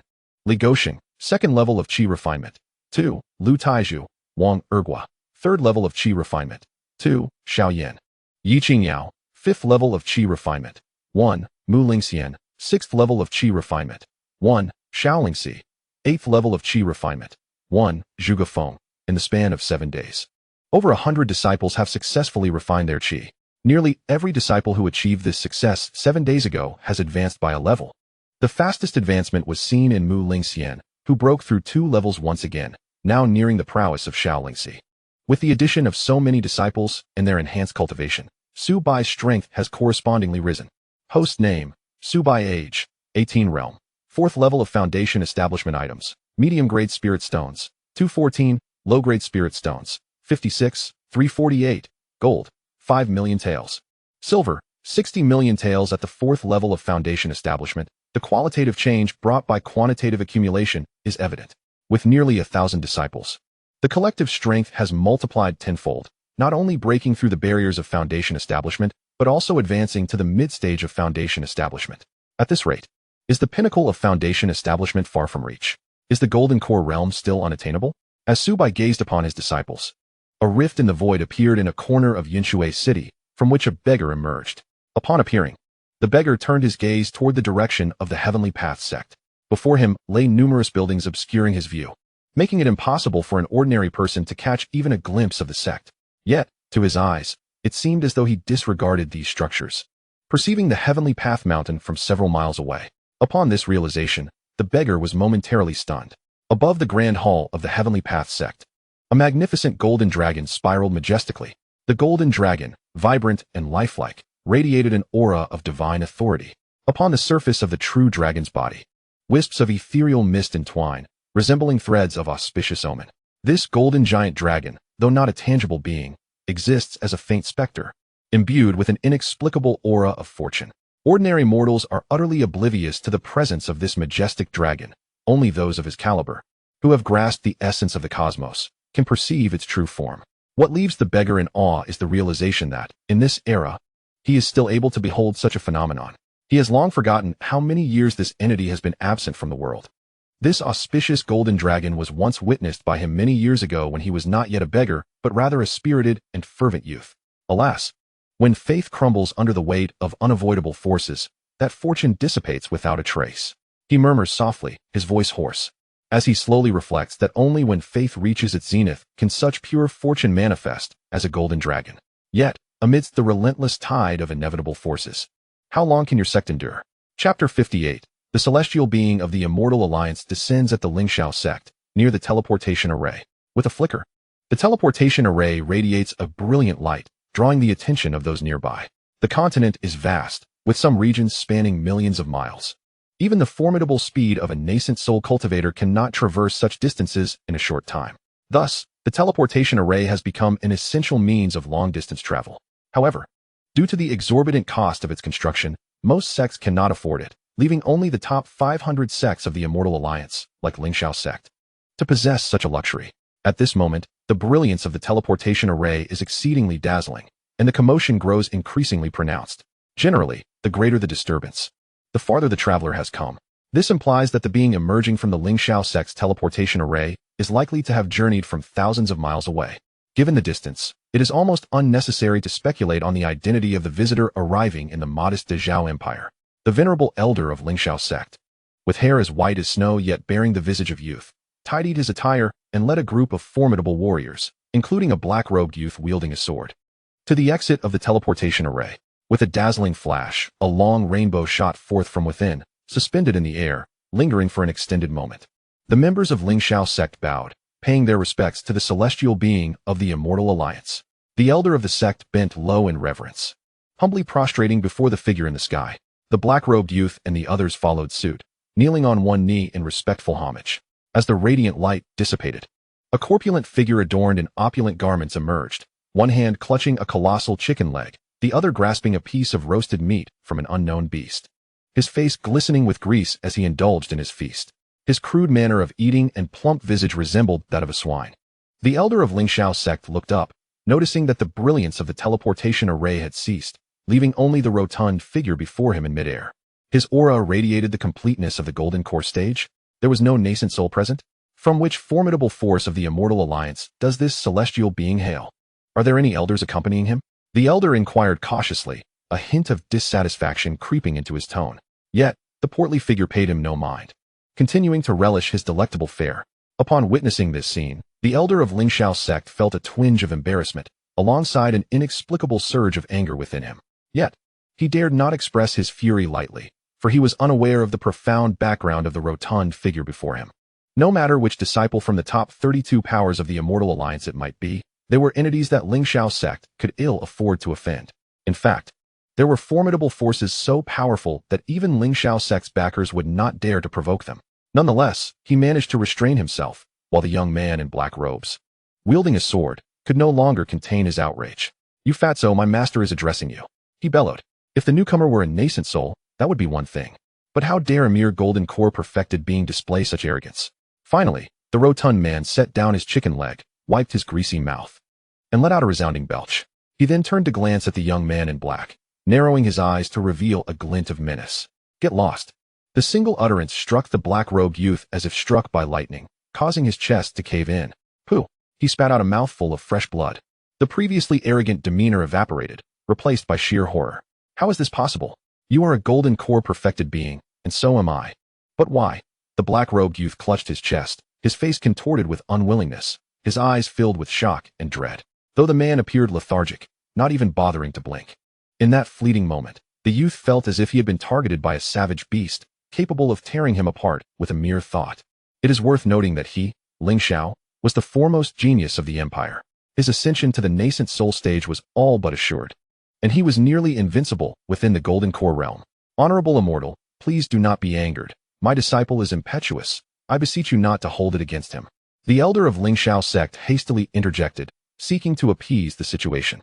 Although he was equally astonished by the fat man's explosive power, he comprehended that despite the man's casual demeanor, he was undoubtedly extraordinary. A golden core cultivator possessing strength comparable to that of a nascent soul. Was this what the prodigious disciples of those elite sects were like?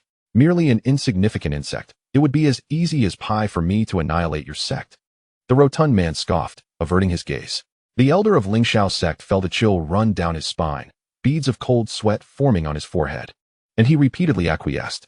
Ling Shao's expression was as dark as a thundercloud, as the empire's foremost genius. When had he ever endured such humiliation? Yet, in the presence of this grotesquely unattractive fat man, he dared not retort. I am a core disciple of the Heavenly Palace. May I inquire what business you have with Ling Shao Sect? The rotund man asked casually after glancing at Ling Shao. What? A disciple of the Heavenly Palace? The elder of Ling Shao Sect's eyes widened in shock, his breath quickening. He had speculated about numerous superpowers, but never did he imagine it would be this one. That was the supreme Heavenly Palace.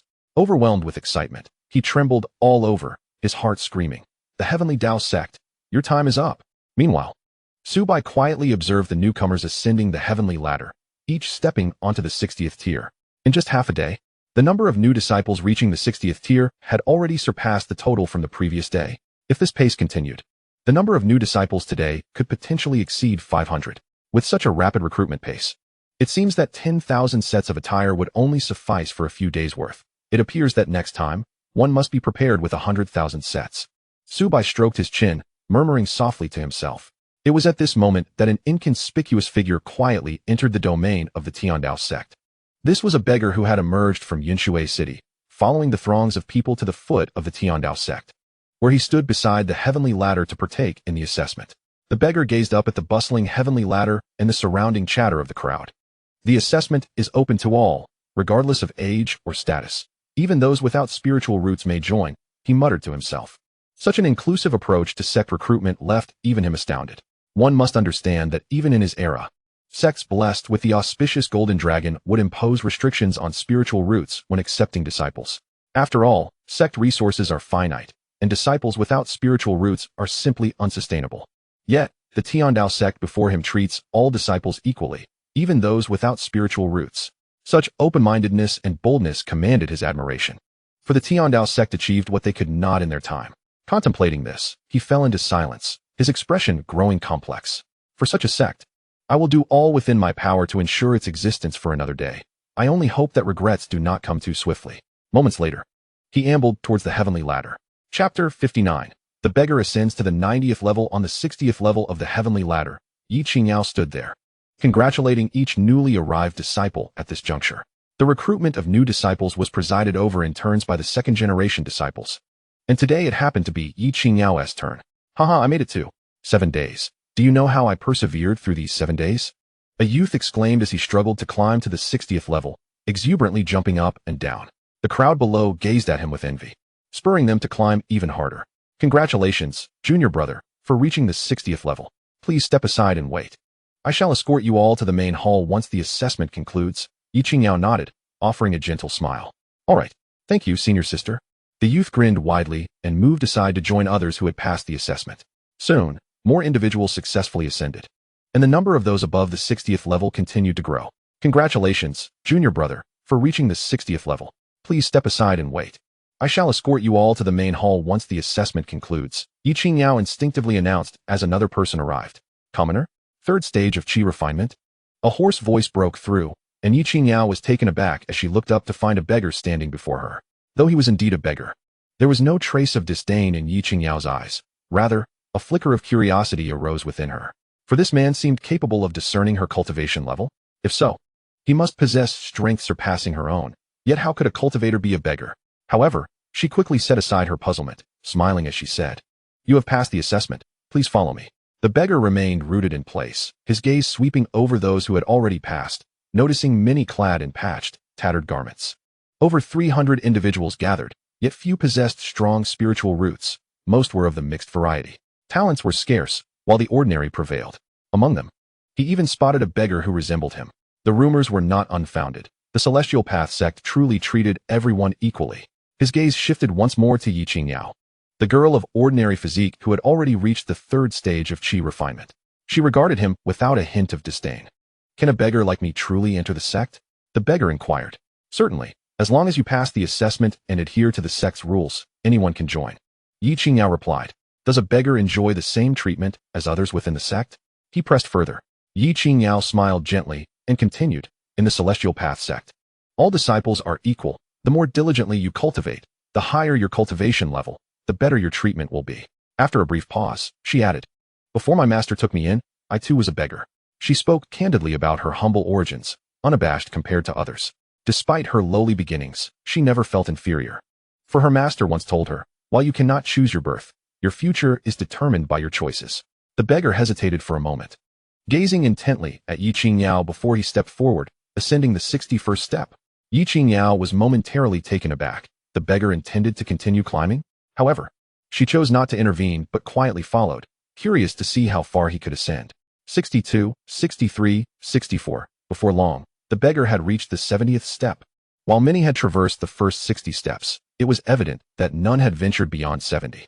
Instantly, more eyes turned towards the figure on the 70th step. And upon realizing it was a beggar, a wave of astonishment rippled through the crowd. Wow, if a beggar can ascend so high, how can I lag behind? Am I truly inferior to a beggar? Frustrated, they resolved to push themselves, determined to reach at least the 60th step today. In an instant, more individuals rushed forward, eager to prove themselves not lesser than a beggar. At that moment, the beggar had already ascended to the 80th step and continued upward. When he set foot on the 80th step, Yi Qingyao halted, astonishment flickering in her eyes. At present, besides the 6 disciples her master initially accepted, all others remained stuck in the 70s. No one had ever reached the 80th step. The 70th step mark signified only the 4th generation of disciples, which she had yet to oversee. However, reaching the 80th step required her to report to her master. With this thought, she sprinted to the mountaintop in search of Su Bai. Master, someone has ascended to the 80th step of the heavenly ladder. Her voice trailed off as she noticed Su Bai, hands clasped behind his back, gazing at the beggar on the 80th step. No, it is not merely the 80th step. During her ascent, the beggar had climbed another 10 steps. This means he has already reached the 90th step. The 90th step, alongside her as a 2nd-generation disciple. This was his first entry into the sect. She gasped, covering her cherry-red lips, her eyes filled with disbelief. Not only her, but the beggar ascending to the 90th floor also captured countless gazes. Such madness. Su Bai remained impassive. The moment this beggar stepped into the territory of the Heavenly Dao Sect, he felt an instinctive awareness.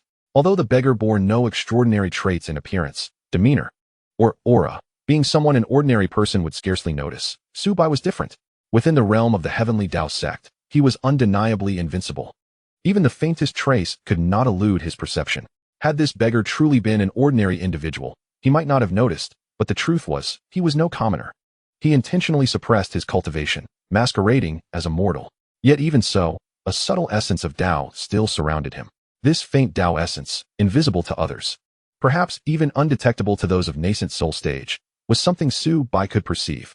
This man was not an ordinary being, but rather an immensely powerful ancient entity. However, Su Bai's calm demeanor stemmed from the fact that he had reached the 90th floor. This indicated that, despite being an ancient figure, this person's favorability towards the Heavenly Dao Sect was a remarkable 90 points. Such a high level of favorability could not possibly belong to someone detrimental to the sect. Hence, aside from observing him, he made no other moves. In his mind, he contemplated what position to assign to this beggar. A disciple seemed rather inappropriate. After a moment, Yi Qingyao appeared before Su Bai with the beggar who had ascended to the 90th floor. This is our sect leader, she introduced, before stepping back to continue overseeing the disciples' assessments. The beggar slightly raised his head to gaze at Su Bai, clad in a snow-white robe, with eyes sparkling like stars. The young man exuded an aura of spirited elegance. It was as though, through Su Bai, he glimpsed a distant reflection of his former self. What is your name? Su Bai inquired. The beggar hesitated for a moment before slowly responding. I cannot recall. Once, he had possessed a glorious name. Yet, that name had vanished with the smoke of battle, leaving no trace behind. Surely, few in this world still remembered it. If that were the case, what significance remained in having a name? Then I shall call you Nameless, Su Bai mused. Thank you for bestowing a name upon me. Sect leader, Nameless bowed respectfully. Su Bai nodded. Your calling me sect leader signifies your desire to join my Heavenly Dao Sect, does it not? Nameless gently nodded. Throughout the encounter, he behaved as a typical beggar, devoid of any airs of superiority. According to our customs, having reached the 90th floor, you could become my direct disciple. But your age makes it somewhat inappropriate, Su Bai stated. What a jest. The beggar before him had lived for countless years. Even his great-great-great-great-grandfather might not have been as old. Nameless remained silent, standing still.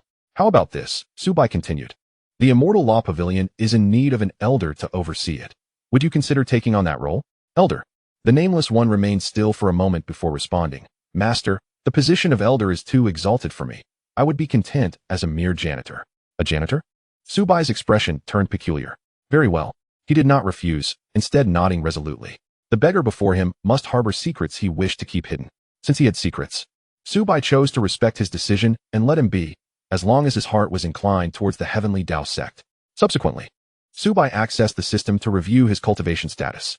Host name, Su Bai age, 18 realm. Foundation establishment 5th layer items, medium-grade spirit stones, 214, low-grade spirit stones, 50. 000, gold, 5, 000 tails, silver, 59, 000 tails. Foundation establishment 5th layer? Su Bai furrowed his brow. Logically, this beggar should have experienced a dramatic enhancement in strength upon entering the sect. Why had there been only a slight improvement? Moreover, it seemed that this increase in cultivation was not solely due to the beggar, but rather the collective breakthroughs achieved by numerous disciples today. System, what is going on? He inquired inwardly. Ding. The host's strength is 10 times the sum of all disciples in the sect. The nameless one is not a disciple. Upon hearing the system's response, Su Bai fell silent, cursing internally. Had I known earlier, I would have shamelessly taken him as a disciple. Ding. A master must be stronger than the disciple. One whose cultivation surpasses that of the host cannot be accepted as a disciple. It seemed the system had caught on to Su Bai's inner grievances, as its voice continued. Indeed, a master need not be wiser than the disciple, but must be stronger. Su Bai sighed. All right, failed to exploit a bug. However, it made sense. If anyone could easily join, with the nameless one's strength being tenfold, how many could surpass him in this world? The Heavenly Dao Sect should be quite satisfied to have such a top-tier powerhouse among its ranks. Suddenly, a voice called from outside the mountain gate, Heavenly Dao Sect Master. Come forth. This caused Su Bai to raise an eyebrow slightly. Master, several stewards from Ling Shao sect are outside. Should I send a disciple to deal with them? Zhuge Feng approached respectfully. Shaking his head, Zhuge Feng exited the great hall and stepped outside the mountain gate. At that moment, several stewards from Ling Shao sect were standing imposingly at the entrance, each exuding an air of arrogance. Moments later, Su Bai, accompanied by Zhuge Feng, appeared before them. Well, if it isn't Zhuge Feng, here for a visit after failing the assessment, are we? One steward immediately recognized Zhuge Feng and mockingly remarked, Zhuge Feng, you are merely a janitor of Ling Shao sect. Running about without reporting is a serious offense of treachery. Another chimed in, grinning with malice. Treachery is punishable by death. The last steward added with a cold smirk. Zhuge Feng lifted his gaze to the stewards before him, his eyes narrowing slightly. Steward Wang, Steward Su, Steward Han. Unpleasant memories flickered in Zhuge Feng's mind, particularly of Steward Wang, the one who had declared his failure and insulted him as a beast of burden. Su, the steward, often looked down upon him for lacking a background, deliberately assigning him arduous tasks that no one else would undertake, targeting him specifically. During a recent altercation with another servant disciple, Han was punished severely by Steward Han, who, having accepted a bribe, indiscriminately dealt him dozens of lashes without heeding his explanations. The three stewards were, astonishingly, the overseers of Ling Shao sect stationed in Yunshui City, and they had all come to confront him. No, they had presented themselves willingly. The thought ignited a flame of fury within him. What could the representatives of Ling Shao sect possibly want? Su Bai caught a glimpse of Zhuge Feng's expression and, surveying the stewards from Ling Shao sect, chuckled lightly. Haha, although we are indeed stewards of Ling Shao sect, this time it is not we who seek you out, Tiandao sect. Steward Wang exclaimed with a hearty laugh, his demeanor exuding arrogance. We are merely here to guide you. Su the steward responded with a cold smirk, as if he were savoring the impending downfall. Then, the stewards turned around and respectfully knelt on the ground. Esteemed Lord of the Immortal Alliance, this is the Tiandao sect. With their reverent voices ringing out, a figure descended from the heavens, riding a magnificent fire qilin. The creature radiated immense power, sending waves of heat that compelled the surrounding disciples to retreat several steps. Upon the fire qilin, a corpulent figure surveyed Tiandao sect from an elevated position, his gaze laced with disdain. In such a small place, with its thin spiritual energy and scarce strong practitioners, he would not have bothered to come if it were not for a task from his sect. The Immortal Alliance commands respect across the realms, and when a lord of the Immortal Alliance travels, all sects bow in reverence. The Ling Shao sect stewards fervently proclaimed, bowing heavily in homage. What? A prominent figure from the Immortal Alliance? Hearing these words, the disciples of Tiandao sect grew uneasy. After all, the renown of the Immortal Alliance was overwhelming. However, seeing Su Bai still standing with his hands clasped behind his back, gazing indifferently at the sky, they felt a slight sense of relief. Meanwhile, the rotund figure atop the fire qilin scanned the crowd, his gaze finally settling on Su Bai. I am Gao Kepin, a core disciple of the Heavenly Palace. trained by the esteemed Elder Jinyang of the Immortal Alliance. I am here to investigate Tiandao Sect's admission into the Immortal Alliance. Comply swiftly, or it will be the day of your sect's expulsion. The plump man spoke directly, his tone brash and overbearing. As his words echoed, the eyes of those who recognized the Heavenly Palace, including Zhuge Feng, slightly widened. Among the 500 esteemed sects of the Immortal Alliance, the most renowned were Ling Shao Sect and Yuntian Sect, but few outsiders took the time to understand the rest of the 500. Even among the 32 strongest sects of the Immortal Alliance, only a handful were widely known. Yet, even the common folk were familiar with the name of the Heavenly Palace, for it was known as the first among the Immortal Alliance. Chapter 61. The Immortal Alliance dominates the world. He hails from the legendary Heavenly Palace. Upon hearing the plump man's declaration, many were left speechless. While they were uncertain of the true strength of the Heavenly Palace, the sheer might of Ling Shao Sect, ranked among the 500 strongest, led them to wonder just how formidable the number one sect, the Heavenly Palace, must be. It is said that the Grand Hall of Ling Shao Sect is entirely constructed of gold. Could it be that even the floors of the Celestial Palace are made of gold? Perhaps even the toilets in the Celestial Palace are fashioned from gold. Wow! Could it be that the hose used by the disciples of the Celestial Palace for farming are also made of gold? Some bolder disciples whispered among themselves. Within the Taoist sect, a nameless newcomer, who was sweeping the floor with a broom, slightly lifted his gaze upon hearing these words. The Celestial Palace. He tightened his grip, causing fine cracks to appear on the pristine broomstick. Among everyone present, only Su Bai maintained an air of indifference. The Celestial Palace? Is it truly formidable? Ha ha ha! Gao Keping burst into uncontrollable laughter, as if he had heard the most absurd joke in the world.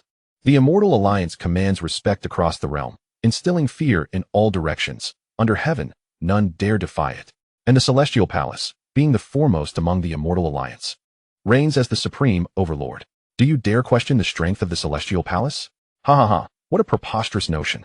Gao Keping laughed boisterously, his expression brimming with endless mockery and disdain. Oh, is that so? A faint smile graced Su Bai's lips as he slowly inquired. Pray tell, what brings you here? Humph. Throughout the realm, any force at the nascent soul level must join the Immortal Alliance. Otherwise, they shall be hunted down by all. Gao Keping retorted coolly, offering no courtesy. Then I am curious, what are the requirements for joining the Immortal Alliance? Su Bai asked, his smile enigmatic. Requirements? Upon hearing Su Bai's inquiry, Gao Keping scoffed, responding with arrogance. For a nascent soul force, one must pay 50% of their annual income, along with an additional fee of 100 million taels of silver, 10 million taels of gold, 10,000 low-grade spirit stones, and 100 middle-grade spirit stones as a joining fee. Once the payment is made, your sect shall enjoy the protection of the Immortal Alliance. If the payment is not made, well, at this point, a sinister smile crept onto Gao Keping's face. Then you can only blame your misfortune for provoking the Immortal Alliance, which will inevitably lead to your annihilation. Listening to this, Su Bai could not help but chuckle. Beyond the fixed 50% share, an additional payment of 100 million taels of silver, 10 million taels of gold, 10,000 low-grade spirit stones, and 100 middle-grade spirit stones. For a sect like Ling Shao, which possesses 2 nascent soul forces, how much could they possibly earn in a year? With 100,000 disciples, each contributing 30 taels of silver per month, the total annual income would merely amount to 36 million taels of silver. Of course, the income of Ling Shao sect would not be limited to this. The disciples require various immortal arts, weapons, and elixirs, all of which necessitate additional expenditure, often exceeding the basic monthly income. Furthermore, there are sect tasks such as escort missions, planting spirit herbs, and tributes from vassal forces that contribute to the annual revenue. Ling Shao sect could potentially earn several 100 million taels of silver each year. Ling Shao sect boasts a low-grade spirit vein, yielding approximately 20 to 30,000 low-grade spirit stones annually, while 100 middle-grade spirit stones equate to 10,000 low-grade spirit stones. Thus, based on the scale of Ling Shao sect, the amount to be paid exceeds not merely 50%, but almost 70 to 80%. And this is for a sect ranked among the top 500 of the Immortal Alliance. What if it were an ordinary sect with only one nascent soul force? Such a burden would be utterly insurmountable. Su Bai chuckled softly and said, Not long ago, an elder from the Celestial Alliance sought my counsel. Upon hearing this, Gao Keping's expression shifted slightly, revealing an air of discomfort. The elder informed me that the Yuaning level powers seemed to contribute 40% annually, without any additional offerings. I am curious to know, where does the surplus find its way? No, you lack the audacity. It must therefore be funneled into the pockets of that esteemed figure behind you, whom I believe is referred to as the Yang Venerable. Su Bai spoke with profound implication. At these words, a flicker of panic crossed Gao Keping's eyes, only to be swiftly replaced by composure. Nonsense. What 40%? The rules are as such. Will the Dao Sect comply or not? With this remark, Gao Keping's gaze grew increasingly frigid. I regret to inform you that the Dao Sect shall not comply. Su Bai replied, shaking his head and uttering those words with a calm demeanor. A flash of fury crossed Gao Keping's brow. You insignificant insect dare to defy the mandates of the Celestial Alliance. Suddenly, the entire realm quaked. The winds and clouds roiling violently, and the very void trembled. The land within 100 miles shuddered as an overwhelming aura emanated from Gao Keping and the fire Qilin beneath him. This fire Qilin was, astonishingly, a Yuanying-level great demon. The Yuanying stage, how formidable. A practitioner at this level can sever mountains and rivers with a mere thought, upheave oceans with a snap of their fingers, and annihilate a city with a simple gesture.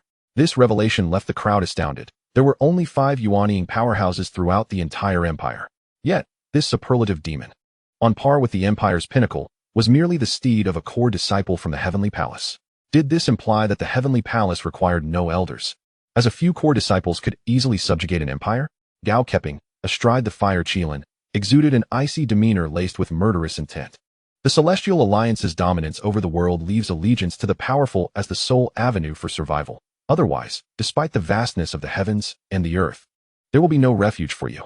Even if you are a Yuanying, escaping the grasp of the Celestial Alliance is a futile endeavor. I advise you to recognize your position, or else the land within 100 miles shall be rendered barren due to your existence. His expression was chillingly severe, his gaze laden with arrogance, stemming from his status as a disciple of the Heavenly Palace. However, upon hearing this, Su Bai merely smiled nonchalantly. Dear fat man, as a core disciple of the Heavenly Palace, you must possess quite an array of treasures, no? Su Bai's gaze fell upon Gao Keping's hands, each of his fingers adorned with a storage ring. Goodness, 10 storage rings. What did you call me? Gao Keping was momentarily stunned, then erupted in furious rage, his eyes blazing with ire. I detest being referred to as fat man, especially when prefixed with dead.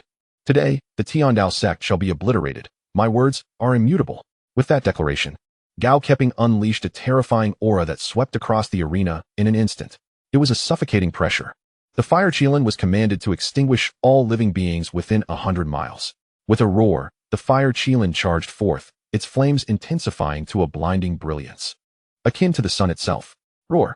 With a sudden opening of its mouth, a pillar of crimson flame erupted forth, instantly spanning the sky and surging towards Su Bai. In Chapter 62, suppressing the fire Qilin and slaying the Celestial Palace disciples, the fire Qilin, a divine beast, possesses a strength far surpassing that of ordinary cultivators within the same realm. Just this one fire Qilin is sufficient to instill fear into the Ling Shao sect. This single strike alone could level the entire Tiandao mountain. Such is the might of a nascent soul divine beast. Within the Tiandao sect, an unnamed figure stealthily approached the mountain gate, a slender wooden stick having mysteriously appeared in his hand. He positioned this stick between his thumb and middle finger, ready to flick it at any moment. As the torrential flames surged forward, Su Bai finally spoke. Beast, kneel. His voice resonated through the heavens, erupting like thunder and causing the skies to shift dramatically. The overwhelming flames dissipated rapidly, even extinguishing the fire that clung to the fire Qilin's form. With a crash, the fire Qilin plummeted from the sky, its hooves curling as it knelt heavily upon the ground. The once imposing fire Qilin now found itself in a pitiful state, subdued and unable to move. A gasp rippled through the surrounding crowd at this sight. A nascent soul fire Qilin, suppressed by a single utterance. The sect leader is formidable. The sect leader is invincible. Witnessing this scene, the members of the Dao Sect erupted in cheers, their eyes filled with admiration as they gazed at the serene figure clad in white above. At the mountain gate, the unnamed individual stowed away the toothpick in his hand, his gaze reflecting a hint of surprise as he regarded Su Bai. It seemed the prowess of this young man exceeded his initial expectations. No wonder he dared to confront the edict of the Celestial Alliance head-on. While the Dao Sect reveled in their victory, Gao Keping stood in a state of shock, his expression one of disbelief. How could this be? The nascent soul fire Qilin was so easily subdued? If his master were to learn of the fire Qilin's defeat, he could only imagine the drastic decline in his standing. Cursed! Cursed! Cursed! Gao Keping's face twisted in rage as he exclaimed, "What sorcery have you employed?" He could not fathom how Su Bai could have subdued the fire Qilin so effortlessly. Even one at the peak of the nascent soul realm would not have succeeded. Leisurely, Su Bai lifted his gaze and cast a casual glance at Gao Keping, replying nonchalantly, What do you think? Seeing Su Bai regard him with such indifference. As if he were merely a foolish clown, Gao Kepin felt his anger reach a boiling point. Humph, playing tricks. Gao Kepin gritted his teeth. You little brat, perish. He abruptly raised his right hand, and a black spear materialized in his grasp. This spear, as dark as ink, boasted an exceptionally sharp blade, emanating a chilling aura. It was, unmistakably, a high-grade spiritual weapon. Symbols danced along the spear, and a fierce aura of malevolence radiated outward. Dragon-slaying spear technique, a move of the killing god. Gao Kepin bellowed, stepping forward and hurling the spear toward Su Bai. This strike, imbued with boundless malice, turned all flora in its path to ash, while the air itself was rent asunder, producing a mournful wail. Gao Keping, a paragon of the celestial palace, possessed extraordinary strength that allowed him to contend with those of a higher realm, making him a formidable opponent even as a perfected golden core cultivator. Moreover, the spear he wielded was of exceptional quality, rendering it a challenge for an ordinary nascent soul practitioner to withstand its might. Standing motionless, Su Bai simply raised his right hand and effortlessly waved it. In an instant, the spear, akin to a mere toy, lost all its sharpness and was drawn into his possession. A high-grade spiritual weapon of the nascent soul realm should fetch tens of thousands of spirit stones. Su Bai mused as he weighed the spear in his hand, a smile gracing his lips. What? At this sight, Gao Keping's eyes widened in disbelief. His gaze fixed on the spear in Su Bai's hand. My spear. He felt a profound severance between himself and the weapon. In that moment, even the dullest intellect could sense the gravity of the situation. Suppressing the fire Qilan was not a matter of employing some arcane art. The figure before him, the leader of the celestial sect, was not merely a nascent soul as the Ling Shao sect had claimed. He was a transcendent spirit. Cursed be the Ling Shao sect for misrepresenting the celestial sect's prowess and leading him to this perilous fate. A chill coursed through him, and without a moment's hesitation, he summoned a dimensional escape talisman, intent on fleeing 100,000 miles. Yet, no matter how he called upon it, the talisman failed to materialize. To his horror, he discovered that the storage rings on his fingers had vanished. All 10 storage rings, gone without a trace, as if swallowed by the void. In a sudden realization, he turned his gaze to Su Bai, only to see the 10 rings adorning the spear. Gao Keping's face drained of color. He desired to flee, yet found the space around him sealed. What kind of entity have I provoked? An adversary of the Celestial Alliance? A wave of regret surged within him. But it was too late for remorse. At this juncture, preserving his life was of utmost importance. As for vengeance, he would find a way to exact it upon his return. Thud! He promptly fell to his knees, bowing thrice before Su Bai in supplication. Senior, spare my life. I am willing to serve you as a loyal dog. I beseech you, grant me a mere scrap of existence. Upon uttering these words, an eerie silence enveloped the surroundings. All present rendered speechless, the esteemed core disciple of the Celestial Gate kneeling and begging for mercy. As this thought crossed their minds, countless individuals rubbed their eyes in disbelief. Yet, the scene before them was irrefutable. Gao Keping was indeed on his knees, adopting a posture of utter humility, imploring Su Bai for compassion. This was a stark contrast to his earlier haughty demeanor, significantly diminishing the aura of fear surrounding the Celestial Palace. So, even those of the Celestial Palace fear death. Today, I have endured such humiliation, and one day, I shall return it 100-fold. If I survive this ordeal and report to my master, be you nascent soul or transcendent spirit, you shall all meet your demise. I shall strip you of your cultivation and personally subject you to 1,000 tortures. 100 times over. Gao Keping's inner thoughts were crystal clear to Su Bai. Within the realm of invincibility, there was nothing Su Bai could not achieve. He smiled faintly, expressing a preference for the rebellious side of her that he had just witnessed. Releasing the tiger back into the mountains was not in Su Bai's nature. Observing Su Bai's expression, Gao Keping trembled, already foreseeing his own fate. No, you cannot kill me. I am a core disciple of the Celestial Palace. You will never comprehend its true might. My master is the Supreme Venerable, and the Venerable's methods surpass your imagination. If you kill me, you will not escape. His desperate roar aimed to intimidate Su Bai with the authority of the Celestial Palace. Unfortunately, he had misjudged his opponent. With a wave of his hand, Su Bai released the bindings on the fire Qilan. As the creature rose, it beheld Gao Keping as a captive, instantly igniting with fury. Within the fire Qilan's memory, Su Bai had witnessed the repeated torment inflicted upon it by Gao Keping, who had been bound by a blood oath, unable to resist. Yet now, Su Bai had severed that bond. Roaring, the fire Qilan leapt into action, its massive hoof descending forcefully upon Gao Keping's head. No, Gao Keping's wretched scream was abruptly silenced. The core disciple of the Celestial Palace, a perfected golden core cultivator, met his demise beneath his own steed's hoof. However, at the very moment of Gao Keping's death, the sky darkened with heavy clouds. A crack tore through the void, revealing a chaotic darkness within. Simultaneously, a chilling voice emanated from within. Who dares to kill my disciple? Chapter 63, Wealth Awaits. Seeking death? The voice was laced with intense malice and boundless fury, causing the temperature around to plummet. Boom. The fissure in the void trembled violently. Everyone gazed upward, as if they could glimpse stars deep within the rift, radiating an endless brilliance. Above those stars sat an immense figure, seemingly emerging from the primordial chaos of the universe, exuding an ancient and wild aura. Gasp. Witnessing this, all present inhaled sharply, as if gazing upon a deity. The presence was terrifying. Even from countless miles away, it imparted an overwhelming sense of oppression. It was unfathomable, the sheer terror of this being. Boom. The figure made its move, extending a colossal hand and pointing, piercing through the void, descending upon the heavens. Instantly, the entire fissure began to twist violently, shifting unpredictably. Then, an ancient finger manifested, overshadowing the entire sky as it descended to suppress all below. Everyone stood in stunned disbelief. A single finger could shake the heavens. Such power was beyond their comprehension, an ancient and formidable force akin to that of a deity, capable of shattering mountains and rivers with a mere gesture. Yet, as that immense finger approached within 10 miles of the Dao Sect, Su Bai smiled. Regardless of the old monster's realm, upon entering the territory of the Dao Sect, even a god would kneel. Su Bai extended his hand, grasping that gigantic finger, a smile flickering across his face. Old immortal, cease your pretense and come down. Upon finishing his words, Su Bai exerted a firm grip with his 5 fingers, ensnaring the colossal finger before him. With a subtle yet determined tug, an overwhelming force, an irresistible might, began to draw the figure from the void of the rift, intent on extracting him entirely. Who are you? What is this power? Release me. The voice, seething with indignation, was clearly powerless against Su Bai's grasp. In a mere heartbeat, half of the arm had already been pulled into the realm of the Dao Sect. With a swift motion, the mysterious figure realized the futility of resistance. Demonstrating a fierce resolve, he did not hesitate to sever his own arm with a decisive strike. In an instant, blood surged forth. A severed limb was certainly preferable to death.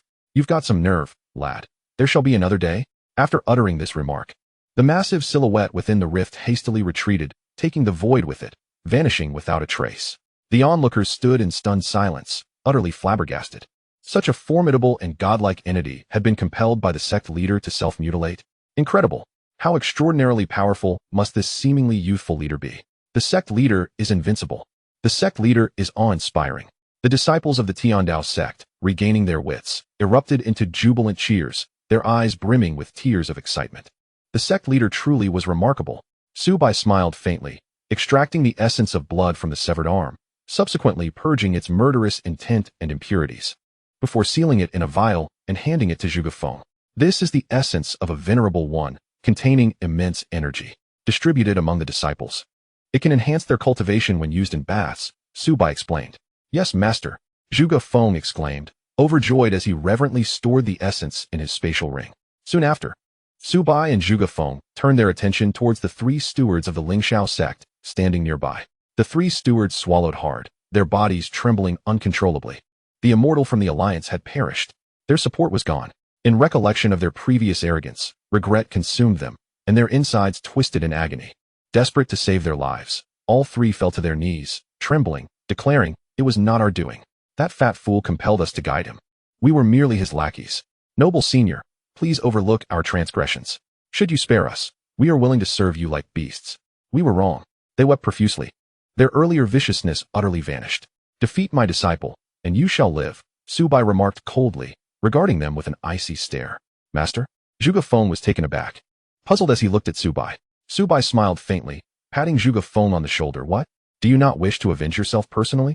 At this, Zhuge Feng's eyes sparkled with intensity, gritting his teeth in determination. "I do." Su Bai chuckled softly and turned to leave. Zhuge Feng then cast a frosty gaze upon the 3 Ling Shao sect stewards. "Steward Wang, Steward Su, Steward Han, you heard my master. Defeat me, and you may live." The stewards exchanged glances, each struggling to suppress their laughter. They rose to their feet, their expressions markedly relaxed. "Zhuge Feng, are you out of your mind? Just you? What if I let you use one hand? Do you genuinely believe you can defeat me?" "How absurd," mocked several elders of the Ling Shao sect. Each of them had reached the 9th level of qi refinement, having cultivated for many years, making them formidable opponents within their realm. Meanwhile, Zhuge Feng had only been a mere mortal a month prior. What level could one possibly attain in a month? Achieving successful qi refinement would already be a miraculous feat. Come at me together, Zhuge Feng declared calmly. Today, he must avenge the humiliations of the past and demonstrate the consequences of their disdainful arrogance. If that's the case, prepare to meet your end. A sinister grin crossed the faces of the Ling Shao elders as they charged at Zhuge Feng. Moments later, 3 elders lay on the ground, bloodied and incredulous as they gazed at Zhuge Feng. Holding an iron rod, Zhuge Feng stood unscathed, looking down on them. How is this possible? Why is your strength so formidable? Are you a demon? The elders were filled with terror, utterly astonished. From a mere mortal a month ago to now overpowering them. What a monstrous transformation. Perhaps he was a reincarnated celestial being? Heh. Zhuge Feng shook his head. Although he remained at the 8th level of qi refinement, he possessed elite celestial techniques and superior physical prowess, his true combat power having already surpassed the qi refinement realm. He could rightly claim to be invincible within it. It ends now. Zhuge Feng raised his iron rod, his tone frigid. Inside the grand hall, after closing the doors, Su Bai gleefully slapped his thigh. With a wave of his hand, 10 storage rings, towering before him, materialized. I have struck gold. I have struck gold. Chapter 64. Tremendous wealth, golden core formation. In the grand hall, Su Bai's eyes sparkled as he gazed at the 10 storage rings before him. He had merely glanced at them outside, but upon closer inspection, he realized the vast resources contained within these rings. The first storage ring contained 100 million taels of silver, 10 million taels of gold, 10,000 low-grade spirit stones, and 100 mid-grade spirit stones. Just the first ring alone held such an enormous amount of resources. This was equivalent to several months' worth of income for a major nascent soul power. Wait, what is this? Suddenly, Su Bai noticed 2 small characters etched on the back of the storage ring. Ling Shao, he read softly, and his expression turned peculiar. This storage ring seemed to belong to the Ling Shao sect. The sum was the amount Gao Keegan was supposed to present to the Tian Dao sect. Quickly, Su Bai had reached a conclusion in his heart. This storage ring was a tribute from the Ling Shao sect to Gao Keegan's master. Haha, Ling Shao sect. You never imagined that these resources would fall into my hands, did you? Regardless, I must thank you for delivering such wealth. Su Bai laughed heartily, his spirits soaring to new heights. Using the Ling Shao sect's riches to cultivate his own disciples and then strike back at the Ling Shao sect, it was a delightful thought indeed. Uncertain of how the leader of Ling Shao sect would react upon discovering this, would he be enraged to the point of bloodshed? Subsequently, Su Bai turned his attention to the second storage ring. 100 million taels of silver, 10 million taels of gold, 10,000 low-grade spirit stones, 100 middle-grade spirit stones, and additionally, a singular translucent, high-grade spirit stone. Once again, 100 million taels of silver. It appears to be another protection fee submitted by a nascent soul-level sect. Gao Keping is on the verge of entering the nascent soul realm, and the high-grade spirit stone is precisely the cultivation material for that realm. Evidently, this sect exhibits a modicum more intelligence than Ling Shao sect, as they are aware of the importance of currying favor with disciples of the Heavenly Palace. 1 high-grade spirit stone is equivalent to 100 middle-grade spirit stones, which in turn equals 10,000 low-grade spirit stones. Although their values are equal, in practice, few would be so foolish as to exchange a single high-grade spirit stone for 100 middle-grade ones. Rarity confers value.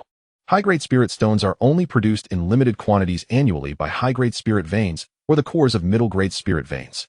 The Dezhao Empire has yet to discover any middle-grade spirit veins. Even low-grade spirit veins are scarce, with only 3 being occupied by Ling Shao sect, Yintian sect, and the Imperial family. Additionally, now there exists a low-grade spirit vein beneath the Tian Dao sect. Due to the absence of middle-grade spirit veins within the empire, high-grade spirit stones are rendered even more precious. In terms of auction prices, a single high-grade spirit stone could fetch hundreds of middle-grade spirit stones. Alas, your calculations are misguided. These treasures now belong entirely to the Tian Dao sect. A smile crept across Su Bai's lips as he gazed at the remaining 8 storage rings. This journey has proven immensely profitable, not merely for having slain a disciple of the Heavenly Palace, but should he bring ruin upon the Heavenly Palace, it would still be worth the endeavor. He then meticulously searched through the remaining 8 storage rings. Among them, 3 contained items identical to those in the preceding Ling Shao sect storage ring. This indicates that, combined with Ling Shao sect's offerings, there are a total of 5 protection fees from nascent soul-level powers. The remaining 4 storage rings contain significantly fewer items, approximately 1/10 of what the nascent soul-level powers offered, suggesting they were likely protection fees from formidable golden core-level sects. Yet, this is not the crux of the matter. The final storage ring is where the true treasures lie. In addition to a substantial amount of gold, silver, and spirit stones, it contains numerous rare artifacts. A high-grade spiritual armor, a high-grade spiritual vessel, a high-grade spiritual helmet, and a breaking boundary talisman. Within this hall, there are at least 3 high-grade spiritual artifacts of nascent soul level. Alongside the spear in Su Bai's possession, it totals 4, effectively equipping him to the teeth. A complete set of nascent soul-level spiritual treasures. Any nascent soul expert would be envious upon witnessing such a collection. Many nascent soul experts still utilize middle-grade spiritual artifacts. The breaking boundary talisman, in particular, is a rare item vital for survival, allowing one to escape instantaneously over vast distances. With this ensemble, attempting to eliminate Gao Keping, who has perfected the Golden Core realm, would be a formidable challenge even for a transformation god. Unless they launched a surprise attack. Alas, he encountered Su Bai. The death of a core disciple from the Heavenly Palace has caused Su Bai's wealth to surge tenfold, if not more. Host name, Su Bai. Age, 18 realm. Foundation establishment level 5 items. High-grade spirit stones. 1. Medium-grade spirit stones. 748. Low-grade spirit stones. 109. 380. Gold. 60 million taels. Silver. 600 million taels. This is merely the protection fee from 9 factions, and it is already a staggering amount. One cannot help but wonder about the entirety of the Immortal Alliance. A glimmer of brilliance flickered in Su Bai's eyes. The Immortal Alliance boasts over 10,000 sects. The least powerful among them are at the Golden Core level, while there are over 1,000 at the nascent soul level. Moreover, numerous formidable factions exist at the transformation stage and beyond. If all were to be subdued, the sum would be inconceivable. Following the death of Gao Keping, the retribution from the Celestial Palace had yet to arrive, perhaps due to the vast distance or the fear instilled in the true Sun Elder by Su Bai's exhibited prowess that day. Meanwhile, Ling Shao sect fell into complete silence, refraining from direct conflict with Dao Sect. In the days that followed, Dao Sect expanded its scale, with the number of disciples increasing day by day, and its reputation soaring. Disciples such as Zhuge Feng and Xiao Lingxi eradicated all bandits within a radius of several hundred miles and established regulations forbidding arbitrary killings within that territory. Even slaves and servants are still human. Such actions garnered immense acclaim from the populace, causing Dao Sect's prestige to rise steadily. Everyone understood that the ascendance of Dao Sect had become an unstoppable tide. After distributing silver once again at the end of the month, Su Bai reviewed the disciple information anew. Disciple information, total disciples, 31, 314 mortals, 19, 353, Qi refinement level 1, 10, 520, Qi refinement level 2, 1, 256, Qi refinement level 3, 168, Zhang Godin, Li Goxing, Qi refinement level 4, 12, Lu Taiju, Wang Ergu, Qi refinement level 5, 2, Xiao Yan, Yi Qingyao, Qi refinement level 7, 2, Xiao Lingxi, Mu Lingxian, Qi refinement level 9, 1, Zhuge Feng. With such a multitude of disciples achieving success in Qi refinement and breaking through realms, Su Bai's own realm had, just 10 days prior, ascended to Foundation Establishment level 9. Over the past 10 days, his strength had been on a continual rise, though a formidable barrier had obstructed his advancement. Bang! A sound echoed, drawing Su Bai's gaze to Xiao Yan, who was running vigorously without a shirt. His physique had once again broken through, finally surpassing the ordinary body of Yi Qingyao, reaching the 6th level of body refinement. With his breakthrough, Su Bai felt a barrier within him forcibly shatter. In the context of quantitative change leading to qualitative transformation, his realm finally broke through Foundation Establishment. Stepping into the Golden Core realm, the heavenly tribulation descends. The Golden Core is formed, granting a lifespan of 500 years from now on. My fate is governed by me, not by heaven. Of course, for Su Bai, his Golden Core requires no heavenly tribulation. Master, I feel my foundation is sufficient. I wish to challenge the Foundation Establishment realm. Zhuge Feng approached, bowing respectfully to Su Bai. Very well, go forth. No one shall disturb you. Su Bai waved his hand. Thank you, Master. Zhuge Feng bowed and retreated. Watching Zhuge Feng's departing figure, a renewed glimmer of brilliance shone in Su Bai's eyes. Nearly 2 months have elapsed. And is the Heavenly Path sect finally poised for another upgrade? To what extent will the invincibility of the 3 stars sect reach? Chapter 65, Foundation Establishment of the Heavenly Path, Sect Upgrade. The Foundation Establishment stage marks the second significant realm in the cultivation of immortality. Following the completion of the Qi refinement stage, one must open the spiritual sea within to accommodate a greater influx of spiritual energy, further condensing spiritual power to achieve a qualitative transformation. Subsequently, it is essential to construct the foundational platform of the future immortal path within this spiritual sea, known as the Foundation Establishment Platform. Both steps must be completed simultaneously to enter the Foundation Establishment realm. This process requires time and must not be interrupted, lest one risks falling into madness. The consequences can range from a mere decline in cultivation to death and the extinguishing of one's Dao. Upon entering the Foundation Establishment stage, the essence of life is elevated, transcending the limits of lifespan to reach 200 years. Additionally, possessing ample spiritual energy enables the manifestation of various divine abilities, including flight through the air, distinguishing this realm from the Qi refinement stage entirely. It can be asserted that entering the Foundation Establishment stage signifies the true inception of the immortal journey, embarking on the path of the formidable. As Zhuge Feng secluded himself, time passed inexorably. On the third day, a golden light soared into the heavens, captivating the attention of all disciples. Above, that radiant golden light dazzled, within which stood a figure clad in golden robes, traversing the air. No object supported his feet.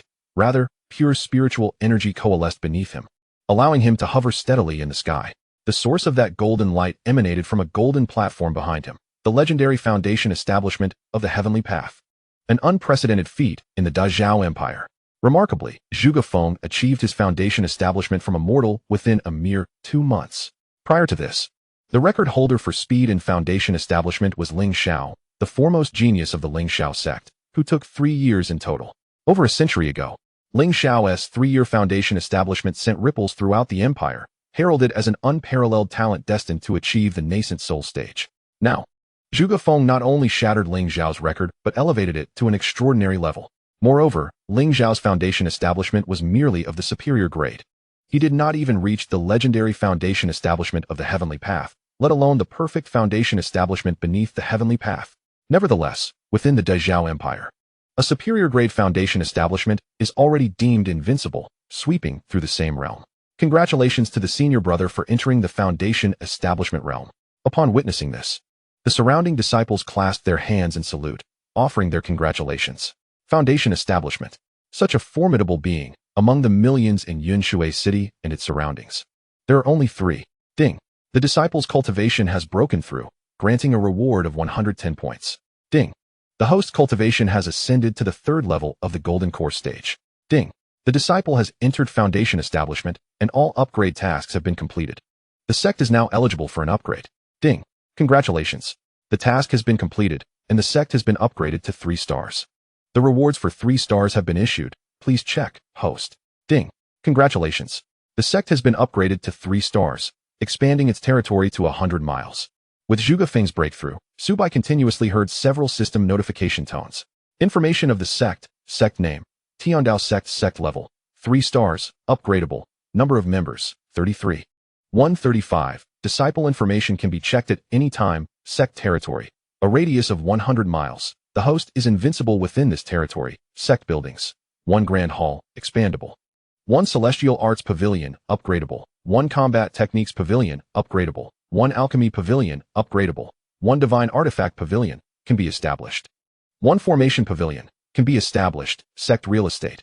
1,000 acres of fertile land, 1 million spirit seeds, 3 lower grade spirit veins, annual production of approximately 100. 000 lower grade spirit stones, and around 500 middle grade spirit stones, sect reputation. 1,000,000, number of devotees, sect points, 50.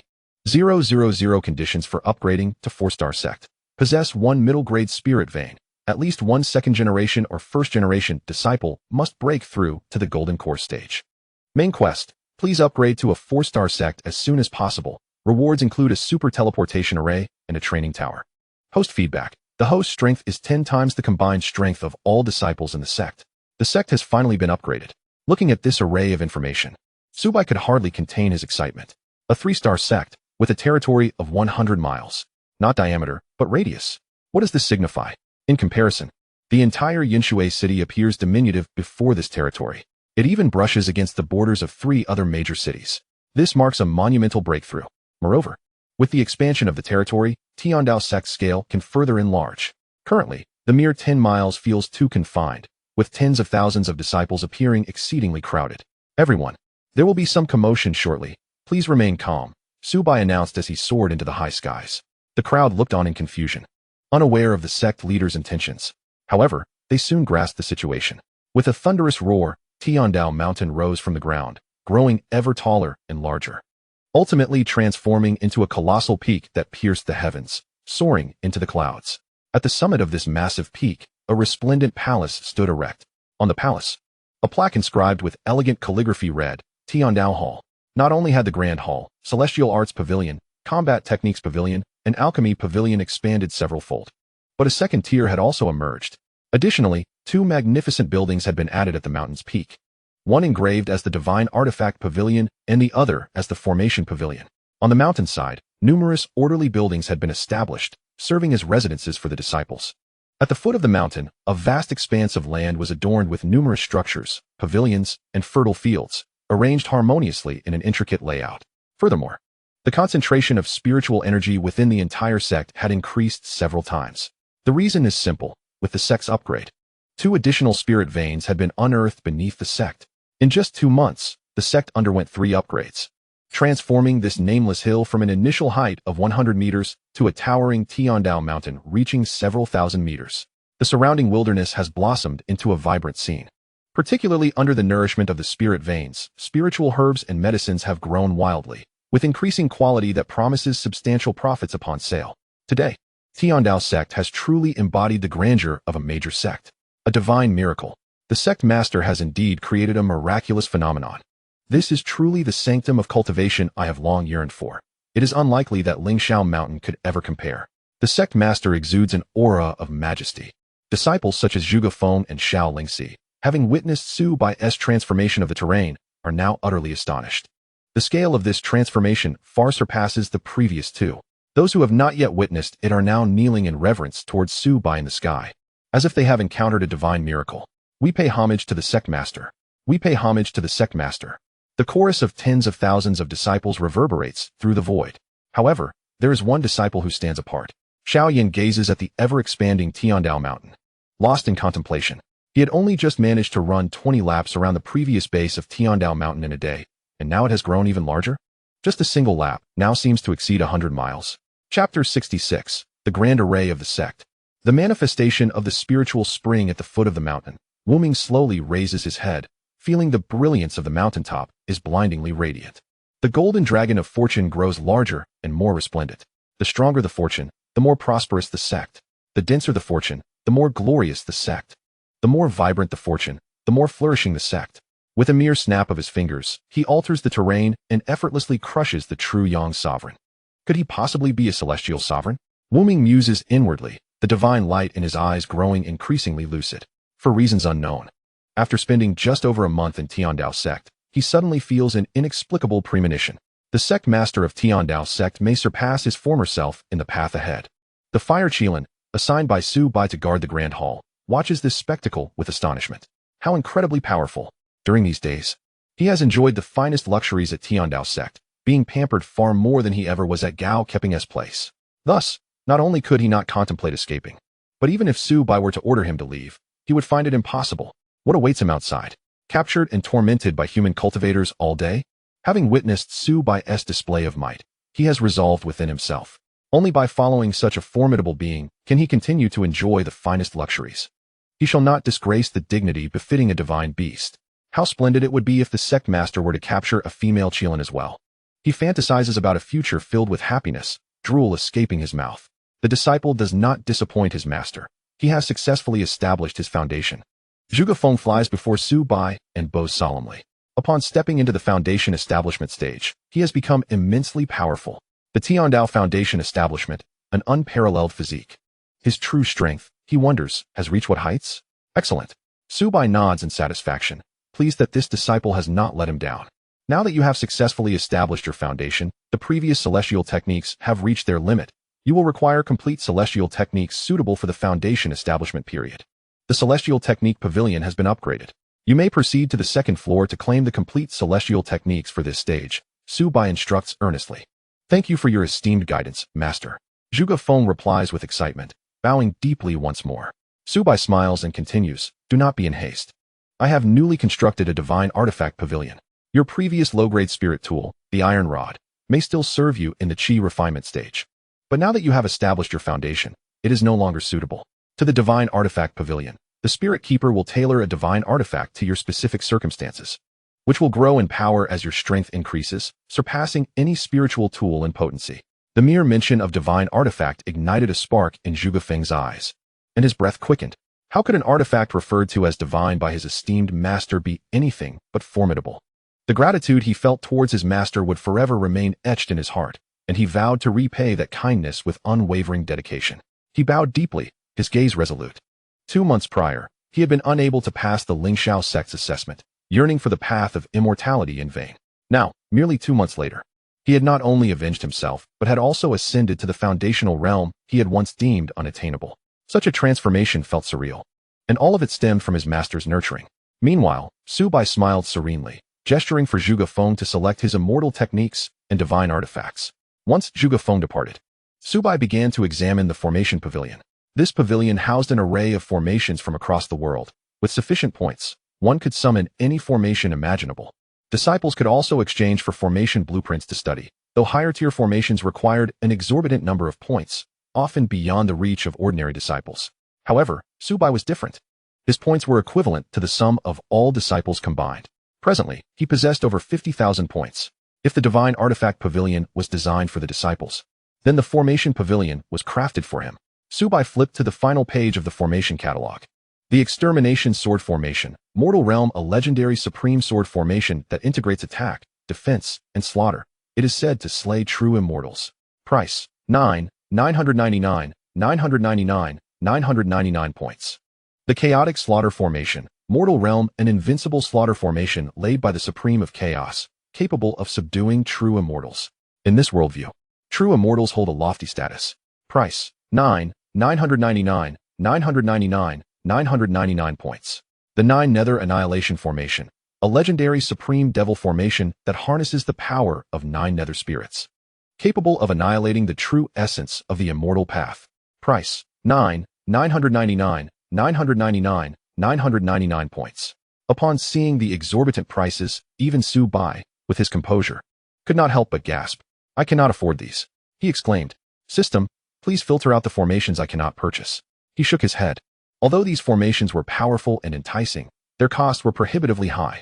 After the system filtered out the unaffordable formations, a plethora of purchasable formations appeared before Su Bai.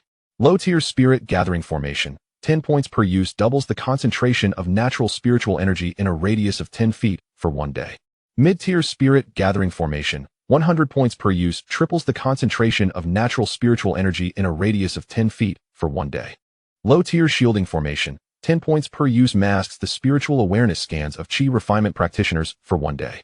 Level 4 Sect Great Formation 1,000 points per use envelopes the entire sect territory, capable of withstanding attacks from nascent soul realm experts for 1 hour, lasting for 1 month.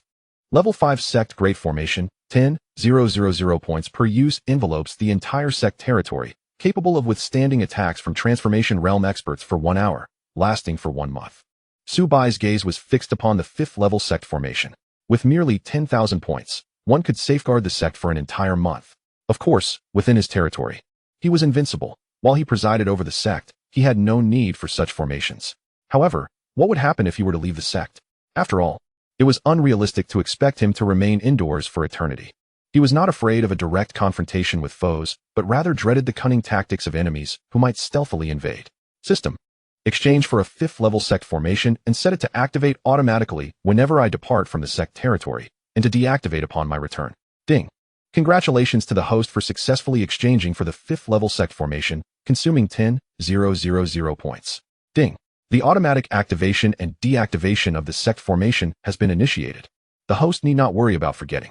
As a series of notifications appeared, a faint smile graced Su Bai's lips. With the sect formation in place, he could rest assured that no one would dare to invade. Su Bai remarked with a smile. During the time of the Tian Dao Sect's advancement, a mystical spring suddenly erupted in a mountain range 1,000 miles away. When the concentration of spiritual energy surpasses a certain threshold, it coalesces into a spiritual spring.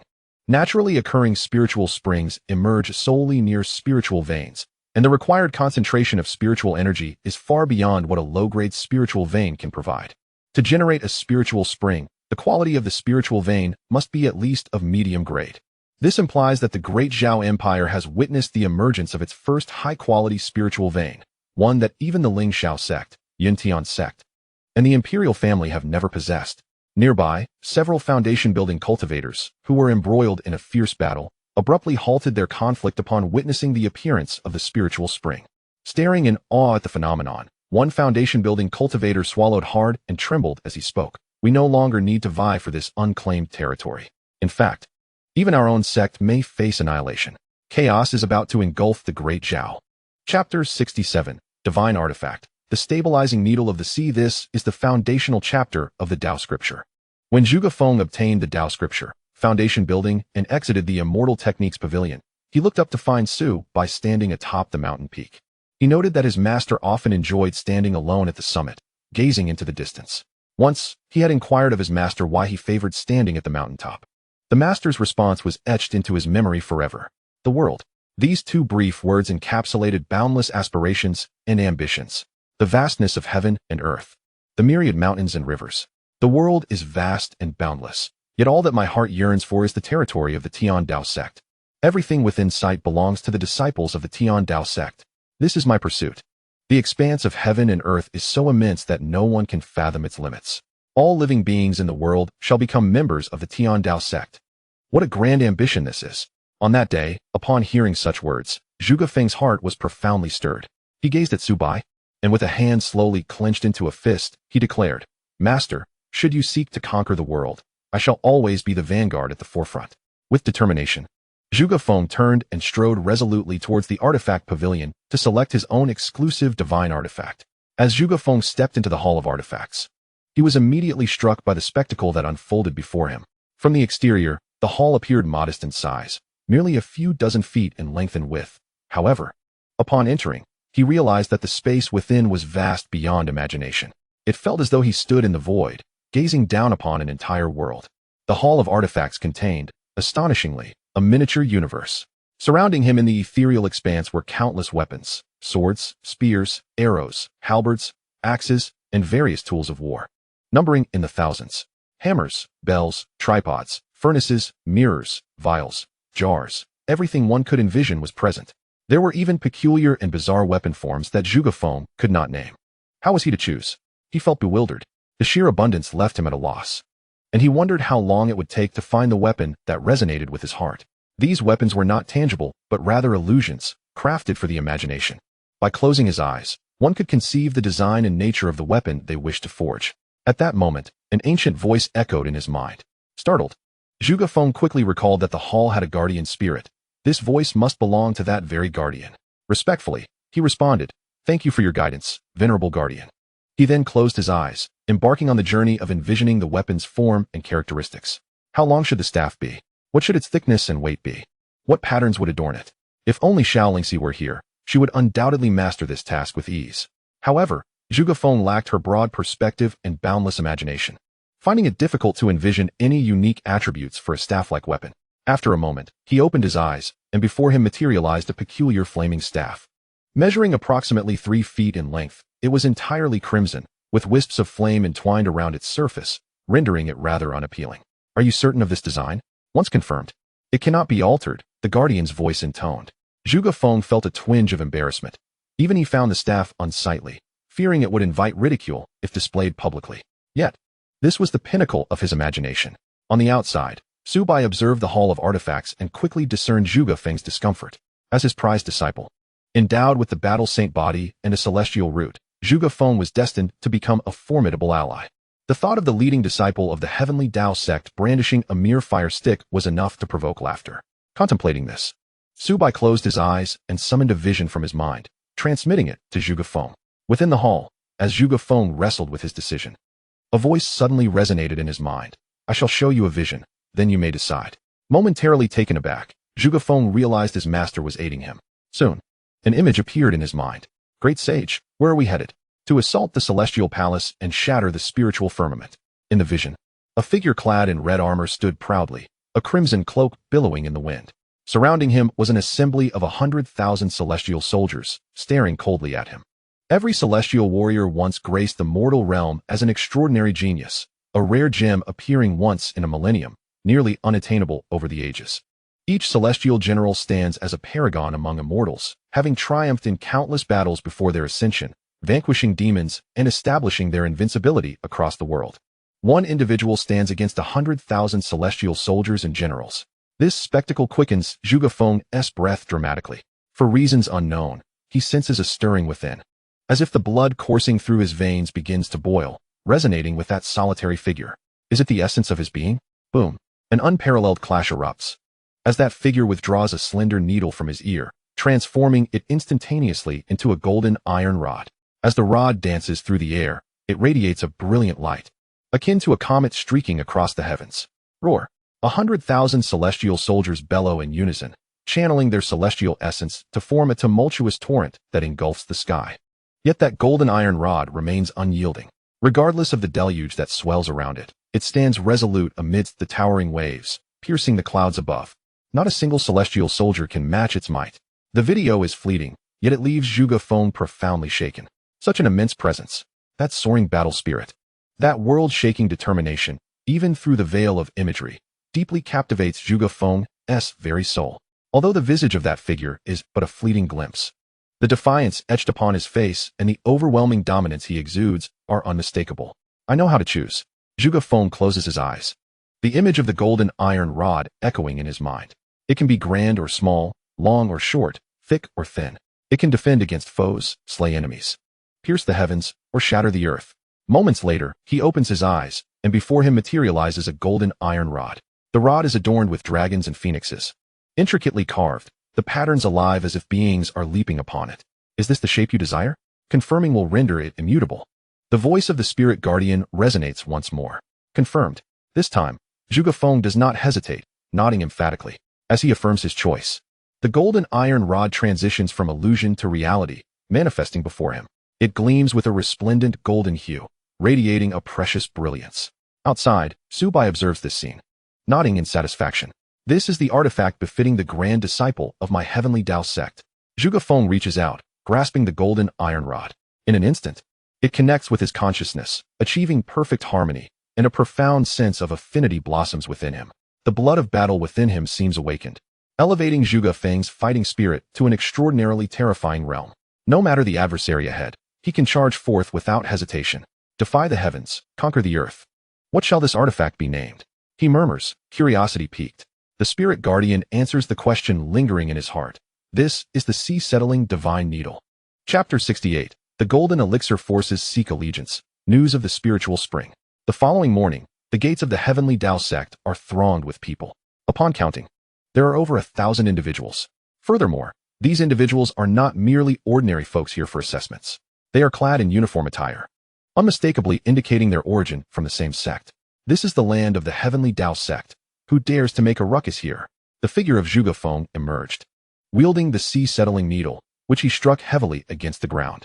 Even when faced with 1,000 adversaries, including numerous foundational practitioners, he exhibited not an ounce of trepidation.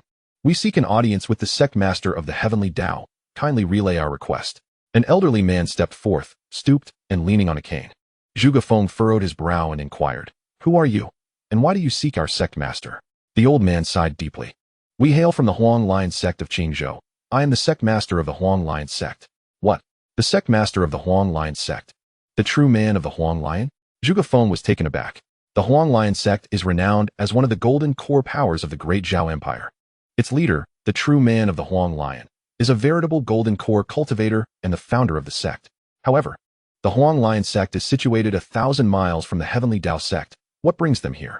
Moreover, they have arrived in such numbers, over 1,000. Nearly the entirety of the Huang Lion sect. Even the true man himself has come. Are they here to cause trouble? Yet it did not seem so. The Huang Lion sect typically maintained a respectable reputation, not known for seeking conflict. May I inquire if the sect master of the Heavenly Dao is present? I have urgent matters to discuss. The true man of the Huang Lion spoke slowly, his voice aged, imbued with the weight of time and tinged with sorrow. The elders and disciples behind him appeared equally despondent, their spirits visibly diminished. It was apparent they had encountered some dire misfortune. "Allow them entry. I shall await them in the main hall," echoed the voice of Su Bai in Zhuge Feng's mind. Upon hearing this, Zhuge Feng sheathed the sea-settling needle and remarked, "The sect master awaits in the hall. Please follow me." "Thank you." The sect master of the Huang Lion responded with a respectful gesture as he followed Zhuge Feng into the Heavenly Dao Sect.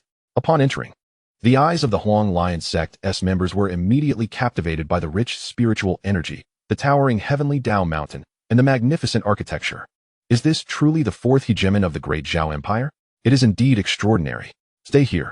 The elders shall accompany me to pay respects to the sect master of the Heavenly Dao. The true man of the Huang Lion instructed his disciples, and then, accompanied by a dozen foundational elders, he climbed to the summit of the Heavenly Dao Mountain with Zhuge Feng. At the entrance of the resplendent Heavenly Dao Hall, the fire Qilin, previously lounging in slumber, stood alertly as they approached, its large, round eyes glaring fiercely at the newcomers. Upon reaching the summit, the true man of the Huang Lion was immediately drawn to the gilded hall, only to lock eyes with the fire Qilin, a nascent soul great demon guarding the door. The true man's pupils constricted sharply, a flicker of astonishment passing through his murky gaze. The elders behind him were equally pale, nearly prostrating themselves in fear. They sensed a tremendous pressure emanating from the fire Qilin, far surpassing that of their sect master. Little fire, do not act recklessly. As the great doors opened, a serene voice resonated from within the hall, exuding an air of transcendence and dominion over the cosmos. Humph. The fire Qilin huffed, obediently retreating to the side. Please. Zhuge Feng gestured invitingly, signaling for the group to enter the hall. The venerable Huang Shi inhaled deeply, leading a dozen elders into the grand hall. The Tiandao sect is indeed formidable. I hope their choice is wise. The sect leader of Huang Shi bowed, addressing the elder. Greetings, esteemed senior. The elders followed suit, kneeling and bowing in deference. No need for such formalities. A gentle voice resonated from the forefront. Only then did Huang Shi stand, cautiously raising his gaze. At the main seat of the hall sat a figure clad in white robes, possessing an extraordinary demeanor and an ethereal grace. He bore no overwhelming aura typical of powerful beings, yet compelled one to lower their head in respect. It was a peculiar sensation, as if he were merely a man, yet transcended celestial beings, reigning supreme over all realms. What brings you to the Tiandao sect, Huang Shi? In the hall, Su Bai observed the assembly below, smiling faintly as he spoke. Honorable elder, I have come to seek assistance from your esteemed sect, Huang Shi replied with utmost respect, bowing deeply to articulate his intentions. Oh, Su Bai regarded Huang Shi with keen interest, seemingly intrigued. As far as I know, Huang Shi sect is a major sect of the empire. What difficulties could possibly beset even a golden core powerhouse such as yourself? He gently stroked his sleeve, nodding slightly to encourage Huang Shi to continue. Esteemed elder, you may not be aware, Huang Shi gritted his teeth, a pained expression crossing his face. In Qingzhou, there exist 4 prominent golden core powers: Qingyou Ridge, Tianying Valley, Bloodblade sect, and our Huang Shi sect. Qingyou Ridge has now allied with the imperial royal family. Tianying Valley has pledged allegiance to the Yuntian sect, and even the Bloodblade sect has aligned with the Ling Shao sect. Under such circumstances, our Huang Shi sect finds itself in dire straits, thus necessitating our visit to the Tiandao sect to seek your protection. Upon finishing, he bowed again, his attitude profoundly humble. Su Bai remained impassive, lightly tapping his fingers against the armrest of his chair, seemingly deep in thought. Huang Shi clenched his jaw and continued. If you would accept our allegiance, we, the Huang Shi sect, would be willing to remit 80% of our total annual revenue to the Tiandao sect. At this proclamation, even Zhuge Feng, standing nearby, gasped in disbelief. 80%? Have they gone mad? Su Bai narrowed his eyes slightly, recognizing that an alliance with a powerful sect was advantageous. Yet he did not immediately acquiesce. To pledge allegiance to the Tiandao sect, especially as a golden core force, while offering 80% of one's revenue. Such a proposition revealed that the underlying circumstances were far more complex than they appeared. The willingness to surrender such a substantial portion of their income for protection indicated that the Huang Shi sect was on the brink of annihilation. Moreover, the most perplexing aspect was Qingzhou itself. Geographically, Qingzhou lies 1,000 miles from the Tiandao sect, Yuntian sect, and Ling Shao sect, as well as the control of the imperial family. Typically, these major powers would refrain from intervening in Qingzhou affairs. Yet now, all 4 influential factions in Qingzhou had allied with Yuaning powers for protection. Su Bai could not believe there was no ulterior motive at play. What has transpired in Qingzhou? Su Bai pondered. The esteemed Huang Shi Jinren inhaled deeply and respectfully stated, without concealing anything from you, senior. A spiritual spring has emerged within a mountain range in Qingzhou. Upon hearing this, Zhuge Feng abruptly lifted his head, his eyes brimming with astonishment. Although Su Bai maintained a facade of tranquility, a tempest surged within his heart. He now comprehended why the Huang Shi sect was so eager for protection. The emergence of a spiritual spring signified the presence of a spiritual vein in that location, which was of at least medium quality. Within the entirety of the Zhao Empire, including the 3 spiritual veins of the Tiandao sect, there were only 8 inferior spiritual veins in total. The revelation of the spiritual spring would drive all Yuaning forces within the empire into a frenzy. No, into a madness. For a medium-quality spiritual vein is equivalent to 100 inferior spiritual veins. Chapter 69. The stirring of various factions. The hall was utterly silent. So quiet that one could distinctly hear the sound of a pin dropping. The news of the spiritual spring was simply too explosive. Everyone was engulfed in the weight of this revelation, hesitant to breathe loudly. An inferior spiritual vein could yield approximately 30,000 inferior spirit stones annually, along with several hundred medium spirit stones. Meanwhile, a medium spiritual vein could produce around 30,000 medium spirit stones each year, along with several hundred superior spirit stones. The disparity in value between different grades of spirit stones was staggering, an astonishing 100-fold difference. Given the rarity of superior spirit stones, their worth would escalate even further. It was not only the Yuaning forces that would go mad. Even the Huashan forces would be affected. Many Huashan forces might not even possess a medium spiritual vein. The allure for Yuaning forces could reach an unparalleled intensity. Even if they were to surrender half of their income to the Immortal Alliance and then pay half of the remaining sum as protection fees, the remainder would still constitute an astronomical figure. Such a bounty of medium spirit stones could enable a Yuaning sect to cultivate an unprecedented number of golden core experts within a century, significantly enhancing their power. With an increase in golden core practitioners, even if it became increasingly difficult to advance to Yuaning, there would undoubtedly be individuals who could achieve it. Furthermore, a superior spiritual vein would accelerate the training speed of Yuaning experts, greatly augmenting their foundation. The Ling Shao sect, Yuntian sect, and the imperial family of the empire would all vie fiercely for it. The ramifications would be profound. The century-long tranquility of the empire would be irrevocably shattered. War would once again spread across this land. Senior, should the Tiandao sect take action, the entire Huangshi sect, with over 1,000 disciples and elders, will fight for the Tiandao sect. Huangshi Jinren declared through gritted teeth, his voice solemn. If war were to erupt, the first to be affected would be the 4 major sects of Qingzhou, and the Huangshi sect would not be spared. Even if the entire sect were to withdraw, what would become of the foundation they had cultivated over hundreds of years in Qingzhou? No one would wish to abandon their homeland unless absolutely necessary. Moreover, as the Huangshi sect would be at the forefront of this conflict, it would be impossible for them to remain unscathed. Master, I am willing to volunteer as the vanguard. Zhuge Feng suddenly interjected, his tone resolute and unwavering. At last, Su Bai made his move. He slowly rose to his feet, casting a sweeping glance across the assembly in the hall. Abandoning this spiritual vein was simply not an option. He, Su Bai, was determined to fight for it. He spoke aloud. The Tiandao sect is willing to accept the allegiance of the Huangshi sect. Upon hearing this, the venerable Huangshi Jinren exhaled in relief, fearing that Su Bai might refuse his acceptance. Thank you, senior, he exclaimed, bowing deeply to Su Bai. We pay our respects to the sect master. The dozen or so foundation-building elders of the Huangshi sect knelt reverently on the ground. Su Bai nodded and then turned to Zhuge Feng. Where is Zhuge Feng? He called out. Zhuge Feng promptly stepped forward, declaring loudly, Disciple is here. Gather all disciples who have successfully refined their qi and remain in the sect. Su Bai commanded. Disciple obeys. Zhuge Feng responded loudly, respectfully exiting the grand hall. Meanwhile, 1,000 miles away at Ling Shao Mountain, within the Ling Shao sect's grand hall, a group of individuals knelt in reverence, similarly conveying the news to their ancestral elder. What? Spiritual spring. The elder of the Ling Shao sect, a wizened yet youthful-looking man, abruptly opened his eyes, sharp glimmers flashing within. Are you certain that Qingzhou truly possesses a spiritual spring? He inquired sternly, fixing his gaze on the kneeling assembly. A powerful aura enveloped the entire hall, causing all present to tremble in fear, unable to utter a word. Among the kneeling crowd, a burly man at the forefront, drenched in cold sweat, spoke in a hushed tone. I dare not deceive the elder. I have personally witnessed Qingzhou's spiritual spring. It is undeniably true. The elder's pupils constricted sharply, inhaling a breath of cold air as his body trembled violently, his gaze flickering as he pondered his thoughts. Excellent. Who would have thought that such a minuscule place could harbor a treasure like a spiritual spring? The elder laughed heartily, visibly exhilarated. Then, his gaze shifted to the assembly before him. Elders, heed my command. We are here. The elders of the Ling Shao sect responded in unison, their eyes ablaze with fervor and anticipation. Seize the medium-grade spiritual vein.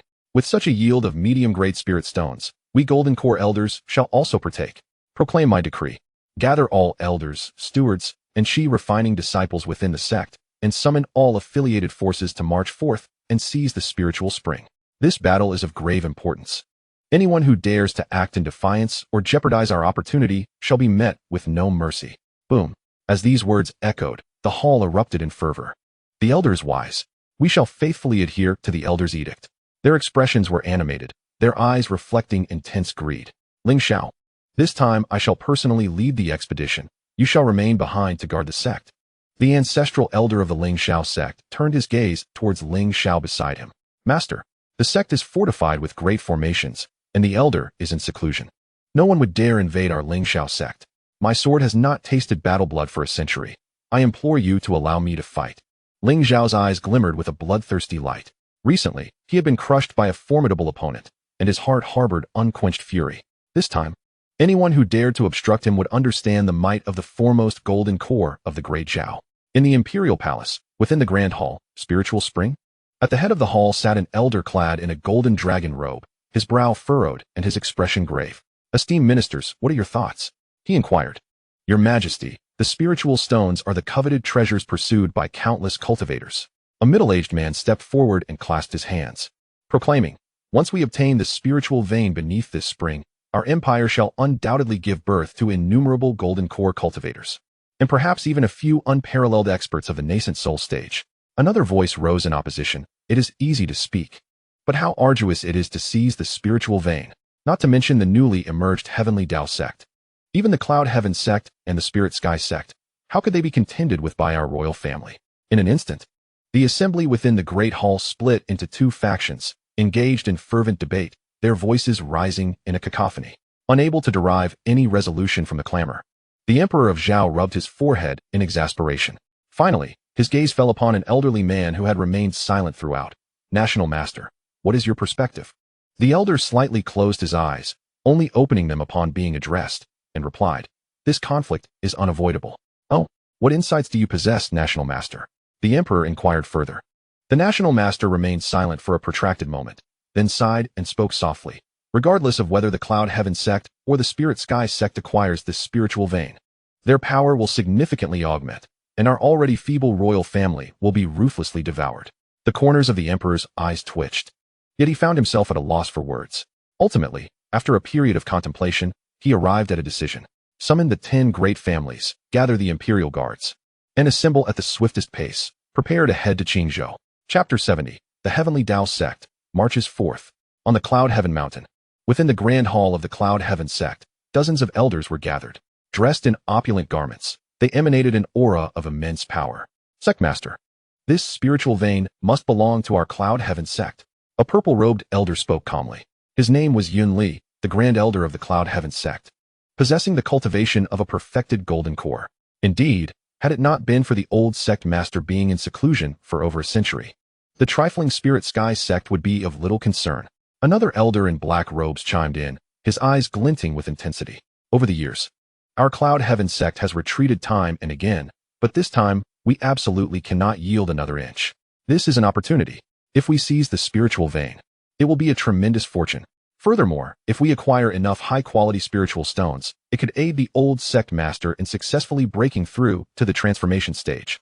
Should the old sect master succeed in his advancement, our Cloud Heaven Sect would undoubtedly rank among the top 250 in the Immortal Alliance. The many elders spoke, their eyes ablaze with fervor and greed. At the head of the hall sat a woman, the current sect master of the Cloud Heaven Sect, Yunji. Silence. Yunji called out, commanding the assembly to quiet down. All elders of the Cloud Heaven Sect, gather all disciples at the 7th level of Qi refinement and above. Accompany me to Qingzhou. Yes. The elders responded in unison, swiftly exiting to make preparations. Soon, the grand hall of the Cloud Heaven Sect was left with only 2 individuals. Master, let Yanran accompany us as well. A young girl beside Yunji spoke. It was Lu Yanran. In 2 months, her cultivation had progressed from the 6th level of Qi refinement to the 8th level. No, your cultivation is too weak. In the heat of battle, even I will lack the strength to protect you. Yunji firmly refused. But Lu Yanran hesitated to voice her thoughts. If you do not focus on your training, how will you surpass Xiao Yan in 3 years? Yunji shook her head, her tone resolute. That inept individual cannot cultivate. What difficulty is there for a disciple to defeat him? Lu Yanran curled her lips, appearing unconcerned. I have already heard, Master, that Xiao Yan has not only joined the Dao Sect, but has also managed to cultivate. Just a month ago, he even defeated a disciple of our Yinshui sect who was at the second level of qi refinement. Yunji urged once more. A mere second level of qi refinement. I have reached the 8th level, and with my master's true teachings, what is there to fear? Lu Yanran maintained her dismissive demeanor, regarding Xiao Yan as nothing more than an inconsequential figure. Yenner, do not let pride cloud your judgment. Upon hearing this, Yunji immediately grew solemn. Although your talent is remarkable and your comprehension exceptional, your cultivation time is still brief, and your foundation is not deep. You must not take this lightly. Master, you are overthinking. Lu Yanran scoffed, her cold laughter echoing. That waste, even if I use one hand, he shall not withstand a single strike from me. Observing this, Yunji let out a soft sigh and ceased her counsel, knowing well that her disciple was admirable in many ways, yet excessively proud. If that is the case, take care of yourself. I cannot always be by your side. At the foot of the Dao Sect, over 10,000 disciples of the Qi refinement realm stood in neat formation, ready for action. Each disciple's gaze was sharp, their spirits high, reflecting their confidence. What vigor! The real man of the Yellow Lion was astonished as he beheld these disciples of the Dao Sect. During their peak moments, his own disciples appeared listless and dispirited. Yet now, among the Dao Sect, each of the more than 10,000 individuals radiated vitality and enthusiasm, creating a stark contrast. The disparity is immense. Is this the fervor of a major sect's disciples? An elder from the Yellow Lion sect remarked. No, I have seen the formal disciples of the Ling Shao sect. They do not possess such vigor. The real man of the Yellow Lion shook his head. What methods does such a sect employ to instill such concern for the sect's affairs in so many disciples? In the sky, Su Bai approached, hands clasped behind his back, stepping through the void with grace. His figure stood tall, clad in a robe as white as snow, surrounded by a faint blue mist that rendered him akin to a celestial being descending from the heavens. Greetings, Sect Master. Greetings, Sect Master. In an instant, all disciples bowed deeply, their faces alight with reverence. A multitude in worship. Such a sight captivated all, stirring their hearts profoundly. Su Bai nodded gently. Then, with a sweep of his sleeve, a flying vessel materialized in the sky, swiftly enlarging to several hundred feet in length, resembling a colossal structure reaching for the heavens. A top-grade spiritual vessel seized from the heights, a flying treasure of the nascent soul level. The sight of this vessel caused the real man of the Yellow Lion to gasp in astonishment, his eyes widening with envy. It is known that each nascent soul-level artifact is of extraordinary value, particularly the rare flying treasures. A nascent soul-level flying vessel possesses speed, defense, and power, all commensurate with its rank. Dao Sect, let us embark. Yes. The multitude responded in unison, each leaping aboard the vessel in perfect harmony, without the slightest hint of disorder. Huang Shizhenren, you and the members of the Huang Shi sect should ascend as well. Su Bai cast a glance at Huang Shizhenren and the others. We shall obey the sect master's command. Huang Shizhenren clasped his hands in respect, not daring to delay, and led the members of the Huang Shi sect aboard the flying vessel. This method of travel would undoubtedly be far swifter than if they had to run with a group of qi refining disciples. At this moment, time was of the essence. The last aboard were Su Bai's direct disciples, with Zhuge Feng bringing up the rear. Zhuge Feng, you shall pilot this flying vessel. Insert the mid-grade spirit stones, and it will soar at great speed akin to that of the Golden Core realm. Until I arrive, do not venture outside. Prioritize your safety. Furthermore, if necessary, insert this top-grade spirit stone to unleash an attack equivalent to the nascent soul realm. Rest assured, the durability of this superior flying vessel is such that even a nascent soul expert would find it challenging to breach. Su Bai instructed, handing a bag of spirit stones to Zhuge Feng. Master, what about you? Zhuge Feng inquired, taking the spirit stones with a hint of confusion. Do not worry. You all go ahead. I will follow shortly. Su Bai replied with a gentle smile, offering no further explanation. Understood. Zhuge Feng responded, entering the vessel and sealing the hatch. Moments later, the flying vessel ascended gracefully into the sky, piercing through the clouds as it headed towards Qingzhou. Once the vessel departed, Su Bai chuckled and turned, calling out, Xiaohua, let us depart. At his summons, a fiery blaze soared into the air, transforming into a fire qilin before him. Su Bai mounted the fire qilin, ascending slowly into the heights. After departing the territory of Dao Sect, a transparent protective barrier materialized, enveloping a 100-mile radius centered around Tiandao Mountain. The system's 5th-tier protective formation was far superior to the inferior ones employed by Ling Shao sect. Even a transformation god expert would require an hour to breach it. Seeing that the protective barrier was activated, Su Bai smiled faintly, relieved that the safety of his homeland was assured. Xiaohua onward. With a resounding roar, the fire Qilin surged forth, its speed unmatched, streaking across the sky like a shooting star. However, its trajectory was not towards Qingzhou, but rather towards Ling Shao Sect. Chapter 71. The 400,000 troops of Ling Shao Sect in the annals of Qingzhou's history. Never had there been a day as bustling as today. The powerful figures from the myriad factions of the entire empire received orders and hastened to converge upon Qingzhou with utmost urgency. The entire region of Qingzhou trembled with excitement. Rarely seen foundational cultivators now appeared in droves. Even the exalted Golden Core masters gathered in great numbers. The empire had not witnessed such a mobilization of cultivators in centuries. Moreover, Qingzhou was strategically positioned at the center of the four dominant powers of the empire, making it a veritable powder keg ready to ignite. Powerful auras emanated from all four cardinal directions of Qingzhou's skies, accompanied by numerous smaller factions arriving from every corner. The four major forces nearly arrived simultaneously. In the northern skies, countless ancient war chariots descended, blotting out the sun, one after another, exuding an imposing presence. Upon these chariots were soldiers clad in armor, marching with great momentum, reminiscent of a steel tide. At the forefront, a majestic war chariot was drawn by a formidable beast of the pinnacle Golden Core stage. Its entire body cloaked in a dark purple hue, shimmering with resplendent blue-violet scales. Thunder coiled around it, emanating an aura of sheer terror. Upon the chariot stood an elderly figure clad in a dragon robe, his face etched with the lines of time, exuding an air of profound melancholy. Accompanying him was a retinue of individuals, including generals clad in golden armor, the lords of noble houses adorned in opulent attire, and an inconspicuous old eunuch. A rough estimate suggested that the Imperial Zhao forces had mobilized around 30,000. Hiss, that was the Thunder Dragon Jiao. Just a step away from becoming a nascent soul demon. Here came the Imperial Zhao, alongside the 10 great noble families. Such an overwhelming presence. Could this truly be the legendary Imperial Guard?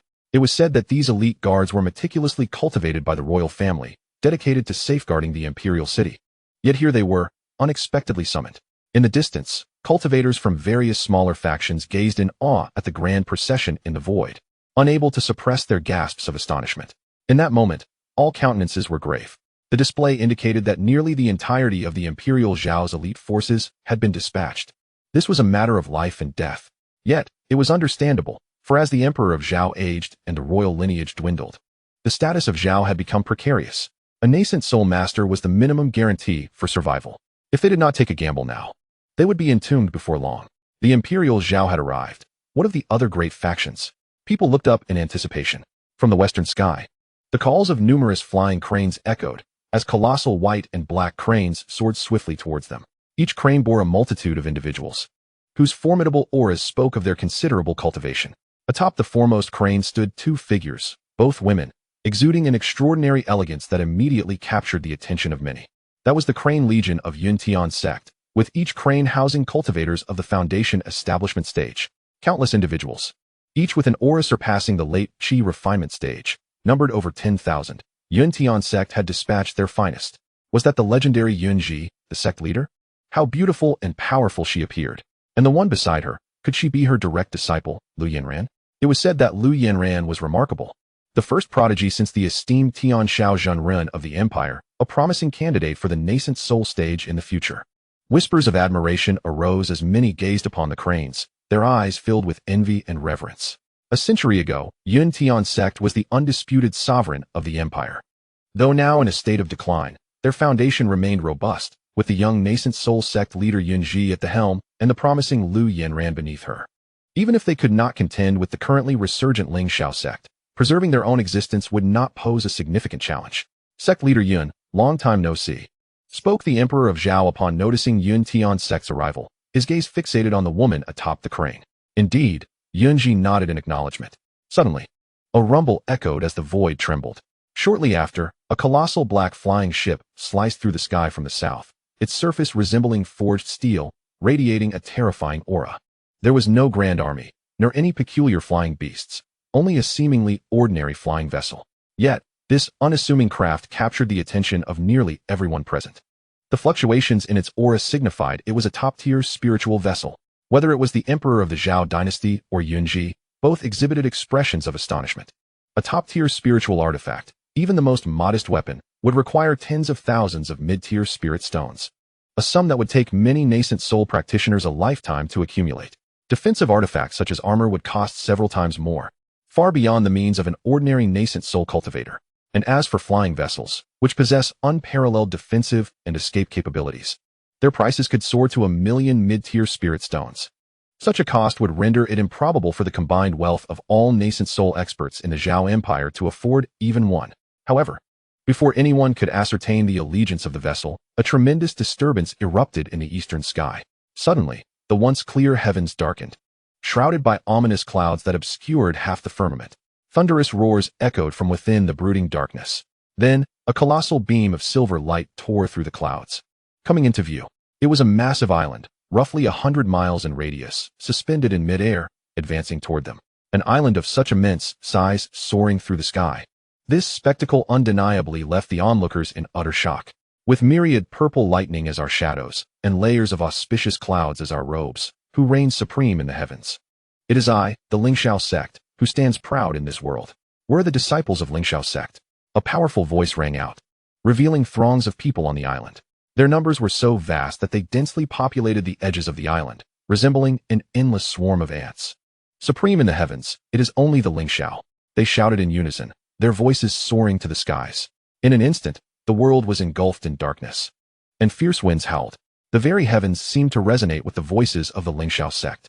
40,000 individuals. Witnessing this scene, none could remain unmoved.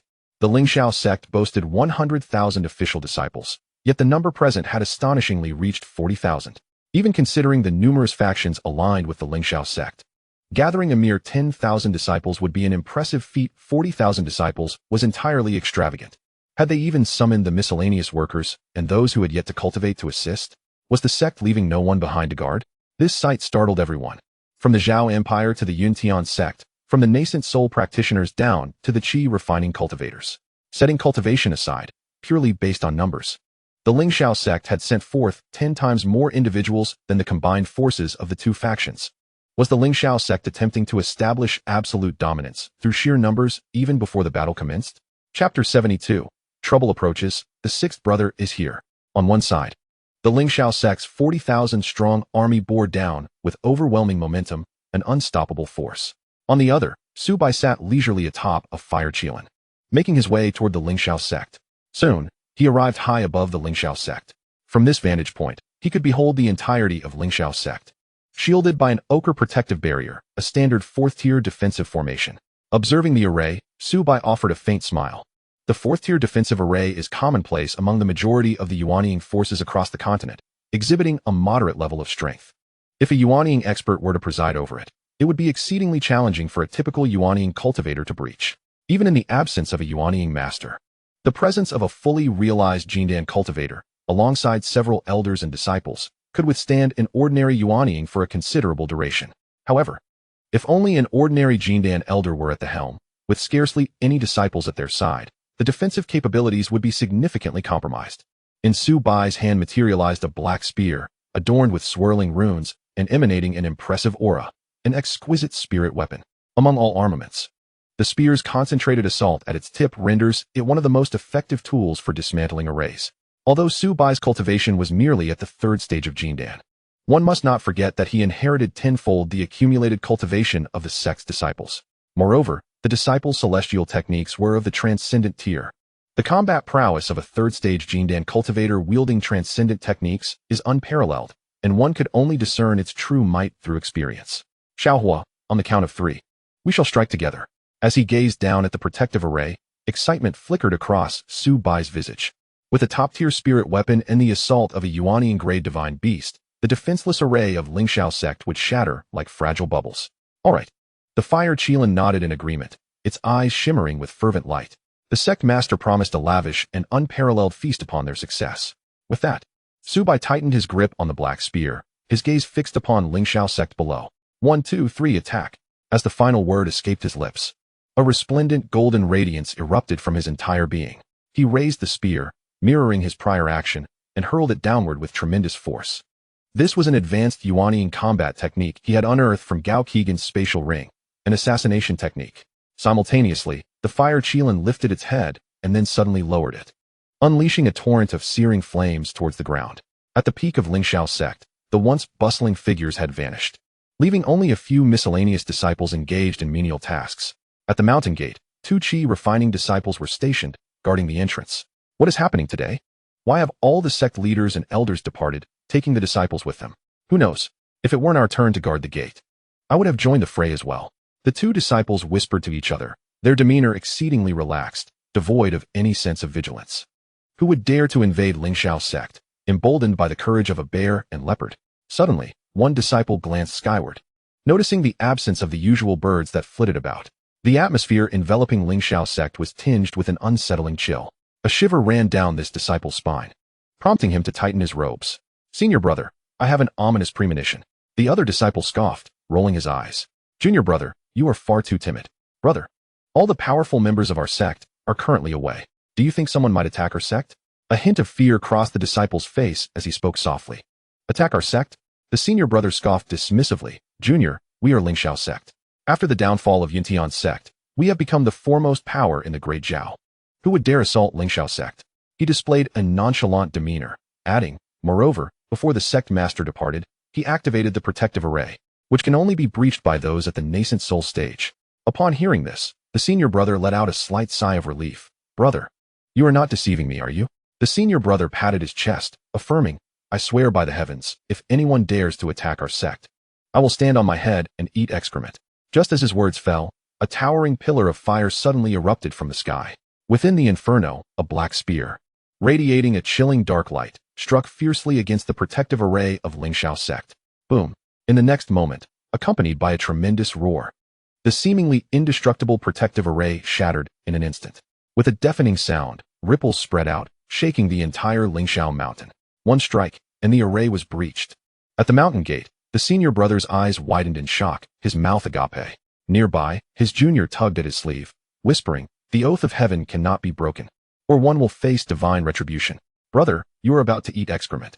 With the protective array forcibly shattered, the sole Golden Core elder left to guard Ling Shao sect suffered severe injuries, spitting blood as he flew back. Who could have anticipated that someone would possess such audacity to raid the home of Ling Shao sect? In the sky, Su Bai descended on his fire Qilin, grinning as he surveyed the unguarded Ling Shao sect. I have struck gold. I have struck gold. Who dares to attack Ling Shao sect? Deep within the sect, the reclusive elder, the second nascent soul ancestor of Ling Shao sect, was also stirred. However, he was old and alone. Little fire, go deal with him, Su Bai urged. And the fire Qilin transformed into a blazing streak, darting towards the depths of Ling Shao sect. Boom. In the next moment, 2 nascent soul powerhouses clashed in battle, while Su Bai leisurely stowed away the black spear, preparing for a thorough plunder. Where shall I begin? Where is the treasury of Ling Shao sect? Su Bai stroked his chin in contemplation when suddenly, a figure approached. It was a menial disciple of Ling Shao sect, who was tearing off his servant's robe as he walked. Senior, please do not attack. I am here to pledge my allegiance to you, the menial disciple said respectfully. Seeing this, Su Bai raised an eyebrow and inquired, what? Are you willing to betray your sect? Huh, my sect. The menial disciple perked up, retorting, Senior, you do not understand. I have been a menial for 3 years, participated in 6 assessments, and failed every single one. I have come to realize that without a background, status, or wealth, one cannot gain entry into Ling Shao sect. Esteemed senior, I have long heard that the Heavenly Dao Sect not only conducts its assessments with transparency and fairness, but also distributes silver to its disciples monthly. Thus, I have resolved to join the Heavenly Dao Sect. Upon hearing this, Su Bai chuckled and inquired, how did you know I am from the Heavenly Dao Sect? The servant, grinning broadly, replied, in the Empire, the only one with a conflict with the Ling Shao sect who possesses both audacity and strength is none other than you, esteemed senior. Indeed. Indeed. I shall await your participation in the Heavenly Dao Sect's assessment.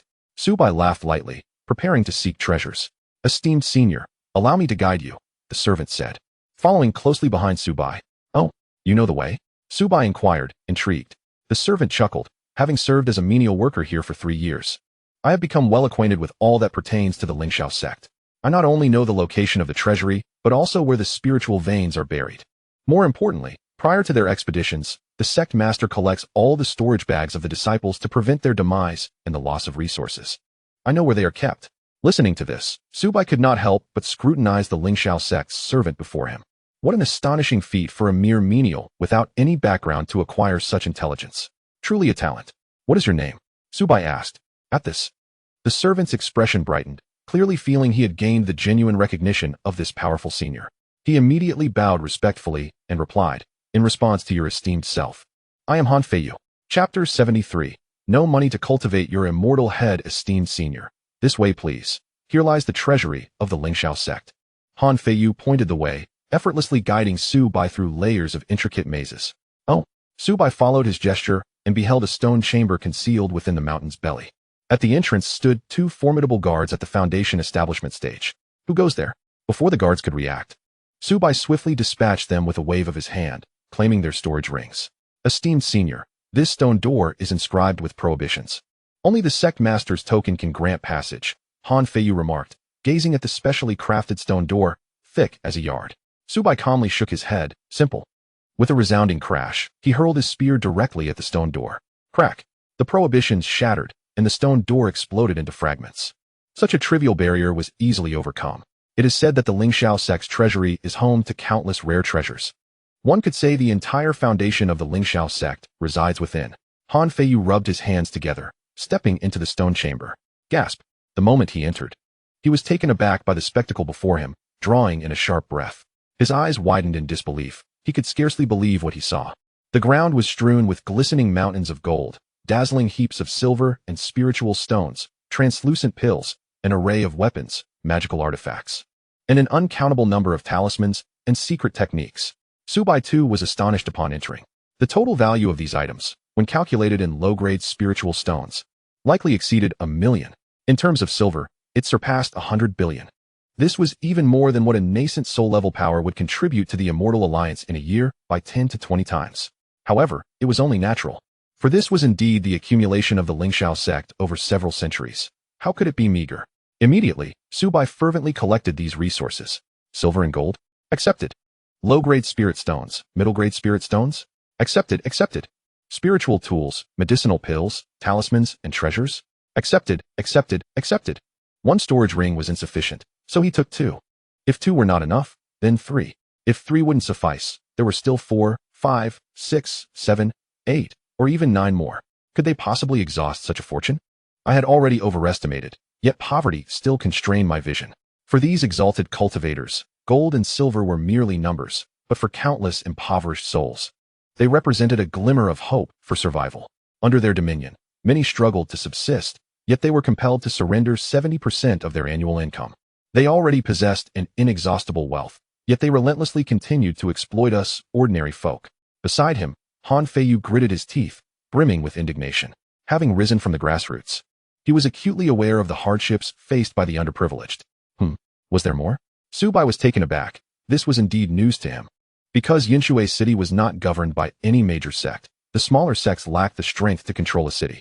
Of course, while there were no dominant powers, numerous minor factions existed, each extracting their share of protection fees or tolls, just like Huangtu Town, where the Ouyang family reaped its benefits. Yet the Ouyang family itself was under the thumb of the Huangsha sect, which, in turn, would be exploited by even more formidable sections. The Ling Shao sect merely had fewer intermediaries. The layers of exploitation remained the same, and those at the bottom continued to struggle. It was akin to the Ling Shao sect also being subject to the extraction of the Immortal Alliance, where the strong prey on the weak. The world operates under this law of might. It has always been thus. Perhaps the living conditions of ordinary people were even more dire than Su Bai had envisioned. Now, the territory of the Tian Dao sect encompassed Yinshui City, but as it was still too early, the matter of collecting fees had not yet arisen. Once this incident concluded, he deemed it necessary to revisit Yinshui City for a thorough exploration. Before long, the entire treasure vault was emptied, leaving only a row of crystal enclosures. Within each enclosure lay an ancient tome, inscribed with prohibitions. These included the Ling Shao formula, the Lingjin formula, and the Kai Shao formula. Upon seeing the names of those ancient texts, Han Feiyu's breath quickened. These were all precious immortal arts treasured by the Ling Shao sect. They were the very immortal arts he had longed for. Meanwhile, Su Bai weighed the significance of leaving behind these immortal arts. To be candid, in his eyes, these immortal arts were as commonplace as items found on the roadside. What? Do you desire them? If so, take them freely. I can dispel the prohibitions for you. Observing Han Feiyu's demeanor, Su Bai inquired. Han Feiyu suppressed the urge within him and replied, No, no, I am prepared to join the Dao Sect. How could these immortal arts compare to those of the Dao Sect? Su Bai chuckled, contemplated for a moment, and ultimately decided to collect all these immortal arts. After all, having come this far, it would be unreasonable to leave anything behind. The attic? Collected. The white jade arena? Collected. The main hall? Collected. Spirit herbs, profound iron, the main hall? Everything of even the slightest value was accepted. Soon, under the guidance of Han Feiyu, Su Bai arrived at the secure pavilion, a repository for the belongings of disciples. Within this pavilion, numerous storage bags were meticulously arranged, each labeled to indicate its respective owner. With a sweeping gesture, Su Bai unleashed all the restrictions, causing tens of thousands of storage bags to be collected in an instant. Finally, Han Feiyu extended his hand, pointing to the very mountain beneath their feet. Senior, the two inferior spiritual veins of the Ling Shao sect lie at the heart of Ling Shao Mountain. Su Bai, with a smile, surveyed the mountain below. The scale of Ling Shao Mountain was comparable to that of the present-day Tiandao Mountain. However, he felt no significant concentration of spiritual energy, which hindered his ability to pinpoint the location of the spiritual veins. Now, upon Han Feiyu's prompt, he focused intently, dismantling several shielding formations, and at last detected a rich surge of spiritual energy deep underground. Inferior spiritual veins could yield 2,000 to 3,000 inferior spiritual stones and a small quantity of medium-grade stones annually, provided that the spiritual energy was contained and prevented from leaking, thereby ensuring such a high output. Without this containment, the yield would drop by half. In contrast, Su Bai had not sealed any of the spiritual veins within the Dao Sect. He merely established formations at the edges of the sect to prevent the leakage of spiritual energy. Consequently, the concentration of spiritual energy within the Dao Sect was significantly higher than that of the outside world, further enhancing the disciples' cultivation speed. Could it be that both spiritual veins were too precious to be allocated for the disciples' training? Su Bai shook his head. Did they not realize that strengthening the disciples' abilities through continuous breakthroughs would ultimately fortify the sect itself? As for providing training facilities, such rooms cost 10 taels of silver for a single day of cultivation. Without funds, the prospect of cultivating was utterly bleak. Those in power, aside from their favored disciples, merely treated the ordinary disciples as mere sheep to be sheared daily. Han Feiyu self-deprecatingly recognized this reality, as he himself was one of those sheep. Oh no, he was not a fat sheep. Only those with wealth who became formal disciples could be considered as such. At best, he was merely a little lamb. In this world, the ordinary were destined to be exploited throughout their lives. The greatest fairness in this world is that all are born into the dominant human race of the continent. Yet the greatest injustice is simply being born as a human. The disparity between individuals is far greater than that between dogs. From the moment of birth, one's fate was sealed. Whether to toil as a beast of burden or to indulge in a life of luxury was determined at that instant. Chapter 74, 400,000 against 60,000. The advantage is mine. Su Bai measured the dimensions of Ling Shao Mountain while mentally calculating the data. After a brief moment, a subtle smile graced his lips as he remarked, "Stand firm. Do not fall." "Senior, what do you intend to do?" Han Feiyu inquired, still perplexed. However, in the next moment, he comprehended Su Bai's intentions. Boom! The entire Ling Shao Mountain trembled, and massive boulders began to tumble from the peaks, producing a thunderous cacophony. Crack! Crack! Crack! The earth split open, and the ground surrounding the edges of Ling Shao Mountain became riddled with countless fissures, which continued to expand, spreading outward like a spider's web. Moments later, the entire Ling Shao Mountain trembled, nearly toppling Han Feiyu. He stood there, utterly astounded. The entire Ling Shao Mountain was levitating. Su Bai extended a hand, transforming it into a colossal arm of energy that effortlessly lifted the entire mountain. Just one hand was enough to hoist Ling Shao Mountain. Such power! Han Feiyu was profoundly shaken. As a mere disciple, how could he have ever witnessed a being of such caliber exerting their full strength? Alongside his astonishment, a fervent yearning for strength ignited within him. Legends spoke of transcendent beings at the golden core and nascent soul levels capable of moving mountains and filling seas. And these tales were not mere hyperbole. The ability indeed existed. Naturally, the mountain-moving prowess of a golden core cultivator paled in comparison to that of a nascent soul. A typical golden core master could barely lift a mountain of 100 zhang in height, beyond which they would be overwhelmed. At the nascent soul level, any mountain in the empire could be effortlessly raised, a feat unattainable by ordinary mortals. Although Su Bai was of the golden core realm, his strength far surpassed that of an ordinary golden core, making it no challenge to elevate the towering Ling Shao Mountain. Boom! As Su Bai wielded his powers, a battle of the nascent souls in the distance reached its conclusion. "Ah, Dao Sect, you shall wait for me." The severely injured elder of the Ling Shao sect fled rapidly, burning his life force to enhance his speed. The fire Qilin wished to pursue, but could not catch up, unless it foolishly chose to expend its life force in a desperate gambit, lacking the overwhelming strength to crush their opponent. It was indeed challenging for a being of the same realm to slay a nascent soul master. Even two nascent souls would struggle to encircle and defeat one. Only three would have a chance. After inflicting heavy injury upon the elder of the Ling Shao sect, the fire Qilin returned. It raised its head high, treading the void. Enveloped in radiant light, exuding an awe-inspiring presence, its gaze surveying the surroundings with disdain. Simultaneously, it shook its head at Su Bai, seemingly eager to demonstrate its prowess. Very well, I shall reward you upon our return. Su Bai nodded, patting the fire Qilin with admiration. Roar! Upon hearing the word reward, the fire Qilin erupted in excitement. Its eyes sparkling. Following its previous master, it had endured hunger for 3 days. Now, under its current master, it could consume 10 tons a day. 10 tons. Not 10 meals. Now, let us carry this mountain back. Su Bai tossed Ling Shao mountain towards the fire Qilin, which eagerly caught it and scampered joyfully towards the Dao sect. Meanwhile, as Su Bai departed, he cast a glance downward. Whoosh! He extended his hand, drawing a mountain gate into his storage ring. Then, he strode away without a backward glance. At the mountain gate of the Ling Shao sect, 2 disciples stood, exchanging bewildered glances. The once imposing mountain gate beside them now appeared utterly bare. Turning around, they saw what should have been the towering Ling Shao mountain was now completely vacant, leaving only a vast pit where it once stood. The Ling Shao sect had been stripped bare. While the sect master and elders have not yet returned, should we flee? Whispered the junior disciple cautiously. Where could we possibly run to? The senior disciple replied, sniffling. We shall not flee. When the sect leader and the elders return, we will be reprimanded for our inadequate guarding of the sect, and it will be a fate worse than death, lamented my senior brother with a woeful expression. The great formation of the sect, along with the supreme elder, could not withstand the onslaught. How could it be the fault of us? Mere disciples at the first level of Qi refinement? My junior brother sighed heavily. The mountaintop has vanished. The sect leader will undoubtedly be furious. We would become nothing more than helpless ants, fearing for our lives. To flee might afford us a chance at survival, but to remain is certain doom. My senior brother asserted. Where could we possibly escape to? No matter where we go, we will be captured, my junior brother replied, his face devoid of color. Staring into the darkness ahead. What if we run to the Dao sect? After much contemplation, my senior brother suddenly spoke with determination. To the Dao sect? Brother. They are the arch-nemesis of our Ling Shao sect. My junior brother's eyes widened in disbelief. We cannot afford to be so concerned. Preserving our lives takes precedence. My senior brother declared firmly. Run, let us hasten. When the sect leader and the elders return, it will all be over, he urged, propelling us towards the direction of the Dao sect. Brother, the heavenly mandate oath must be fulfilled within a day. Otherwise, we know not when divine retribution may strike. Perhaps you should eat first before we run? My junior brother suggested softly. Close your ravenous mouth.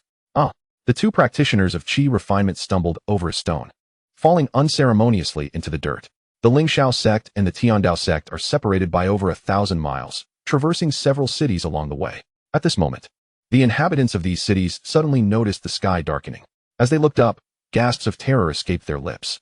A massive mountain, lifted by a blazing crimson beast, soared through the heavens. That is Ling Shao Mountain. Someone recognized. Instantly, fear gripped everyone. It is known that the Ling Shao sect atop Ling Shao Mountain is the undisputed dominator of the surrounding area. What on earth has happened? Look, Ling Shao Mountain is flying away. Could it be that the Ling Shao sect is relocating? The sect had not moved in centuries, and seeing no sign of its people. A sense of theft lingered in the air. Indeed, did a tremendous battle not just erupt at the Ling Shao sect? The scale of it must have involved nascent soul powerhouses. The crowd buzzed with incredulity.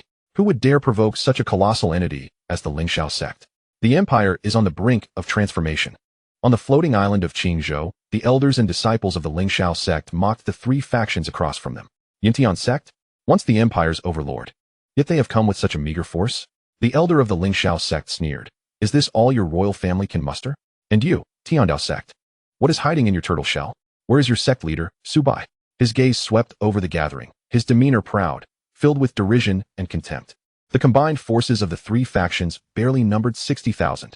Not only do we hold numerical superiority, but the Ling Shao sect has rapidly developed over the past century, with its core strengths in golden core and foundation establishment far surpassing the combined might of the Yuntian sect and the imperial family.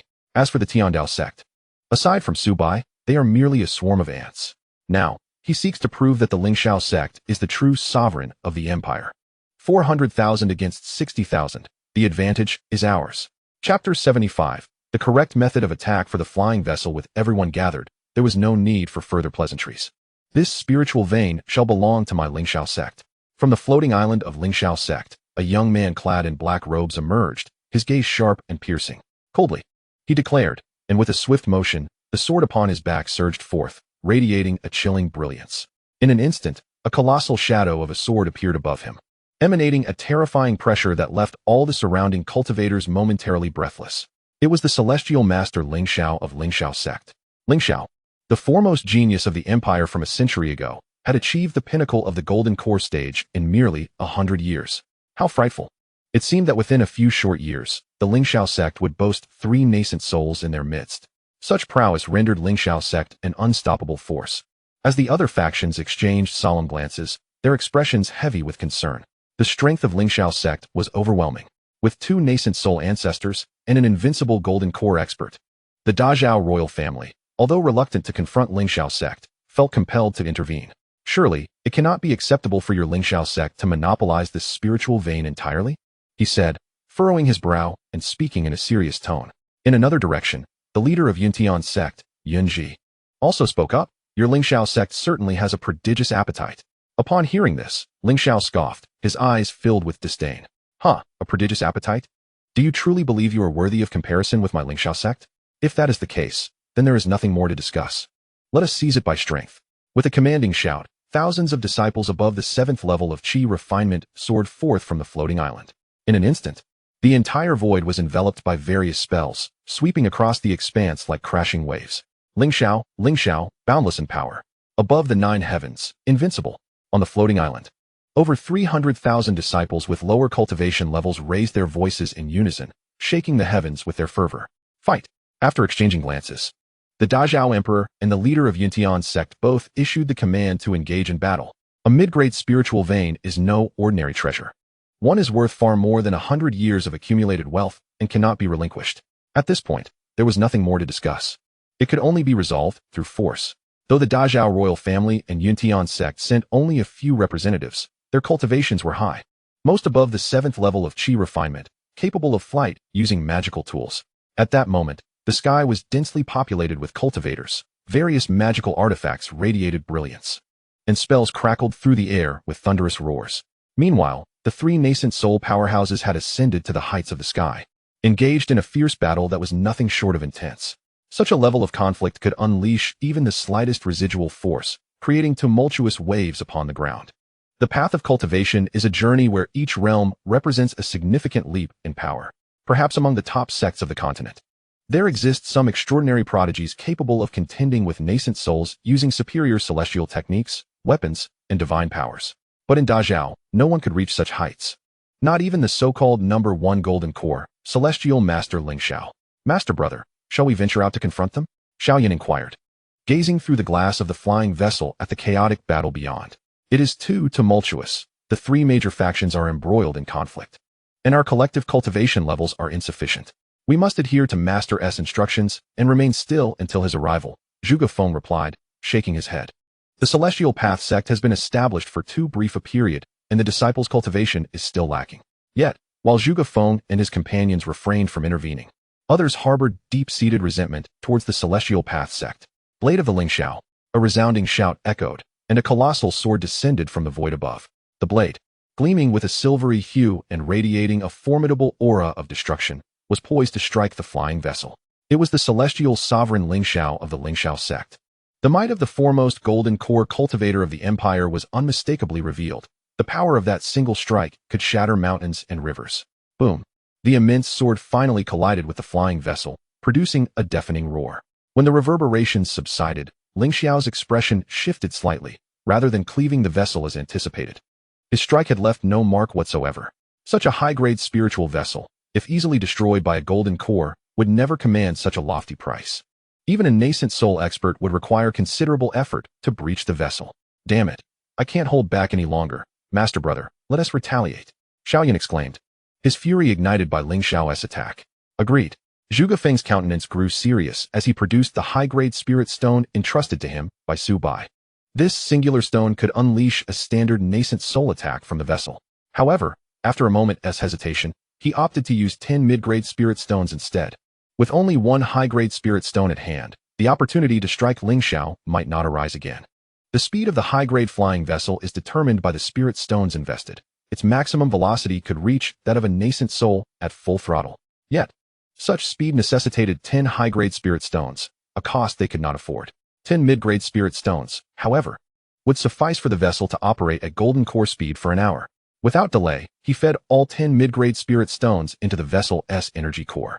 Whoever claimed that the vessel possessed no means of attack beyond energy strikes was mistaken. Now, Zhuge Feng commanded, accelerating to maximum speed. Instantly, the flying vessel surged forward at a terrifying velocity towards Ling Shao, slicing through the air and producing a series of sonic booms.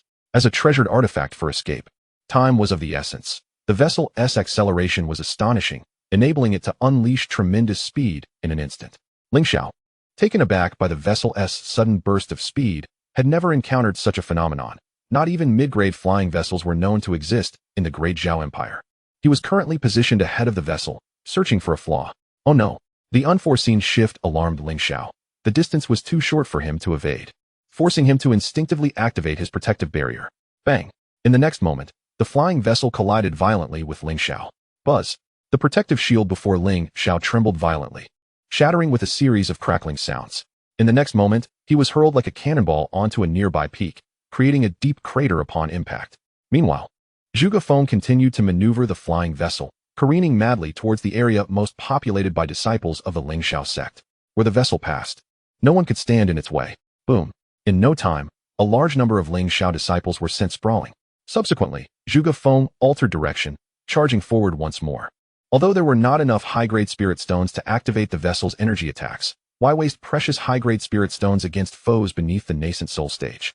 A single high-grade spirit stone could persuade a golden core cultivator to willingly act as a lackey. A direct collision would suffice.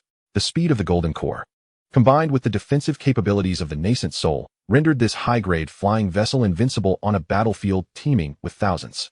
Chapter 76, Senior Brother. Our home has been stolen by Su Bai. With a splutter, Ling Shao crawled out of the deep pit, blood streaming from his mouth, his hair disheveled, and his appearance utterly disheveled. He glared at the flying vessel hovering above, his eyes brimming with fury. This marked the second time he had suffered such humiliation since becoming invincible at the Golden Core stage. How utterly frustrating. The last time, he had been crushed by a peer of comparable strength, and that was somewhat understandable, as the individual was a core disciple of the foremost power in the Immortal Alliance. However, this time, as the foremost golden core of the Empire, not only was he unable to deal with a mere flying vessel, but he had also sustained injuries. What a disgrace to admit. Yet, he found himself utterly powerless against this vessel. How infuriating. Thunderous roars echoed above as the flying vessel continued its onslaught. Each acceleration cleared a straight line of enemies, sending them flying. Previously, the elders and disciples of the Ling Shao sect had been suppressing the Yun Tian sect and the imperial family, but with the sudden intervention of the Tian Dao sect, the situation shifted dramatically. In an instant, the Ling Shao sect was in full retreat. On the floating island, the hundreds of thousands of Ling Shao disciples who had been fervently cheering were now left speechless. Cheating. What kind of battle is this? They had believed that their ancestor could hold off the two nascent souls, allowing Tian Dao Jinren to wreak havoc and swiftly conclude the fight. Little did they expect the intrusion of a flying vessel.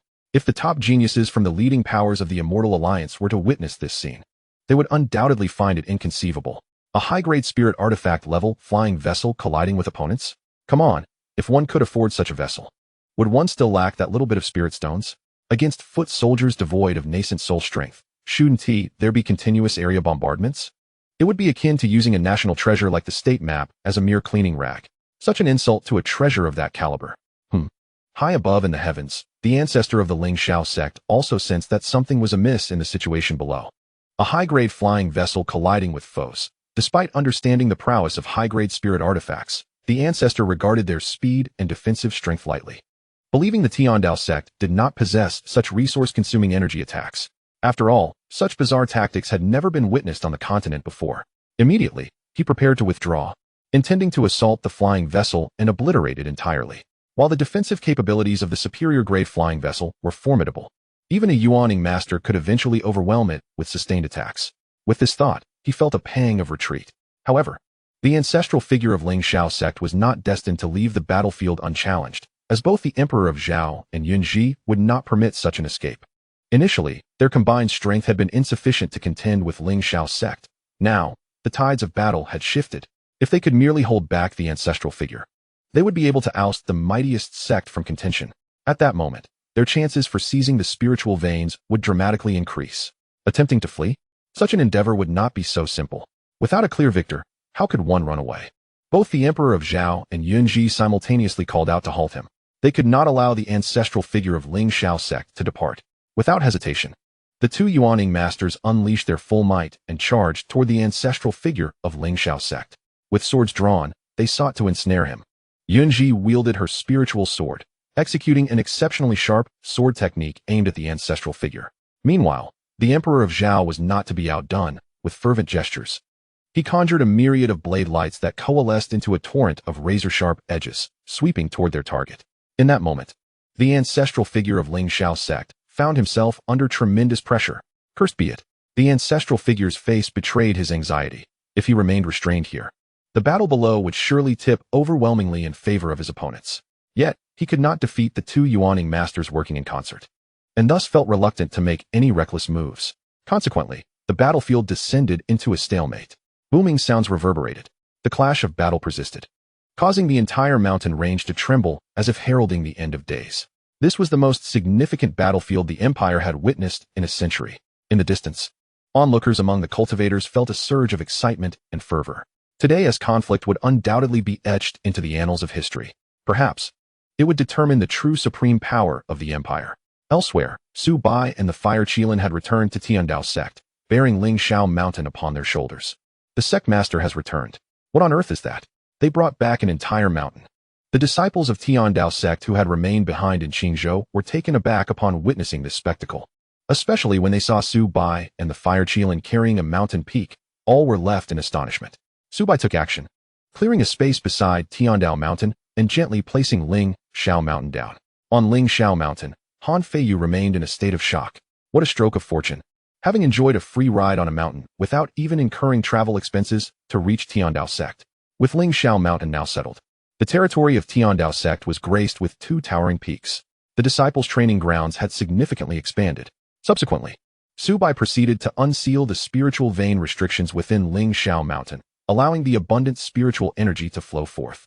While Ling Shao Sect was reluctant to let their disciples cultivate amidst such rich spiritual energy for free, Su Bai was more than willing. As a result, Dao Sect now boasted 5 inferior-grade spiritual veins within its domain, significantly elevating the concentration of spiritual energy. Upon completing his tasks, Su Bai clapped his hands together, nodding in satisfaction. With matters concerning Ling Shao Sect resolved, it was time to seize the spiritual veins. Little fire, he called out. The Fire Qilin hurriedly approached. Master, what are your commands? Su Bai mounted the Fire Qilin and pointed in a direction. Let us depart for Qingzhou. At your command. The Fire Qilin grinned, steering the fiery rainbow as it soared into the sky. In Qingzhou, the battle had gradually subsided. Apart from the Dao Sect, the 3 major factions had suffered significant losses. Unsurprisingly, the Ling Shao Sect bore the brunt due to the presence of flying vessels, with nearly half of its elite forces lost in a single clash. The remaining disciples retreated, their morale plummeting. The aerial skirmishes had concluded as well, with the 3 major Yuaning experts bearing various injuries. The most powerful ancestor of the Ling Shao Sect, besieged by 2 Yuaning opponents, was severely wounded. Haha, what a delight! Within the flying vessel, disciples of the Dao Sect erupted in cheers, their faces radiant with excitement. The Dao Sect, having expended only a handful of mid-grade spirit stones, emerged unscathed.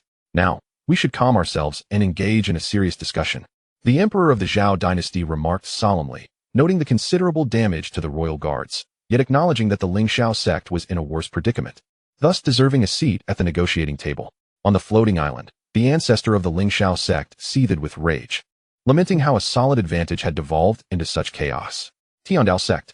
His gaze fixated on the flying vessel of the Dao Sect, his hatred reaching a fever pitch. This is not over. My Ling Shao Sect has more than one Yuanying. With a thunderous shout, he produced a communication jade slip, summoning his closed-door disciple to hasten to Qingzhou. Just as he set down the jade slip, a powerful aura surged from the horizon. He recognized it immediately. It was his disciple. Such speed. Could it be that my disciple has arrived to reinforce us? Observing this, both the emperor of the Xiao and Yun Ji furrowed their brows. The strength of the Ling Shao sect stemmed from having two Yuanying, and with their ancestor being the mightiest Yuanying in the empire, they far surpassed their current adversaries. Hehe. You shall all perish. The spiritual veins can only belong to my Ling Shao sect. And you, Tiandao sect. We shall personally dismantle your flying vessel and cast each of you into the myriad souls banner. Your timid sect leader Su Bai shall also face retribution. The ancestor of the Ling Shao sect laughed maniacally, his eyes glinting with malice. Despite the significant losses of strong practitioners, the foundational strength of the Ling Shao sect remained robust. Once both Yuanying brothers joined forces, subduing the entire empire would be a mere trifle. Suddenly, the Yuanying presence drew near. It was indeed the esteemed elder of the Ling Shao sect, the ancestor's younger brother. However, at this moment, he was drenched in blood, his aura gravely diminished. He raised his head towards the ancestor. Elder brother, our home has been invaded by Su Bai. Thus concluded this chapter, with a call for aid echoing in the air. That individual possesses an exceptionally formidable fire Qilin, presumably the mount of the Celestial Alliance's prodigy from before. I was grievously wounded by it. Lamented the esteemed elder of Ling Shao sect, gazing weakly at the sect's patriarch. Upon hearing these words, the patriarch was instantly consumed by rage. Curse Su Bai, he bellowed, his fury reaching its zenith, disregarding the authority of the Yuanying elder and unable to suppress his expletives. Simultaneously, a powerful aura emanated from the Yuanying elder, shaking the surroundings. Junior brother, what on earth is happening with Ling Shao sect? He gritted his teeth and inquired. Ling Shao sect has been utterly decimated. That Su Bai has seized all our resources. I stealthily returned after Su Bai departed, only to find Ling Shao mountain vanished, along with our spiritual veins. Brother, the foundation of Ling Shao sect built over centuries is now utterly destroyed. The esteemed elder began to report the dire situation, his tone laden with sorrow. Upon absorbing his report, the patriarch spewed forth blood, nearly succumbing to unconsciousness. Scoundrel, that wretched Su Bai, I shall annihilate your entire sect. The patriarch roared, his eyes turned crimson, resembling a frenzied beast, fixating intently on the direction of Tiandao sect. The members of Yuntian's sect and the Zhao royal family, witnessing this spectacle, were momentarily taken aback. Subsequently, they could not help but raise their thumbs in silent admiration, acknowledging the audacity that had directly obliterated the foundation of Ling Shao sect. Consequently, the power of Ling Shao sect would undoubtedly be significantly diminished. Tiandao sect, if I do not eradicate you, I vow I shall not remain a man, declared the patriarch of Ling Shao sect, his gaze locked onto the flying vessel of Tiandao sect's disciples, his voice a thunderous command. First, let us collect some interest. Attack. He surged towards the Tiandao sect's vessel, intent on obliterating it. I am coming. How will you extinguish me? At that moment, a faint voice resonated from the horizon. Following this, above the clouds, a figure, radiating a fiery red hue and exuding intense flames, emerged, its hoof striking down like a mountain upon the patriarch of Ling Shao sect. It was none other than the fire Qilin. Boom. A thunderous explosion erupted, flames engulfing the sky. With a single stomp, the patriarch of Ling Shao sect was sent reeling back, blood spewing forth. Having succeeded in its strike, the fire Qilin proudly extended its hoof, gesturing mockingly at the patriarch. The patriarch's face flushed crimson, his chest heaving violently. A charred scent wafting around him. Above the heavens, a figure clad in white approached, each step resonating as though striking the very heart of the patriarch of Ling Shao sect. Thud, thud, thud. Each footfall echoed like thunder. Su Bai, you wretched child. The patriarch roared, wishing he could tear Su Bai to shreds. Patriarch. It truly is the patriarch. Splendid, splendid. The patriarch has arrived. The disciples of Tiandao sect aboard the vessel rejoiced upon seeing Su Bai's appearance, their excitement palpable. Especially at this moment, Su Bai's imposing figure stirred their hearts. No wonder the patriarch chose to arrive later. He had eradicated Ling Shao sect's stronghold. Such an extraordinary feat. Who else in the entire Zhao realm could match it? Su Bai's demeanor remained tranquil as he stood above the void, casting a calm gaze over all assembled. The leader of the Tiandao sect, Su Bai? Both the head of the Yuntian sect and the emperor of the great Zhao stared intently at him, their eyes filled with palpable trepidation. In recent days, they had discreetly sought information about Su Bai, yet found nothing. He seemed to have materialized from thin air, leaving no trace of his past. The only certainty was his formidable strength, which was unfathomable. With a single strike, he had obliterated the Golden Core force, Ling Lang sect. With another blow, he had slain 3 Golden Core masters. After 3 encounters, he even dared to kill an immortal from the Immortal Alliance. His power was not merely golden core, it was assuredly at the nascent soul level. His might was immense, and his audacity even greater. He dared to challenge the foremost disciple of the Immortal Alliance. Moreover, he was accompanied by a fiery Qilin of the nascent soul realm. Such prowess was already overshadowing the Ling Shao sect. I will hold back the Qilin. You deal with the boy, Su Bai? The elder of the Ling Shao sect resolutely declared to his disciple, Ling Shao. The sect's vendetta demanded that the life of Su Bai be sacrificed to cleanse their grievances. Today, even if it costs me my own life, I shall not hesitate. His eyes burned with murderous intent and hatred as he charged toward the Qilin, engaging in fierce combat. Master, should we intervene? Inquired the Grand Elder of the Yuntian sect gravely. Do not act rashly. Yunji decisively refused. Currently, the Ling Shao sect is half crippled, and the Tiandao sect is emboldened. If we strike now, we risk suppressing the Tiandao sect's momentum, thereby diminishing our chances of contending for the spiritual veins. Yinli continued. Nevertheless, we must refrain. The Tiandao sect's leader, Su Bai, is unfathomable. Hastily antagonizing him would be extremely detrimental to our Yuntian sect. Yunji frowned and replied. Though she yearned to vie for the spiritual veins, she did not lose her composure. In the face of an unknown adversary's strength, prudence was undoubtedly the wisest course of action. Meanwhile, after much deliberation, the Emperor of the Great Zhao cast a glance towards the Yuntian sect and restrained himself from acting. After all, at this critical juncture, a single misstep could spell doom for everything. Beside him, Ling Shao unsheathed his great sword and gradually advanced towards Su Bai. Su Bai, today I shall test your true strength. If you are indeed of the nascent soul, I shall concede. If not, you will experience the might of the Empire's foremost golden core. With a thunderous declaration, Ling Shao soared into the air, unleashing a terrifying sword intent. Tian Shao 9 slashes. He roared. As his arms swung, manifesting 9 dazzling silver sword lights that hurtled towards Su Bai. Each sword light possessed the power to slay an ordinary golden core master. This was the supreme technique of the Ling Shao sect, of which Ling Shao had fully mastered. As the sword energies surged toward him, Su Bai merely smiled lightly. The Empire's foremost golden core, unrivaled by the nascent soul? Indeed, within the great Zhao, Ling Shao's power is indeed formidable among his peers. Yet, in truth, he is worlds away from the pinnacle combat prowess of the golden core realm. Let us not forget, he is merely considered a genius within the 5,000 li of Zhao territory. Even individuals of extraordinary talent, like Zhuge Feng, who lack a significant background, often find themselves obscured due to financial constraints that hinder their ability to cultivate celestial arts. The number of such gifted individuals is likely considerable. Ling Shao as true potential may not even rank among the top 10 in the vast Zhao Empire. However, the empire itself is but a mere speck on the grand continent, insignificant as a grain of dust.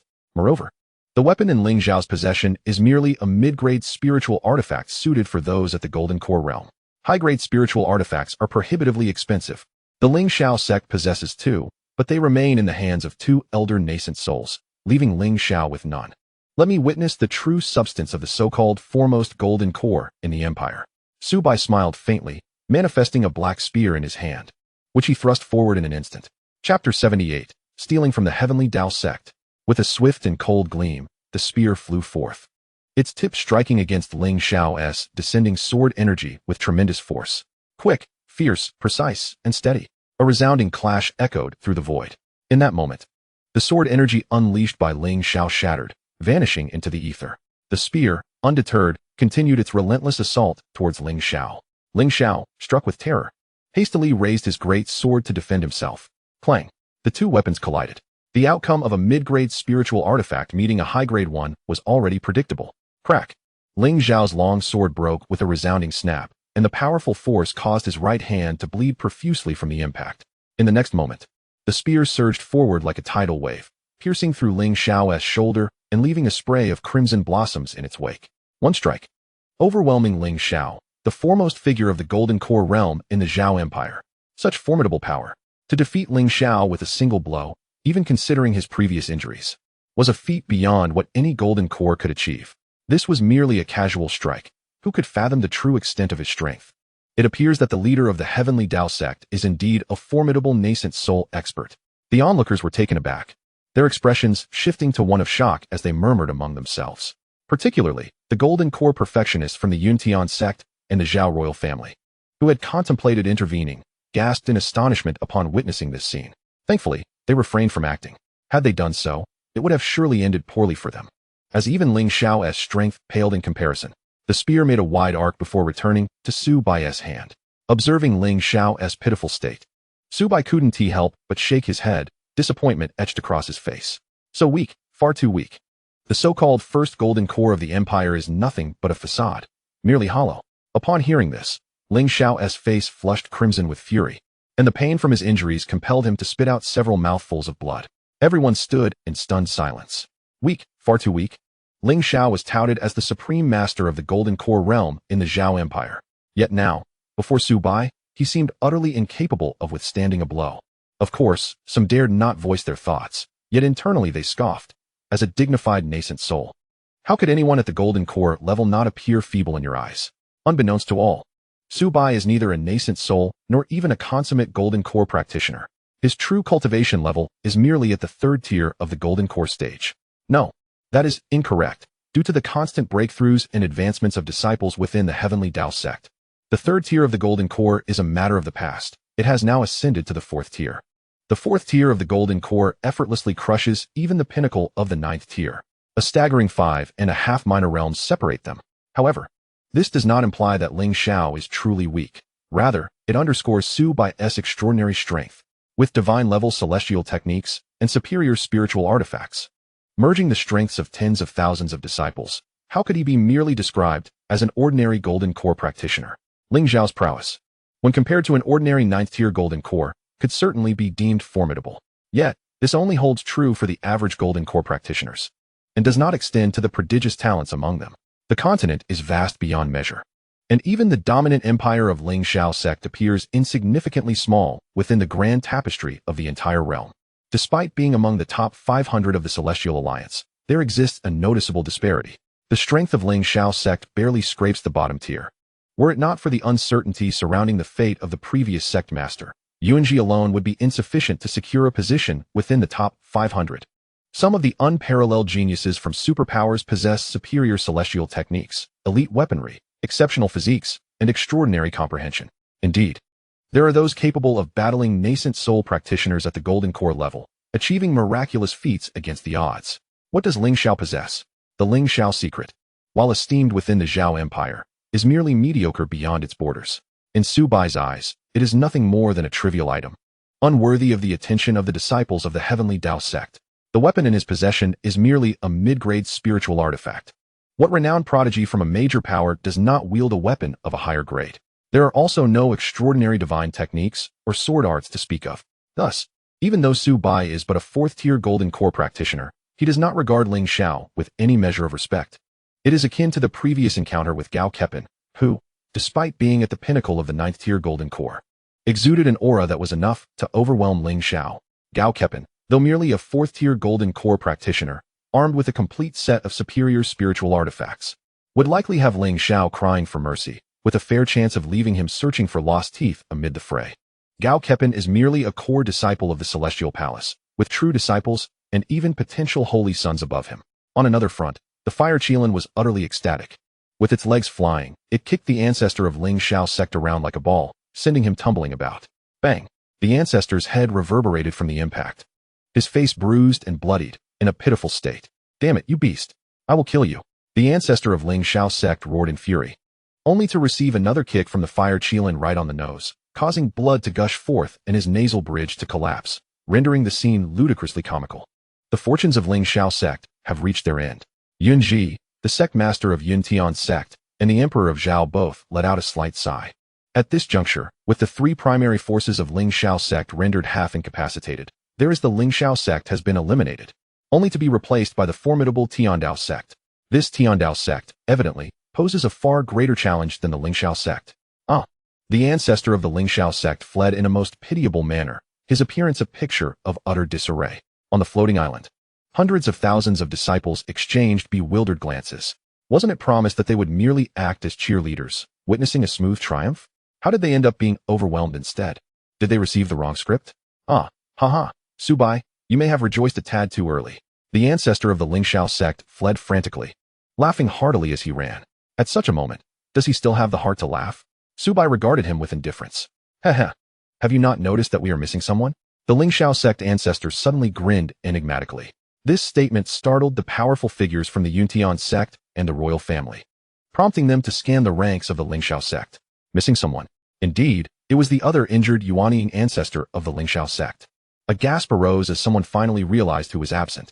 Their attention had been focused on the fierce battle between the Ling Shao sect ancestor and the Fire Qilin, as well as Su Bai's overwhelming display against Ling Shao, neglecting the others. Now, upon hearing the Ling Shao sect ancestors' words, they suddenly understood. Indeed, both Yuanying ancestors from the Ling Shao sect had arrived. Yet why had one not made a move? Where had that old fellow gone? Seeking reinforcements? Yunji and the Emperor of Zhao furrowed their brows slightly. Heh, our earlier actions were not truly aimed at defeating you. We merely sought to draw your attention and buy time. The Ling Shao sect ancestor laughed heartily, as if reveling in a successful scheme, his face brimming with pride. At this moment, my junior apprentice should have already infiltrated your Tiandao sect. Su Bai, aside from you, what other formidable individuals does the Tiandao sect possess? Our true objective is to repay you in kind, to plunder your Tiandao sect. Chapter 79. The Ling Shao sect elder on the brink of collapse plunder the Tiandao sect. At this proclamation, the entire assembly was taken aback. Goodness, this was a clever adaptation of Su Bai's own tactics, a masterful counter-infiltration. No wonder the ancestor of the Ling Shao sect, so astute and calculating, still dared to confront Su Bai despite knowing his unfathomable strength. His genuine aim was merely to divert everyone's attention and delay Su Bai. For this purpose, he was willing to sacrifice his own disciples to avenge the deep-seated grudge against the Ling Shao sect's foundation, because this was the only and best opportunity available. If Su Bai could seize the Ling Shao sect's treasures during their moment of vulnerability, then the Ling Shao sect could equally take advantage of the Tiandao sect's fragility to pilfer their assets. Everyone understood that, apart from Su Bai, the Tiandao sect lacked other formidable warriors. And now, Su Bai was in Qingzhou, 1,000 miles away from the Tiandao sect. Even if he rushed back, he would not arrive in time. By the time he returned, the Yuanying ancestor of the Ling Shao sect would have already reduced the Tiandao sect to ruins. National Master, the safety of the royal palace is of utmost importance. I implore you to return and oversee the Great Formation. The Emperor of Zhao discreetly urged the Golden Core Great Perfection National Master amidst the Zhao royal entourage. The Golden Core Great Perfection, in conjunction with a fourth-tier formation, could still hold off an ordinary Yuanying for a time. During this period, it was sufficient for him to urgently return. Indeed, Your Majesty. The National Master nodded and immediately set off towards the palace. The Grand Elder, Yunji, cast a glance at Yunli, though she did not vocalize her subsequent thoughts. It was clear to all present what she meant. After a moment of contemplation, Yunli also nodded. He turned, transforming into a streak of light as he departed towards the Yuntian sect. There was no alternative. With two formidable figures emerging from the Tiandao sect and Ling Shao sect, vigilance was paramount. Subsequently, both of their gazes shifted towards Su Bai. In the face of the Ling Shao sect's Yuanying experts attempting a clandestine invasion, what course of action would Su Bai undertake? At this very moment, it seemed that your Tiandao sect had already been reduced to ruins. The elder of the Ling Shao sect snorted repeatedly, his expression becoming increasingly menacing. Even if you return now, it would be too late. What my Ling Shao sect cannot possess, we shall obliterate. Your Tiandao sect shall not lay claim to it either. He bellowed fiercely, yet before he could finish, a kick from the Fire Qilin struck him squarely in the mouth. What are you shouting about? Could you perhaps be a bit quieter? You're disturbing my kicking. The Fire Qilin remarked while delivering the blow. At that very moment, Su Bai also received a notification from the system. The protective array of the sect was under attack, with a low-level threat. Should he return to the sect swiftly? However, Su Bai merely smiled faintly, unperturbed. Could a mere Yuanying, especially one already injured, hope to breach the protective array of the Tiandao sect? Did they truly believe that a fifth-level formation was child's play? Meanwhile, outside the territory of the Tiandao sect, the supreme elder of the Ling Shao sect exerted all his might, relentlessly assaulting the protective array below. Without a Yuanying to safeguard it, how long could it endure? Once I breach the formation, I shall slay every last one within, leaving not a single soul behind, to be refined into the banner of 10,000 souls. As for the spiritual veins, even if I cannot take them, I shall ensure their complete destruction, leaving not a single spirit stone. Boom. The heavens reverberated with explosive sounds, an unrelenting force wreaking havoc, the shockwaves resonating in all directions. A Yuan-ing-level powerhouse could unleash the might of the heavens with a mere gesture, their every movement invoking boundless power. The disciples within the Tiandao sect looked up, witnessing the entire sky engulfed in flames, as if the apocalypse had descended. Were it not for the protective array, These relentless assaults would have sufficed to scour the land within 100 miles repeatedly. Initially, the disciples harbored fear, concerned that the formation might be breached, potentially sealing their fates. Yet, as time progressed, their trepidation gradually dissipated, their courage swelling. Not only did they lose their fear, but they also began to revel in the unfolding spectacle. For, as it stood, the protective array of the Tian Dao sect showed no signs of fracturing. Not even the slightest ripple indicating disturbance had emerged. A single phrase lingered in everyone's minds. Ephemerals shaking a tree. How could this be possible? Above the firmament, the elder of the Ling Shao sect wore a haunted expression. He had attacked over 100 times, and by all logic, a typical fourth-level formation should have already crumbled. I refuse to believe that this tortoise shell cannot be shattered. He gritted his teeth, once again channeling his internal spiritual power to unleash his most formidable martial technique. Ling Shao breaks the heavens finger. The supreme elder of Ling Shao sect, his eyes aflame with a crimson hue, roared fiercely as he formed intricate seals with his hands, unleashing a formidable force. In an instant, the sky erupted with the howling of winds and thunder, lightning illuminating the heavens. Invisible waves of energy surged forth, painting a terrifying tableau. Suddenly, a colossal finger descended from the sky, crashing violently into the protective formation of Tian Dao sect. Shatter! It commanded. The earth trembled with a resounding boom as the immense digit collided with the luminous barrier, emitting a blinding radiance akin to a meteorite exploding. The shockwave radiated outward, wreaking havoc upon the surrounding mountains and trees, uprooting them with ease, while countless plants were severed in half. Several small hills were obliterated, crumbling under the sheer force. This spectacle was truly horrifying. Even hundreds of miles away, the deafening sound of the explosion could be heard. Crack! The sound of shattering echoed ominously. Now, I shall see how you can withstand this. The Supreme Elder's visage turned ashen. Though his attack was immensely powerful, it exacted a tremendous toll. He would not have resorted to such measures unless absolutely necessary. Yet today, the annihilation of Tian Dao sect had become his singular focus. His gaze locked onto the scene below, awaiting the dispersal of the residual energy. The golden barrier remained steadfast before him. Not a single speck of dust marred its surface. The shattering sound he had heard was indeed the breaking of something, yet it was his own finger that lay in ruin. With a sudden gasp, he coughed forth a mouthful of blood, his expression one of sheer terror, his heart aching as if it might betray him. How is this possible? He uttered in disbelief, his eyes wide with incredulity. His hands trembled slightly. His own power had rebounded upon him, crimson droplets seeping from his fingertips. An attack he had unleashed with all his might had yielded no effect whatsoever. How could this be? He felt as though he were trapped in a nightmare, his psyche fracturing in that moment. A venerable figure of the nascent soul stage, reduced to impotence against a formation with no overseer? This was utterly unprecedented. Was this formation truly so resilient? In the realm, not even the mightiest fourth-tier formations could withstand his full assault without yielding some response. Could it be a fifth-tier formation? The thought struck him with alarm. A fifth-tier formation required the expertise of a Grand Master from the Immortal Alliance. And the costs involved. Could they truly be borne by a nascent soul force? Chapter 80. A withered leaf cuts the nascent soul. Look. Unable to breach the formation. He has spitting blood. The sect master is formidable. This old fellow is undoubtedly a figure of the nascent soul level, a peerless powerhouse. Yet he cannot even breach the sect master's formation. The strength of the sect master must have surpassed the nascent soul realm. This golden barrier brings an overwhelming sense of security. The disciples of Tian Dao sect erupted in joyous cheers. However, these jubilant exclamations reached the ears of the supreme elder of Ling Shao sect, igniting a fury within him that made him wish to silence these ants. However, no matter the force or direction of his attacks, they failed to make even the slightest impact. The formation of the Heavenly Dao Sect is invulnerable. Damn it. Finally, after 3 more full-force strikes, he ceased his efforts, a profound weariness etched upon his face. At this moment, the spiritual energy within him had been depleted by more than half. He could not infiltrate the stronghold of the Heavenly Dao Sect. I am unwilling, deeply unwilling. The elder of Ling Shao sect gazed skyward, his fists clenched tightly, veins bulging, and his eyes bloodshot. Well, if that is the case, do not blame me for my ruthless heart. I shall wash the nearby cities of your Heavenly Dao Sect in blood.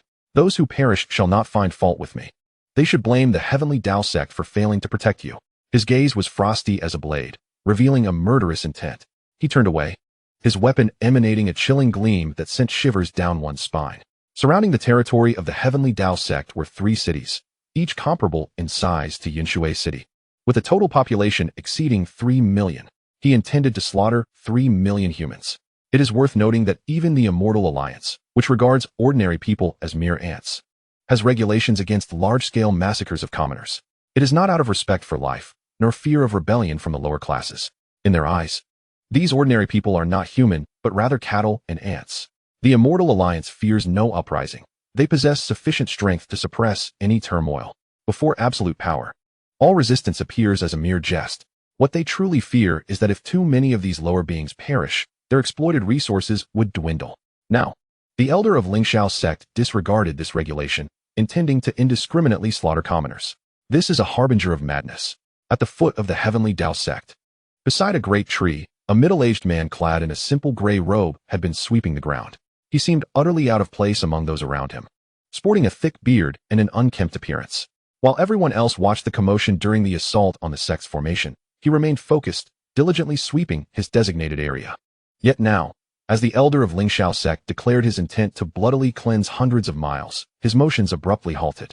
He slightly raised his head, observing the departing elder of Ling Shao sect, a glint of brilliance shining in his eyes. Subsequently, he swept his broom gently, stirring a collection of withered elm leaves from the ground. These leaves, once lifted, floated into the air, defying gravity as they ascended higher rather than descending. Though their initial motion appeared remarkably slow, in the blink of an eye, they had vanished from sight. When they reappeared, the leaves had left the Heavenly Dao Sect, now positioned before the elder of Ling Shao sect. The elder was preparing to head to the nearest city for a thorough bloodbath. At that moment, an inconspicuous dry leaf materialized before him. This leaf was so unremarkable that upon a cursory glance, the elder, though puzzled at how it floated so high, paid it no heed.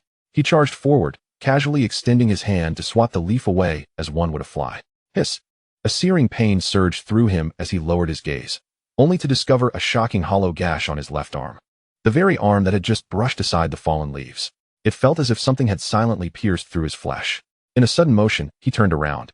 And there it was, the withered leaf, stained with traces of blood, hurtling toward his forehead. At that moment, an icy chill surged within him, accompanied by an overwhelming sense of impending death. An entity of unfathomable might had struck. He was oblivious to everything, even the anomaly of the leaf itself. Even now, aware of its terrifying nature, to the naked eye, it appeared to be just an ordinary leaf, merely a remnant that had detached from its tree. Run. Escape. He needed to flee. The Grand Elder of Ling Shao sect felt every hair on his body stand on end, a blaring alarm ringing in his mind. Without hesitation, he sprinted forward, glancing back to gauge the leaf's position.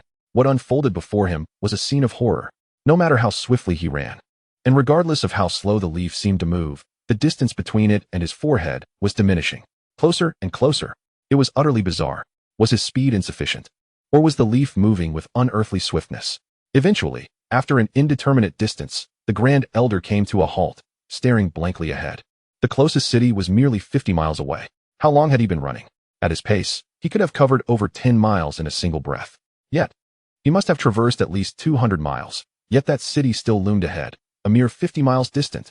This meant that he had essentially treaded water for the last 200 miles.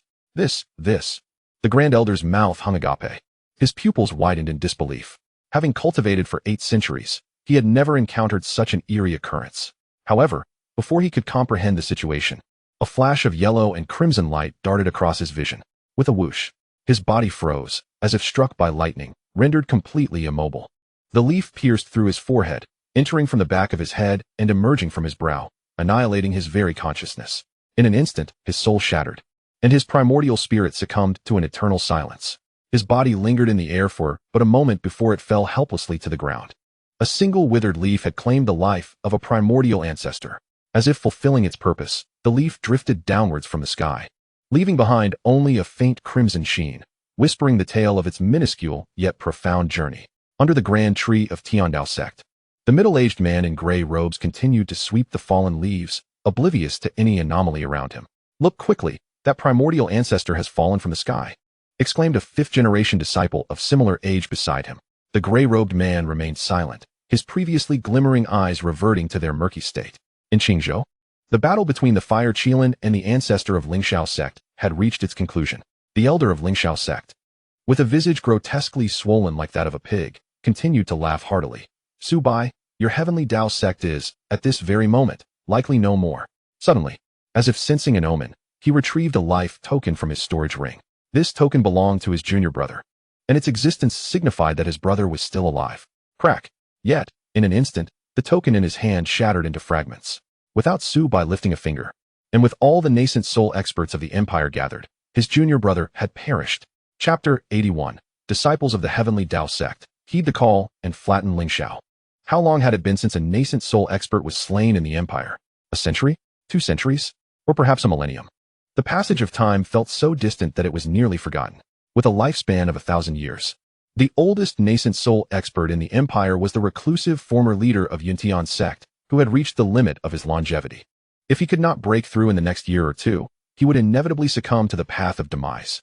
The next oldest nascent soul was the emperor of the Zhao dynasty, now nearing 950 years, frail and aged. Without a second nascent soul to succeed him, the royal line would soon vanish into the annals of history. Following them were 2 elders of Ling Shao sect, both exceeding 800 years of age. These sovereigns of the empire achieved the nascent soul stage over 5 centuries ago. In the recent 500 years, only one nascent soul expert had emerged in the empire, Yunji, the youngest nascent soul of the current Yuntian sect. Of course, in due time, this record would be surpassed by Ling Shao. Thus, throughout the entire empire, nascent soul elders were exceedingly rare, appearing only once every millennium, embodying immense power and scarcity. Except for Su Bai. For a millennium, apart from those who naturally passed away, no nascent soul had ever been slain, even a century prior. During the fierce conflict for supremacy between Ling Shao sect and Yuntian sect, no nascent soul had fallen. In the eyes of the empire's populace, a nascent soul expert represented the towering pillar of a dominant force, capable of sustaining a superpower for 1,000 years. As long as the nascent soul elder remained alive, no other sect dared to offend too gravely. Such formidable beings were exceedingly difficult to kill, possessing a vigorous vitality and once having been the pride of heaven, with unparalleled survival capabilities. Consequently, the people had grown accustomed to the invincibility of nascent soul elders, believing that they should not be provoked unless in dire circumstances. Yet, with Su Bai's emergence, not only was this norm shattered, but a nascent soul expert had truly met their demise. The myth of the invincibility of the nascent soul realm was irrevocably dismantled. The elder of Ling Shao sect stared vacantly at the shattered life token, and after a long moment, murmured, "Has my junior brother truly fallen?" He was consumed by reluctance, rage, and resentment, a cacophony of negative emotions flooding his soul. The nascent soul, the pillar of the sect, his right and left arms, the indispensable force for Ling Shao sect's dominance over the empire. His figure swayed unsteadily, and as he turned to look, all the elders and disciples behind him wore expressions of despondency. At this juncture, it was clear to all that the tide had turned. Ling Shao sect was finished. In the Celestial Path sect, apart from Su Bai and the Fire Qilin, there is at least one more nascent soul. Otherwise, it would be inconceivable to explain the fall of the venerable elder of the Ling Shao sect at the hands of the Celestial Path sect. "Come here." The ancestor of the Ling Shao sect bellowed, extending his hand to seize a pale-faced youth who had been hiding behind a floating island. "Master, please spare me." The youth cried out in desperation. This individual was none other than Zhao Baoxiao, the one who had insisted that Xiao Lingxi become his concubine. "It is because of you, you wretched creature, that my Ling Shao sect has met such a fate." His eyes blazed with fury as he gritted his teeth, gripping Zhao Baoxiao's throat tightly. If not for Zhao Baoxiao's repeated confrontations with the Celestial Path sect, how could the Ling Shao sect have suffered such a calamity?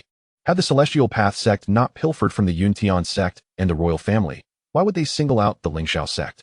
"Father, save me." Zhao Baoxiao struggled, casting a terrified glance at Ling Shao. Upon hearing this address, all members of the Ling Shao sect widened their eyes in disbelief. It was common knowledge that Ling Shao had but one disciple, Zhao Baoxiao. Yet now, Zhao Baoxiao was not calling him master, but father? Was it not said that Ling Shao was solely devoted to the way of the sword, untouched by the affairs of women? How could he possibly have a son? In that moment, all eyes turned to Ling Shao, their expressions filled with incredulity. No wonder Ling Shao had favored Zhao Baoxiao so deeply, raising him to be a complete wastrel. In response to Zhao Baoxiao's pleas, Ling Shao did not even spare him a glance. His gaze remained fixed on Su Bai. "My Ling Shao sect's millennium legacy has been utterly destroyed by your hand." The ancestor of the Ling Shao sect, consumed by rage, tightened his grip, instantly breaking Zhao Baoxiao's neck. Subsequently, he turned his gaze toward the spring water, his eyes reflecting desire, greed, hatred, anger, and helplessness. However, upon meeting Su Bai's icy gaze, all those emotions were quelled. "All elders and disciples of Ling Shao sect, retreat." "Yes, ancestor." The elders of the Ling Shao sect exhaled in relief, hastily taking to the skies, retreating along with the floating island. They were terrified of Su Bai, fearing that the ancestor would command them to fight to the death. Now that the order to retreat had been given, they fled with utmost speed. Su Bai, one day, my Ling Shao sect shall return. The ancestor of the Ling Shao sect inhaled deeply, his eyes filled with profound resentment and indignation. Yet ultimately, he chose to flee. Meanwhile, Su Bai smiled faintly and remarked, if the root is not eradicated, the spring breeze will bring it back to life. His gaze shifted to the disciples aboard the flying vessel, and with a flourish of his sleeve, he commanded, disciples of the Celestial Path sect, lay waste to Ling Shao. Understood. Zhuge Feng nodded in response, piloting the flying vessel in pursuit of the retreating members of the Ling Shao sect. Who could have imagined that one day we would bring the Ling Shao sect to its knees? Just half a year ago, I was expelled from the Ling Shao sect. Despairing of ever achieving success in cultivation, now, it feels like a dream. In the past, even a mere servant of the Ling Shao sect could bully us at will. And now we are the ones chasing after them. Haha, let us lay waste to Ling Shao and storm the Heavenly Palace. Not a chance, my friend. The Heavenly Palace is the pinnacle of the immortal alliance. It is premature to speak of an assault. First, we must shatter Ling Shao. Inside the flying vessel, excited and fervent voices echoed, with everyone eagerly preparing for action. Xiaohua, lend your assistance, Su Bai instructed the fire Qilin. Merely relying on the flying vessel would not suffice in pursuing Ling Shao sect. We need the might of the nascent soul level. Understood, the fire Qilin replied, its excitement transforming into a streak of red light as it sped off in pursuit. It relished combat. Yun Zhongzhu, Zhao Leiguai obstruct them. Our Ling Shao sect shall certainly express our gratitude in the future. Upon noticing the approaching pursuers, the ancestor of Ling Shao sect grew anxious, seeking aid from Yun Tianzong and the Great Zhao imperial family. However, both Yun Ji and the emperor of Great Zhao remained unmoved at that moment. For over a century, the two factions had endured much bullying from Ling Shao sect, and it was inconceivable for them to assist their adversary now. Chapter 82, The Fall of Ling Shao sect. The Tiandao sect possesses 3 nascent soul experts, capable of encircling and exterminating a nascent soul. Should you refrain from intervening, once Ling Shao sect is annihilated, you shall be next, swiftly. The ancestor of Ling Shao sect implored desperately. Upon hearing this, the two formidable figures' expressions shifted. Indeed, his words struck a chord within them. A tripartite balance is essential for maintaining equilibrium. Although Ling Shao sect was formidable, it had not reached a level of absolute dominance. Even the weakest Great Zhao imperial family could endure. An ancient saying reminds us, to engage in battle with 1, to pursue 2, and to slay 3.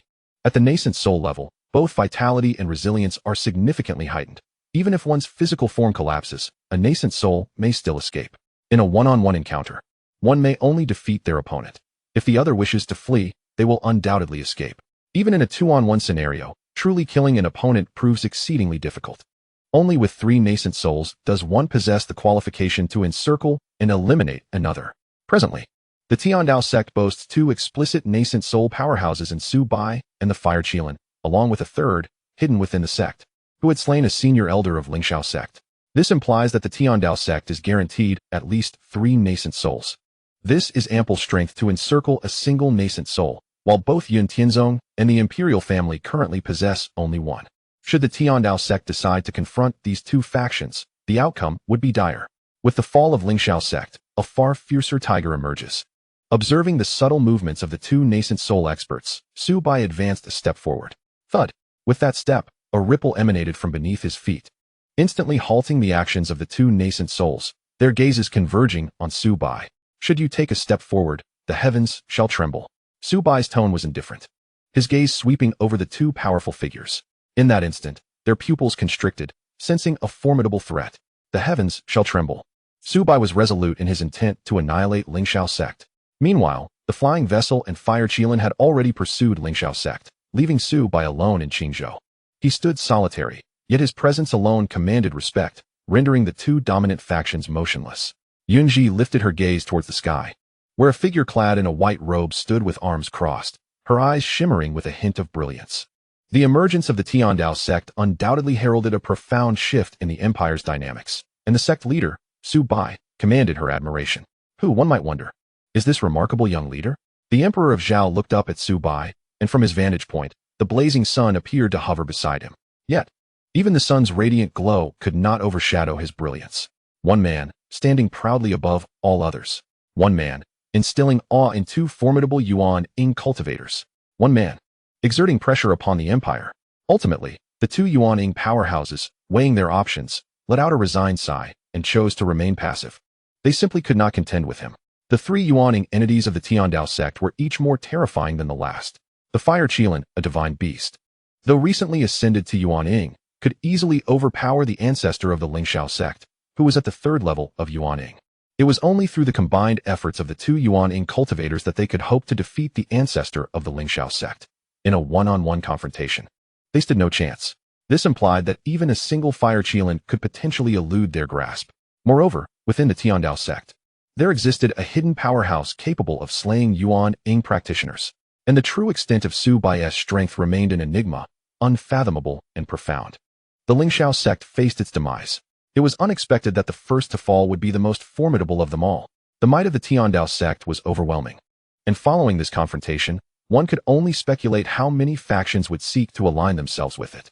Yet, I have heard that the Tiandao sect does not honor the Immortal Alliance. Who would dare to oppose the alliance? On the outskirts of Qingzhou, several observing cultivators whispered among themselves, their eyes filled with reverence. The Ling Shao sect stood as a colossal entity throughout the empire, yet today, it faced an unprecedented calamity, nearly obliterated by the Tiandao sect. This news would undoubtedly create a tremendous uproar, potentially altering the landscape of the 7 nations of Nanling. As time ticked by, silence enveloped the crowd. No one spoke or moved, as if the very fabric of space had solidified in that moment. Su Bai remained suspended in midair, facing the two Yuan-ing factions without so much as a twitch. The scene was akin to an epic tapestry, indelibly imprinted in the minds of all present, destined to be remembered eternally. Neither Su Bai nor the two factions dared to make a move, and they all awaited an inevitable conclusion. It was unclear how much time passed, but then, on the horizon, a crimson glow appeared. At that moment, aside from Su Bai who remained still, all eyes turned towards the spectacle. The red light streaked across the sky at an astonishing speed, soon revealing its contents to the assembled crowd. As the crimson light dissipated, it unveiled a familiar figure, the Fire Qilin. One of its claws held a bloodied head, and it proudly exclaimed to Su Bai, "Master, look at this." Everyone focused intently, and upon discerning the features of the severed head, they collectively inhaled sharply. What? This is the head of the Ling Shao sect's ancestor. The leader of the Ling Shao sect has been captured and slain. The once untouchable sovereign has fallen. The ascent of the Tiandao sect is now unstoppable. All present were left in a state of astonishment. Even the emperor of Dazhao and Yunji were taken aback. The elder of Ling Shao sect, at the third level of the nascent soul stage, was slain by the Fire Qilin? What a jest! If he wished to flee, could the Fire Qilin truly possess the strength to pursue him? Su Bai gazed over, astonishment flickering in his eyes. He had not anticipated that the Fire Qilin would be capable of vanquishing the elder of Ling Shao sect. His greatest hope had merely been for everyone to remain. Aside from the elder, seemingly noticing Su Bai's surprise, the Fire Qilin chuckled. I knew this old geezer would be difficult to kill, so I focused my efforts on Ling Shao. This old fellow insisted on protecting Ling Shao, claiming that his potential far surpassed mine and that he could seek revenge in the future. Thus he had no choice but to confront me directly, which led to his untimely demise. However, after I dispatched this old man, Ling Shao had already fled without a trace. All those who resisted from Ling Shao have been eliminated by me, and the remaining over 390,000 have surrendered. Now escorted back to the sect by our men. The Fire Qilin wore an expression of pride. Upon hearing this, Su Bai nodded, acknowledging the Fire Qilin's achievements. You performed admirably. Within 3 years, I shall find you a partner, Su Bai said with a smile. Ah, thank you, Sectmaster. I fancy those with white fur. The Fire Qilin replied with a silly grin. Thus, the Ling Shao sect was utterly annihilated. The vast territory of Ling Shao would now be wholly claimed by Tiandao sect. While Yunji and the Emperor of Dazhao had mentally prepared themselves, witnessing this scene firsthand elicited a sigh from them. It was unclear whether they lamented the fate of Ling Shao sect or their own uncertain futures. With Ling Xiao's fate sealed, Su Bai rose and alighted beside the Fire Qilin, casting a calm smile towards the remaining 2 nascent soul powerhouses. What are your thoughts on the ownership of this spirit vein? Chapter 83. The harsh laws of the cultivation world. Su Bai's tranquil voice echoed through the skies.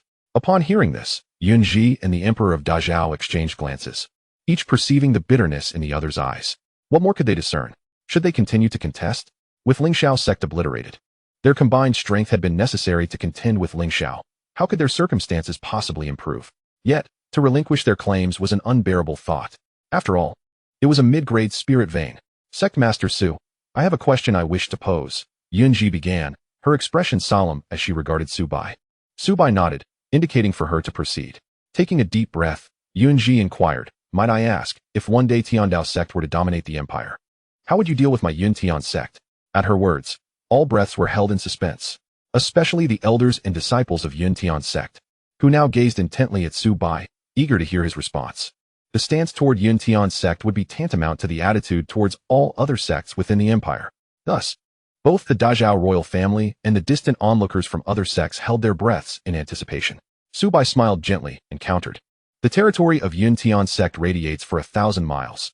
How do you intend to deal with the numerous smaller sects within that radius?" At this pronouncement, silence enveloped the crowd. In the realm of cultivation, strength reigns supreme. In this realm, devoid of law and morality, only the supremacy of brute force reigns. The predatory hierarchy of larger fish consuming smaller fish, and smaller fish preying on shrimp, is vividly manifested across this continent. Setting aside the might of the various celestial alliances, the ruling chain within the great Zhao Empire is particularly formidable. Take the Ling Shao sect as an example. The Celestial Alliance mandates that nascent soul powers remit 50% of their earnings. However, the actual contributions often exceed this figure. To curry favor with influential figures or to seek the protection of certain factions requires additional expenditures, cumulatively surpassing 60%. Faced with such burdens, the Ling Shao sect is understandably reluctant, resorting to various means to patch these financial gaps by heavily taxing the numerous powers and families within its territory. Consequently, the sect demands that its vassal Golden Core forces contribute 70 or even 80%. These Golden Core forces, in turn, dominate several foundation establishment powers, and their increased remittances compel them to extract even greater tributes. Thus, the foundation establishment forces are often required to pay 80% or more. The most pitiable among them are the common folk, devoid of cultivation, who suffer the most egregious exploitation, with tax rates reaching an appalling 90%. For instance, the thousands of souls in Huangtu town labor tirelessly, struggling even to secure their daily meals, while the Ouyang family enjoys an extravagant lifestyle. The Ouyang family, in turn, must pay protection fees to the Huangsha sect, which has its own obligations to the hierarchical structure above it. In this world, those at the Qi refinement stage regard the mundane as mere insects. The foundation establishment view the Qi refinement practitioners as insignificant, and the Golden Core deem the foundation establishment as trivial. Yet, to the nascent soul experts, even the Golden Core are but mere ants. This is but a glimpse of the harsh reality that Su Bai observes. This is the most brutal law of the cultivation world. As this chain of oppression extends downward, it is the ordinary people, forming the largest base, who bear the greatest suffering. Within my domain, I shall not tolerate dissenting voices. You are left with but two choices, submission or annihilation. Yun Zhongzhu, being an astute individual, surely comprehends my intent, Su Bai stated calmly. Yunji's expression fluctuated, for she understood Su Bai's implication all too well. The Emperor of Zhao furrowed his brow, recognizing the formidable ambitions of the Tiandao sect. If we were to submit, how many resources would we be required to remit each year? Yunji inquired, taking a deep breath. Su Bai smiled gently and extended his hand, displaying his 5 fingers. As a nascent soul-level faction, this is the amount you must contribute. What? 50%? Yunji gasped in shock. This serves as a foreshadowing. Yet if not explained, many may wonder what distinguishes the Tiandao sect from the Celestial Alliance. Thus, clarification is warranted within the territory of the Tiandao sect. The more other sects and factions earn, the more they must remit, with a maximum tax rate of 50%. Those factions that merely seek to align themselves with the Tiandao sect, either disbanding or joining, will be exempt from such payments. Due to the vast disparities in treatment, these allied sects' disciples and elders find it unbearable to remain for more than 2 years, ultimately flocking to the Tiandao sect, rendering them effectively non-existent. Conversely, the less one earns, the lesser the contributions, and once income falls below a certain threshold, no remittance is required. And there may even be subsidies to ensure basic living standards. The Immortal Alliance requires a minimum contribution of 50%, with no upper limit. Therefore, regardless of the power at play, life within the Celestial Dao sect is bound to be more comfortable. Eventually, everyone will come to appreciate this distinction. Master Su, is this just rather excessive? Yunji inquired. We are expected to remit nearly 60% to the Immortal Alliance and an additional 50% to the Celestial Dao sect. Where will we possibly procure such abundant spirit stone resources? She shook her head. The Emperor of Zhao shared a similarly grave expression. Altogether, this exceeds our total income. No, you misunderstand. If you provide 50% to the Celestial Dao sect, we shall naturally protect you. and your contributions to the Immortal Alliance can be entirely disregarded. Su Bai countered with a dismissive wave. Yunji and the Emperor of Zhao were momentarily stunned. Disregard the Immortal Alliance? The disparity between the nascent soul forces and the Immortal Alliance is akin to attempting to extinguish the sun with a mere water gun. Over the millennia, all those who dared to resist the Immortal Alliance have been reduced to dust. Are you intent on obliterating the Millennium legacy of our Yuntian sect? Su Bai, do you truly believe your Celestial Dao Sect is invincible? If our ancestral master successfully ascends to the Transformation God stage, annihilating your Celestial Dao Sect would be effortless. An elder from the Yuntian sect, unable to contain his indignation, stepped forward to berate Su Bai. Enough. Su Bai's gaze flashed. In an instant, a divine light shot forth from his eyes, severely wounding the elder, who collapsed to the ground, bloodied and near death. The atmosphere fell into a profound silence. Master Su, have you perhaps gone too far? Yunji's face darkened as she spoke through gritted teeth. Su Bai cast her a glance and replied calmly. I, Su Bai, adhere to a singular principle. If one does not offend me, I shall not offend them. But if one does offend me. His lips moved slightly as he uttered, root out the weeds.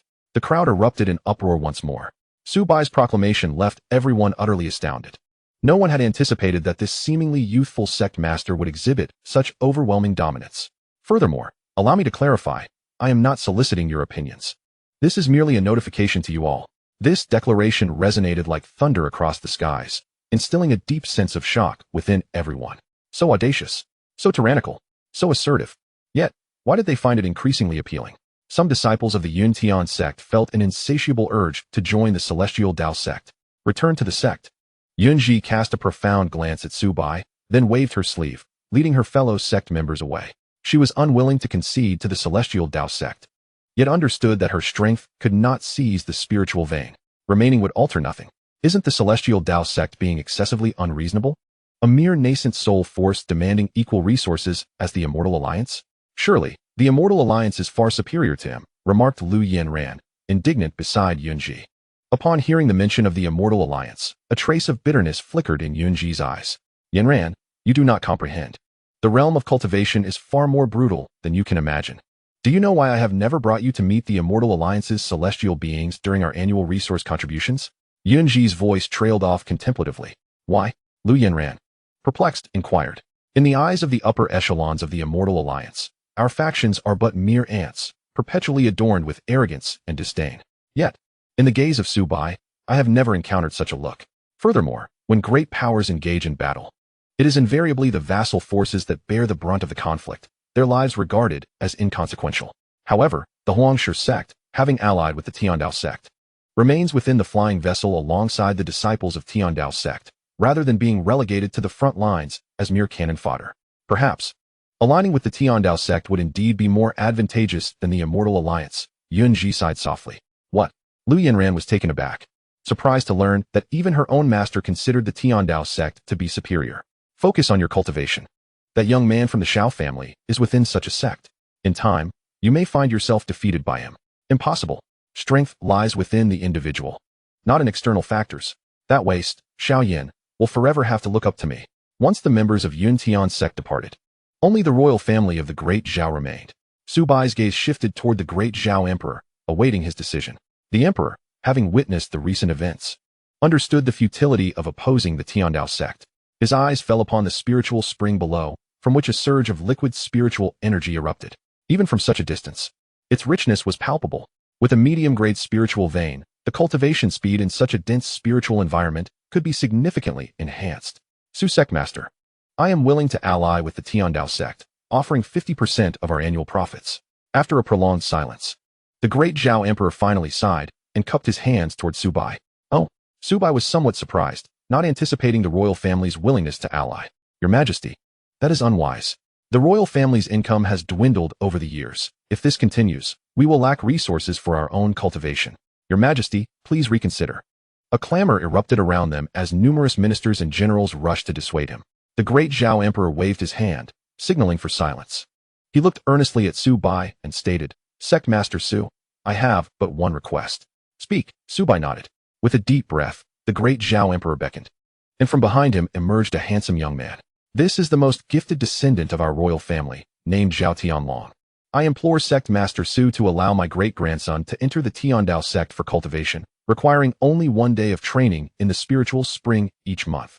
Should Sect Master Su agree, our great Zhao royal family can immediately provide the resources you require. The emperor's tone was sincere, lacking the demeanor one would expect from a nascent soul expert. Su Bai narrowed his eyes slightly and asked, "Is this the sole request?" The great Zhao emperor sighed and replied, "Sect Master Su, you may not be aware, but our royal family has not produced a nascent soul for a millennium. I am of advanced age, and when I pass, the royal family will be swiftly consumed by others. Though Tianlong is young, his potential surpasses my own in my youth. However, if he remains within the royal family, I fear I will not live to see him grow. Thus, I hope that Sect Master Su might look after him." Upon hearing this, Su Bai's gaze swept over Zhao Tianlong. He is a youthful lad of striking features, yet his gaze exudes unwavering determination. Fully aware of the weight he bears, Zhao Tianlong respectfully knelt before Su Bai, offering a deep bow as he proclaimed, "Greetings, Mr. Su." In Zhao Tianlong's eyes, Su Bai discerned a glimmer of sincerity, devoid of pretense. Given Zhao Tianlong's capabilities, passing the heavenly ladder assessment posed no challenge. Thus, Su Bai nodded gently in affirmation. Upon hearing Su Bai's response, the emperor of the great Zhao displayed immense joy, hastily producing a storage ring and reverently presenting it before Su Bai. "Esteemed Sect Master Su, this constitutes half of my royal family's earnings over the past year, with no concealment. I implore you to examine it." With a simple gesture, Su Bai summoned the contents of the storage ring, revealing a dazzling array of treasures before him. Various rare materials crafted into magical artifacts and treasures appeared alongside an assortment of heavenly ores, spirit herbs, and a staggering quantity of spirit stones, piled high. The sum indeed reflected half of what a Yuan Ing level power would earn in a year. "Tianlong, upon your arrival at the Tian Dao Sect, be sure to cultivate diligently. Honor your masters, and adhere to your responsibilities," the great Zhao Emperor advised, his face brimming with anticipation. "Rest assured, Father Emperor, I shall not disappoint your expectations." Zhao Tianlong affirmed with a nod, solemnly pledging his commitment. "Sect Master Su, we take our leave now. I entrust Tianlong to your care." The great Zhao Emperor bowed respectfully, leading his ministers and generals away, leaving Zhao Tianlong alone upon a battle chariot. With the demise of the Ling Shao sect, the retreat of the Yuntian sect, and the royal family's allegiance, no one remained to contest Su Bai's claim over this spiritual vein. This medium-grade spiritual vein was now his. Chapter 85. The superior spiritual vein takes flight. "Xiaohua, keep a close watch on him," Su Bai instructed the fire Qilin to supervise Zhao Tianlong.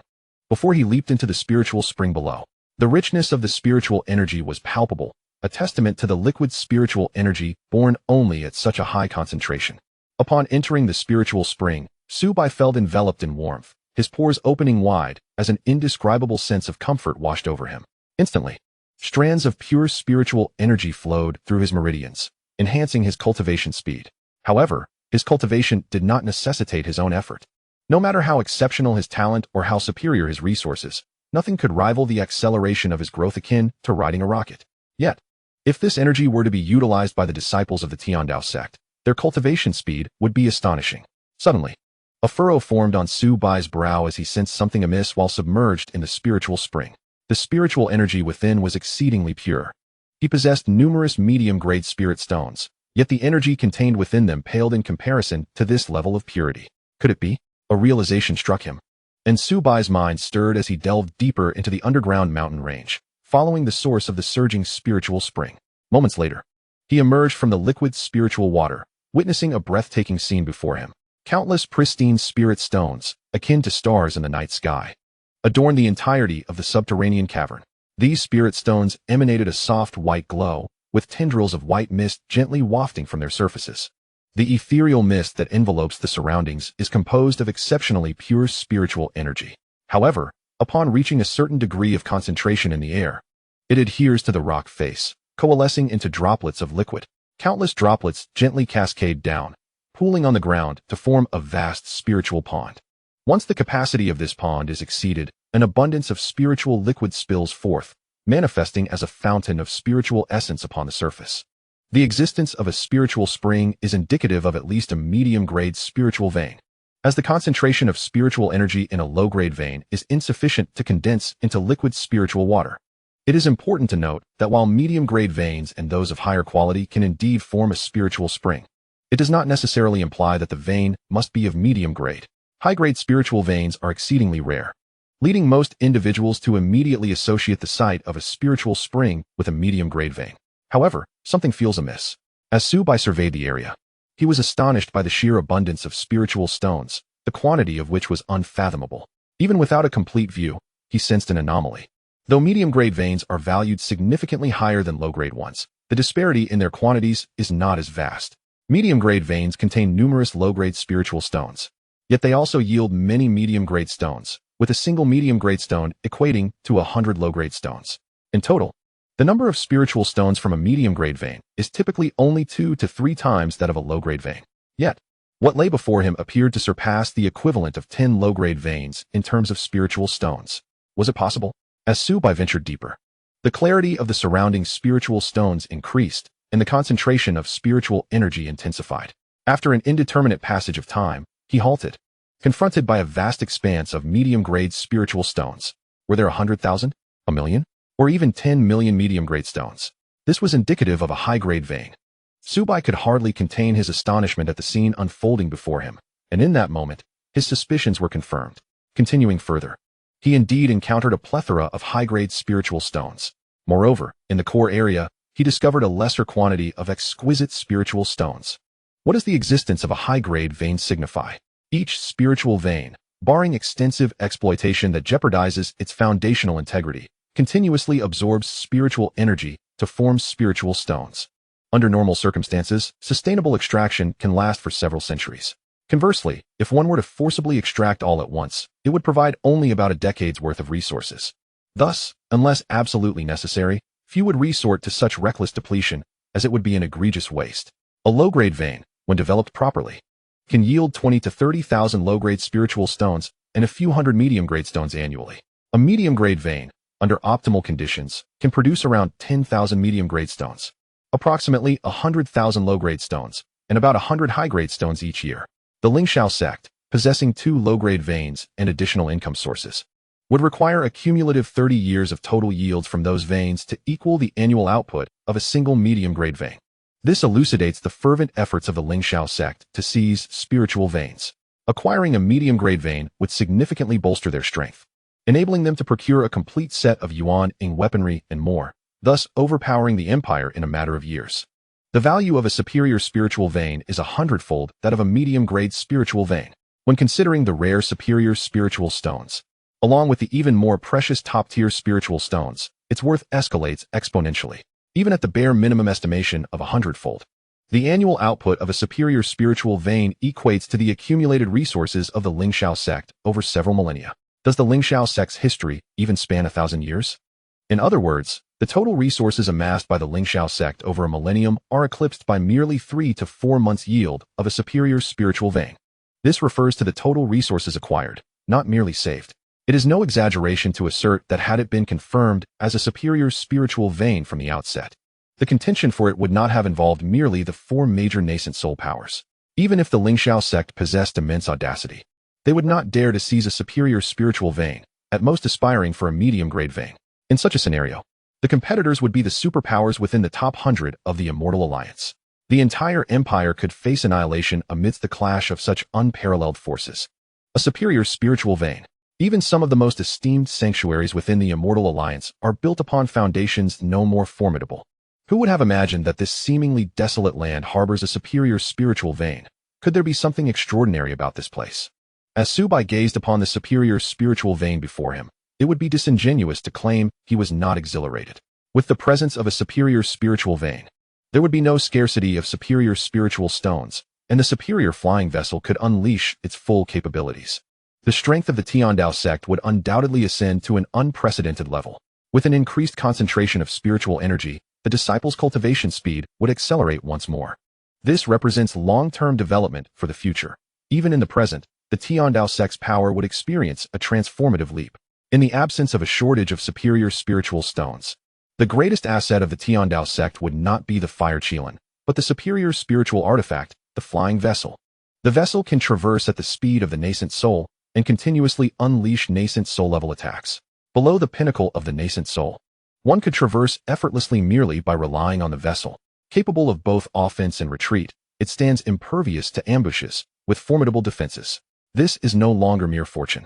It is a soaring ascent. A meteoric rise to greatness.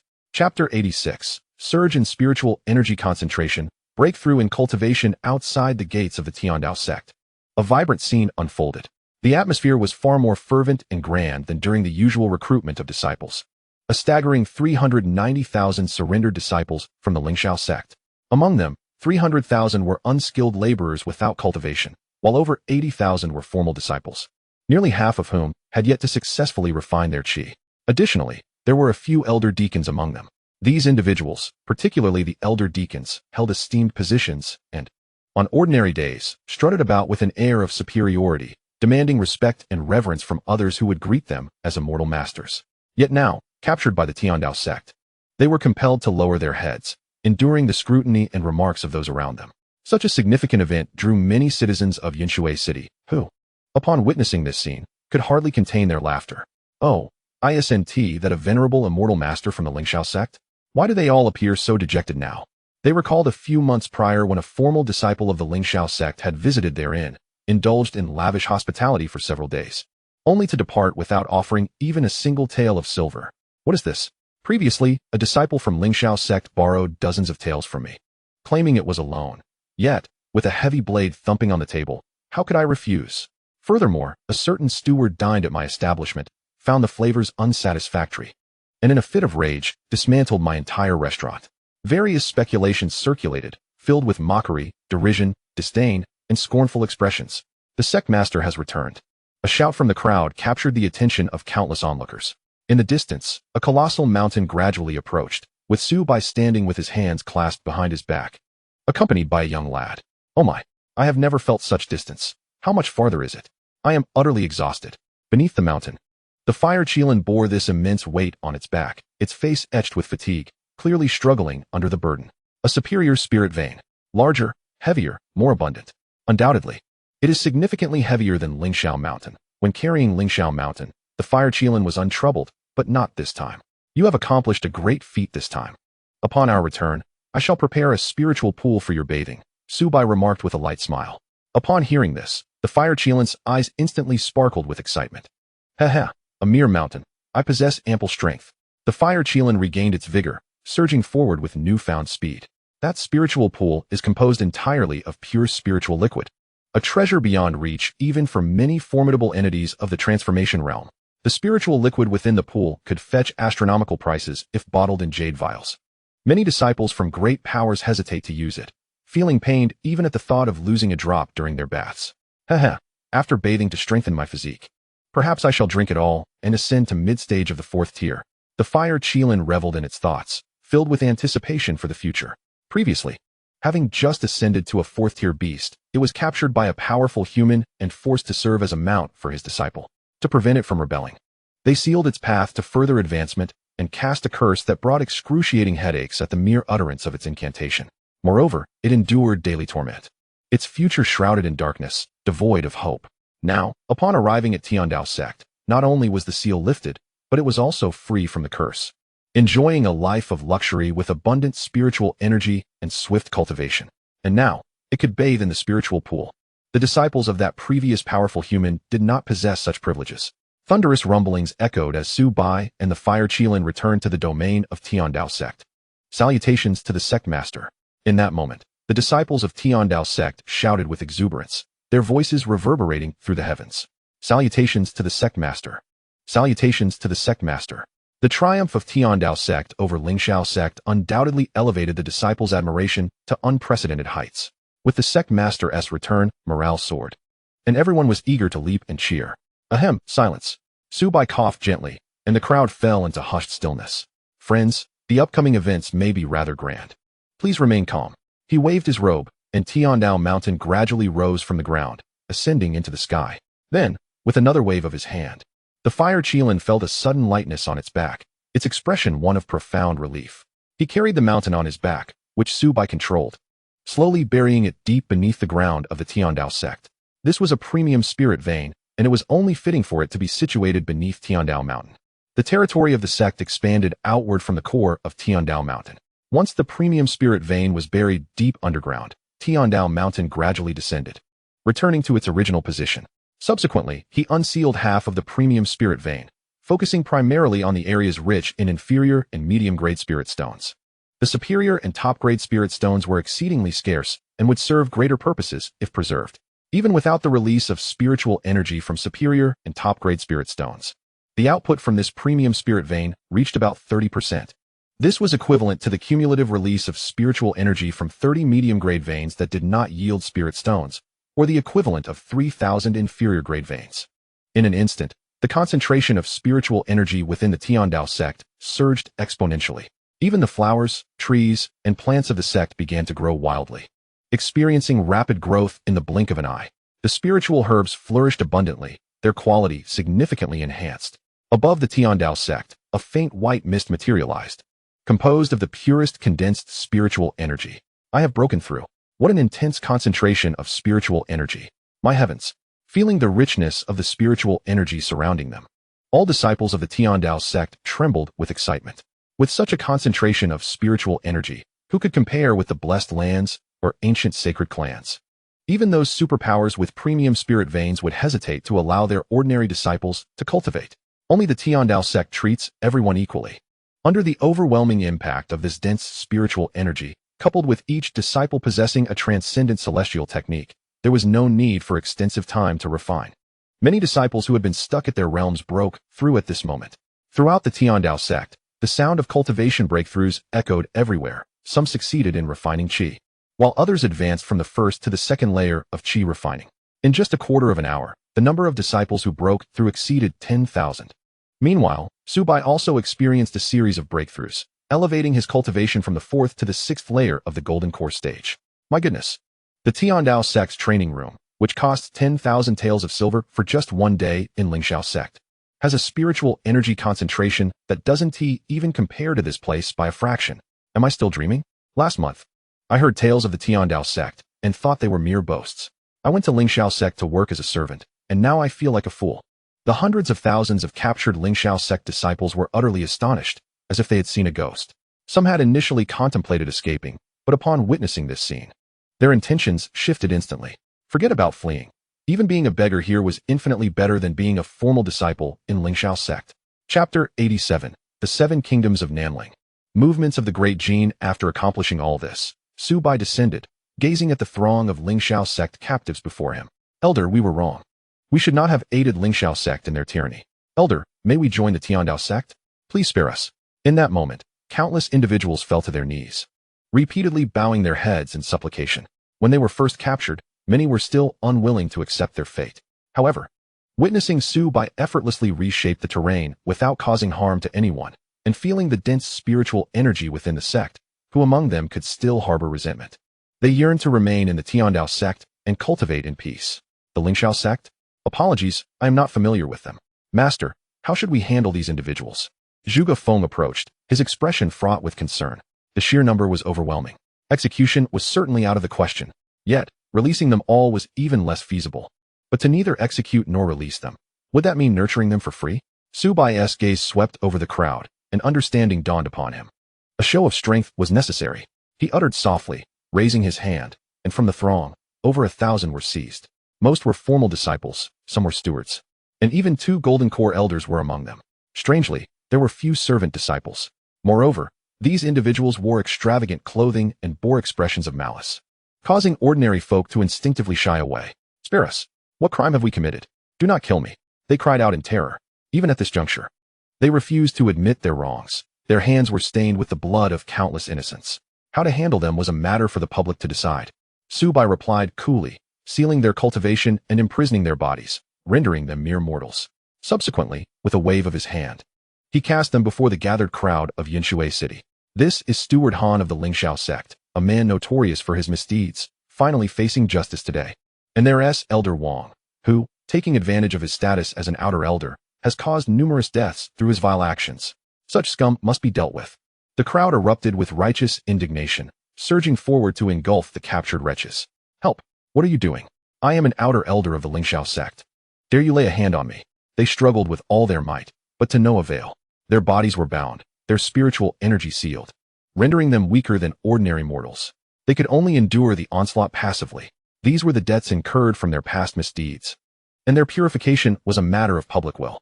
The remaining captives from the Ling Shao sect trembled in fear at the uproar, relieved they had not indulged in such heinous acts themselves. As for those who had not committed serious offenses, while they might escape the death penalty, they could not evade punishment. Su Bai then turned his gaze to the more than 300,000 individuals before him, and a plan formed in his mind. Within the 1,000-mile territory of the Ling Shao sect lay 38 mines, typically manned by servant disciples and common folk. These mines required precisely 38,000 laborers to extract. Reso mining occurs for 4 hours each day, with the privilege of resting 2 days each week. Yet one must complete the designated tasks. As a form of punishment, the miners shall receive a meager stipend of merely 5 taels of silver each month. Upon hearing Su Bai's decree, the crowd was taken aback, their faces reflecting disbelief. Is it true? Are we actually being compensated for mining? They pondered, only 5 taels? Yet, why does it sound so ironic? Moreover, in 6 months, one may partake in the Dao Sect's assessment. Passing it would grant one the esteemed title of disciple. Such fortune! For hours of labor each day, and with days off, a monthly stipend of 5 taels, not merely a fee. Oh, the grace of our predecessors. In an instant, 300,000 laborers knelt in gratitude, tears of joy brimming in their eyes. This scene left the Dao Sect disciples utterly perplexed. They are thankful for being sent to mine. What they remained unaware of was that many of Ling Shao sect's laborers were originally tasked with mining, enduring 8 hours of toil daily without respite, receiving no silver, and paying a monthly fee of 30 taels for their service. In comparison, the treatment from the Dao Sect was incomparably superior. The irony was that they were not even disciples, but captives.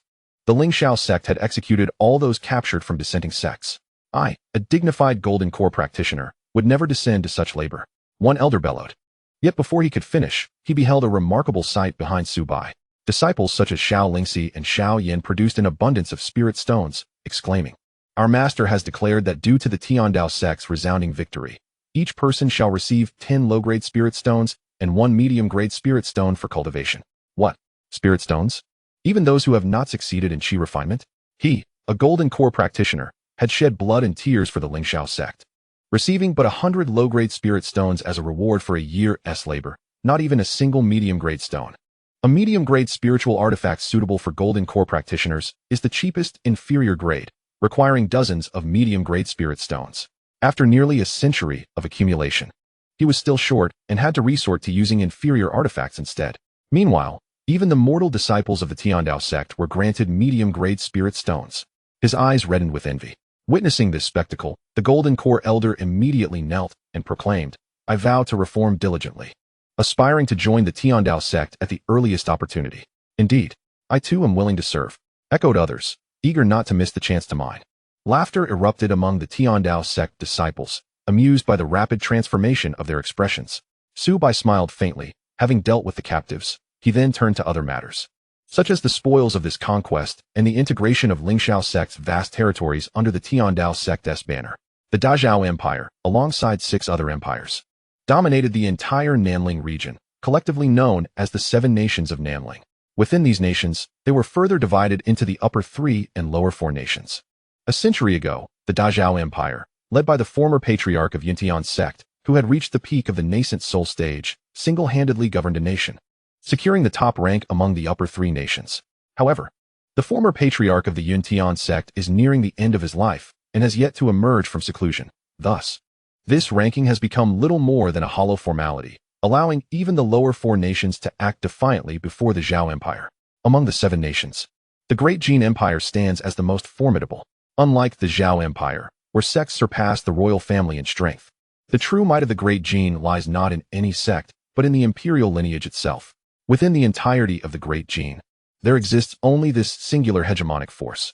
Other families and sects serve merely as vassals to the royal family.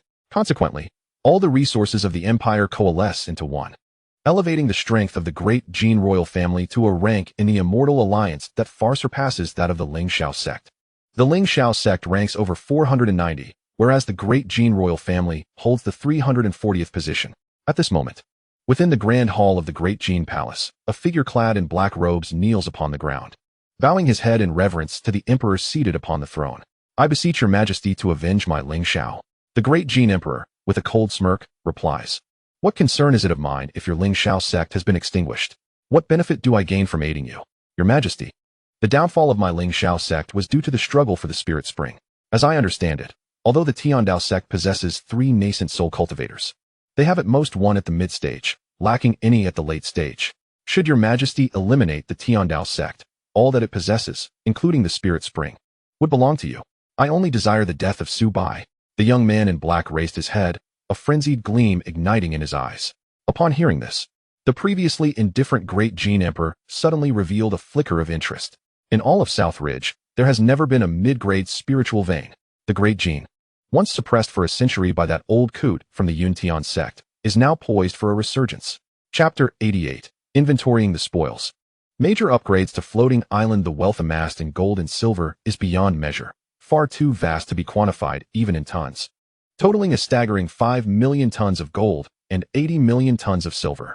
There are 300,000 low-grade spirit stones, tens of thousands of mid-grade spirit stones, and over a dozen high-grade spirit stones.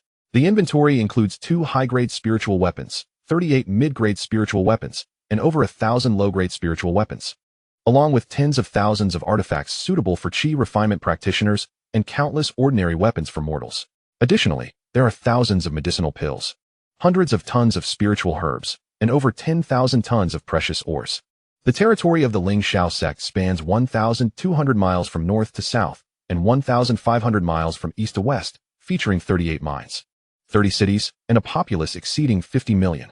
Furthermore, there are 2 low-grade spiritual veins, hundreds of storage rings, and tens of thousands of storage bags. Goodness! The profound heritage of the Ling Shao sect, indeed, is remarkable, justly deserving its place among the top 500 in the Immortal Alliance. Observing the inventory of spoils, Su Bai mused, this fortune represents a millennium of accumulation by the Ling Shao sect, which is one of the 3 hegemonic powers of the empire, with annual revenues nearly equating to 1/3 of the entire empire. Even after accounting for contributions to the Immortal Alliance and these years' expenditures, these resources amount to the total value of nearly a century for the entire empire. Such a colossal wealth. And yet they would rather let it rot in their vaults than utilize it to enhance the cultivation conditions for their disciples or improve the livelihood of the populace. It is truly incomprehensible. Shaking his head, Su Bai murmured to himself, yet after a moment's reflection, he found solace in his thoughts. After all, they are lofty cultivators. How could they possibly share their wealth with mere ants, the ordinary folk? Even in the face of loss, it is unthinkable to distribute anything to the commoners. Moreover, there exists a trepidation that a successor might surpass them in cultivation, thereby threatening their dominant status. Even the most extraordinary of powerhouses emerge from the ranks of ordinary people. Statistically speaking, the majority of geniuses hail from humble beginnings, often overlooked, which is a lamentable tragedy. While I currently lack the ability to ensure that all ordinary people have food to eat, I can at least guarantee that within the territory of the Dao Sect, no one will be without the opportunity to cultivate, and no talent will be squandered. Furthermore, no one shall perish from hunger. Su Bai spoke softly, as the grand vision for the future unfurled in his mind. Host name, Su Bai. Age, 18. Realm, 6th level of golden core items, premium spirit stones, 300, high-quality spirit stones, 30,000, medium-quality spirit stones, 1,000, 000, low-quality spirit stones, 100,000 gold, 5 million tons, silver, 80 million tons. The high-quality spirit vein, nurtured underground for many years, allows for the direct extraction of a year's worth of spirit stones. Presently, Su Bai's possession of spirit stones has reached an astonishing figure, far surpassing even 1/10 of the profound heritage of the Ling Shao sect. I almost forgot about a significant asset. After tallying his wealth, Su Bai swiftly appeared on the floating island in the sky. This island was also seized from the Ling Shao sect. The reason the island can float is due to a piece of levitation stone embedded at its base, which serves as a core material for flying vessels. However, the crafting of such vessels requires exceptionally advanced refining techniques, alongside an expenditure of rare materials and hefty fees, making it unaffordable for the Ling Shao sect. Thus, they resorted to the most rudimentary crafting methods, refining a mountain as a foundation and embedding the levitation stone within. Consequently, a diminished version of the flying vessel was successfully created, inscribed with array runes, thereby granting it some defensive capabilities. This diminished flying vessel, apart from being cost-effective, boasts the advantage of significantly increased capacity, easily accommodating millions of passengers. In terms of grandeur, it certainly surpasses the flying vessel. Nonetheless, it possesses a critical flaw. Its speed is markedly slower than that of its counterparts of the same tier. To think it employs a 4th-tier levitation stone, yet only utilizes a 3rd-tier defensive array, capable of fending off golden core level attacks? No. It employs merely a second-tier speed array, so miserly as to forego using medium-quality spirit stones? Such wastefulness is truly a travesty. Observing the core embedded with a fourth-tier levitation stone, Su Bai could not help but express his disdain. A fourth-tier levitation stone, a third-tier defensive array, and a second-tier speed array. What a ludicrous configuration. It is akin to using a high-end graphics card to play a simple game, or employing an artillery piece to swat a mosquito. A yuaning powerhouse could effortlessly shatter the entire floating island. Even a golden core cultivator would find it utterly ineffectual, unable to escape the exhaust fumes. The fourth-tier levitating stone is entirely capable of crafting superior flying vessels.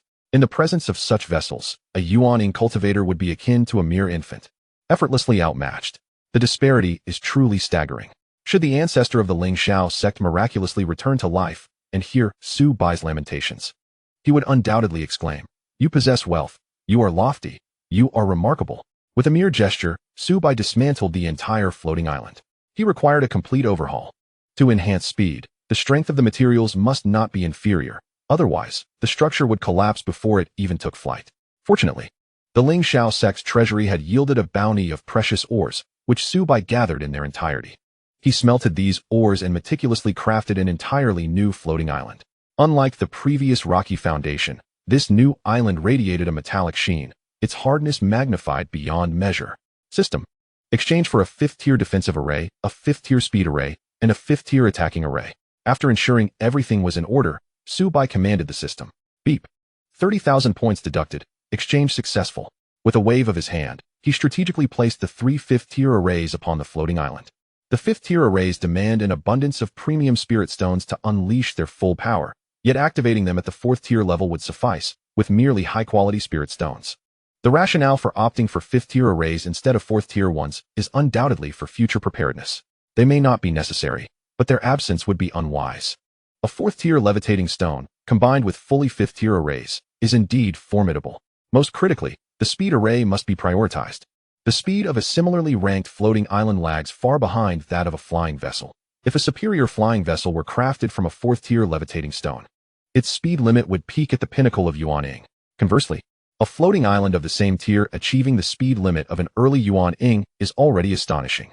However, the ultimate speed of a fourth-tier levitating stone can reach the zenith of yuaning. Thus, the fourth-tier speed array cannot fully harness its potential. Only a fifth-tier array can accomplish that. Undoubtedly, provided one is willing to invest spirit stones, the transformed floating island's limits would surpass those of a superior flying vessel. A few premium spirit stones could obliterate the Ling Shao sect.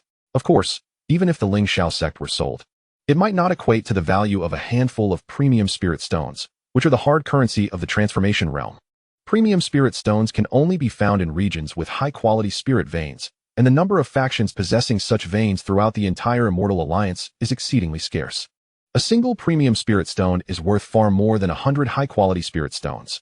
One could even procure a commendable superior spirit artifact with just one. In the hands of the Ling Shao sect, the floating island served merely as a transport vessel for disciples, devoid of practicality, purely for show. Yet in Su Bai's possession, it has transformed into a colossal, super-speed mobile aerial fortress. Chapter 89. The path of survival. The might of the Heavenly Dao Sect has increasingly grown within the empire, surpassing that of the erstwhile Ling Shao sect by a considerable margin. Therefore, even if the disciples of the Heavenly Dao Sect lacked high cultivation levels, no faction dared to intervene when they seized control of the Ling Shao sect's territory. The 39,000 Ling Shao sect prisoners of war successfully entered various mining fields, embarking on their inaugural half-year mining expedition. With their reputation established, the number of individuals aspiring to join the Heavenly Dao Sect for assessments surged once more. Who wouldn't aspire to become a disciple of the Heavenly Dao Sect? Numerous disciples from other sects surreptitiously gathered to participate in the assessment, including even formal disciples from the Cloud Sky Sect. At the foot of the Heavenly Dao Sect's mountain, throngs of individuals lined up, attempting to ascend the heavenly ladder and qualify as official disciples. Meanwhile, Su Bai leisurely approached a large elm tree not far away. Beneath the expansive branches, a scruffy man was silently sweeping the fallen elm leaves. Su Bai expressed his gratitude to this individual for assisting during the invasion of the Heavenly Dao Sect by the Ling Shao sect's formidable practitioners. This man was none other than the enigmatic figure known as Wuming. Who else but Wuming could possess the strength to slay a nascent soul expert from the Ling Shao sect? Since his arrival at the Heavenly Dao Sect, Wu-ming had not conversed with anyone, consistently maintaining a solitary existence. To others, apart from knowing his name, nothing of his background was understood. They only recognized his exceedingly reclusive nature, unkempt appearance, and the fact that he never claimed the silver distributed monthly. Nor had they witnessed him engaging in any form of cultivation. In the eyes of the crowd, he was undoubtedly an eccentric. Are you not concerned about the potential exposure of the upper-grade spiritual vein once you diffuse its aura throughout your territory? Wu-ming, without lifting his gaze, continued to sweep the ground. The allure of an upper-grade spiritual vein is a temptation that few can resist. Even the higher-ups of the Immortal Alliance would come to seize it. So what if it gets exposed? The denser the spiritual energy, the faster the disciples can cultivate. Why should one hide it away? Su Bai remarked, dismissing the matter entirely. Come to seize it. The more, the merrier. It would be best if they brought along more resources. Wu-ming paused in his sweeping, momentarily at a loss for words. Su Bai was the most considerate and selfless strongman he had ever encountered. I have prepared a spiritual pool for you. Regardless of your past experiences, your cultivation level should not lag behind, Su Bai continued. Thank you for your kindness, sect leader, but this spiritual pool is of no use to me. It would be better suited for those who truly need it, Wu-ming replied, shaking his head in refusal of Su Bai's generosity. The tribulations of the heart are far more challenging to overcome than the tribulations of heaven.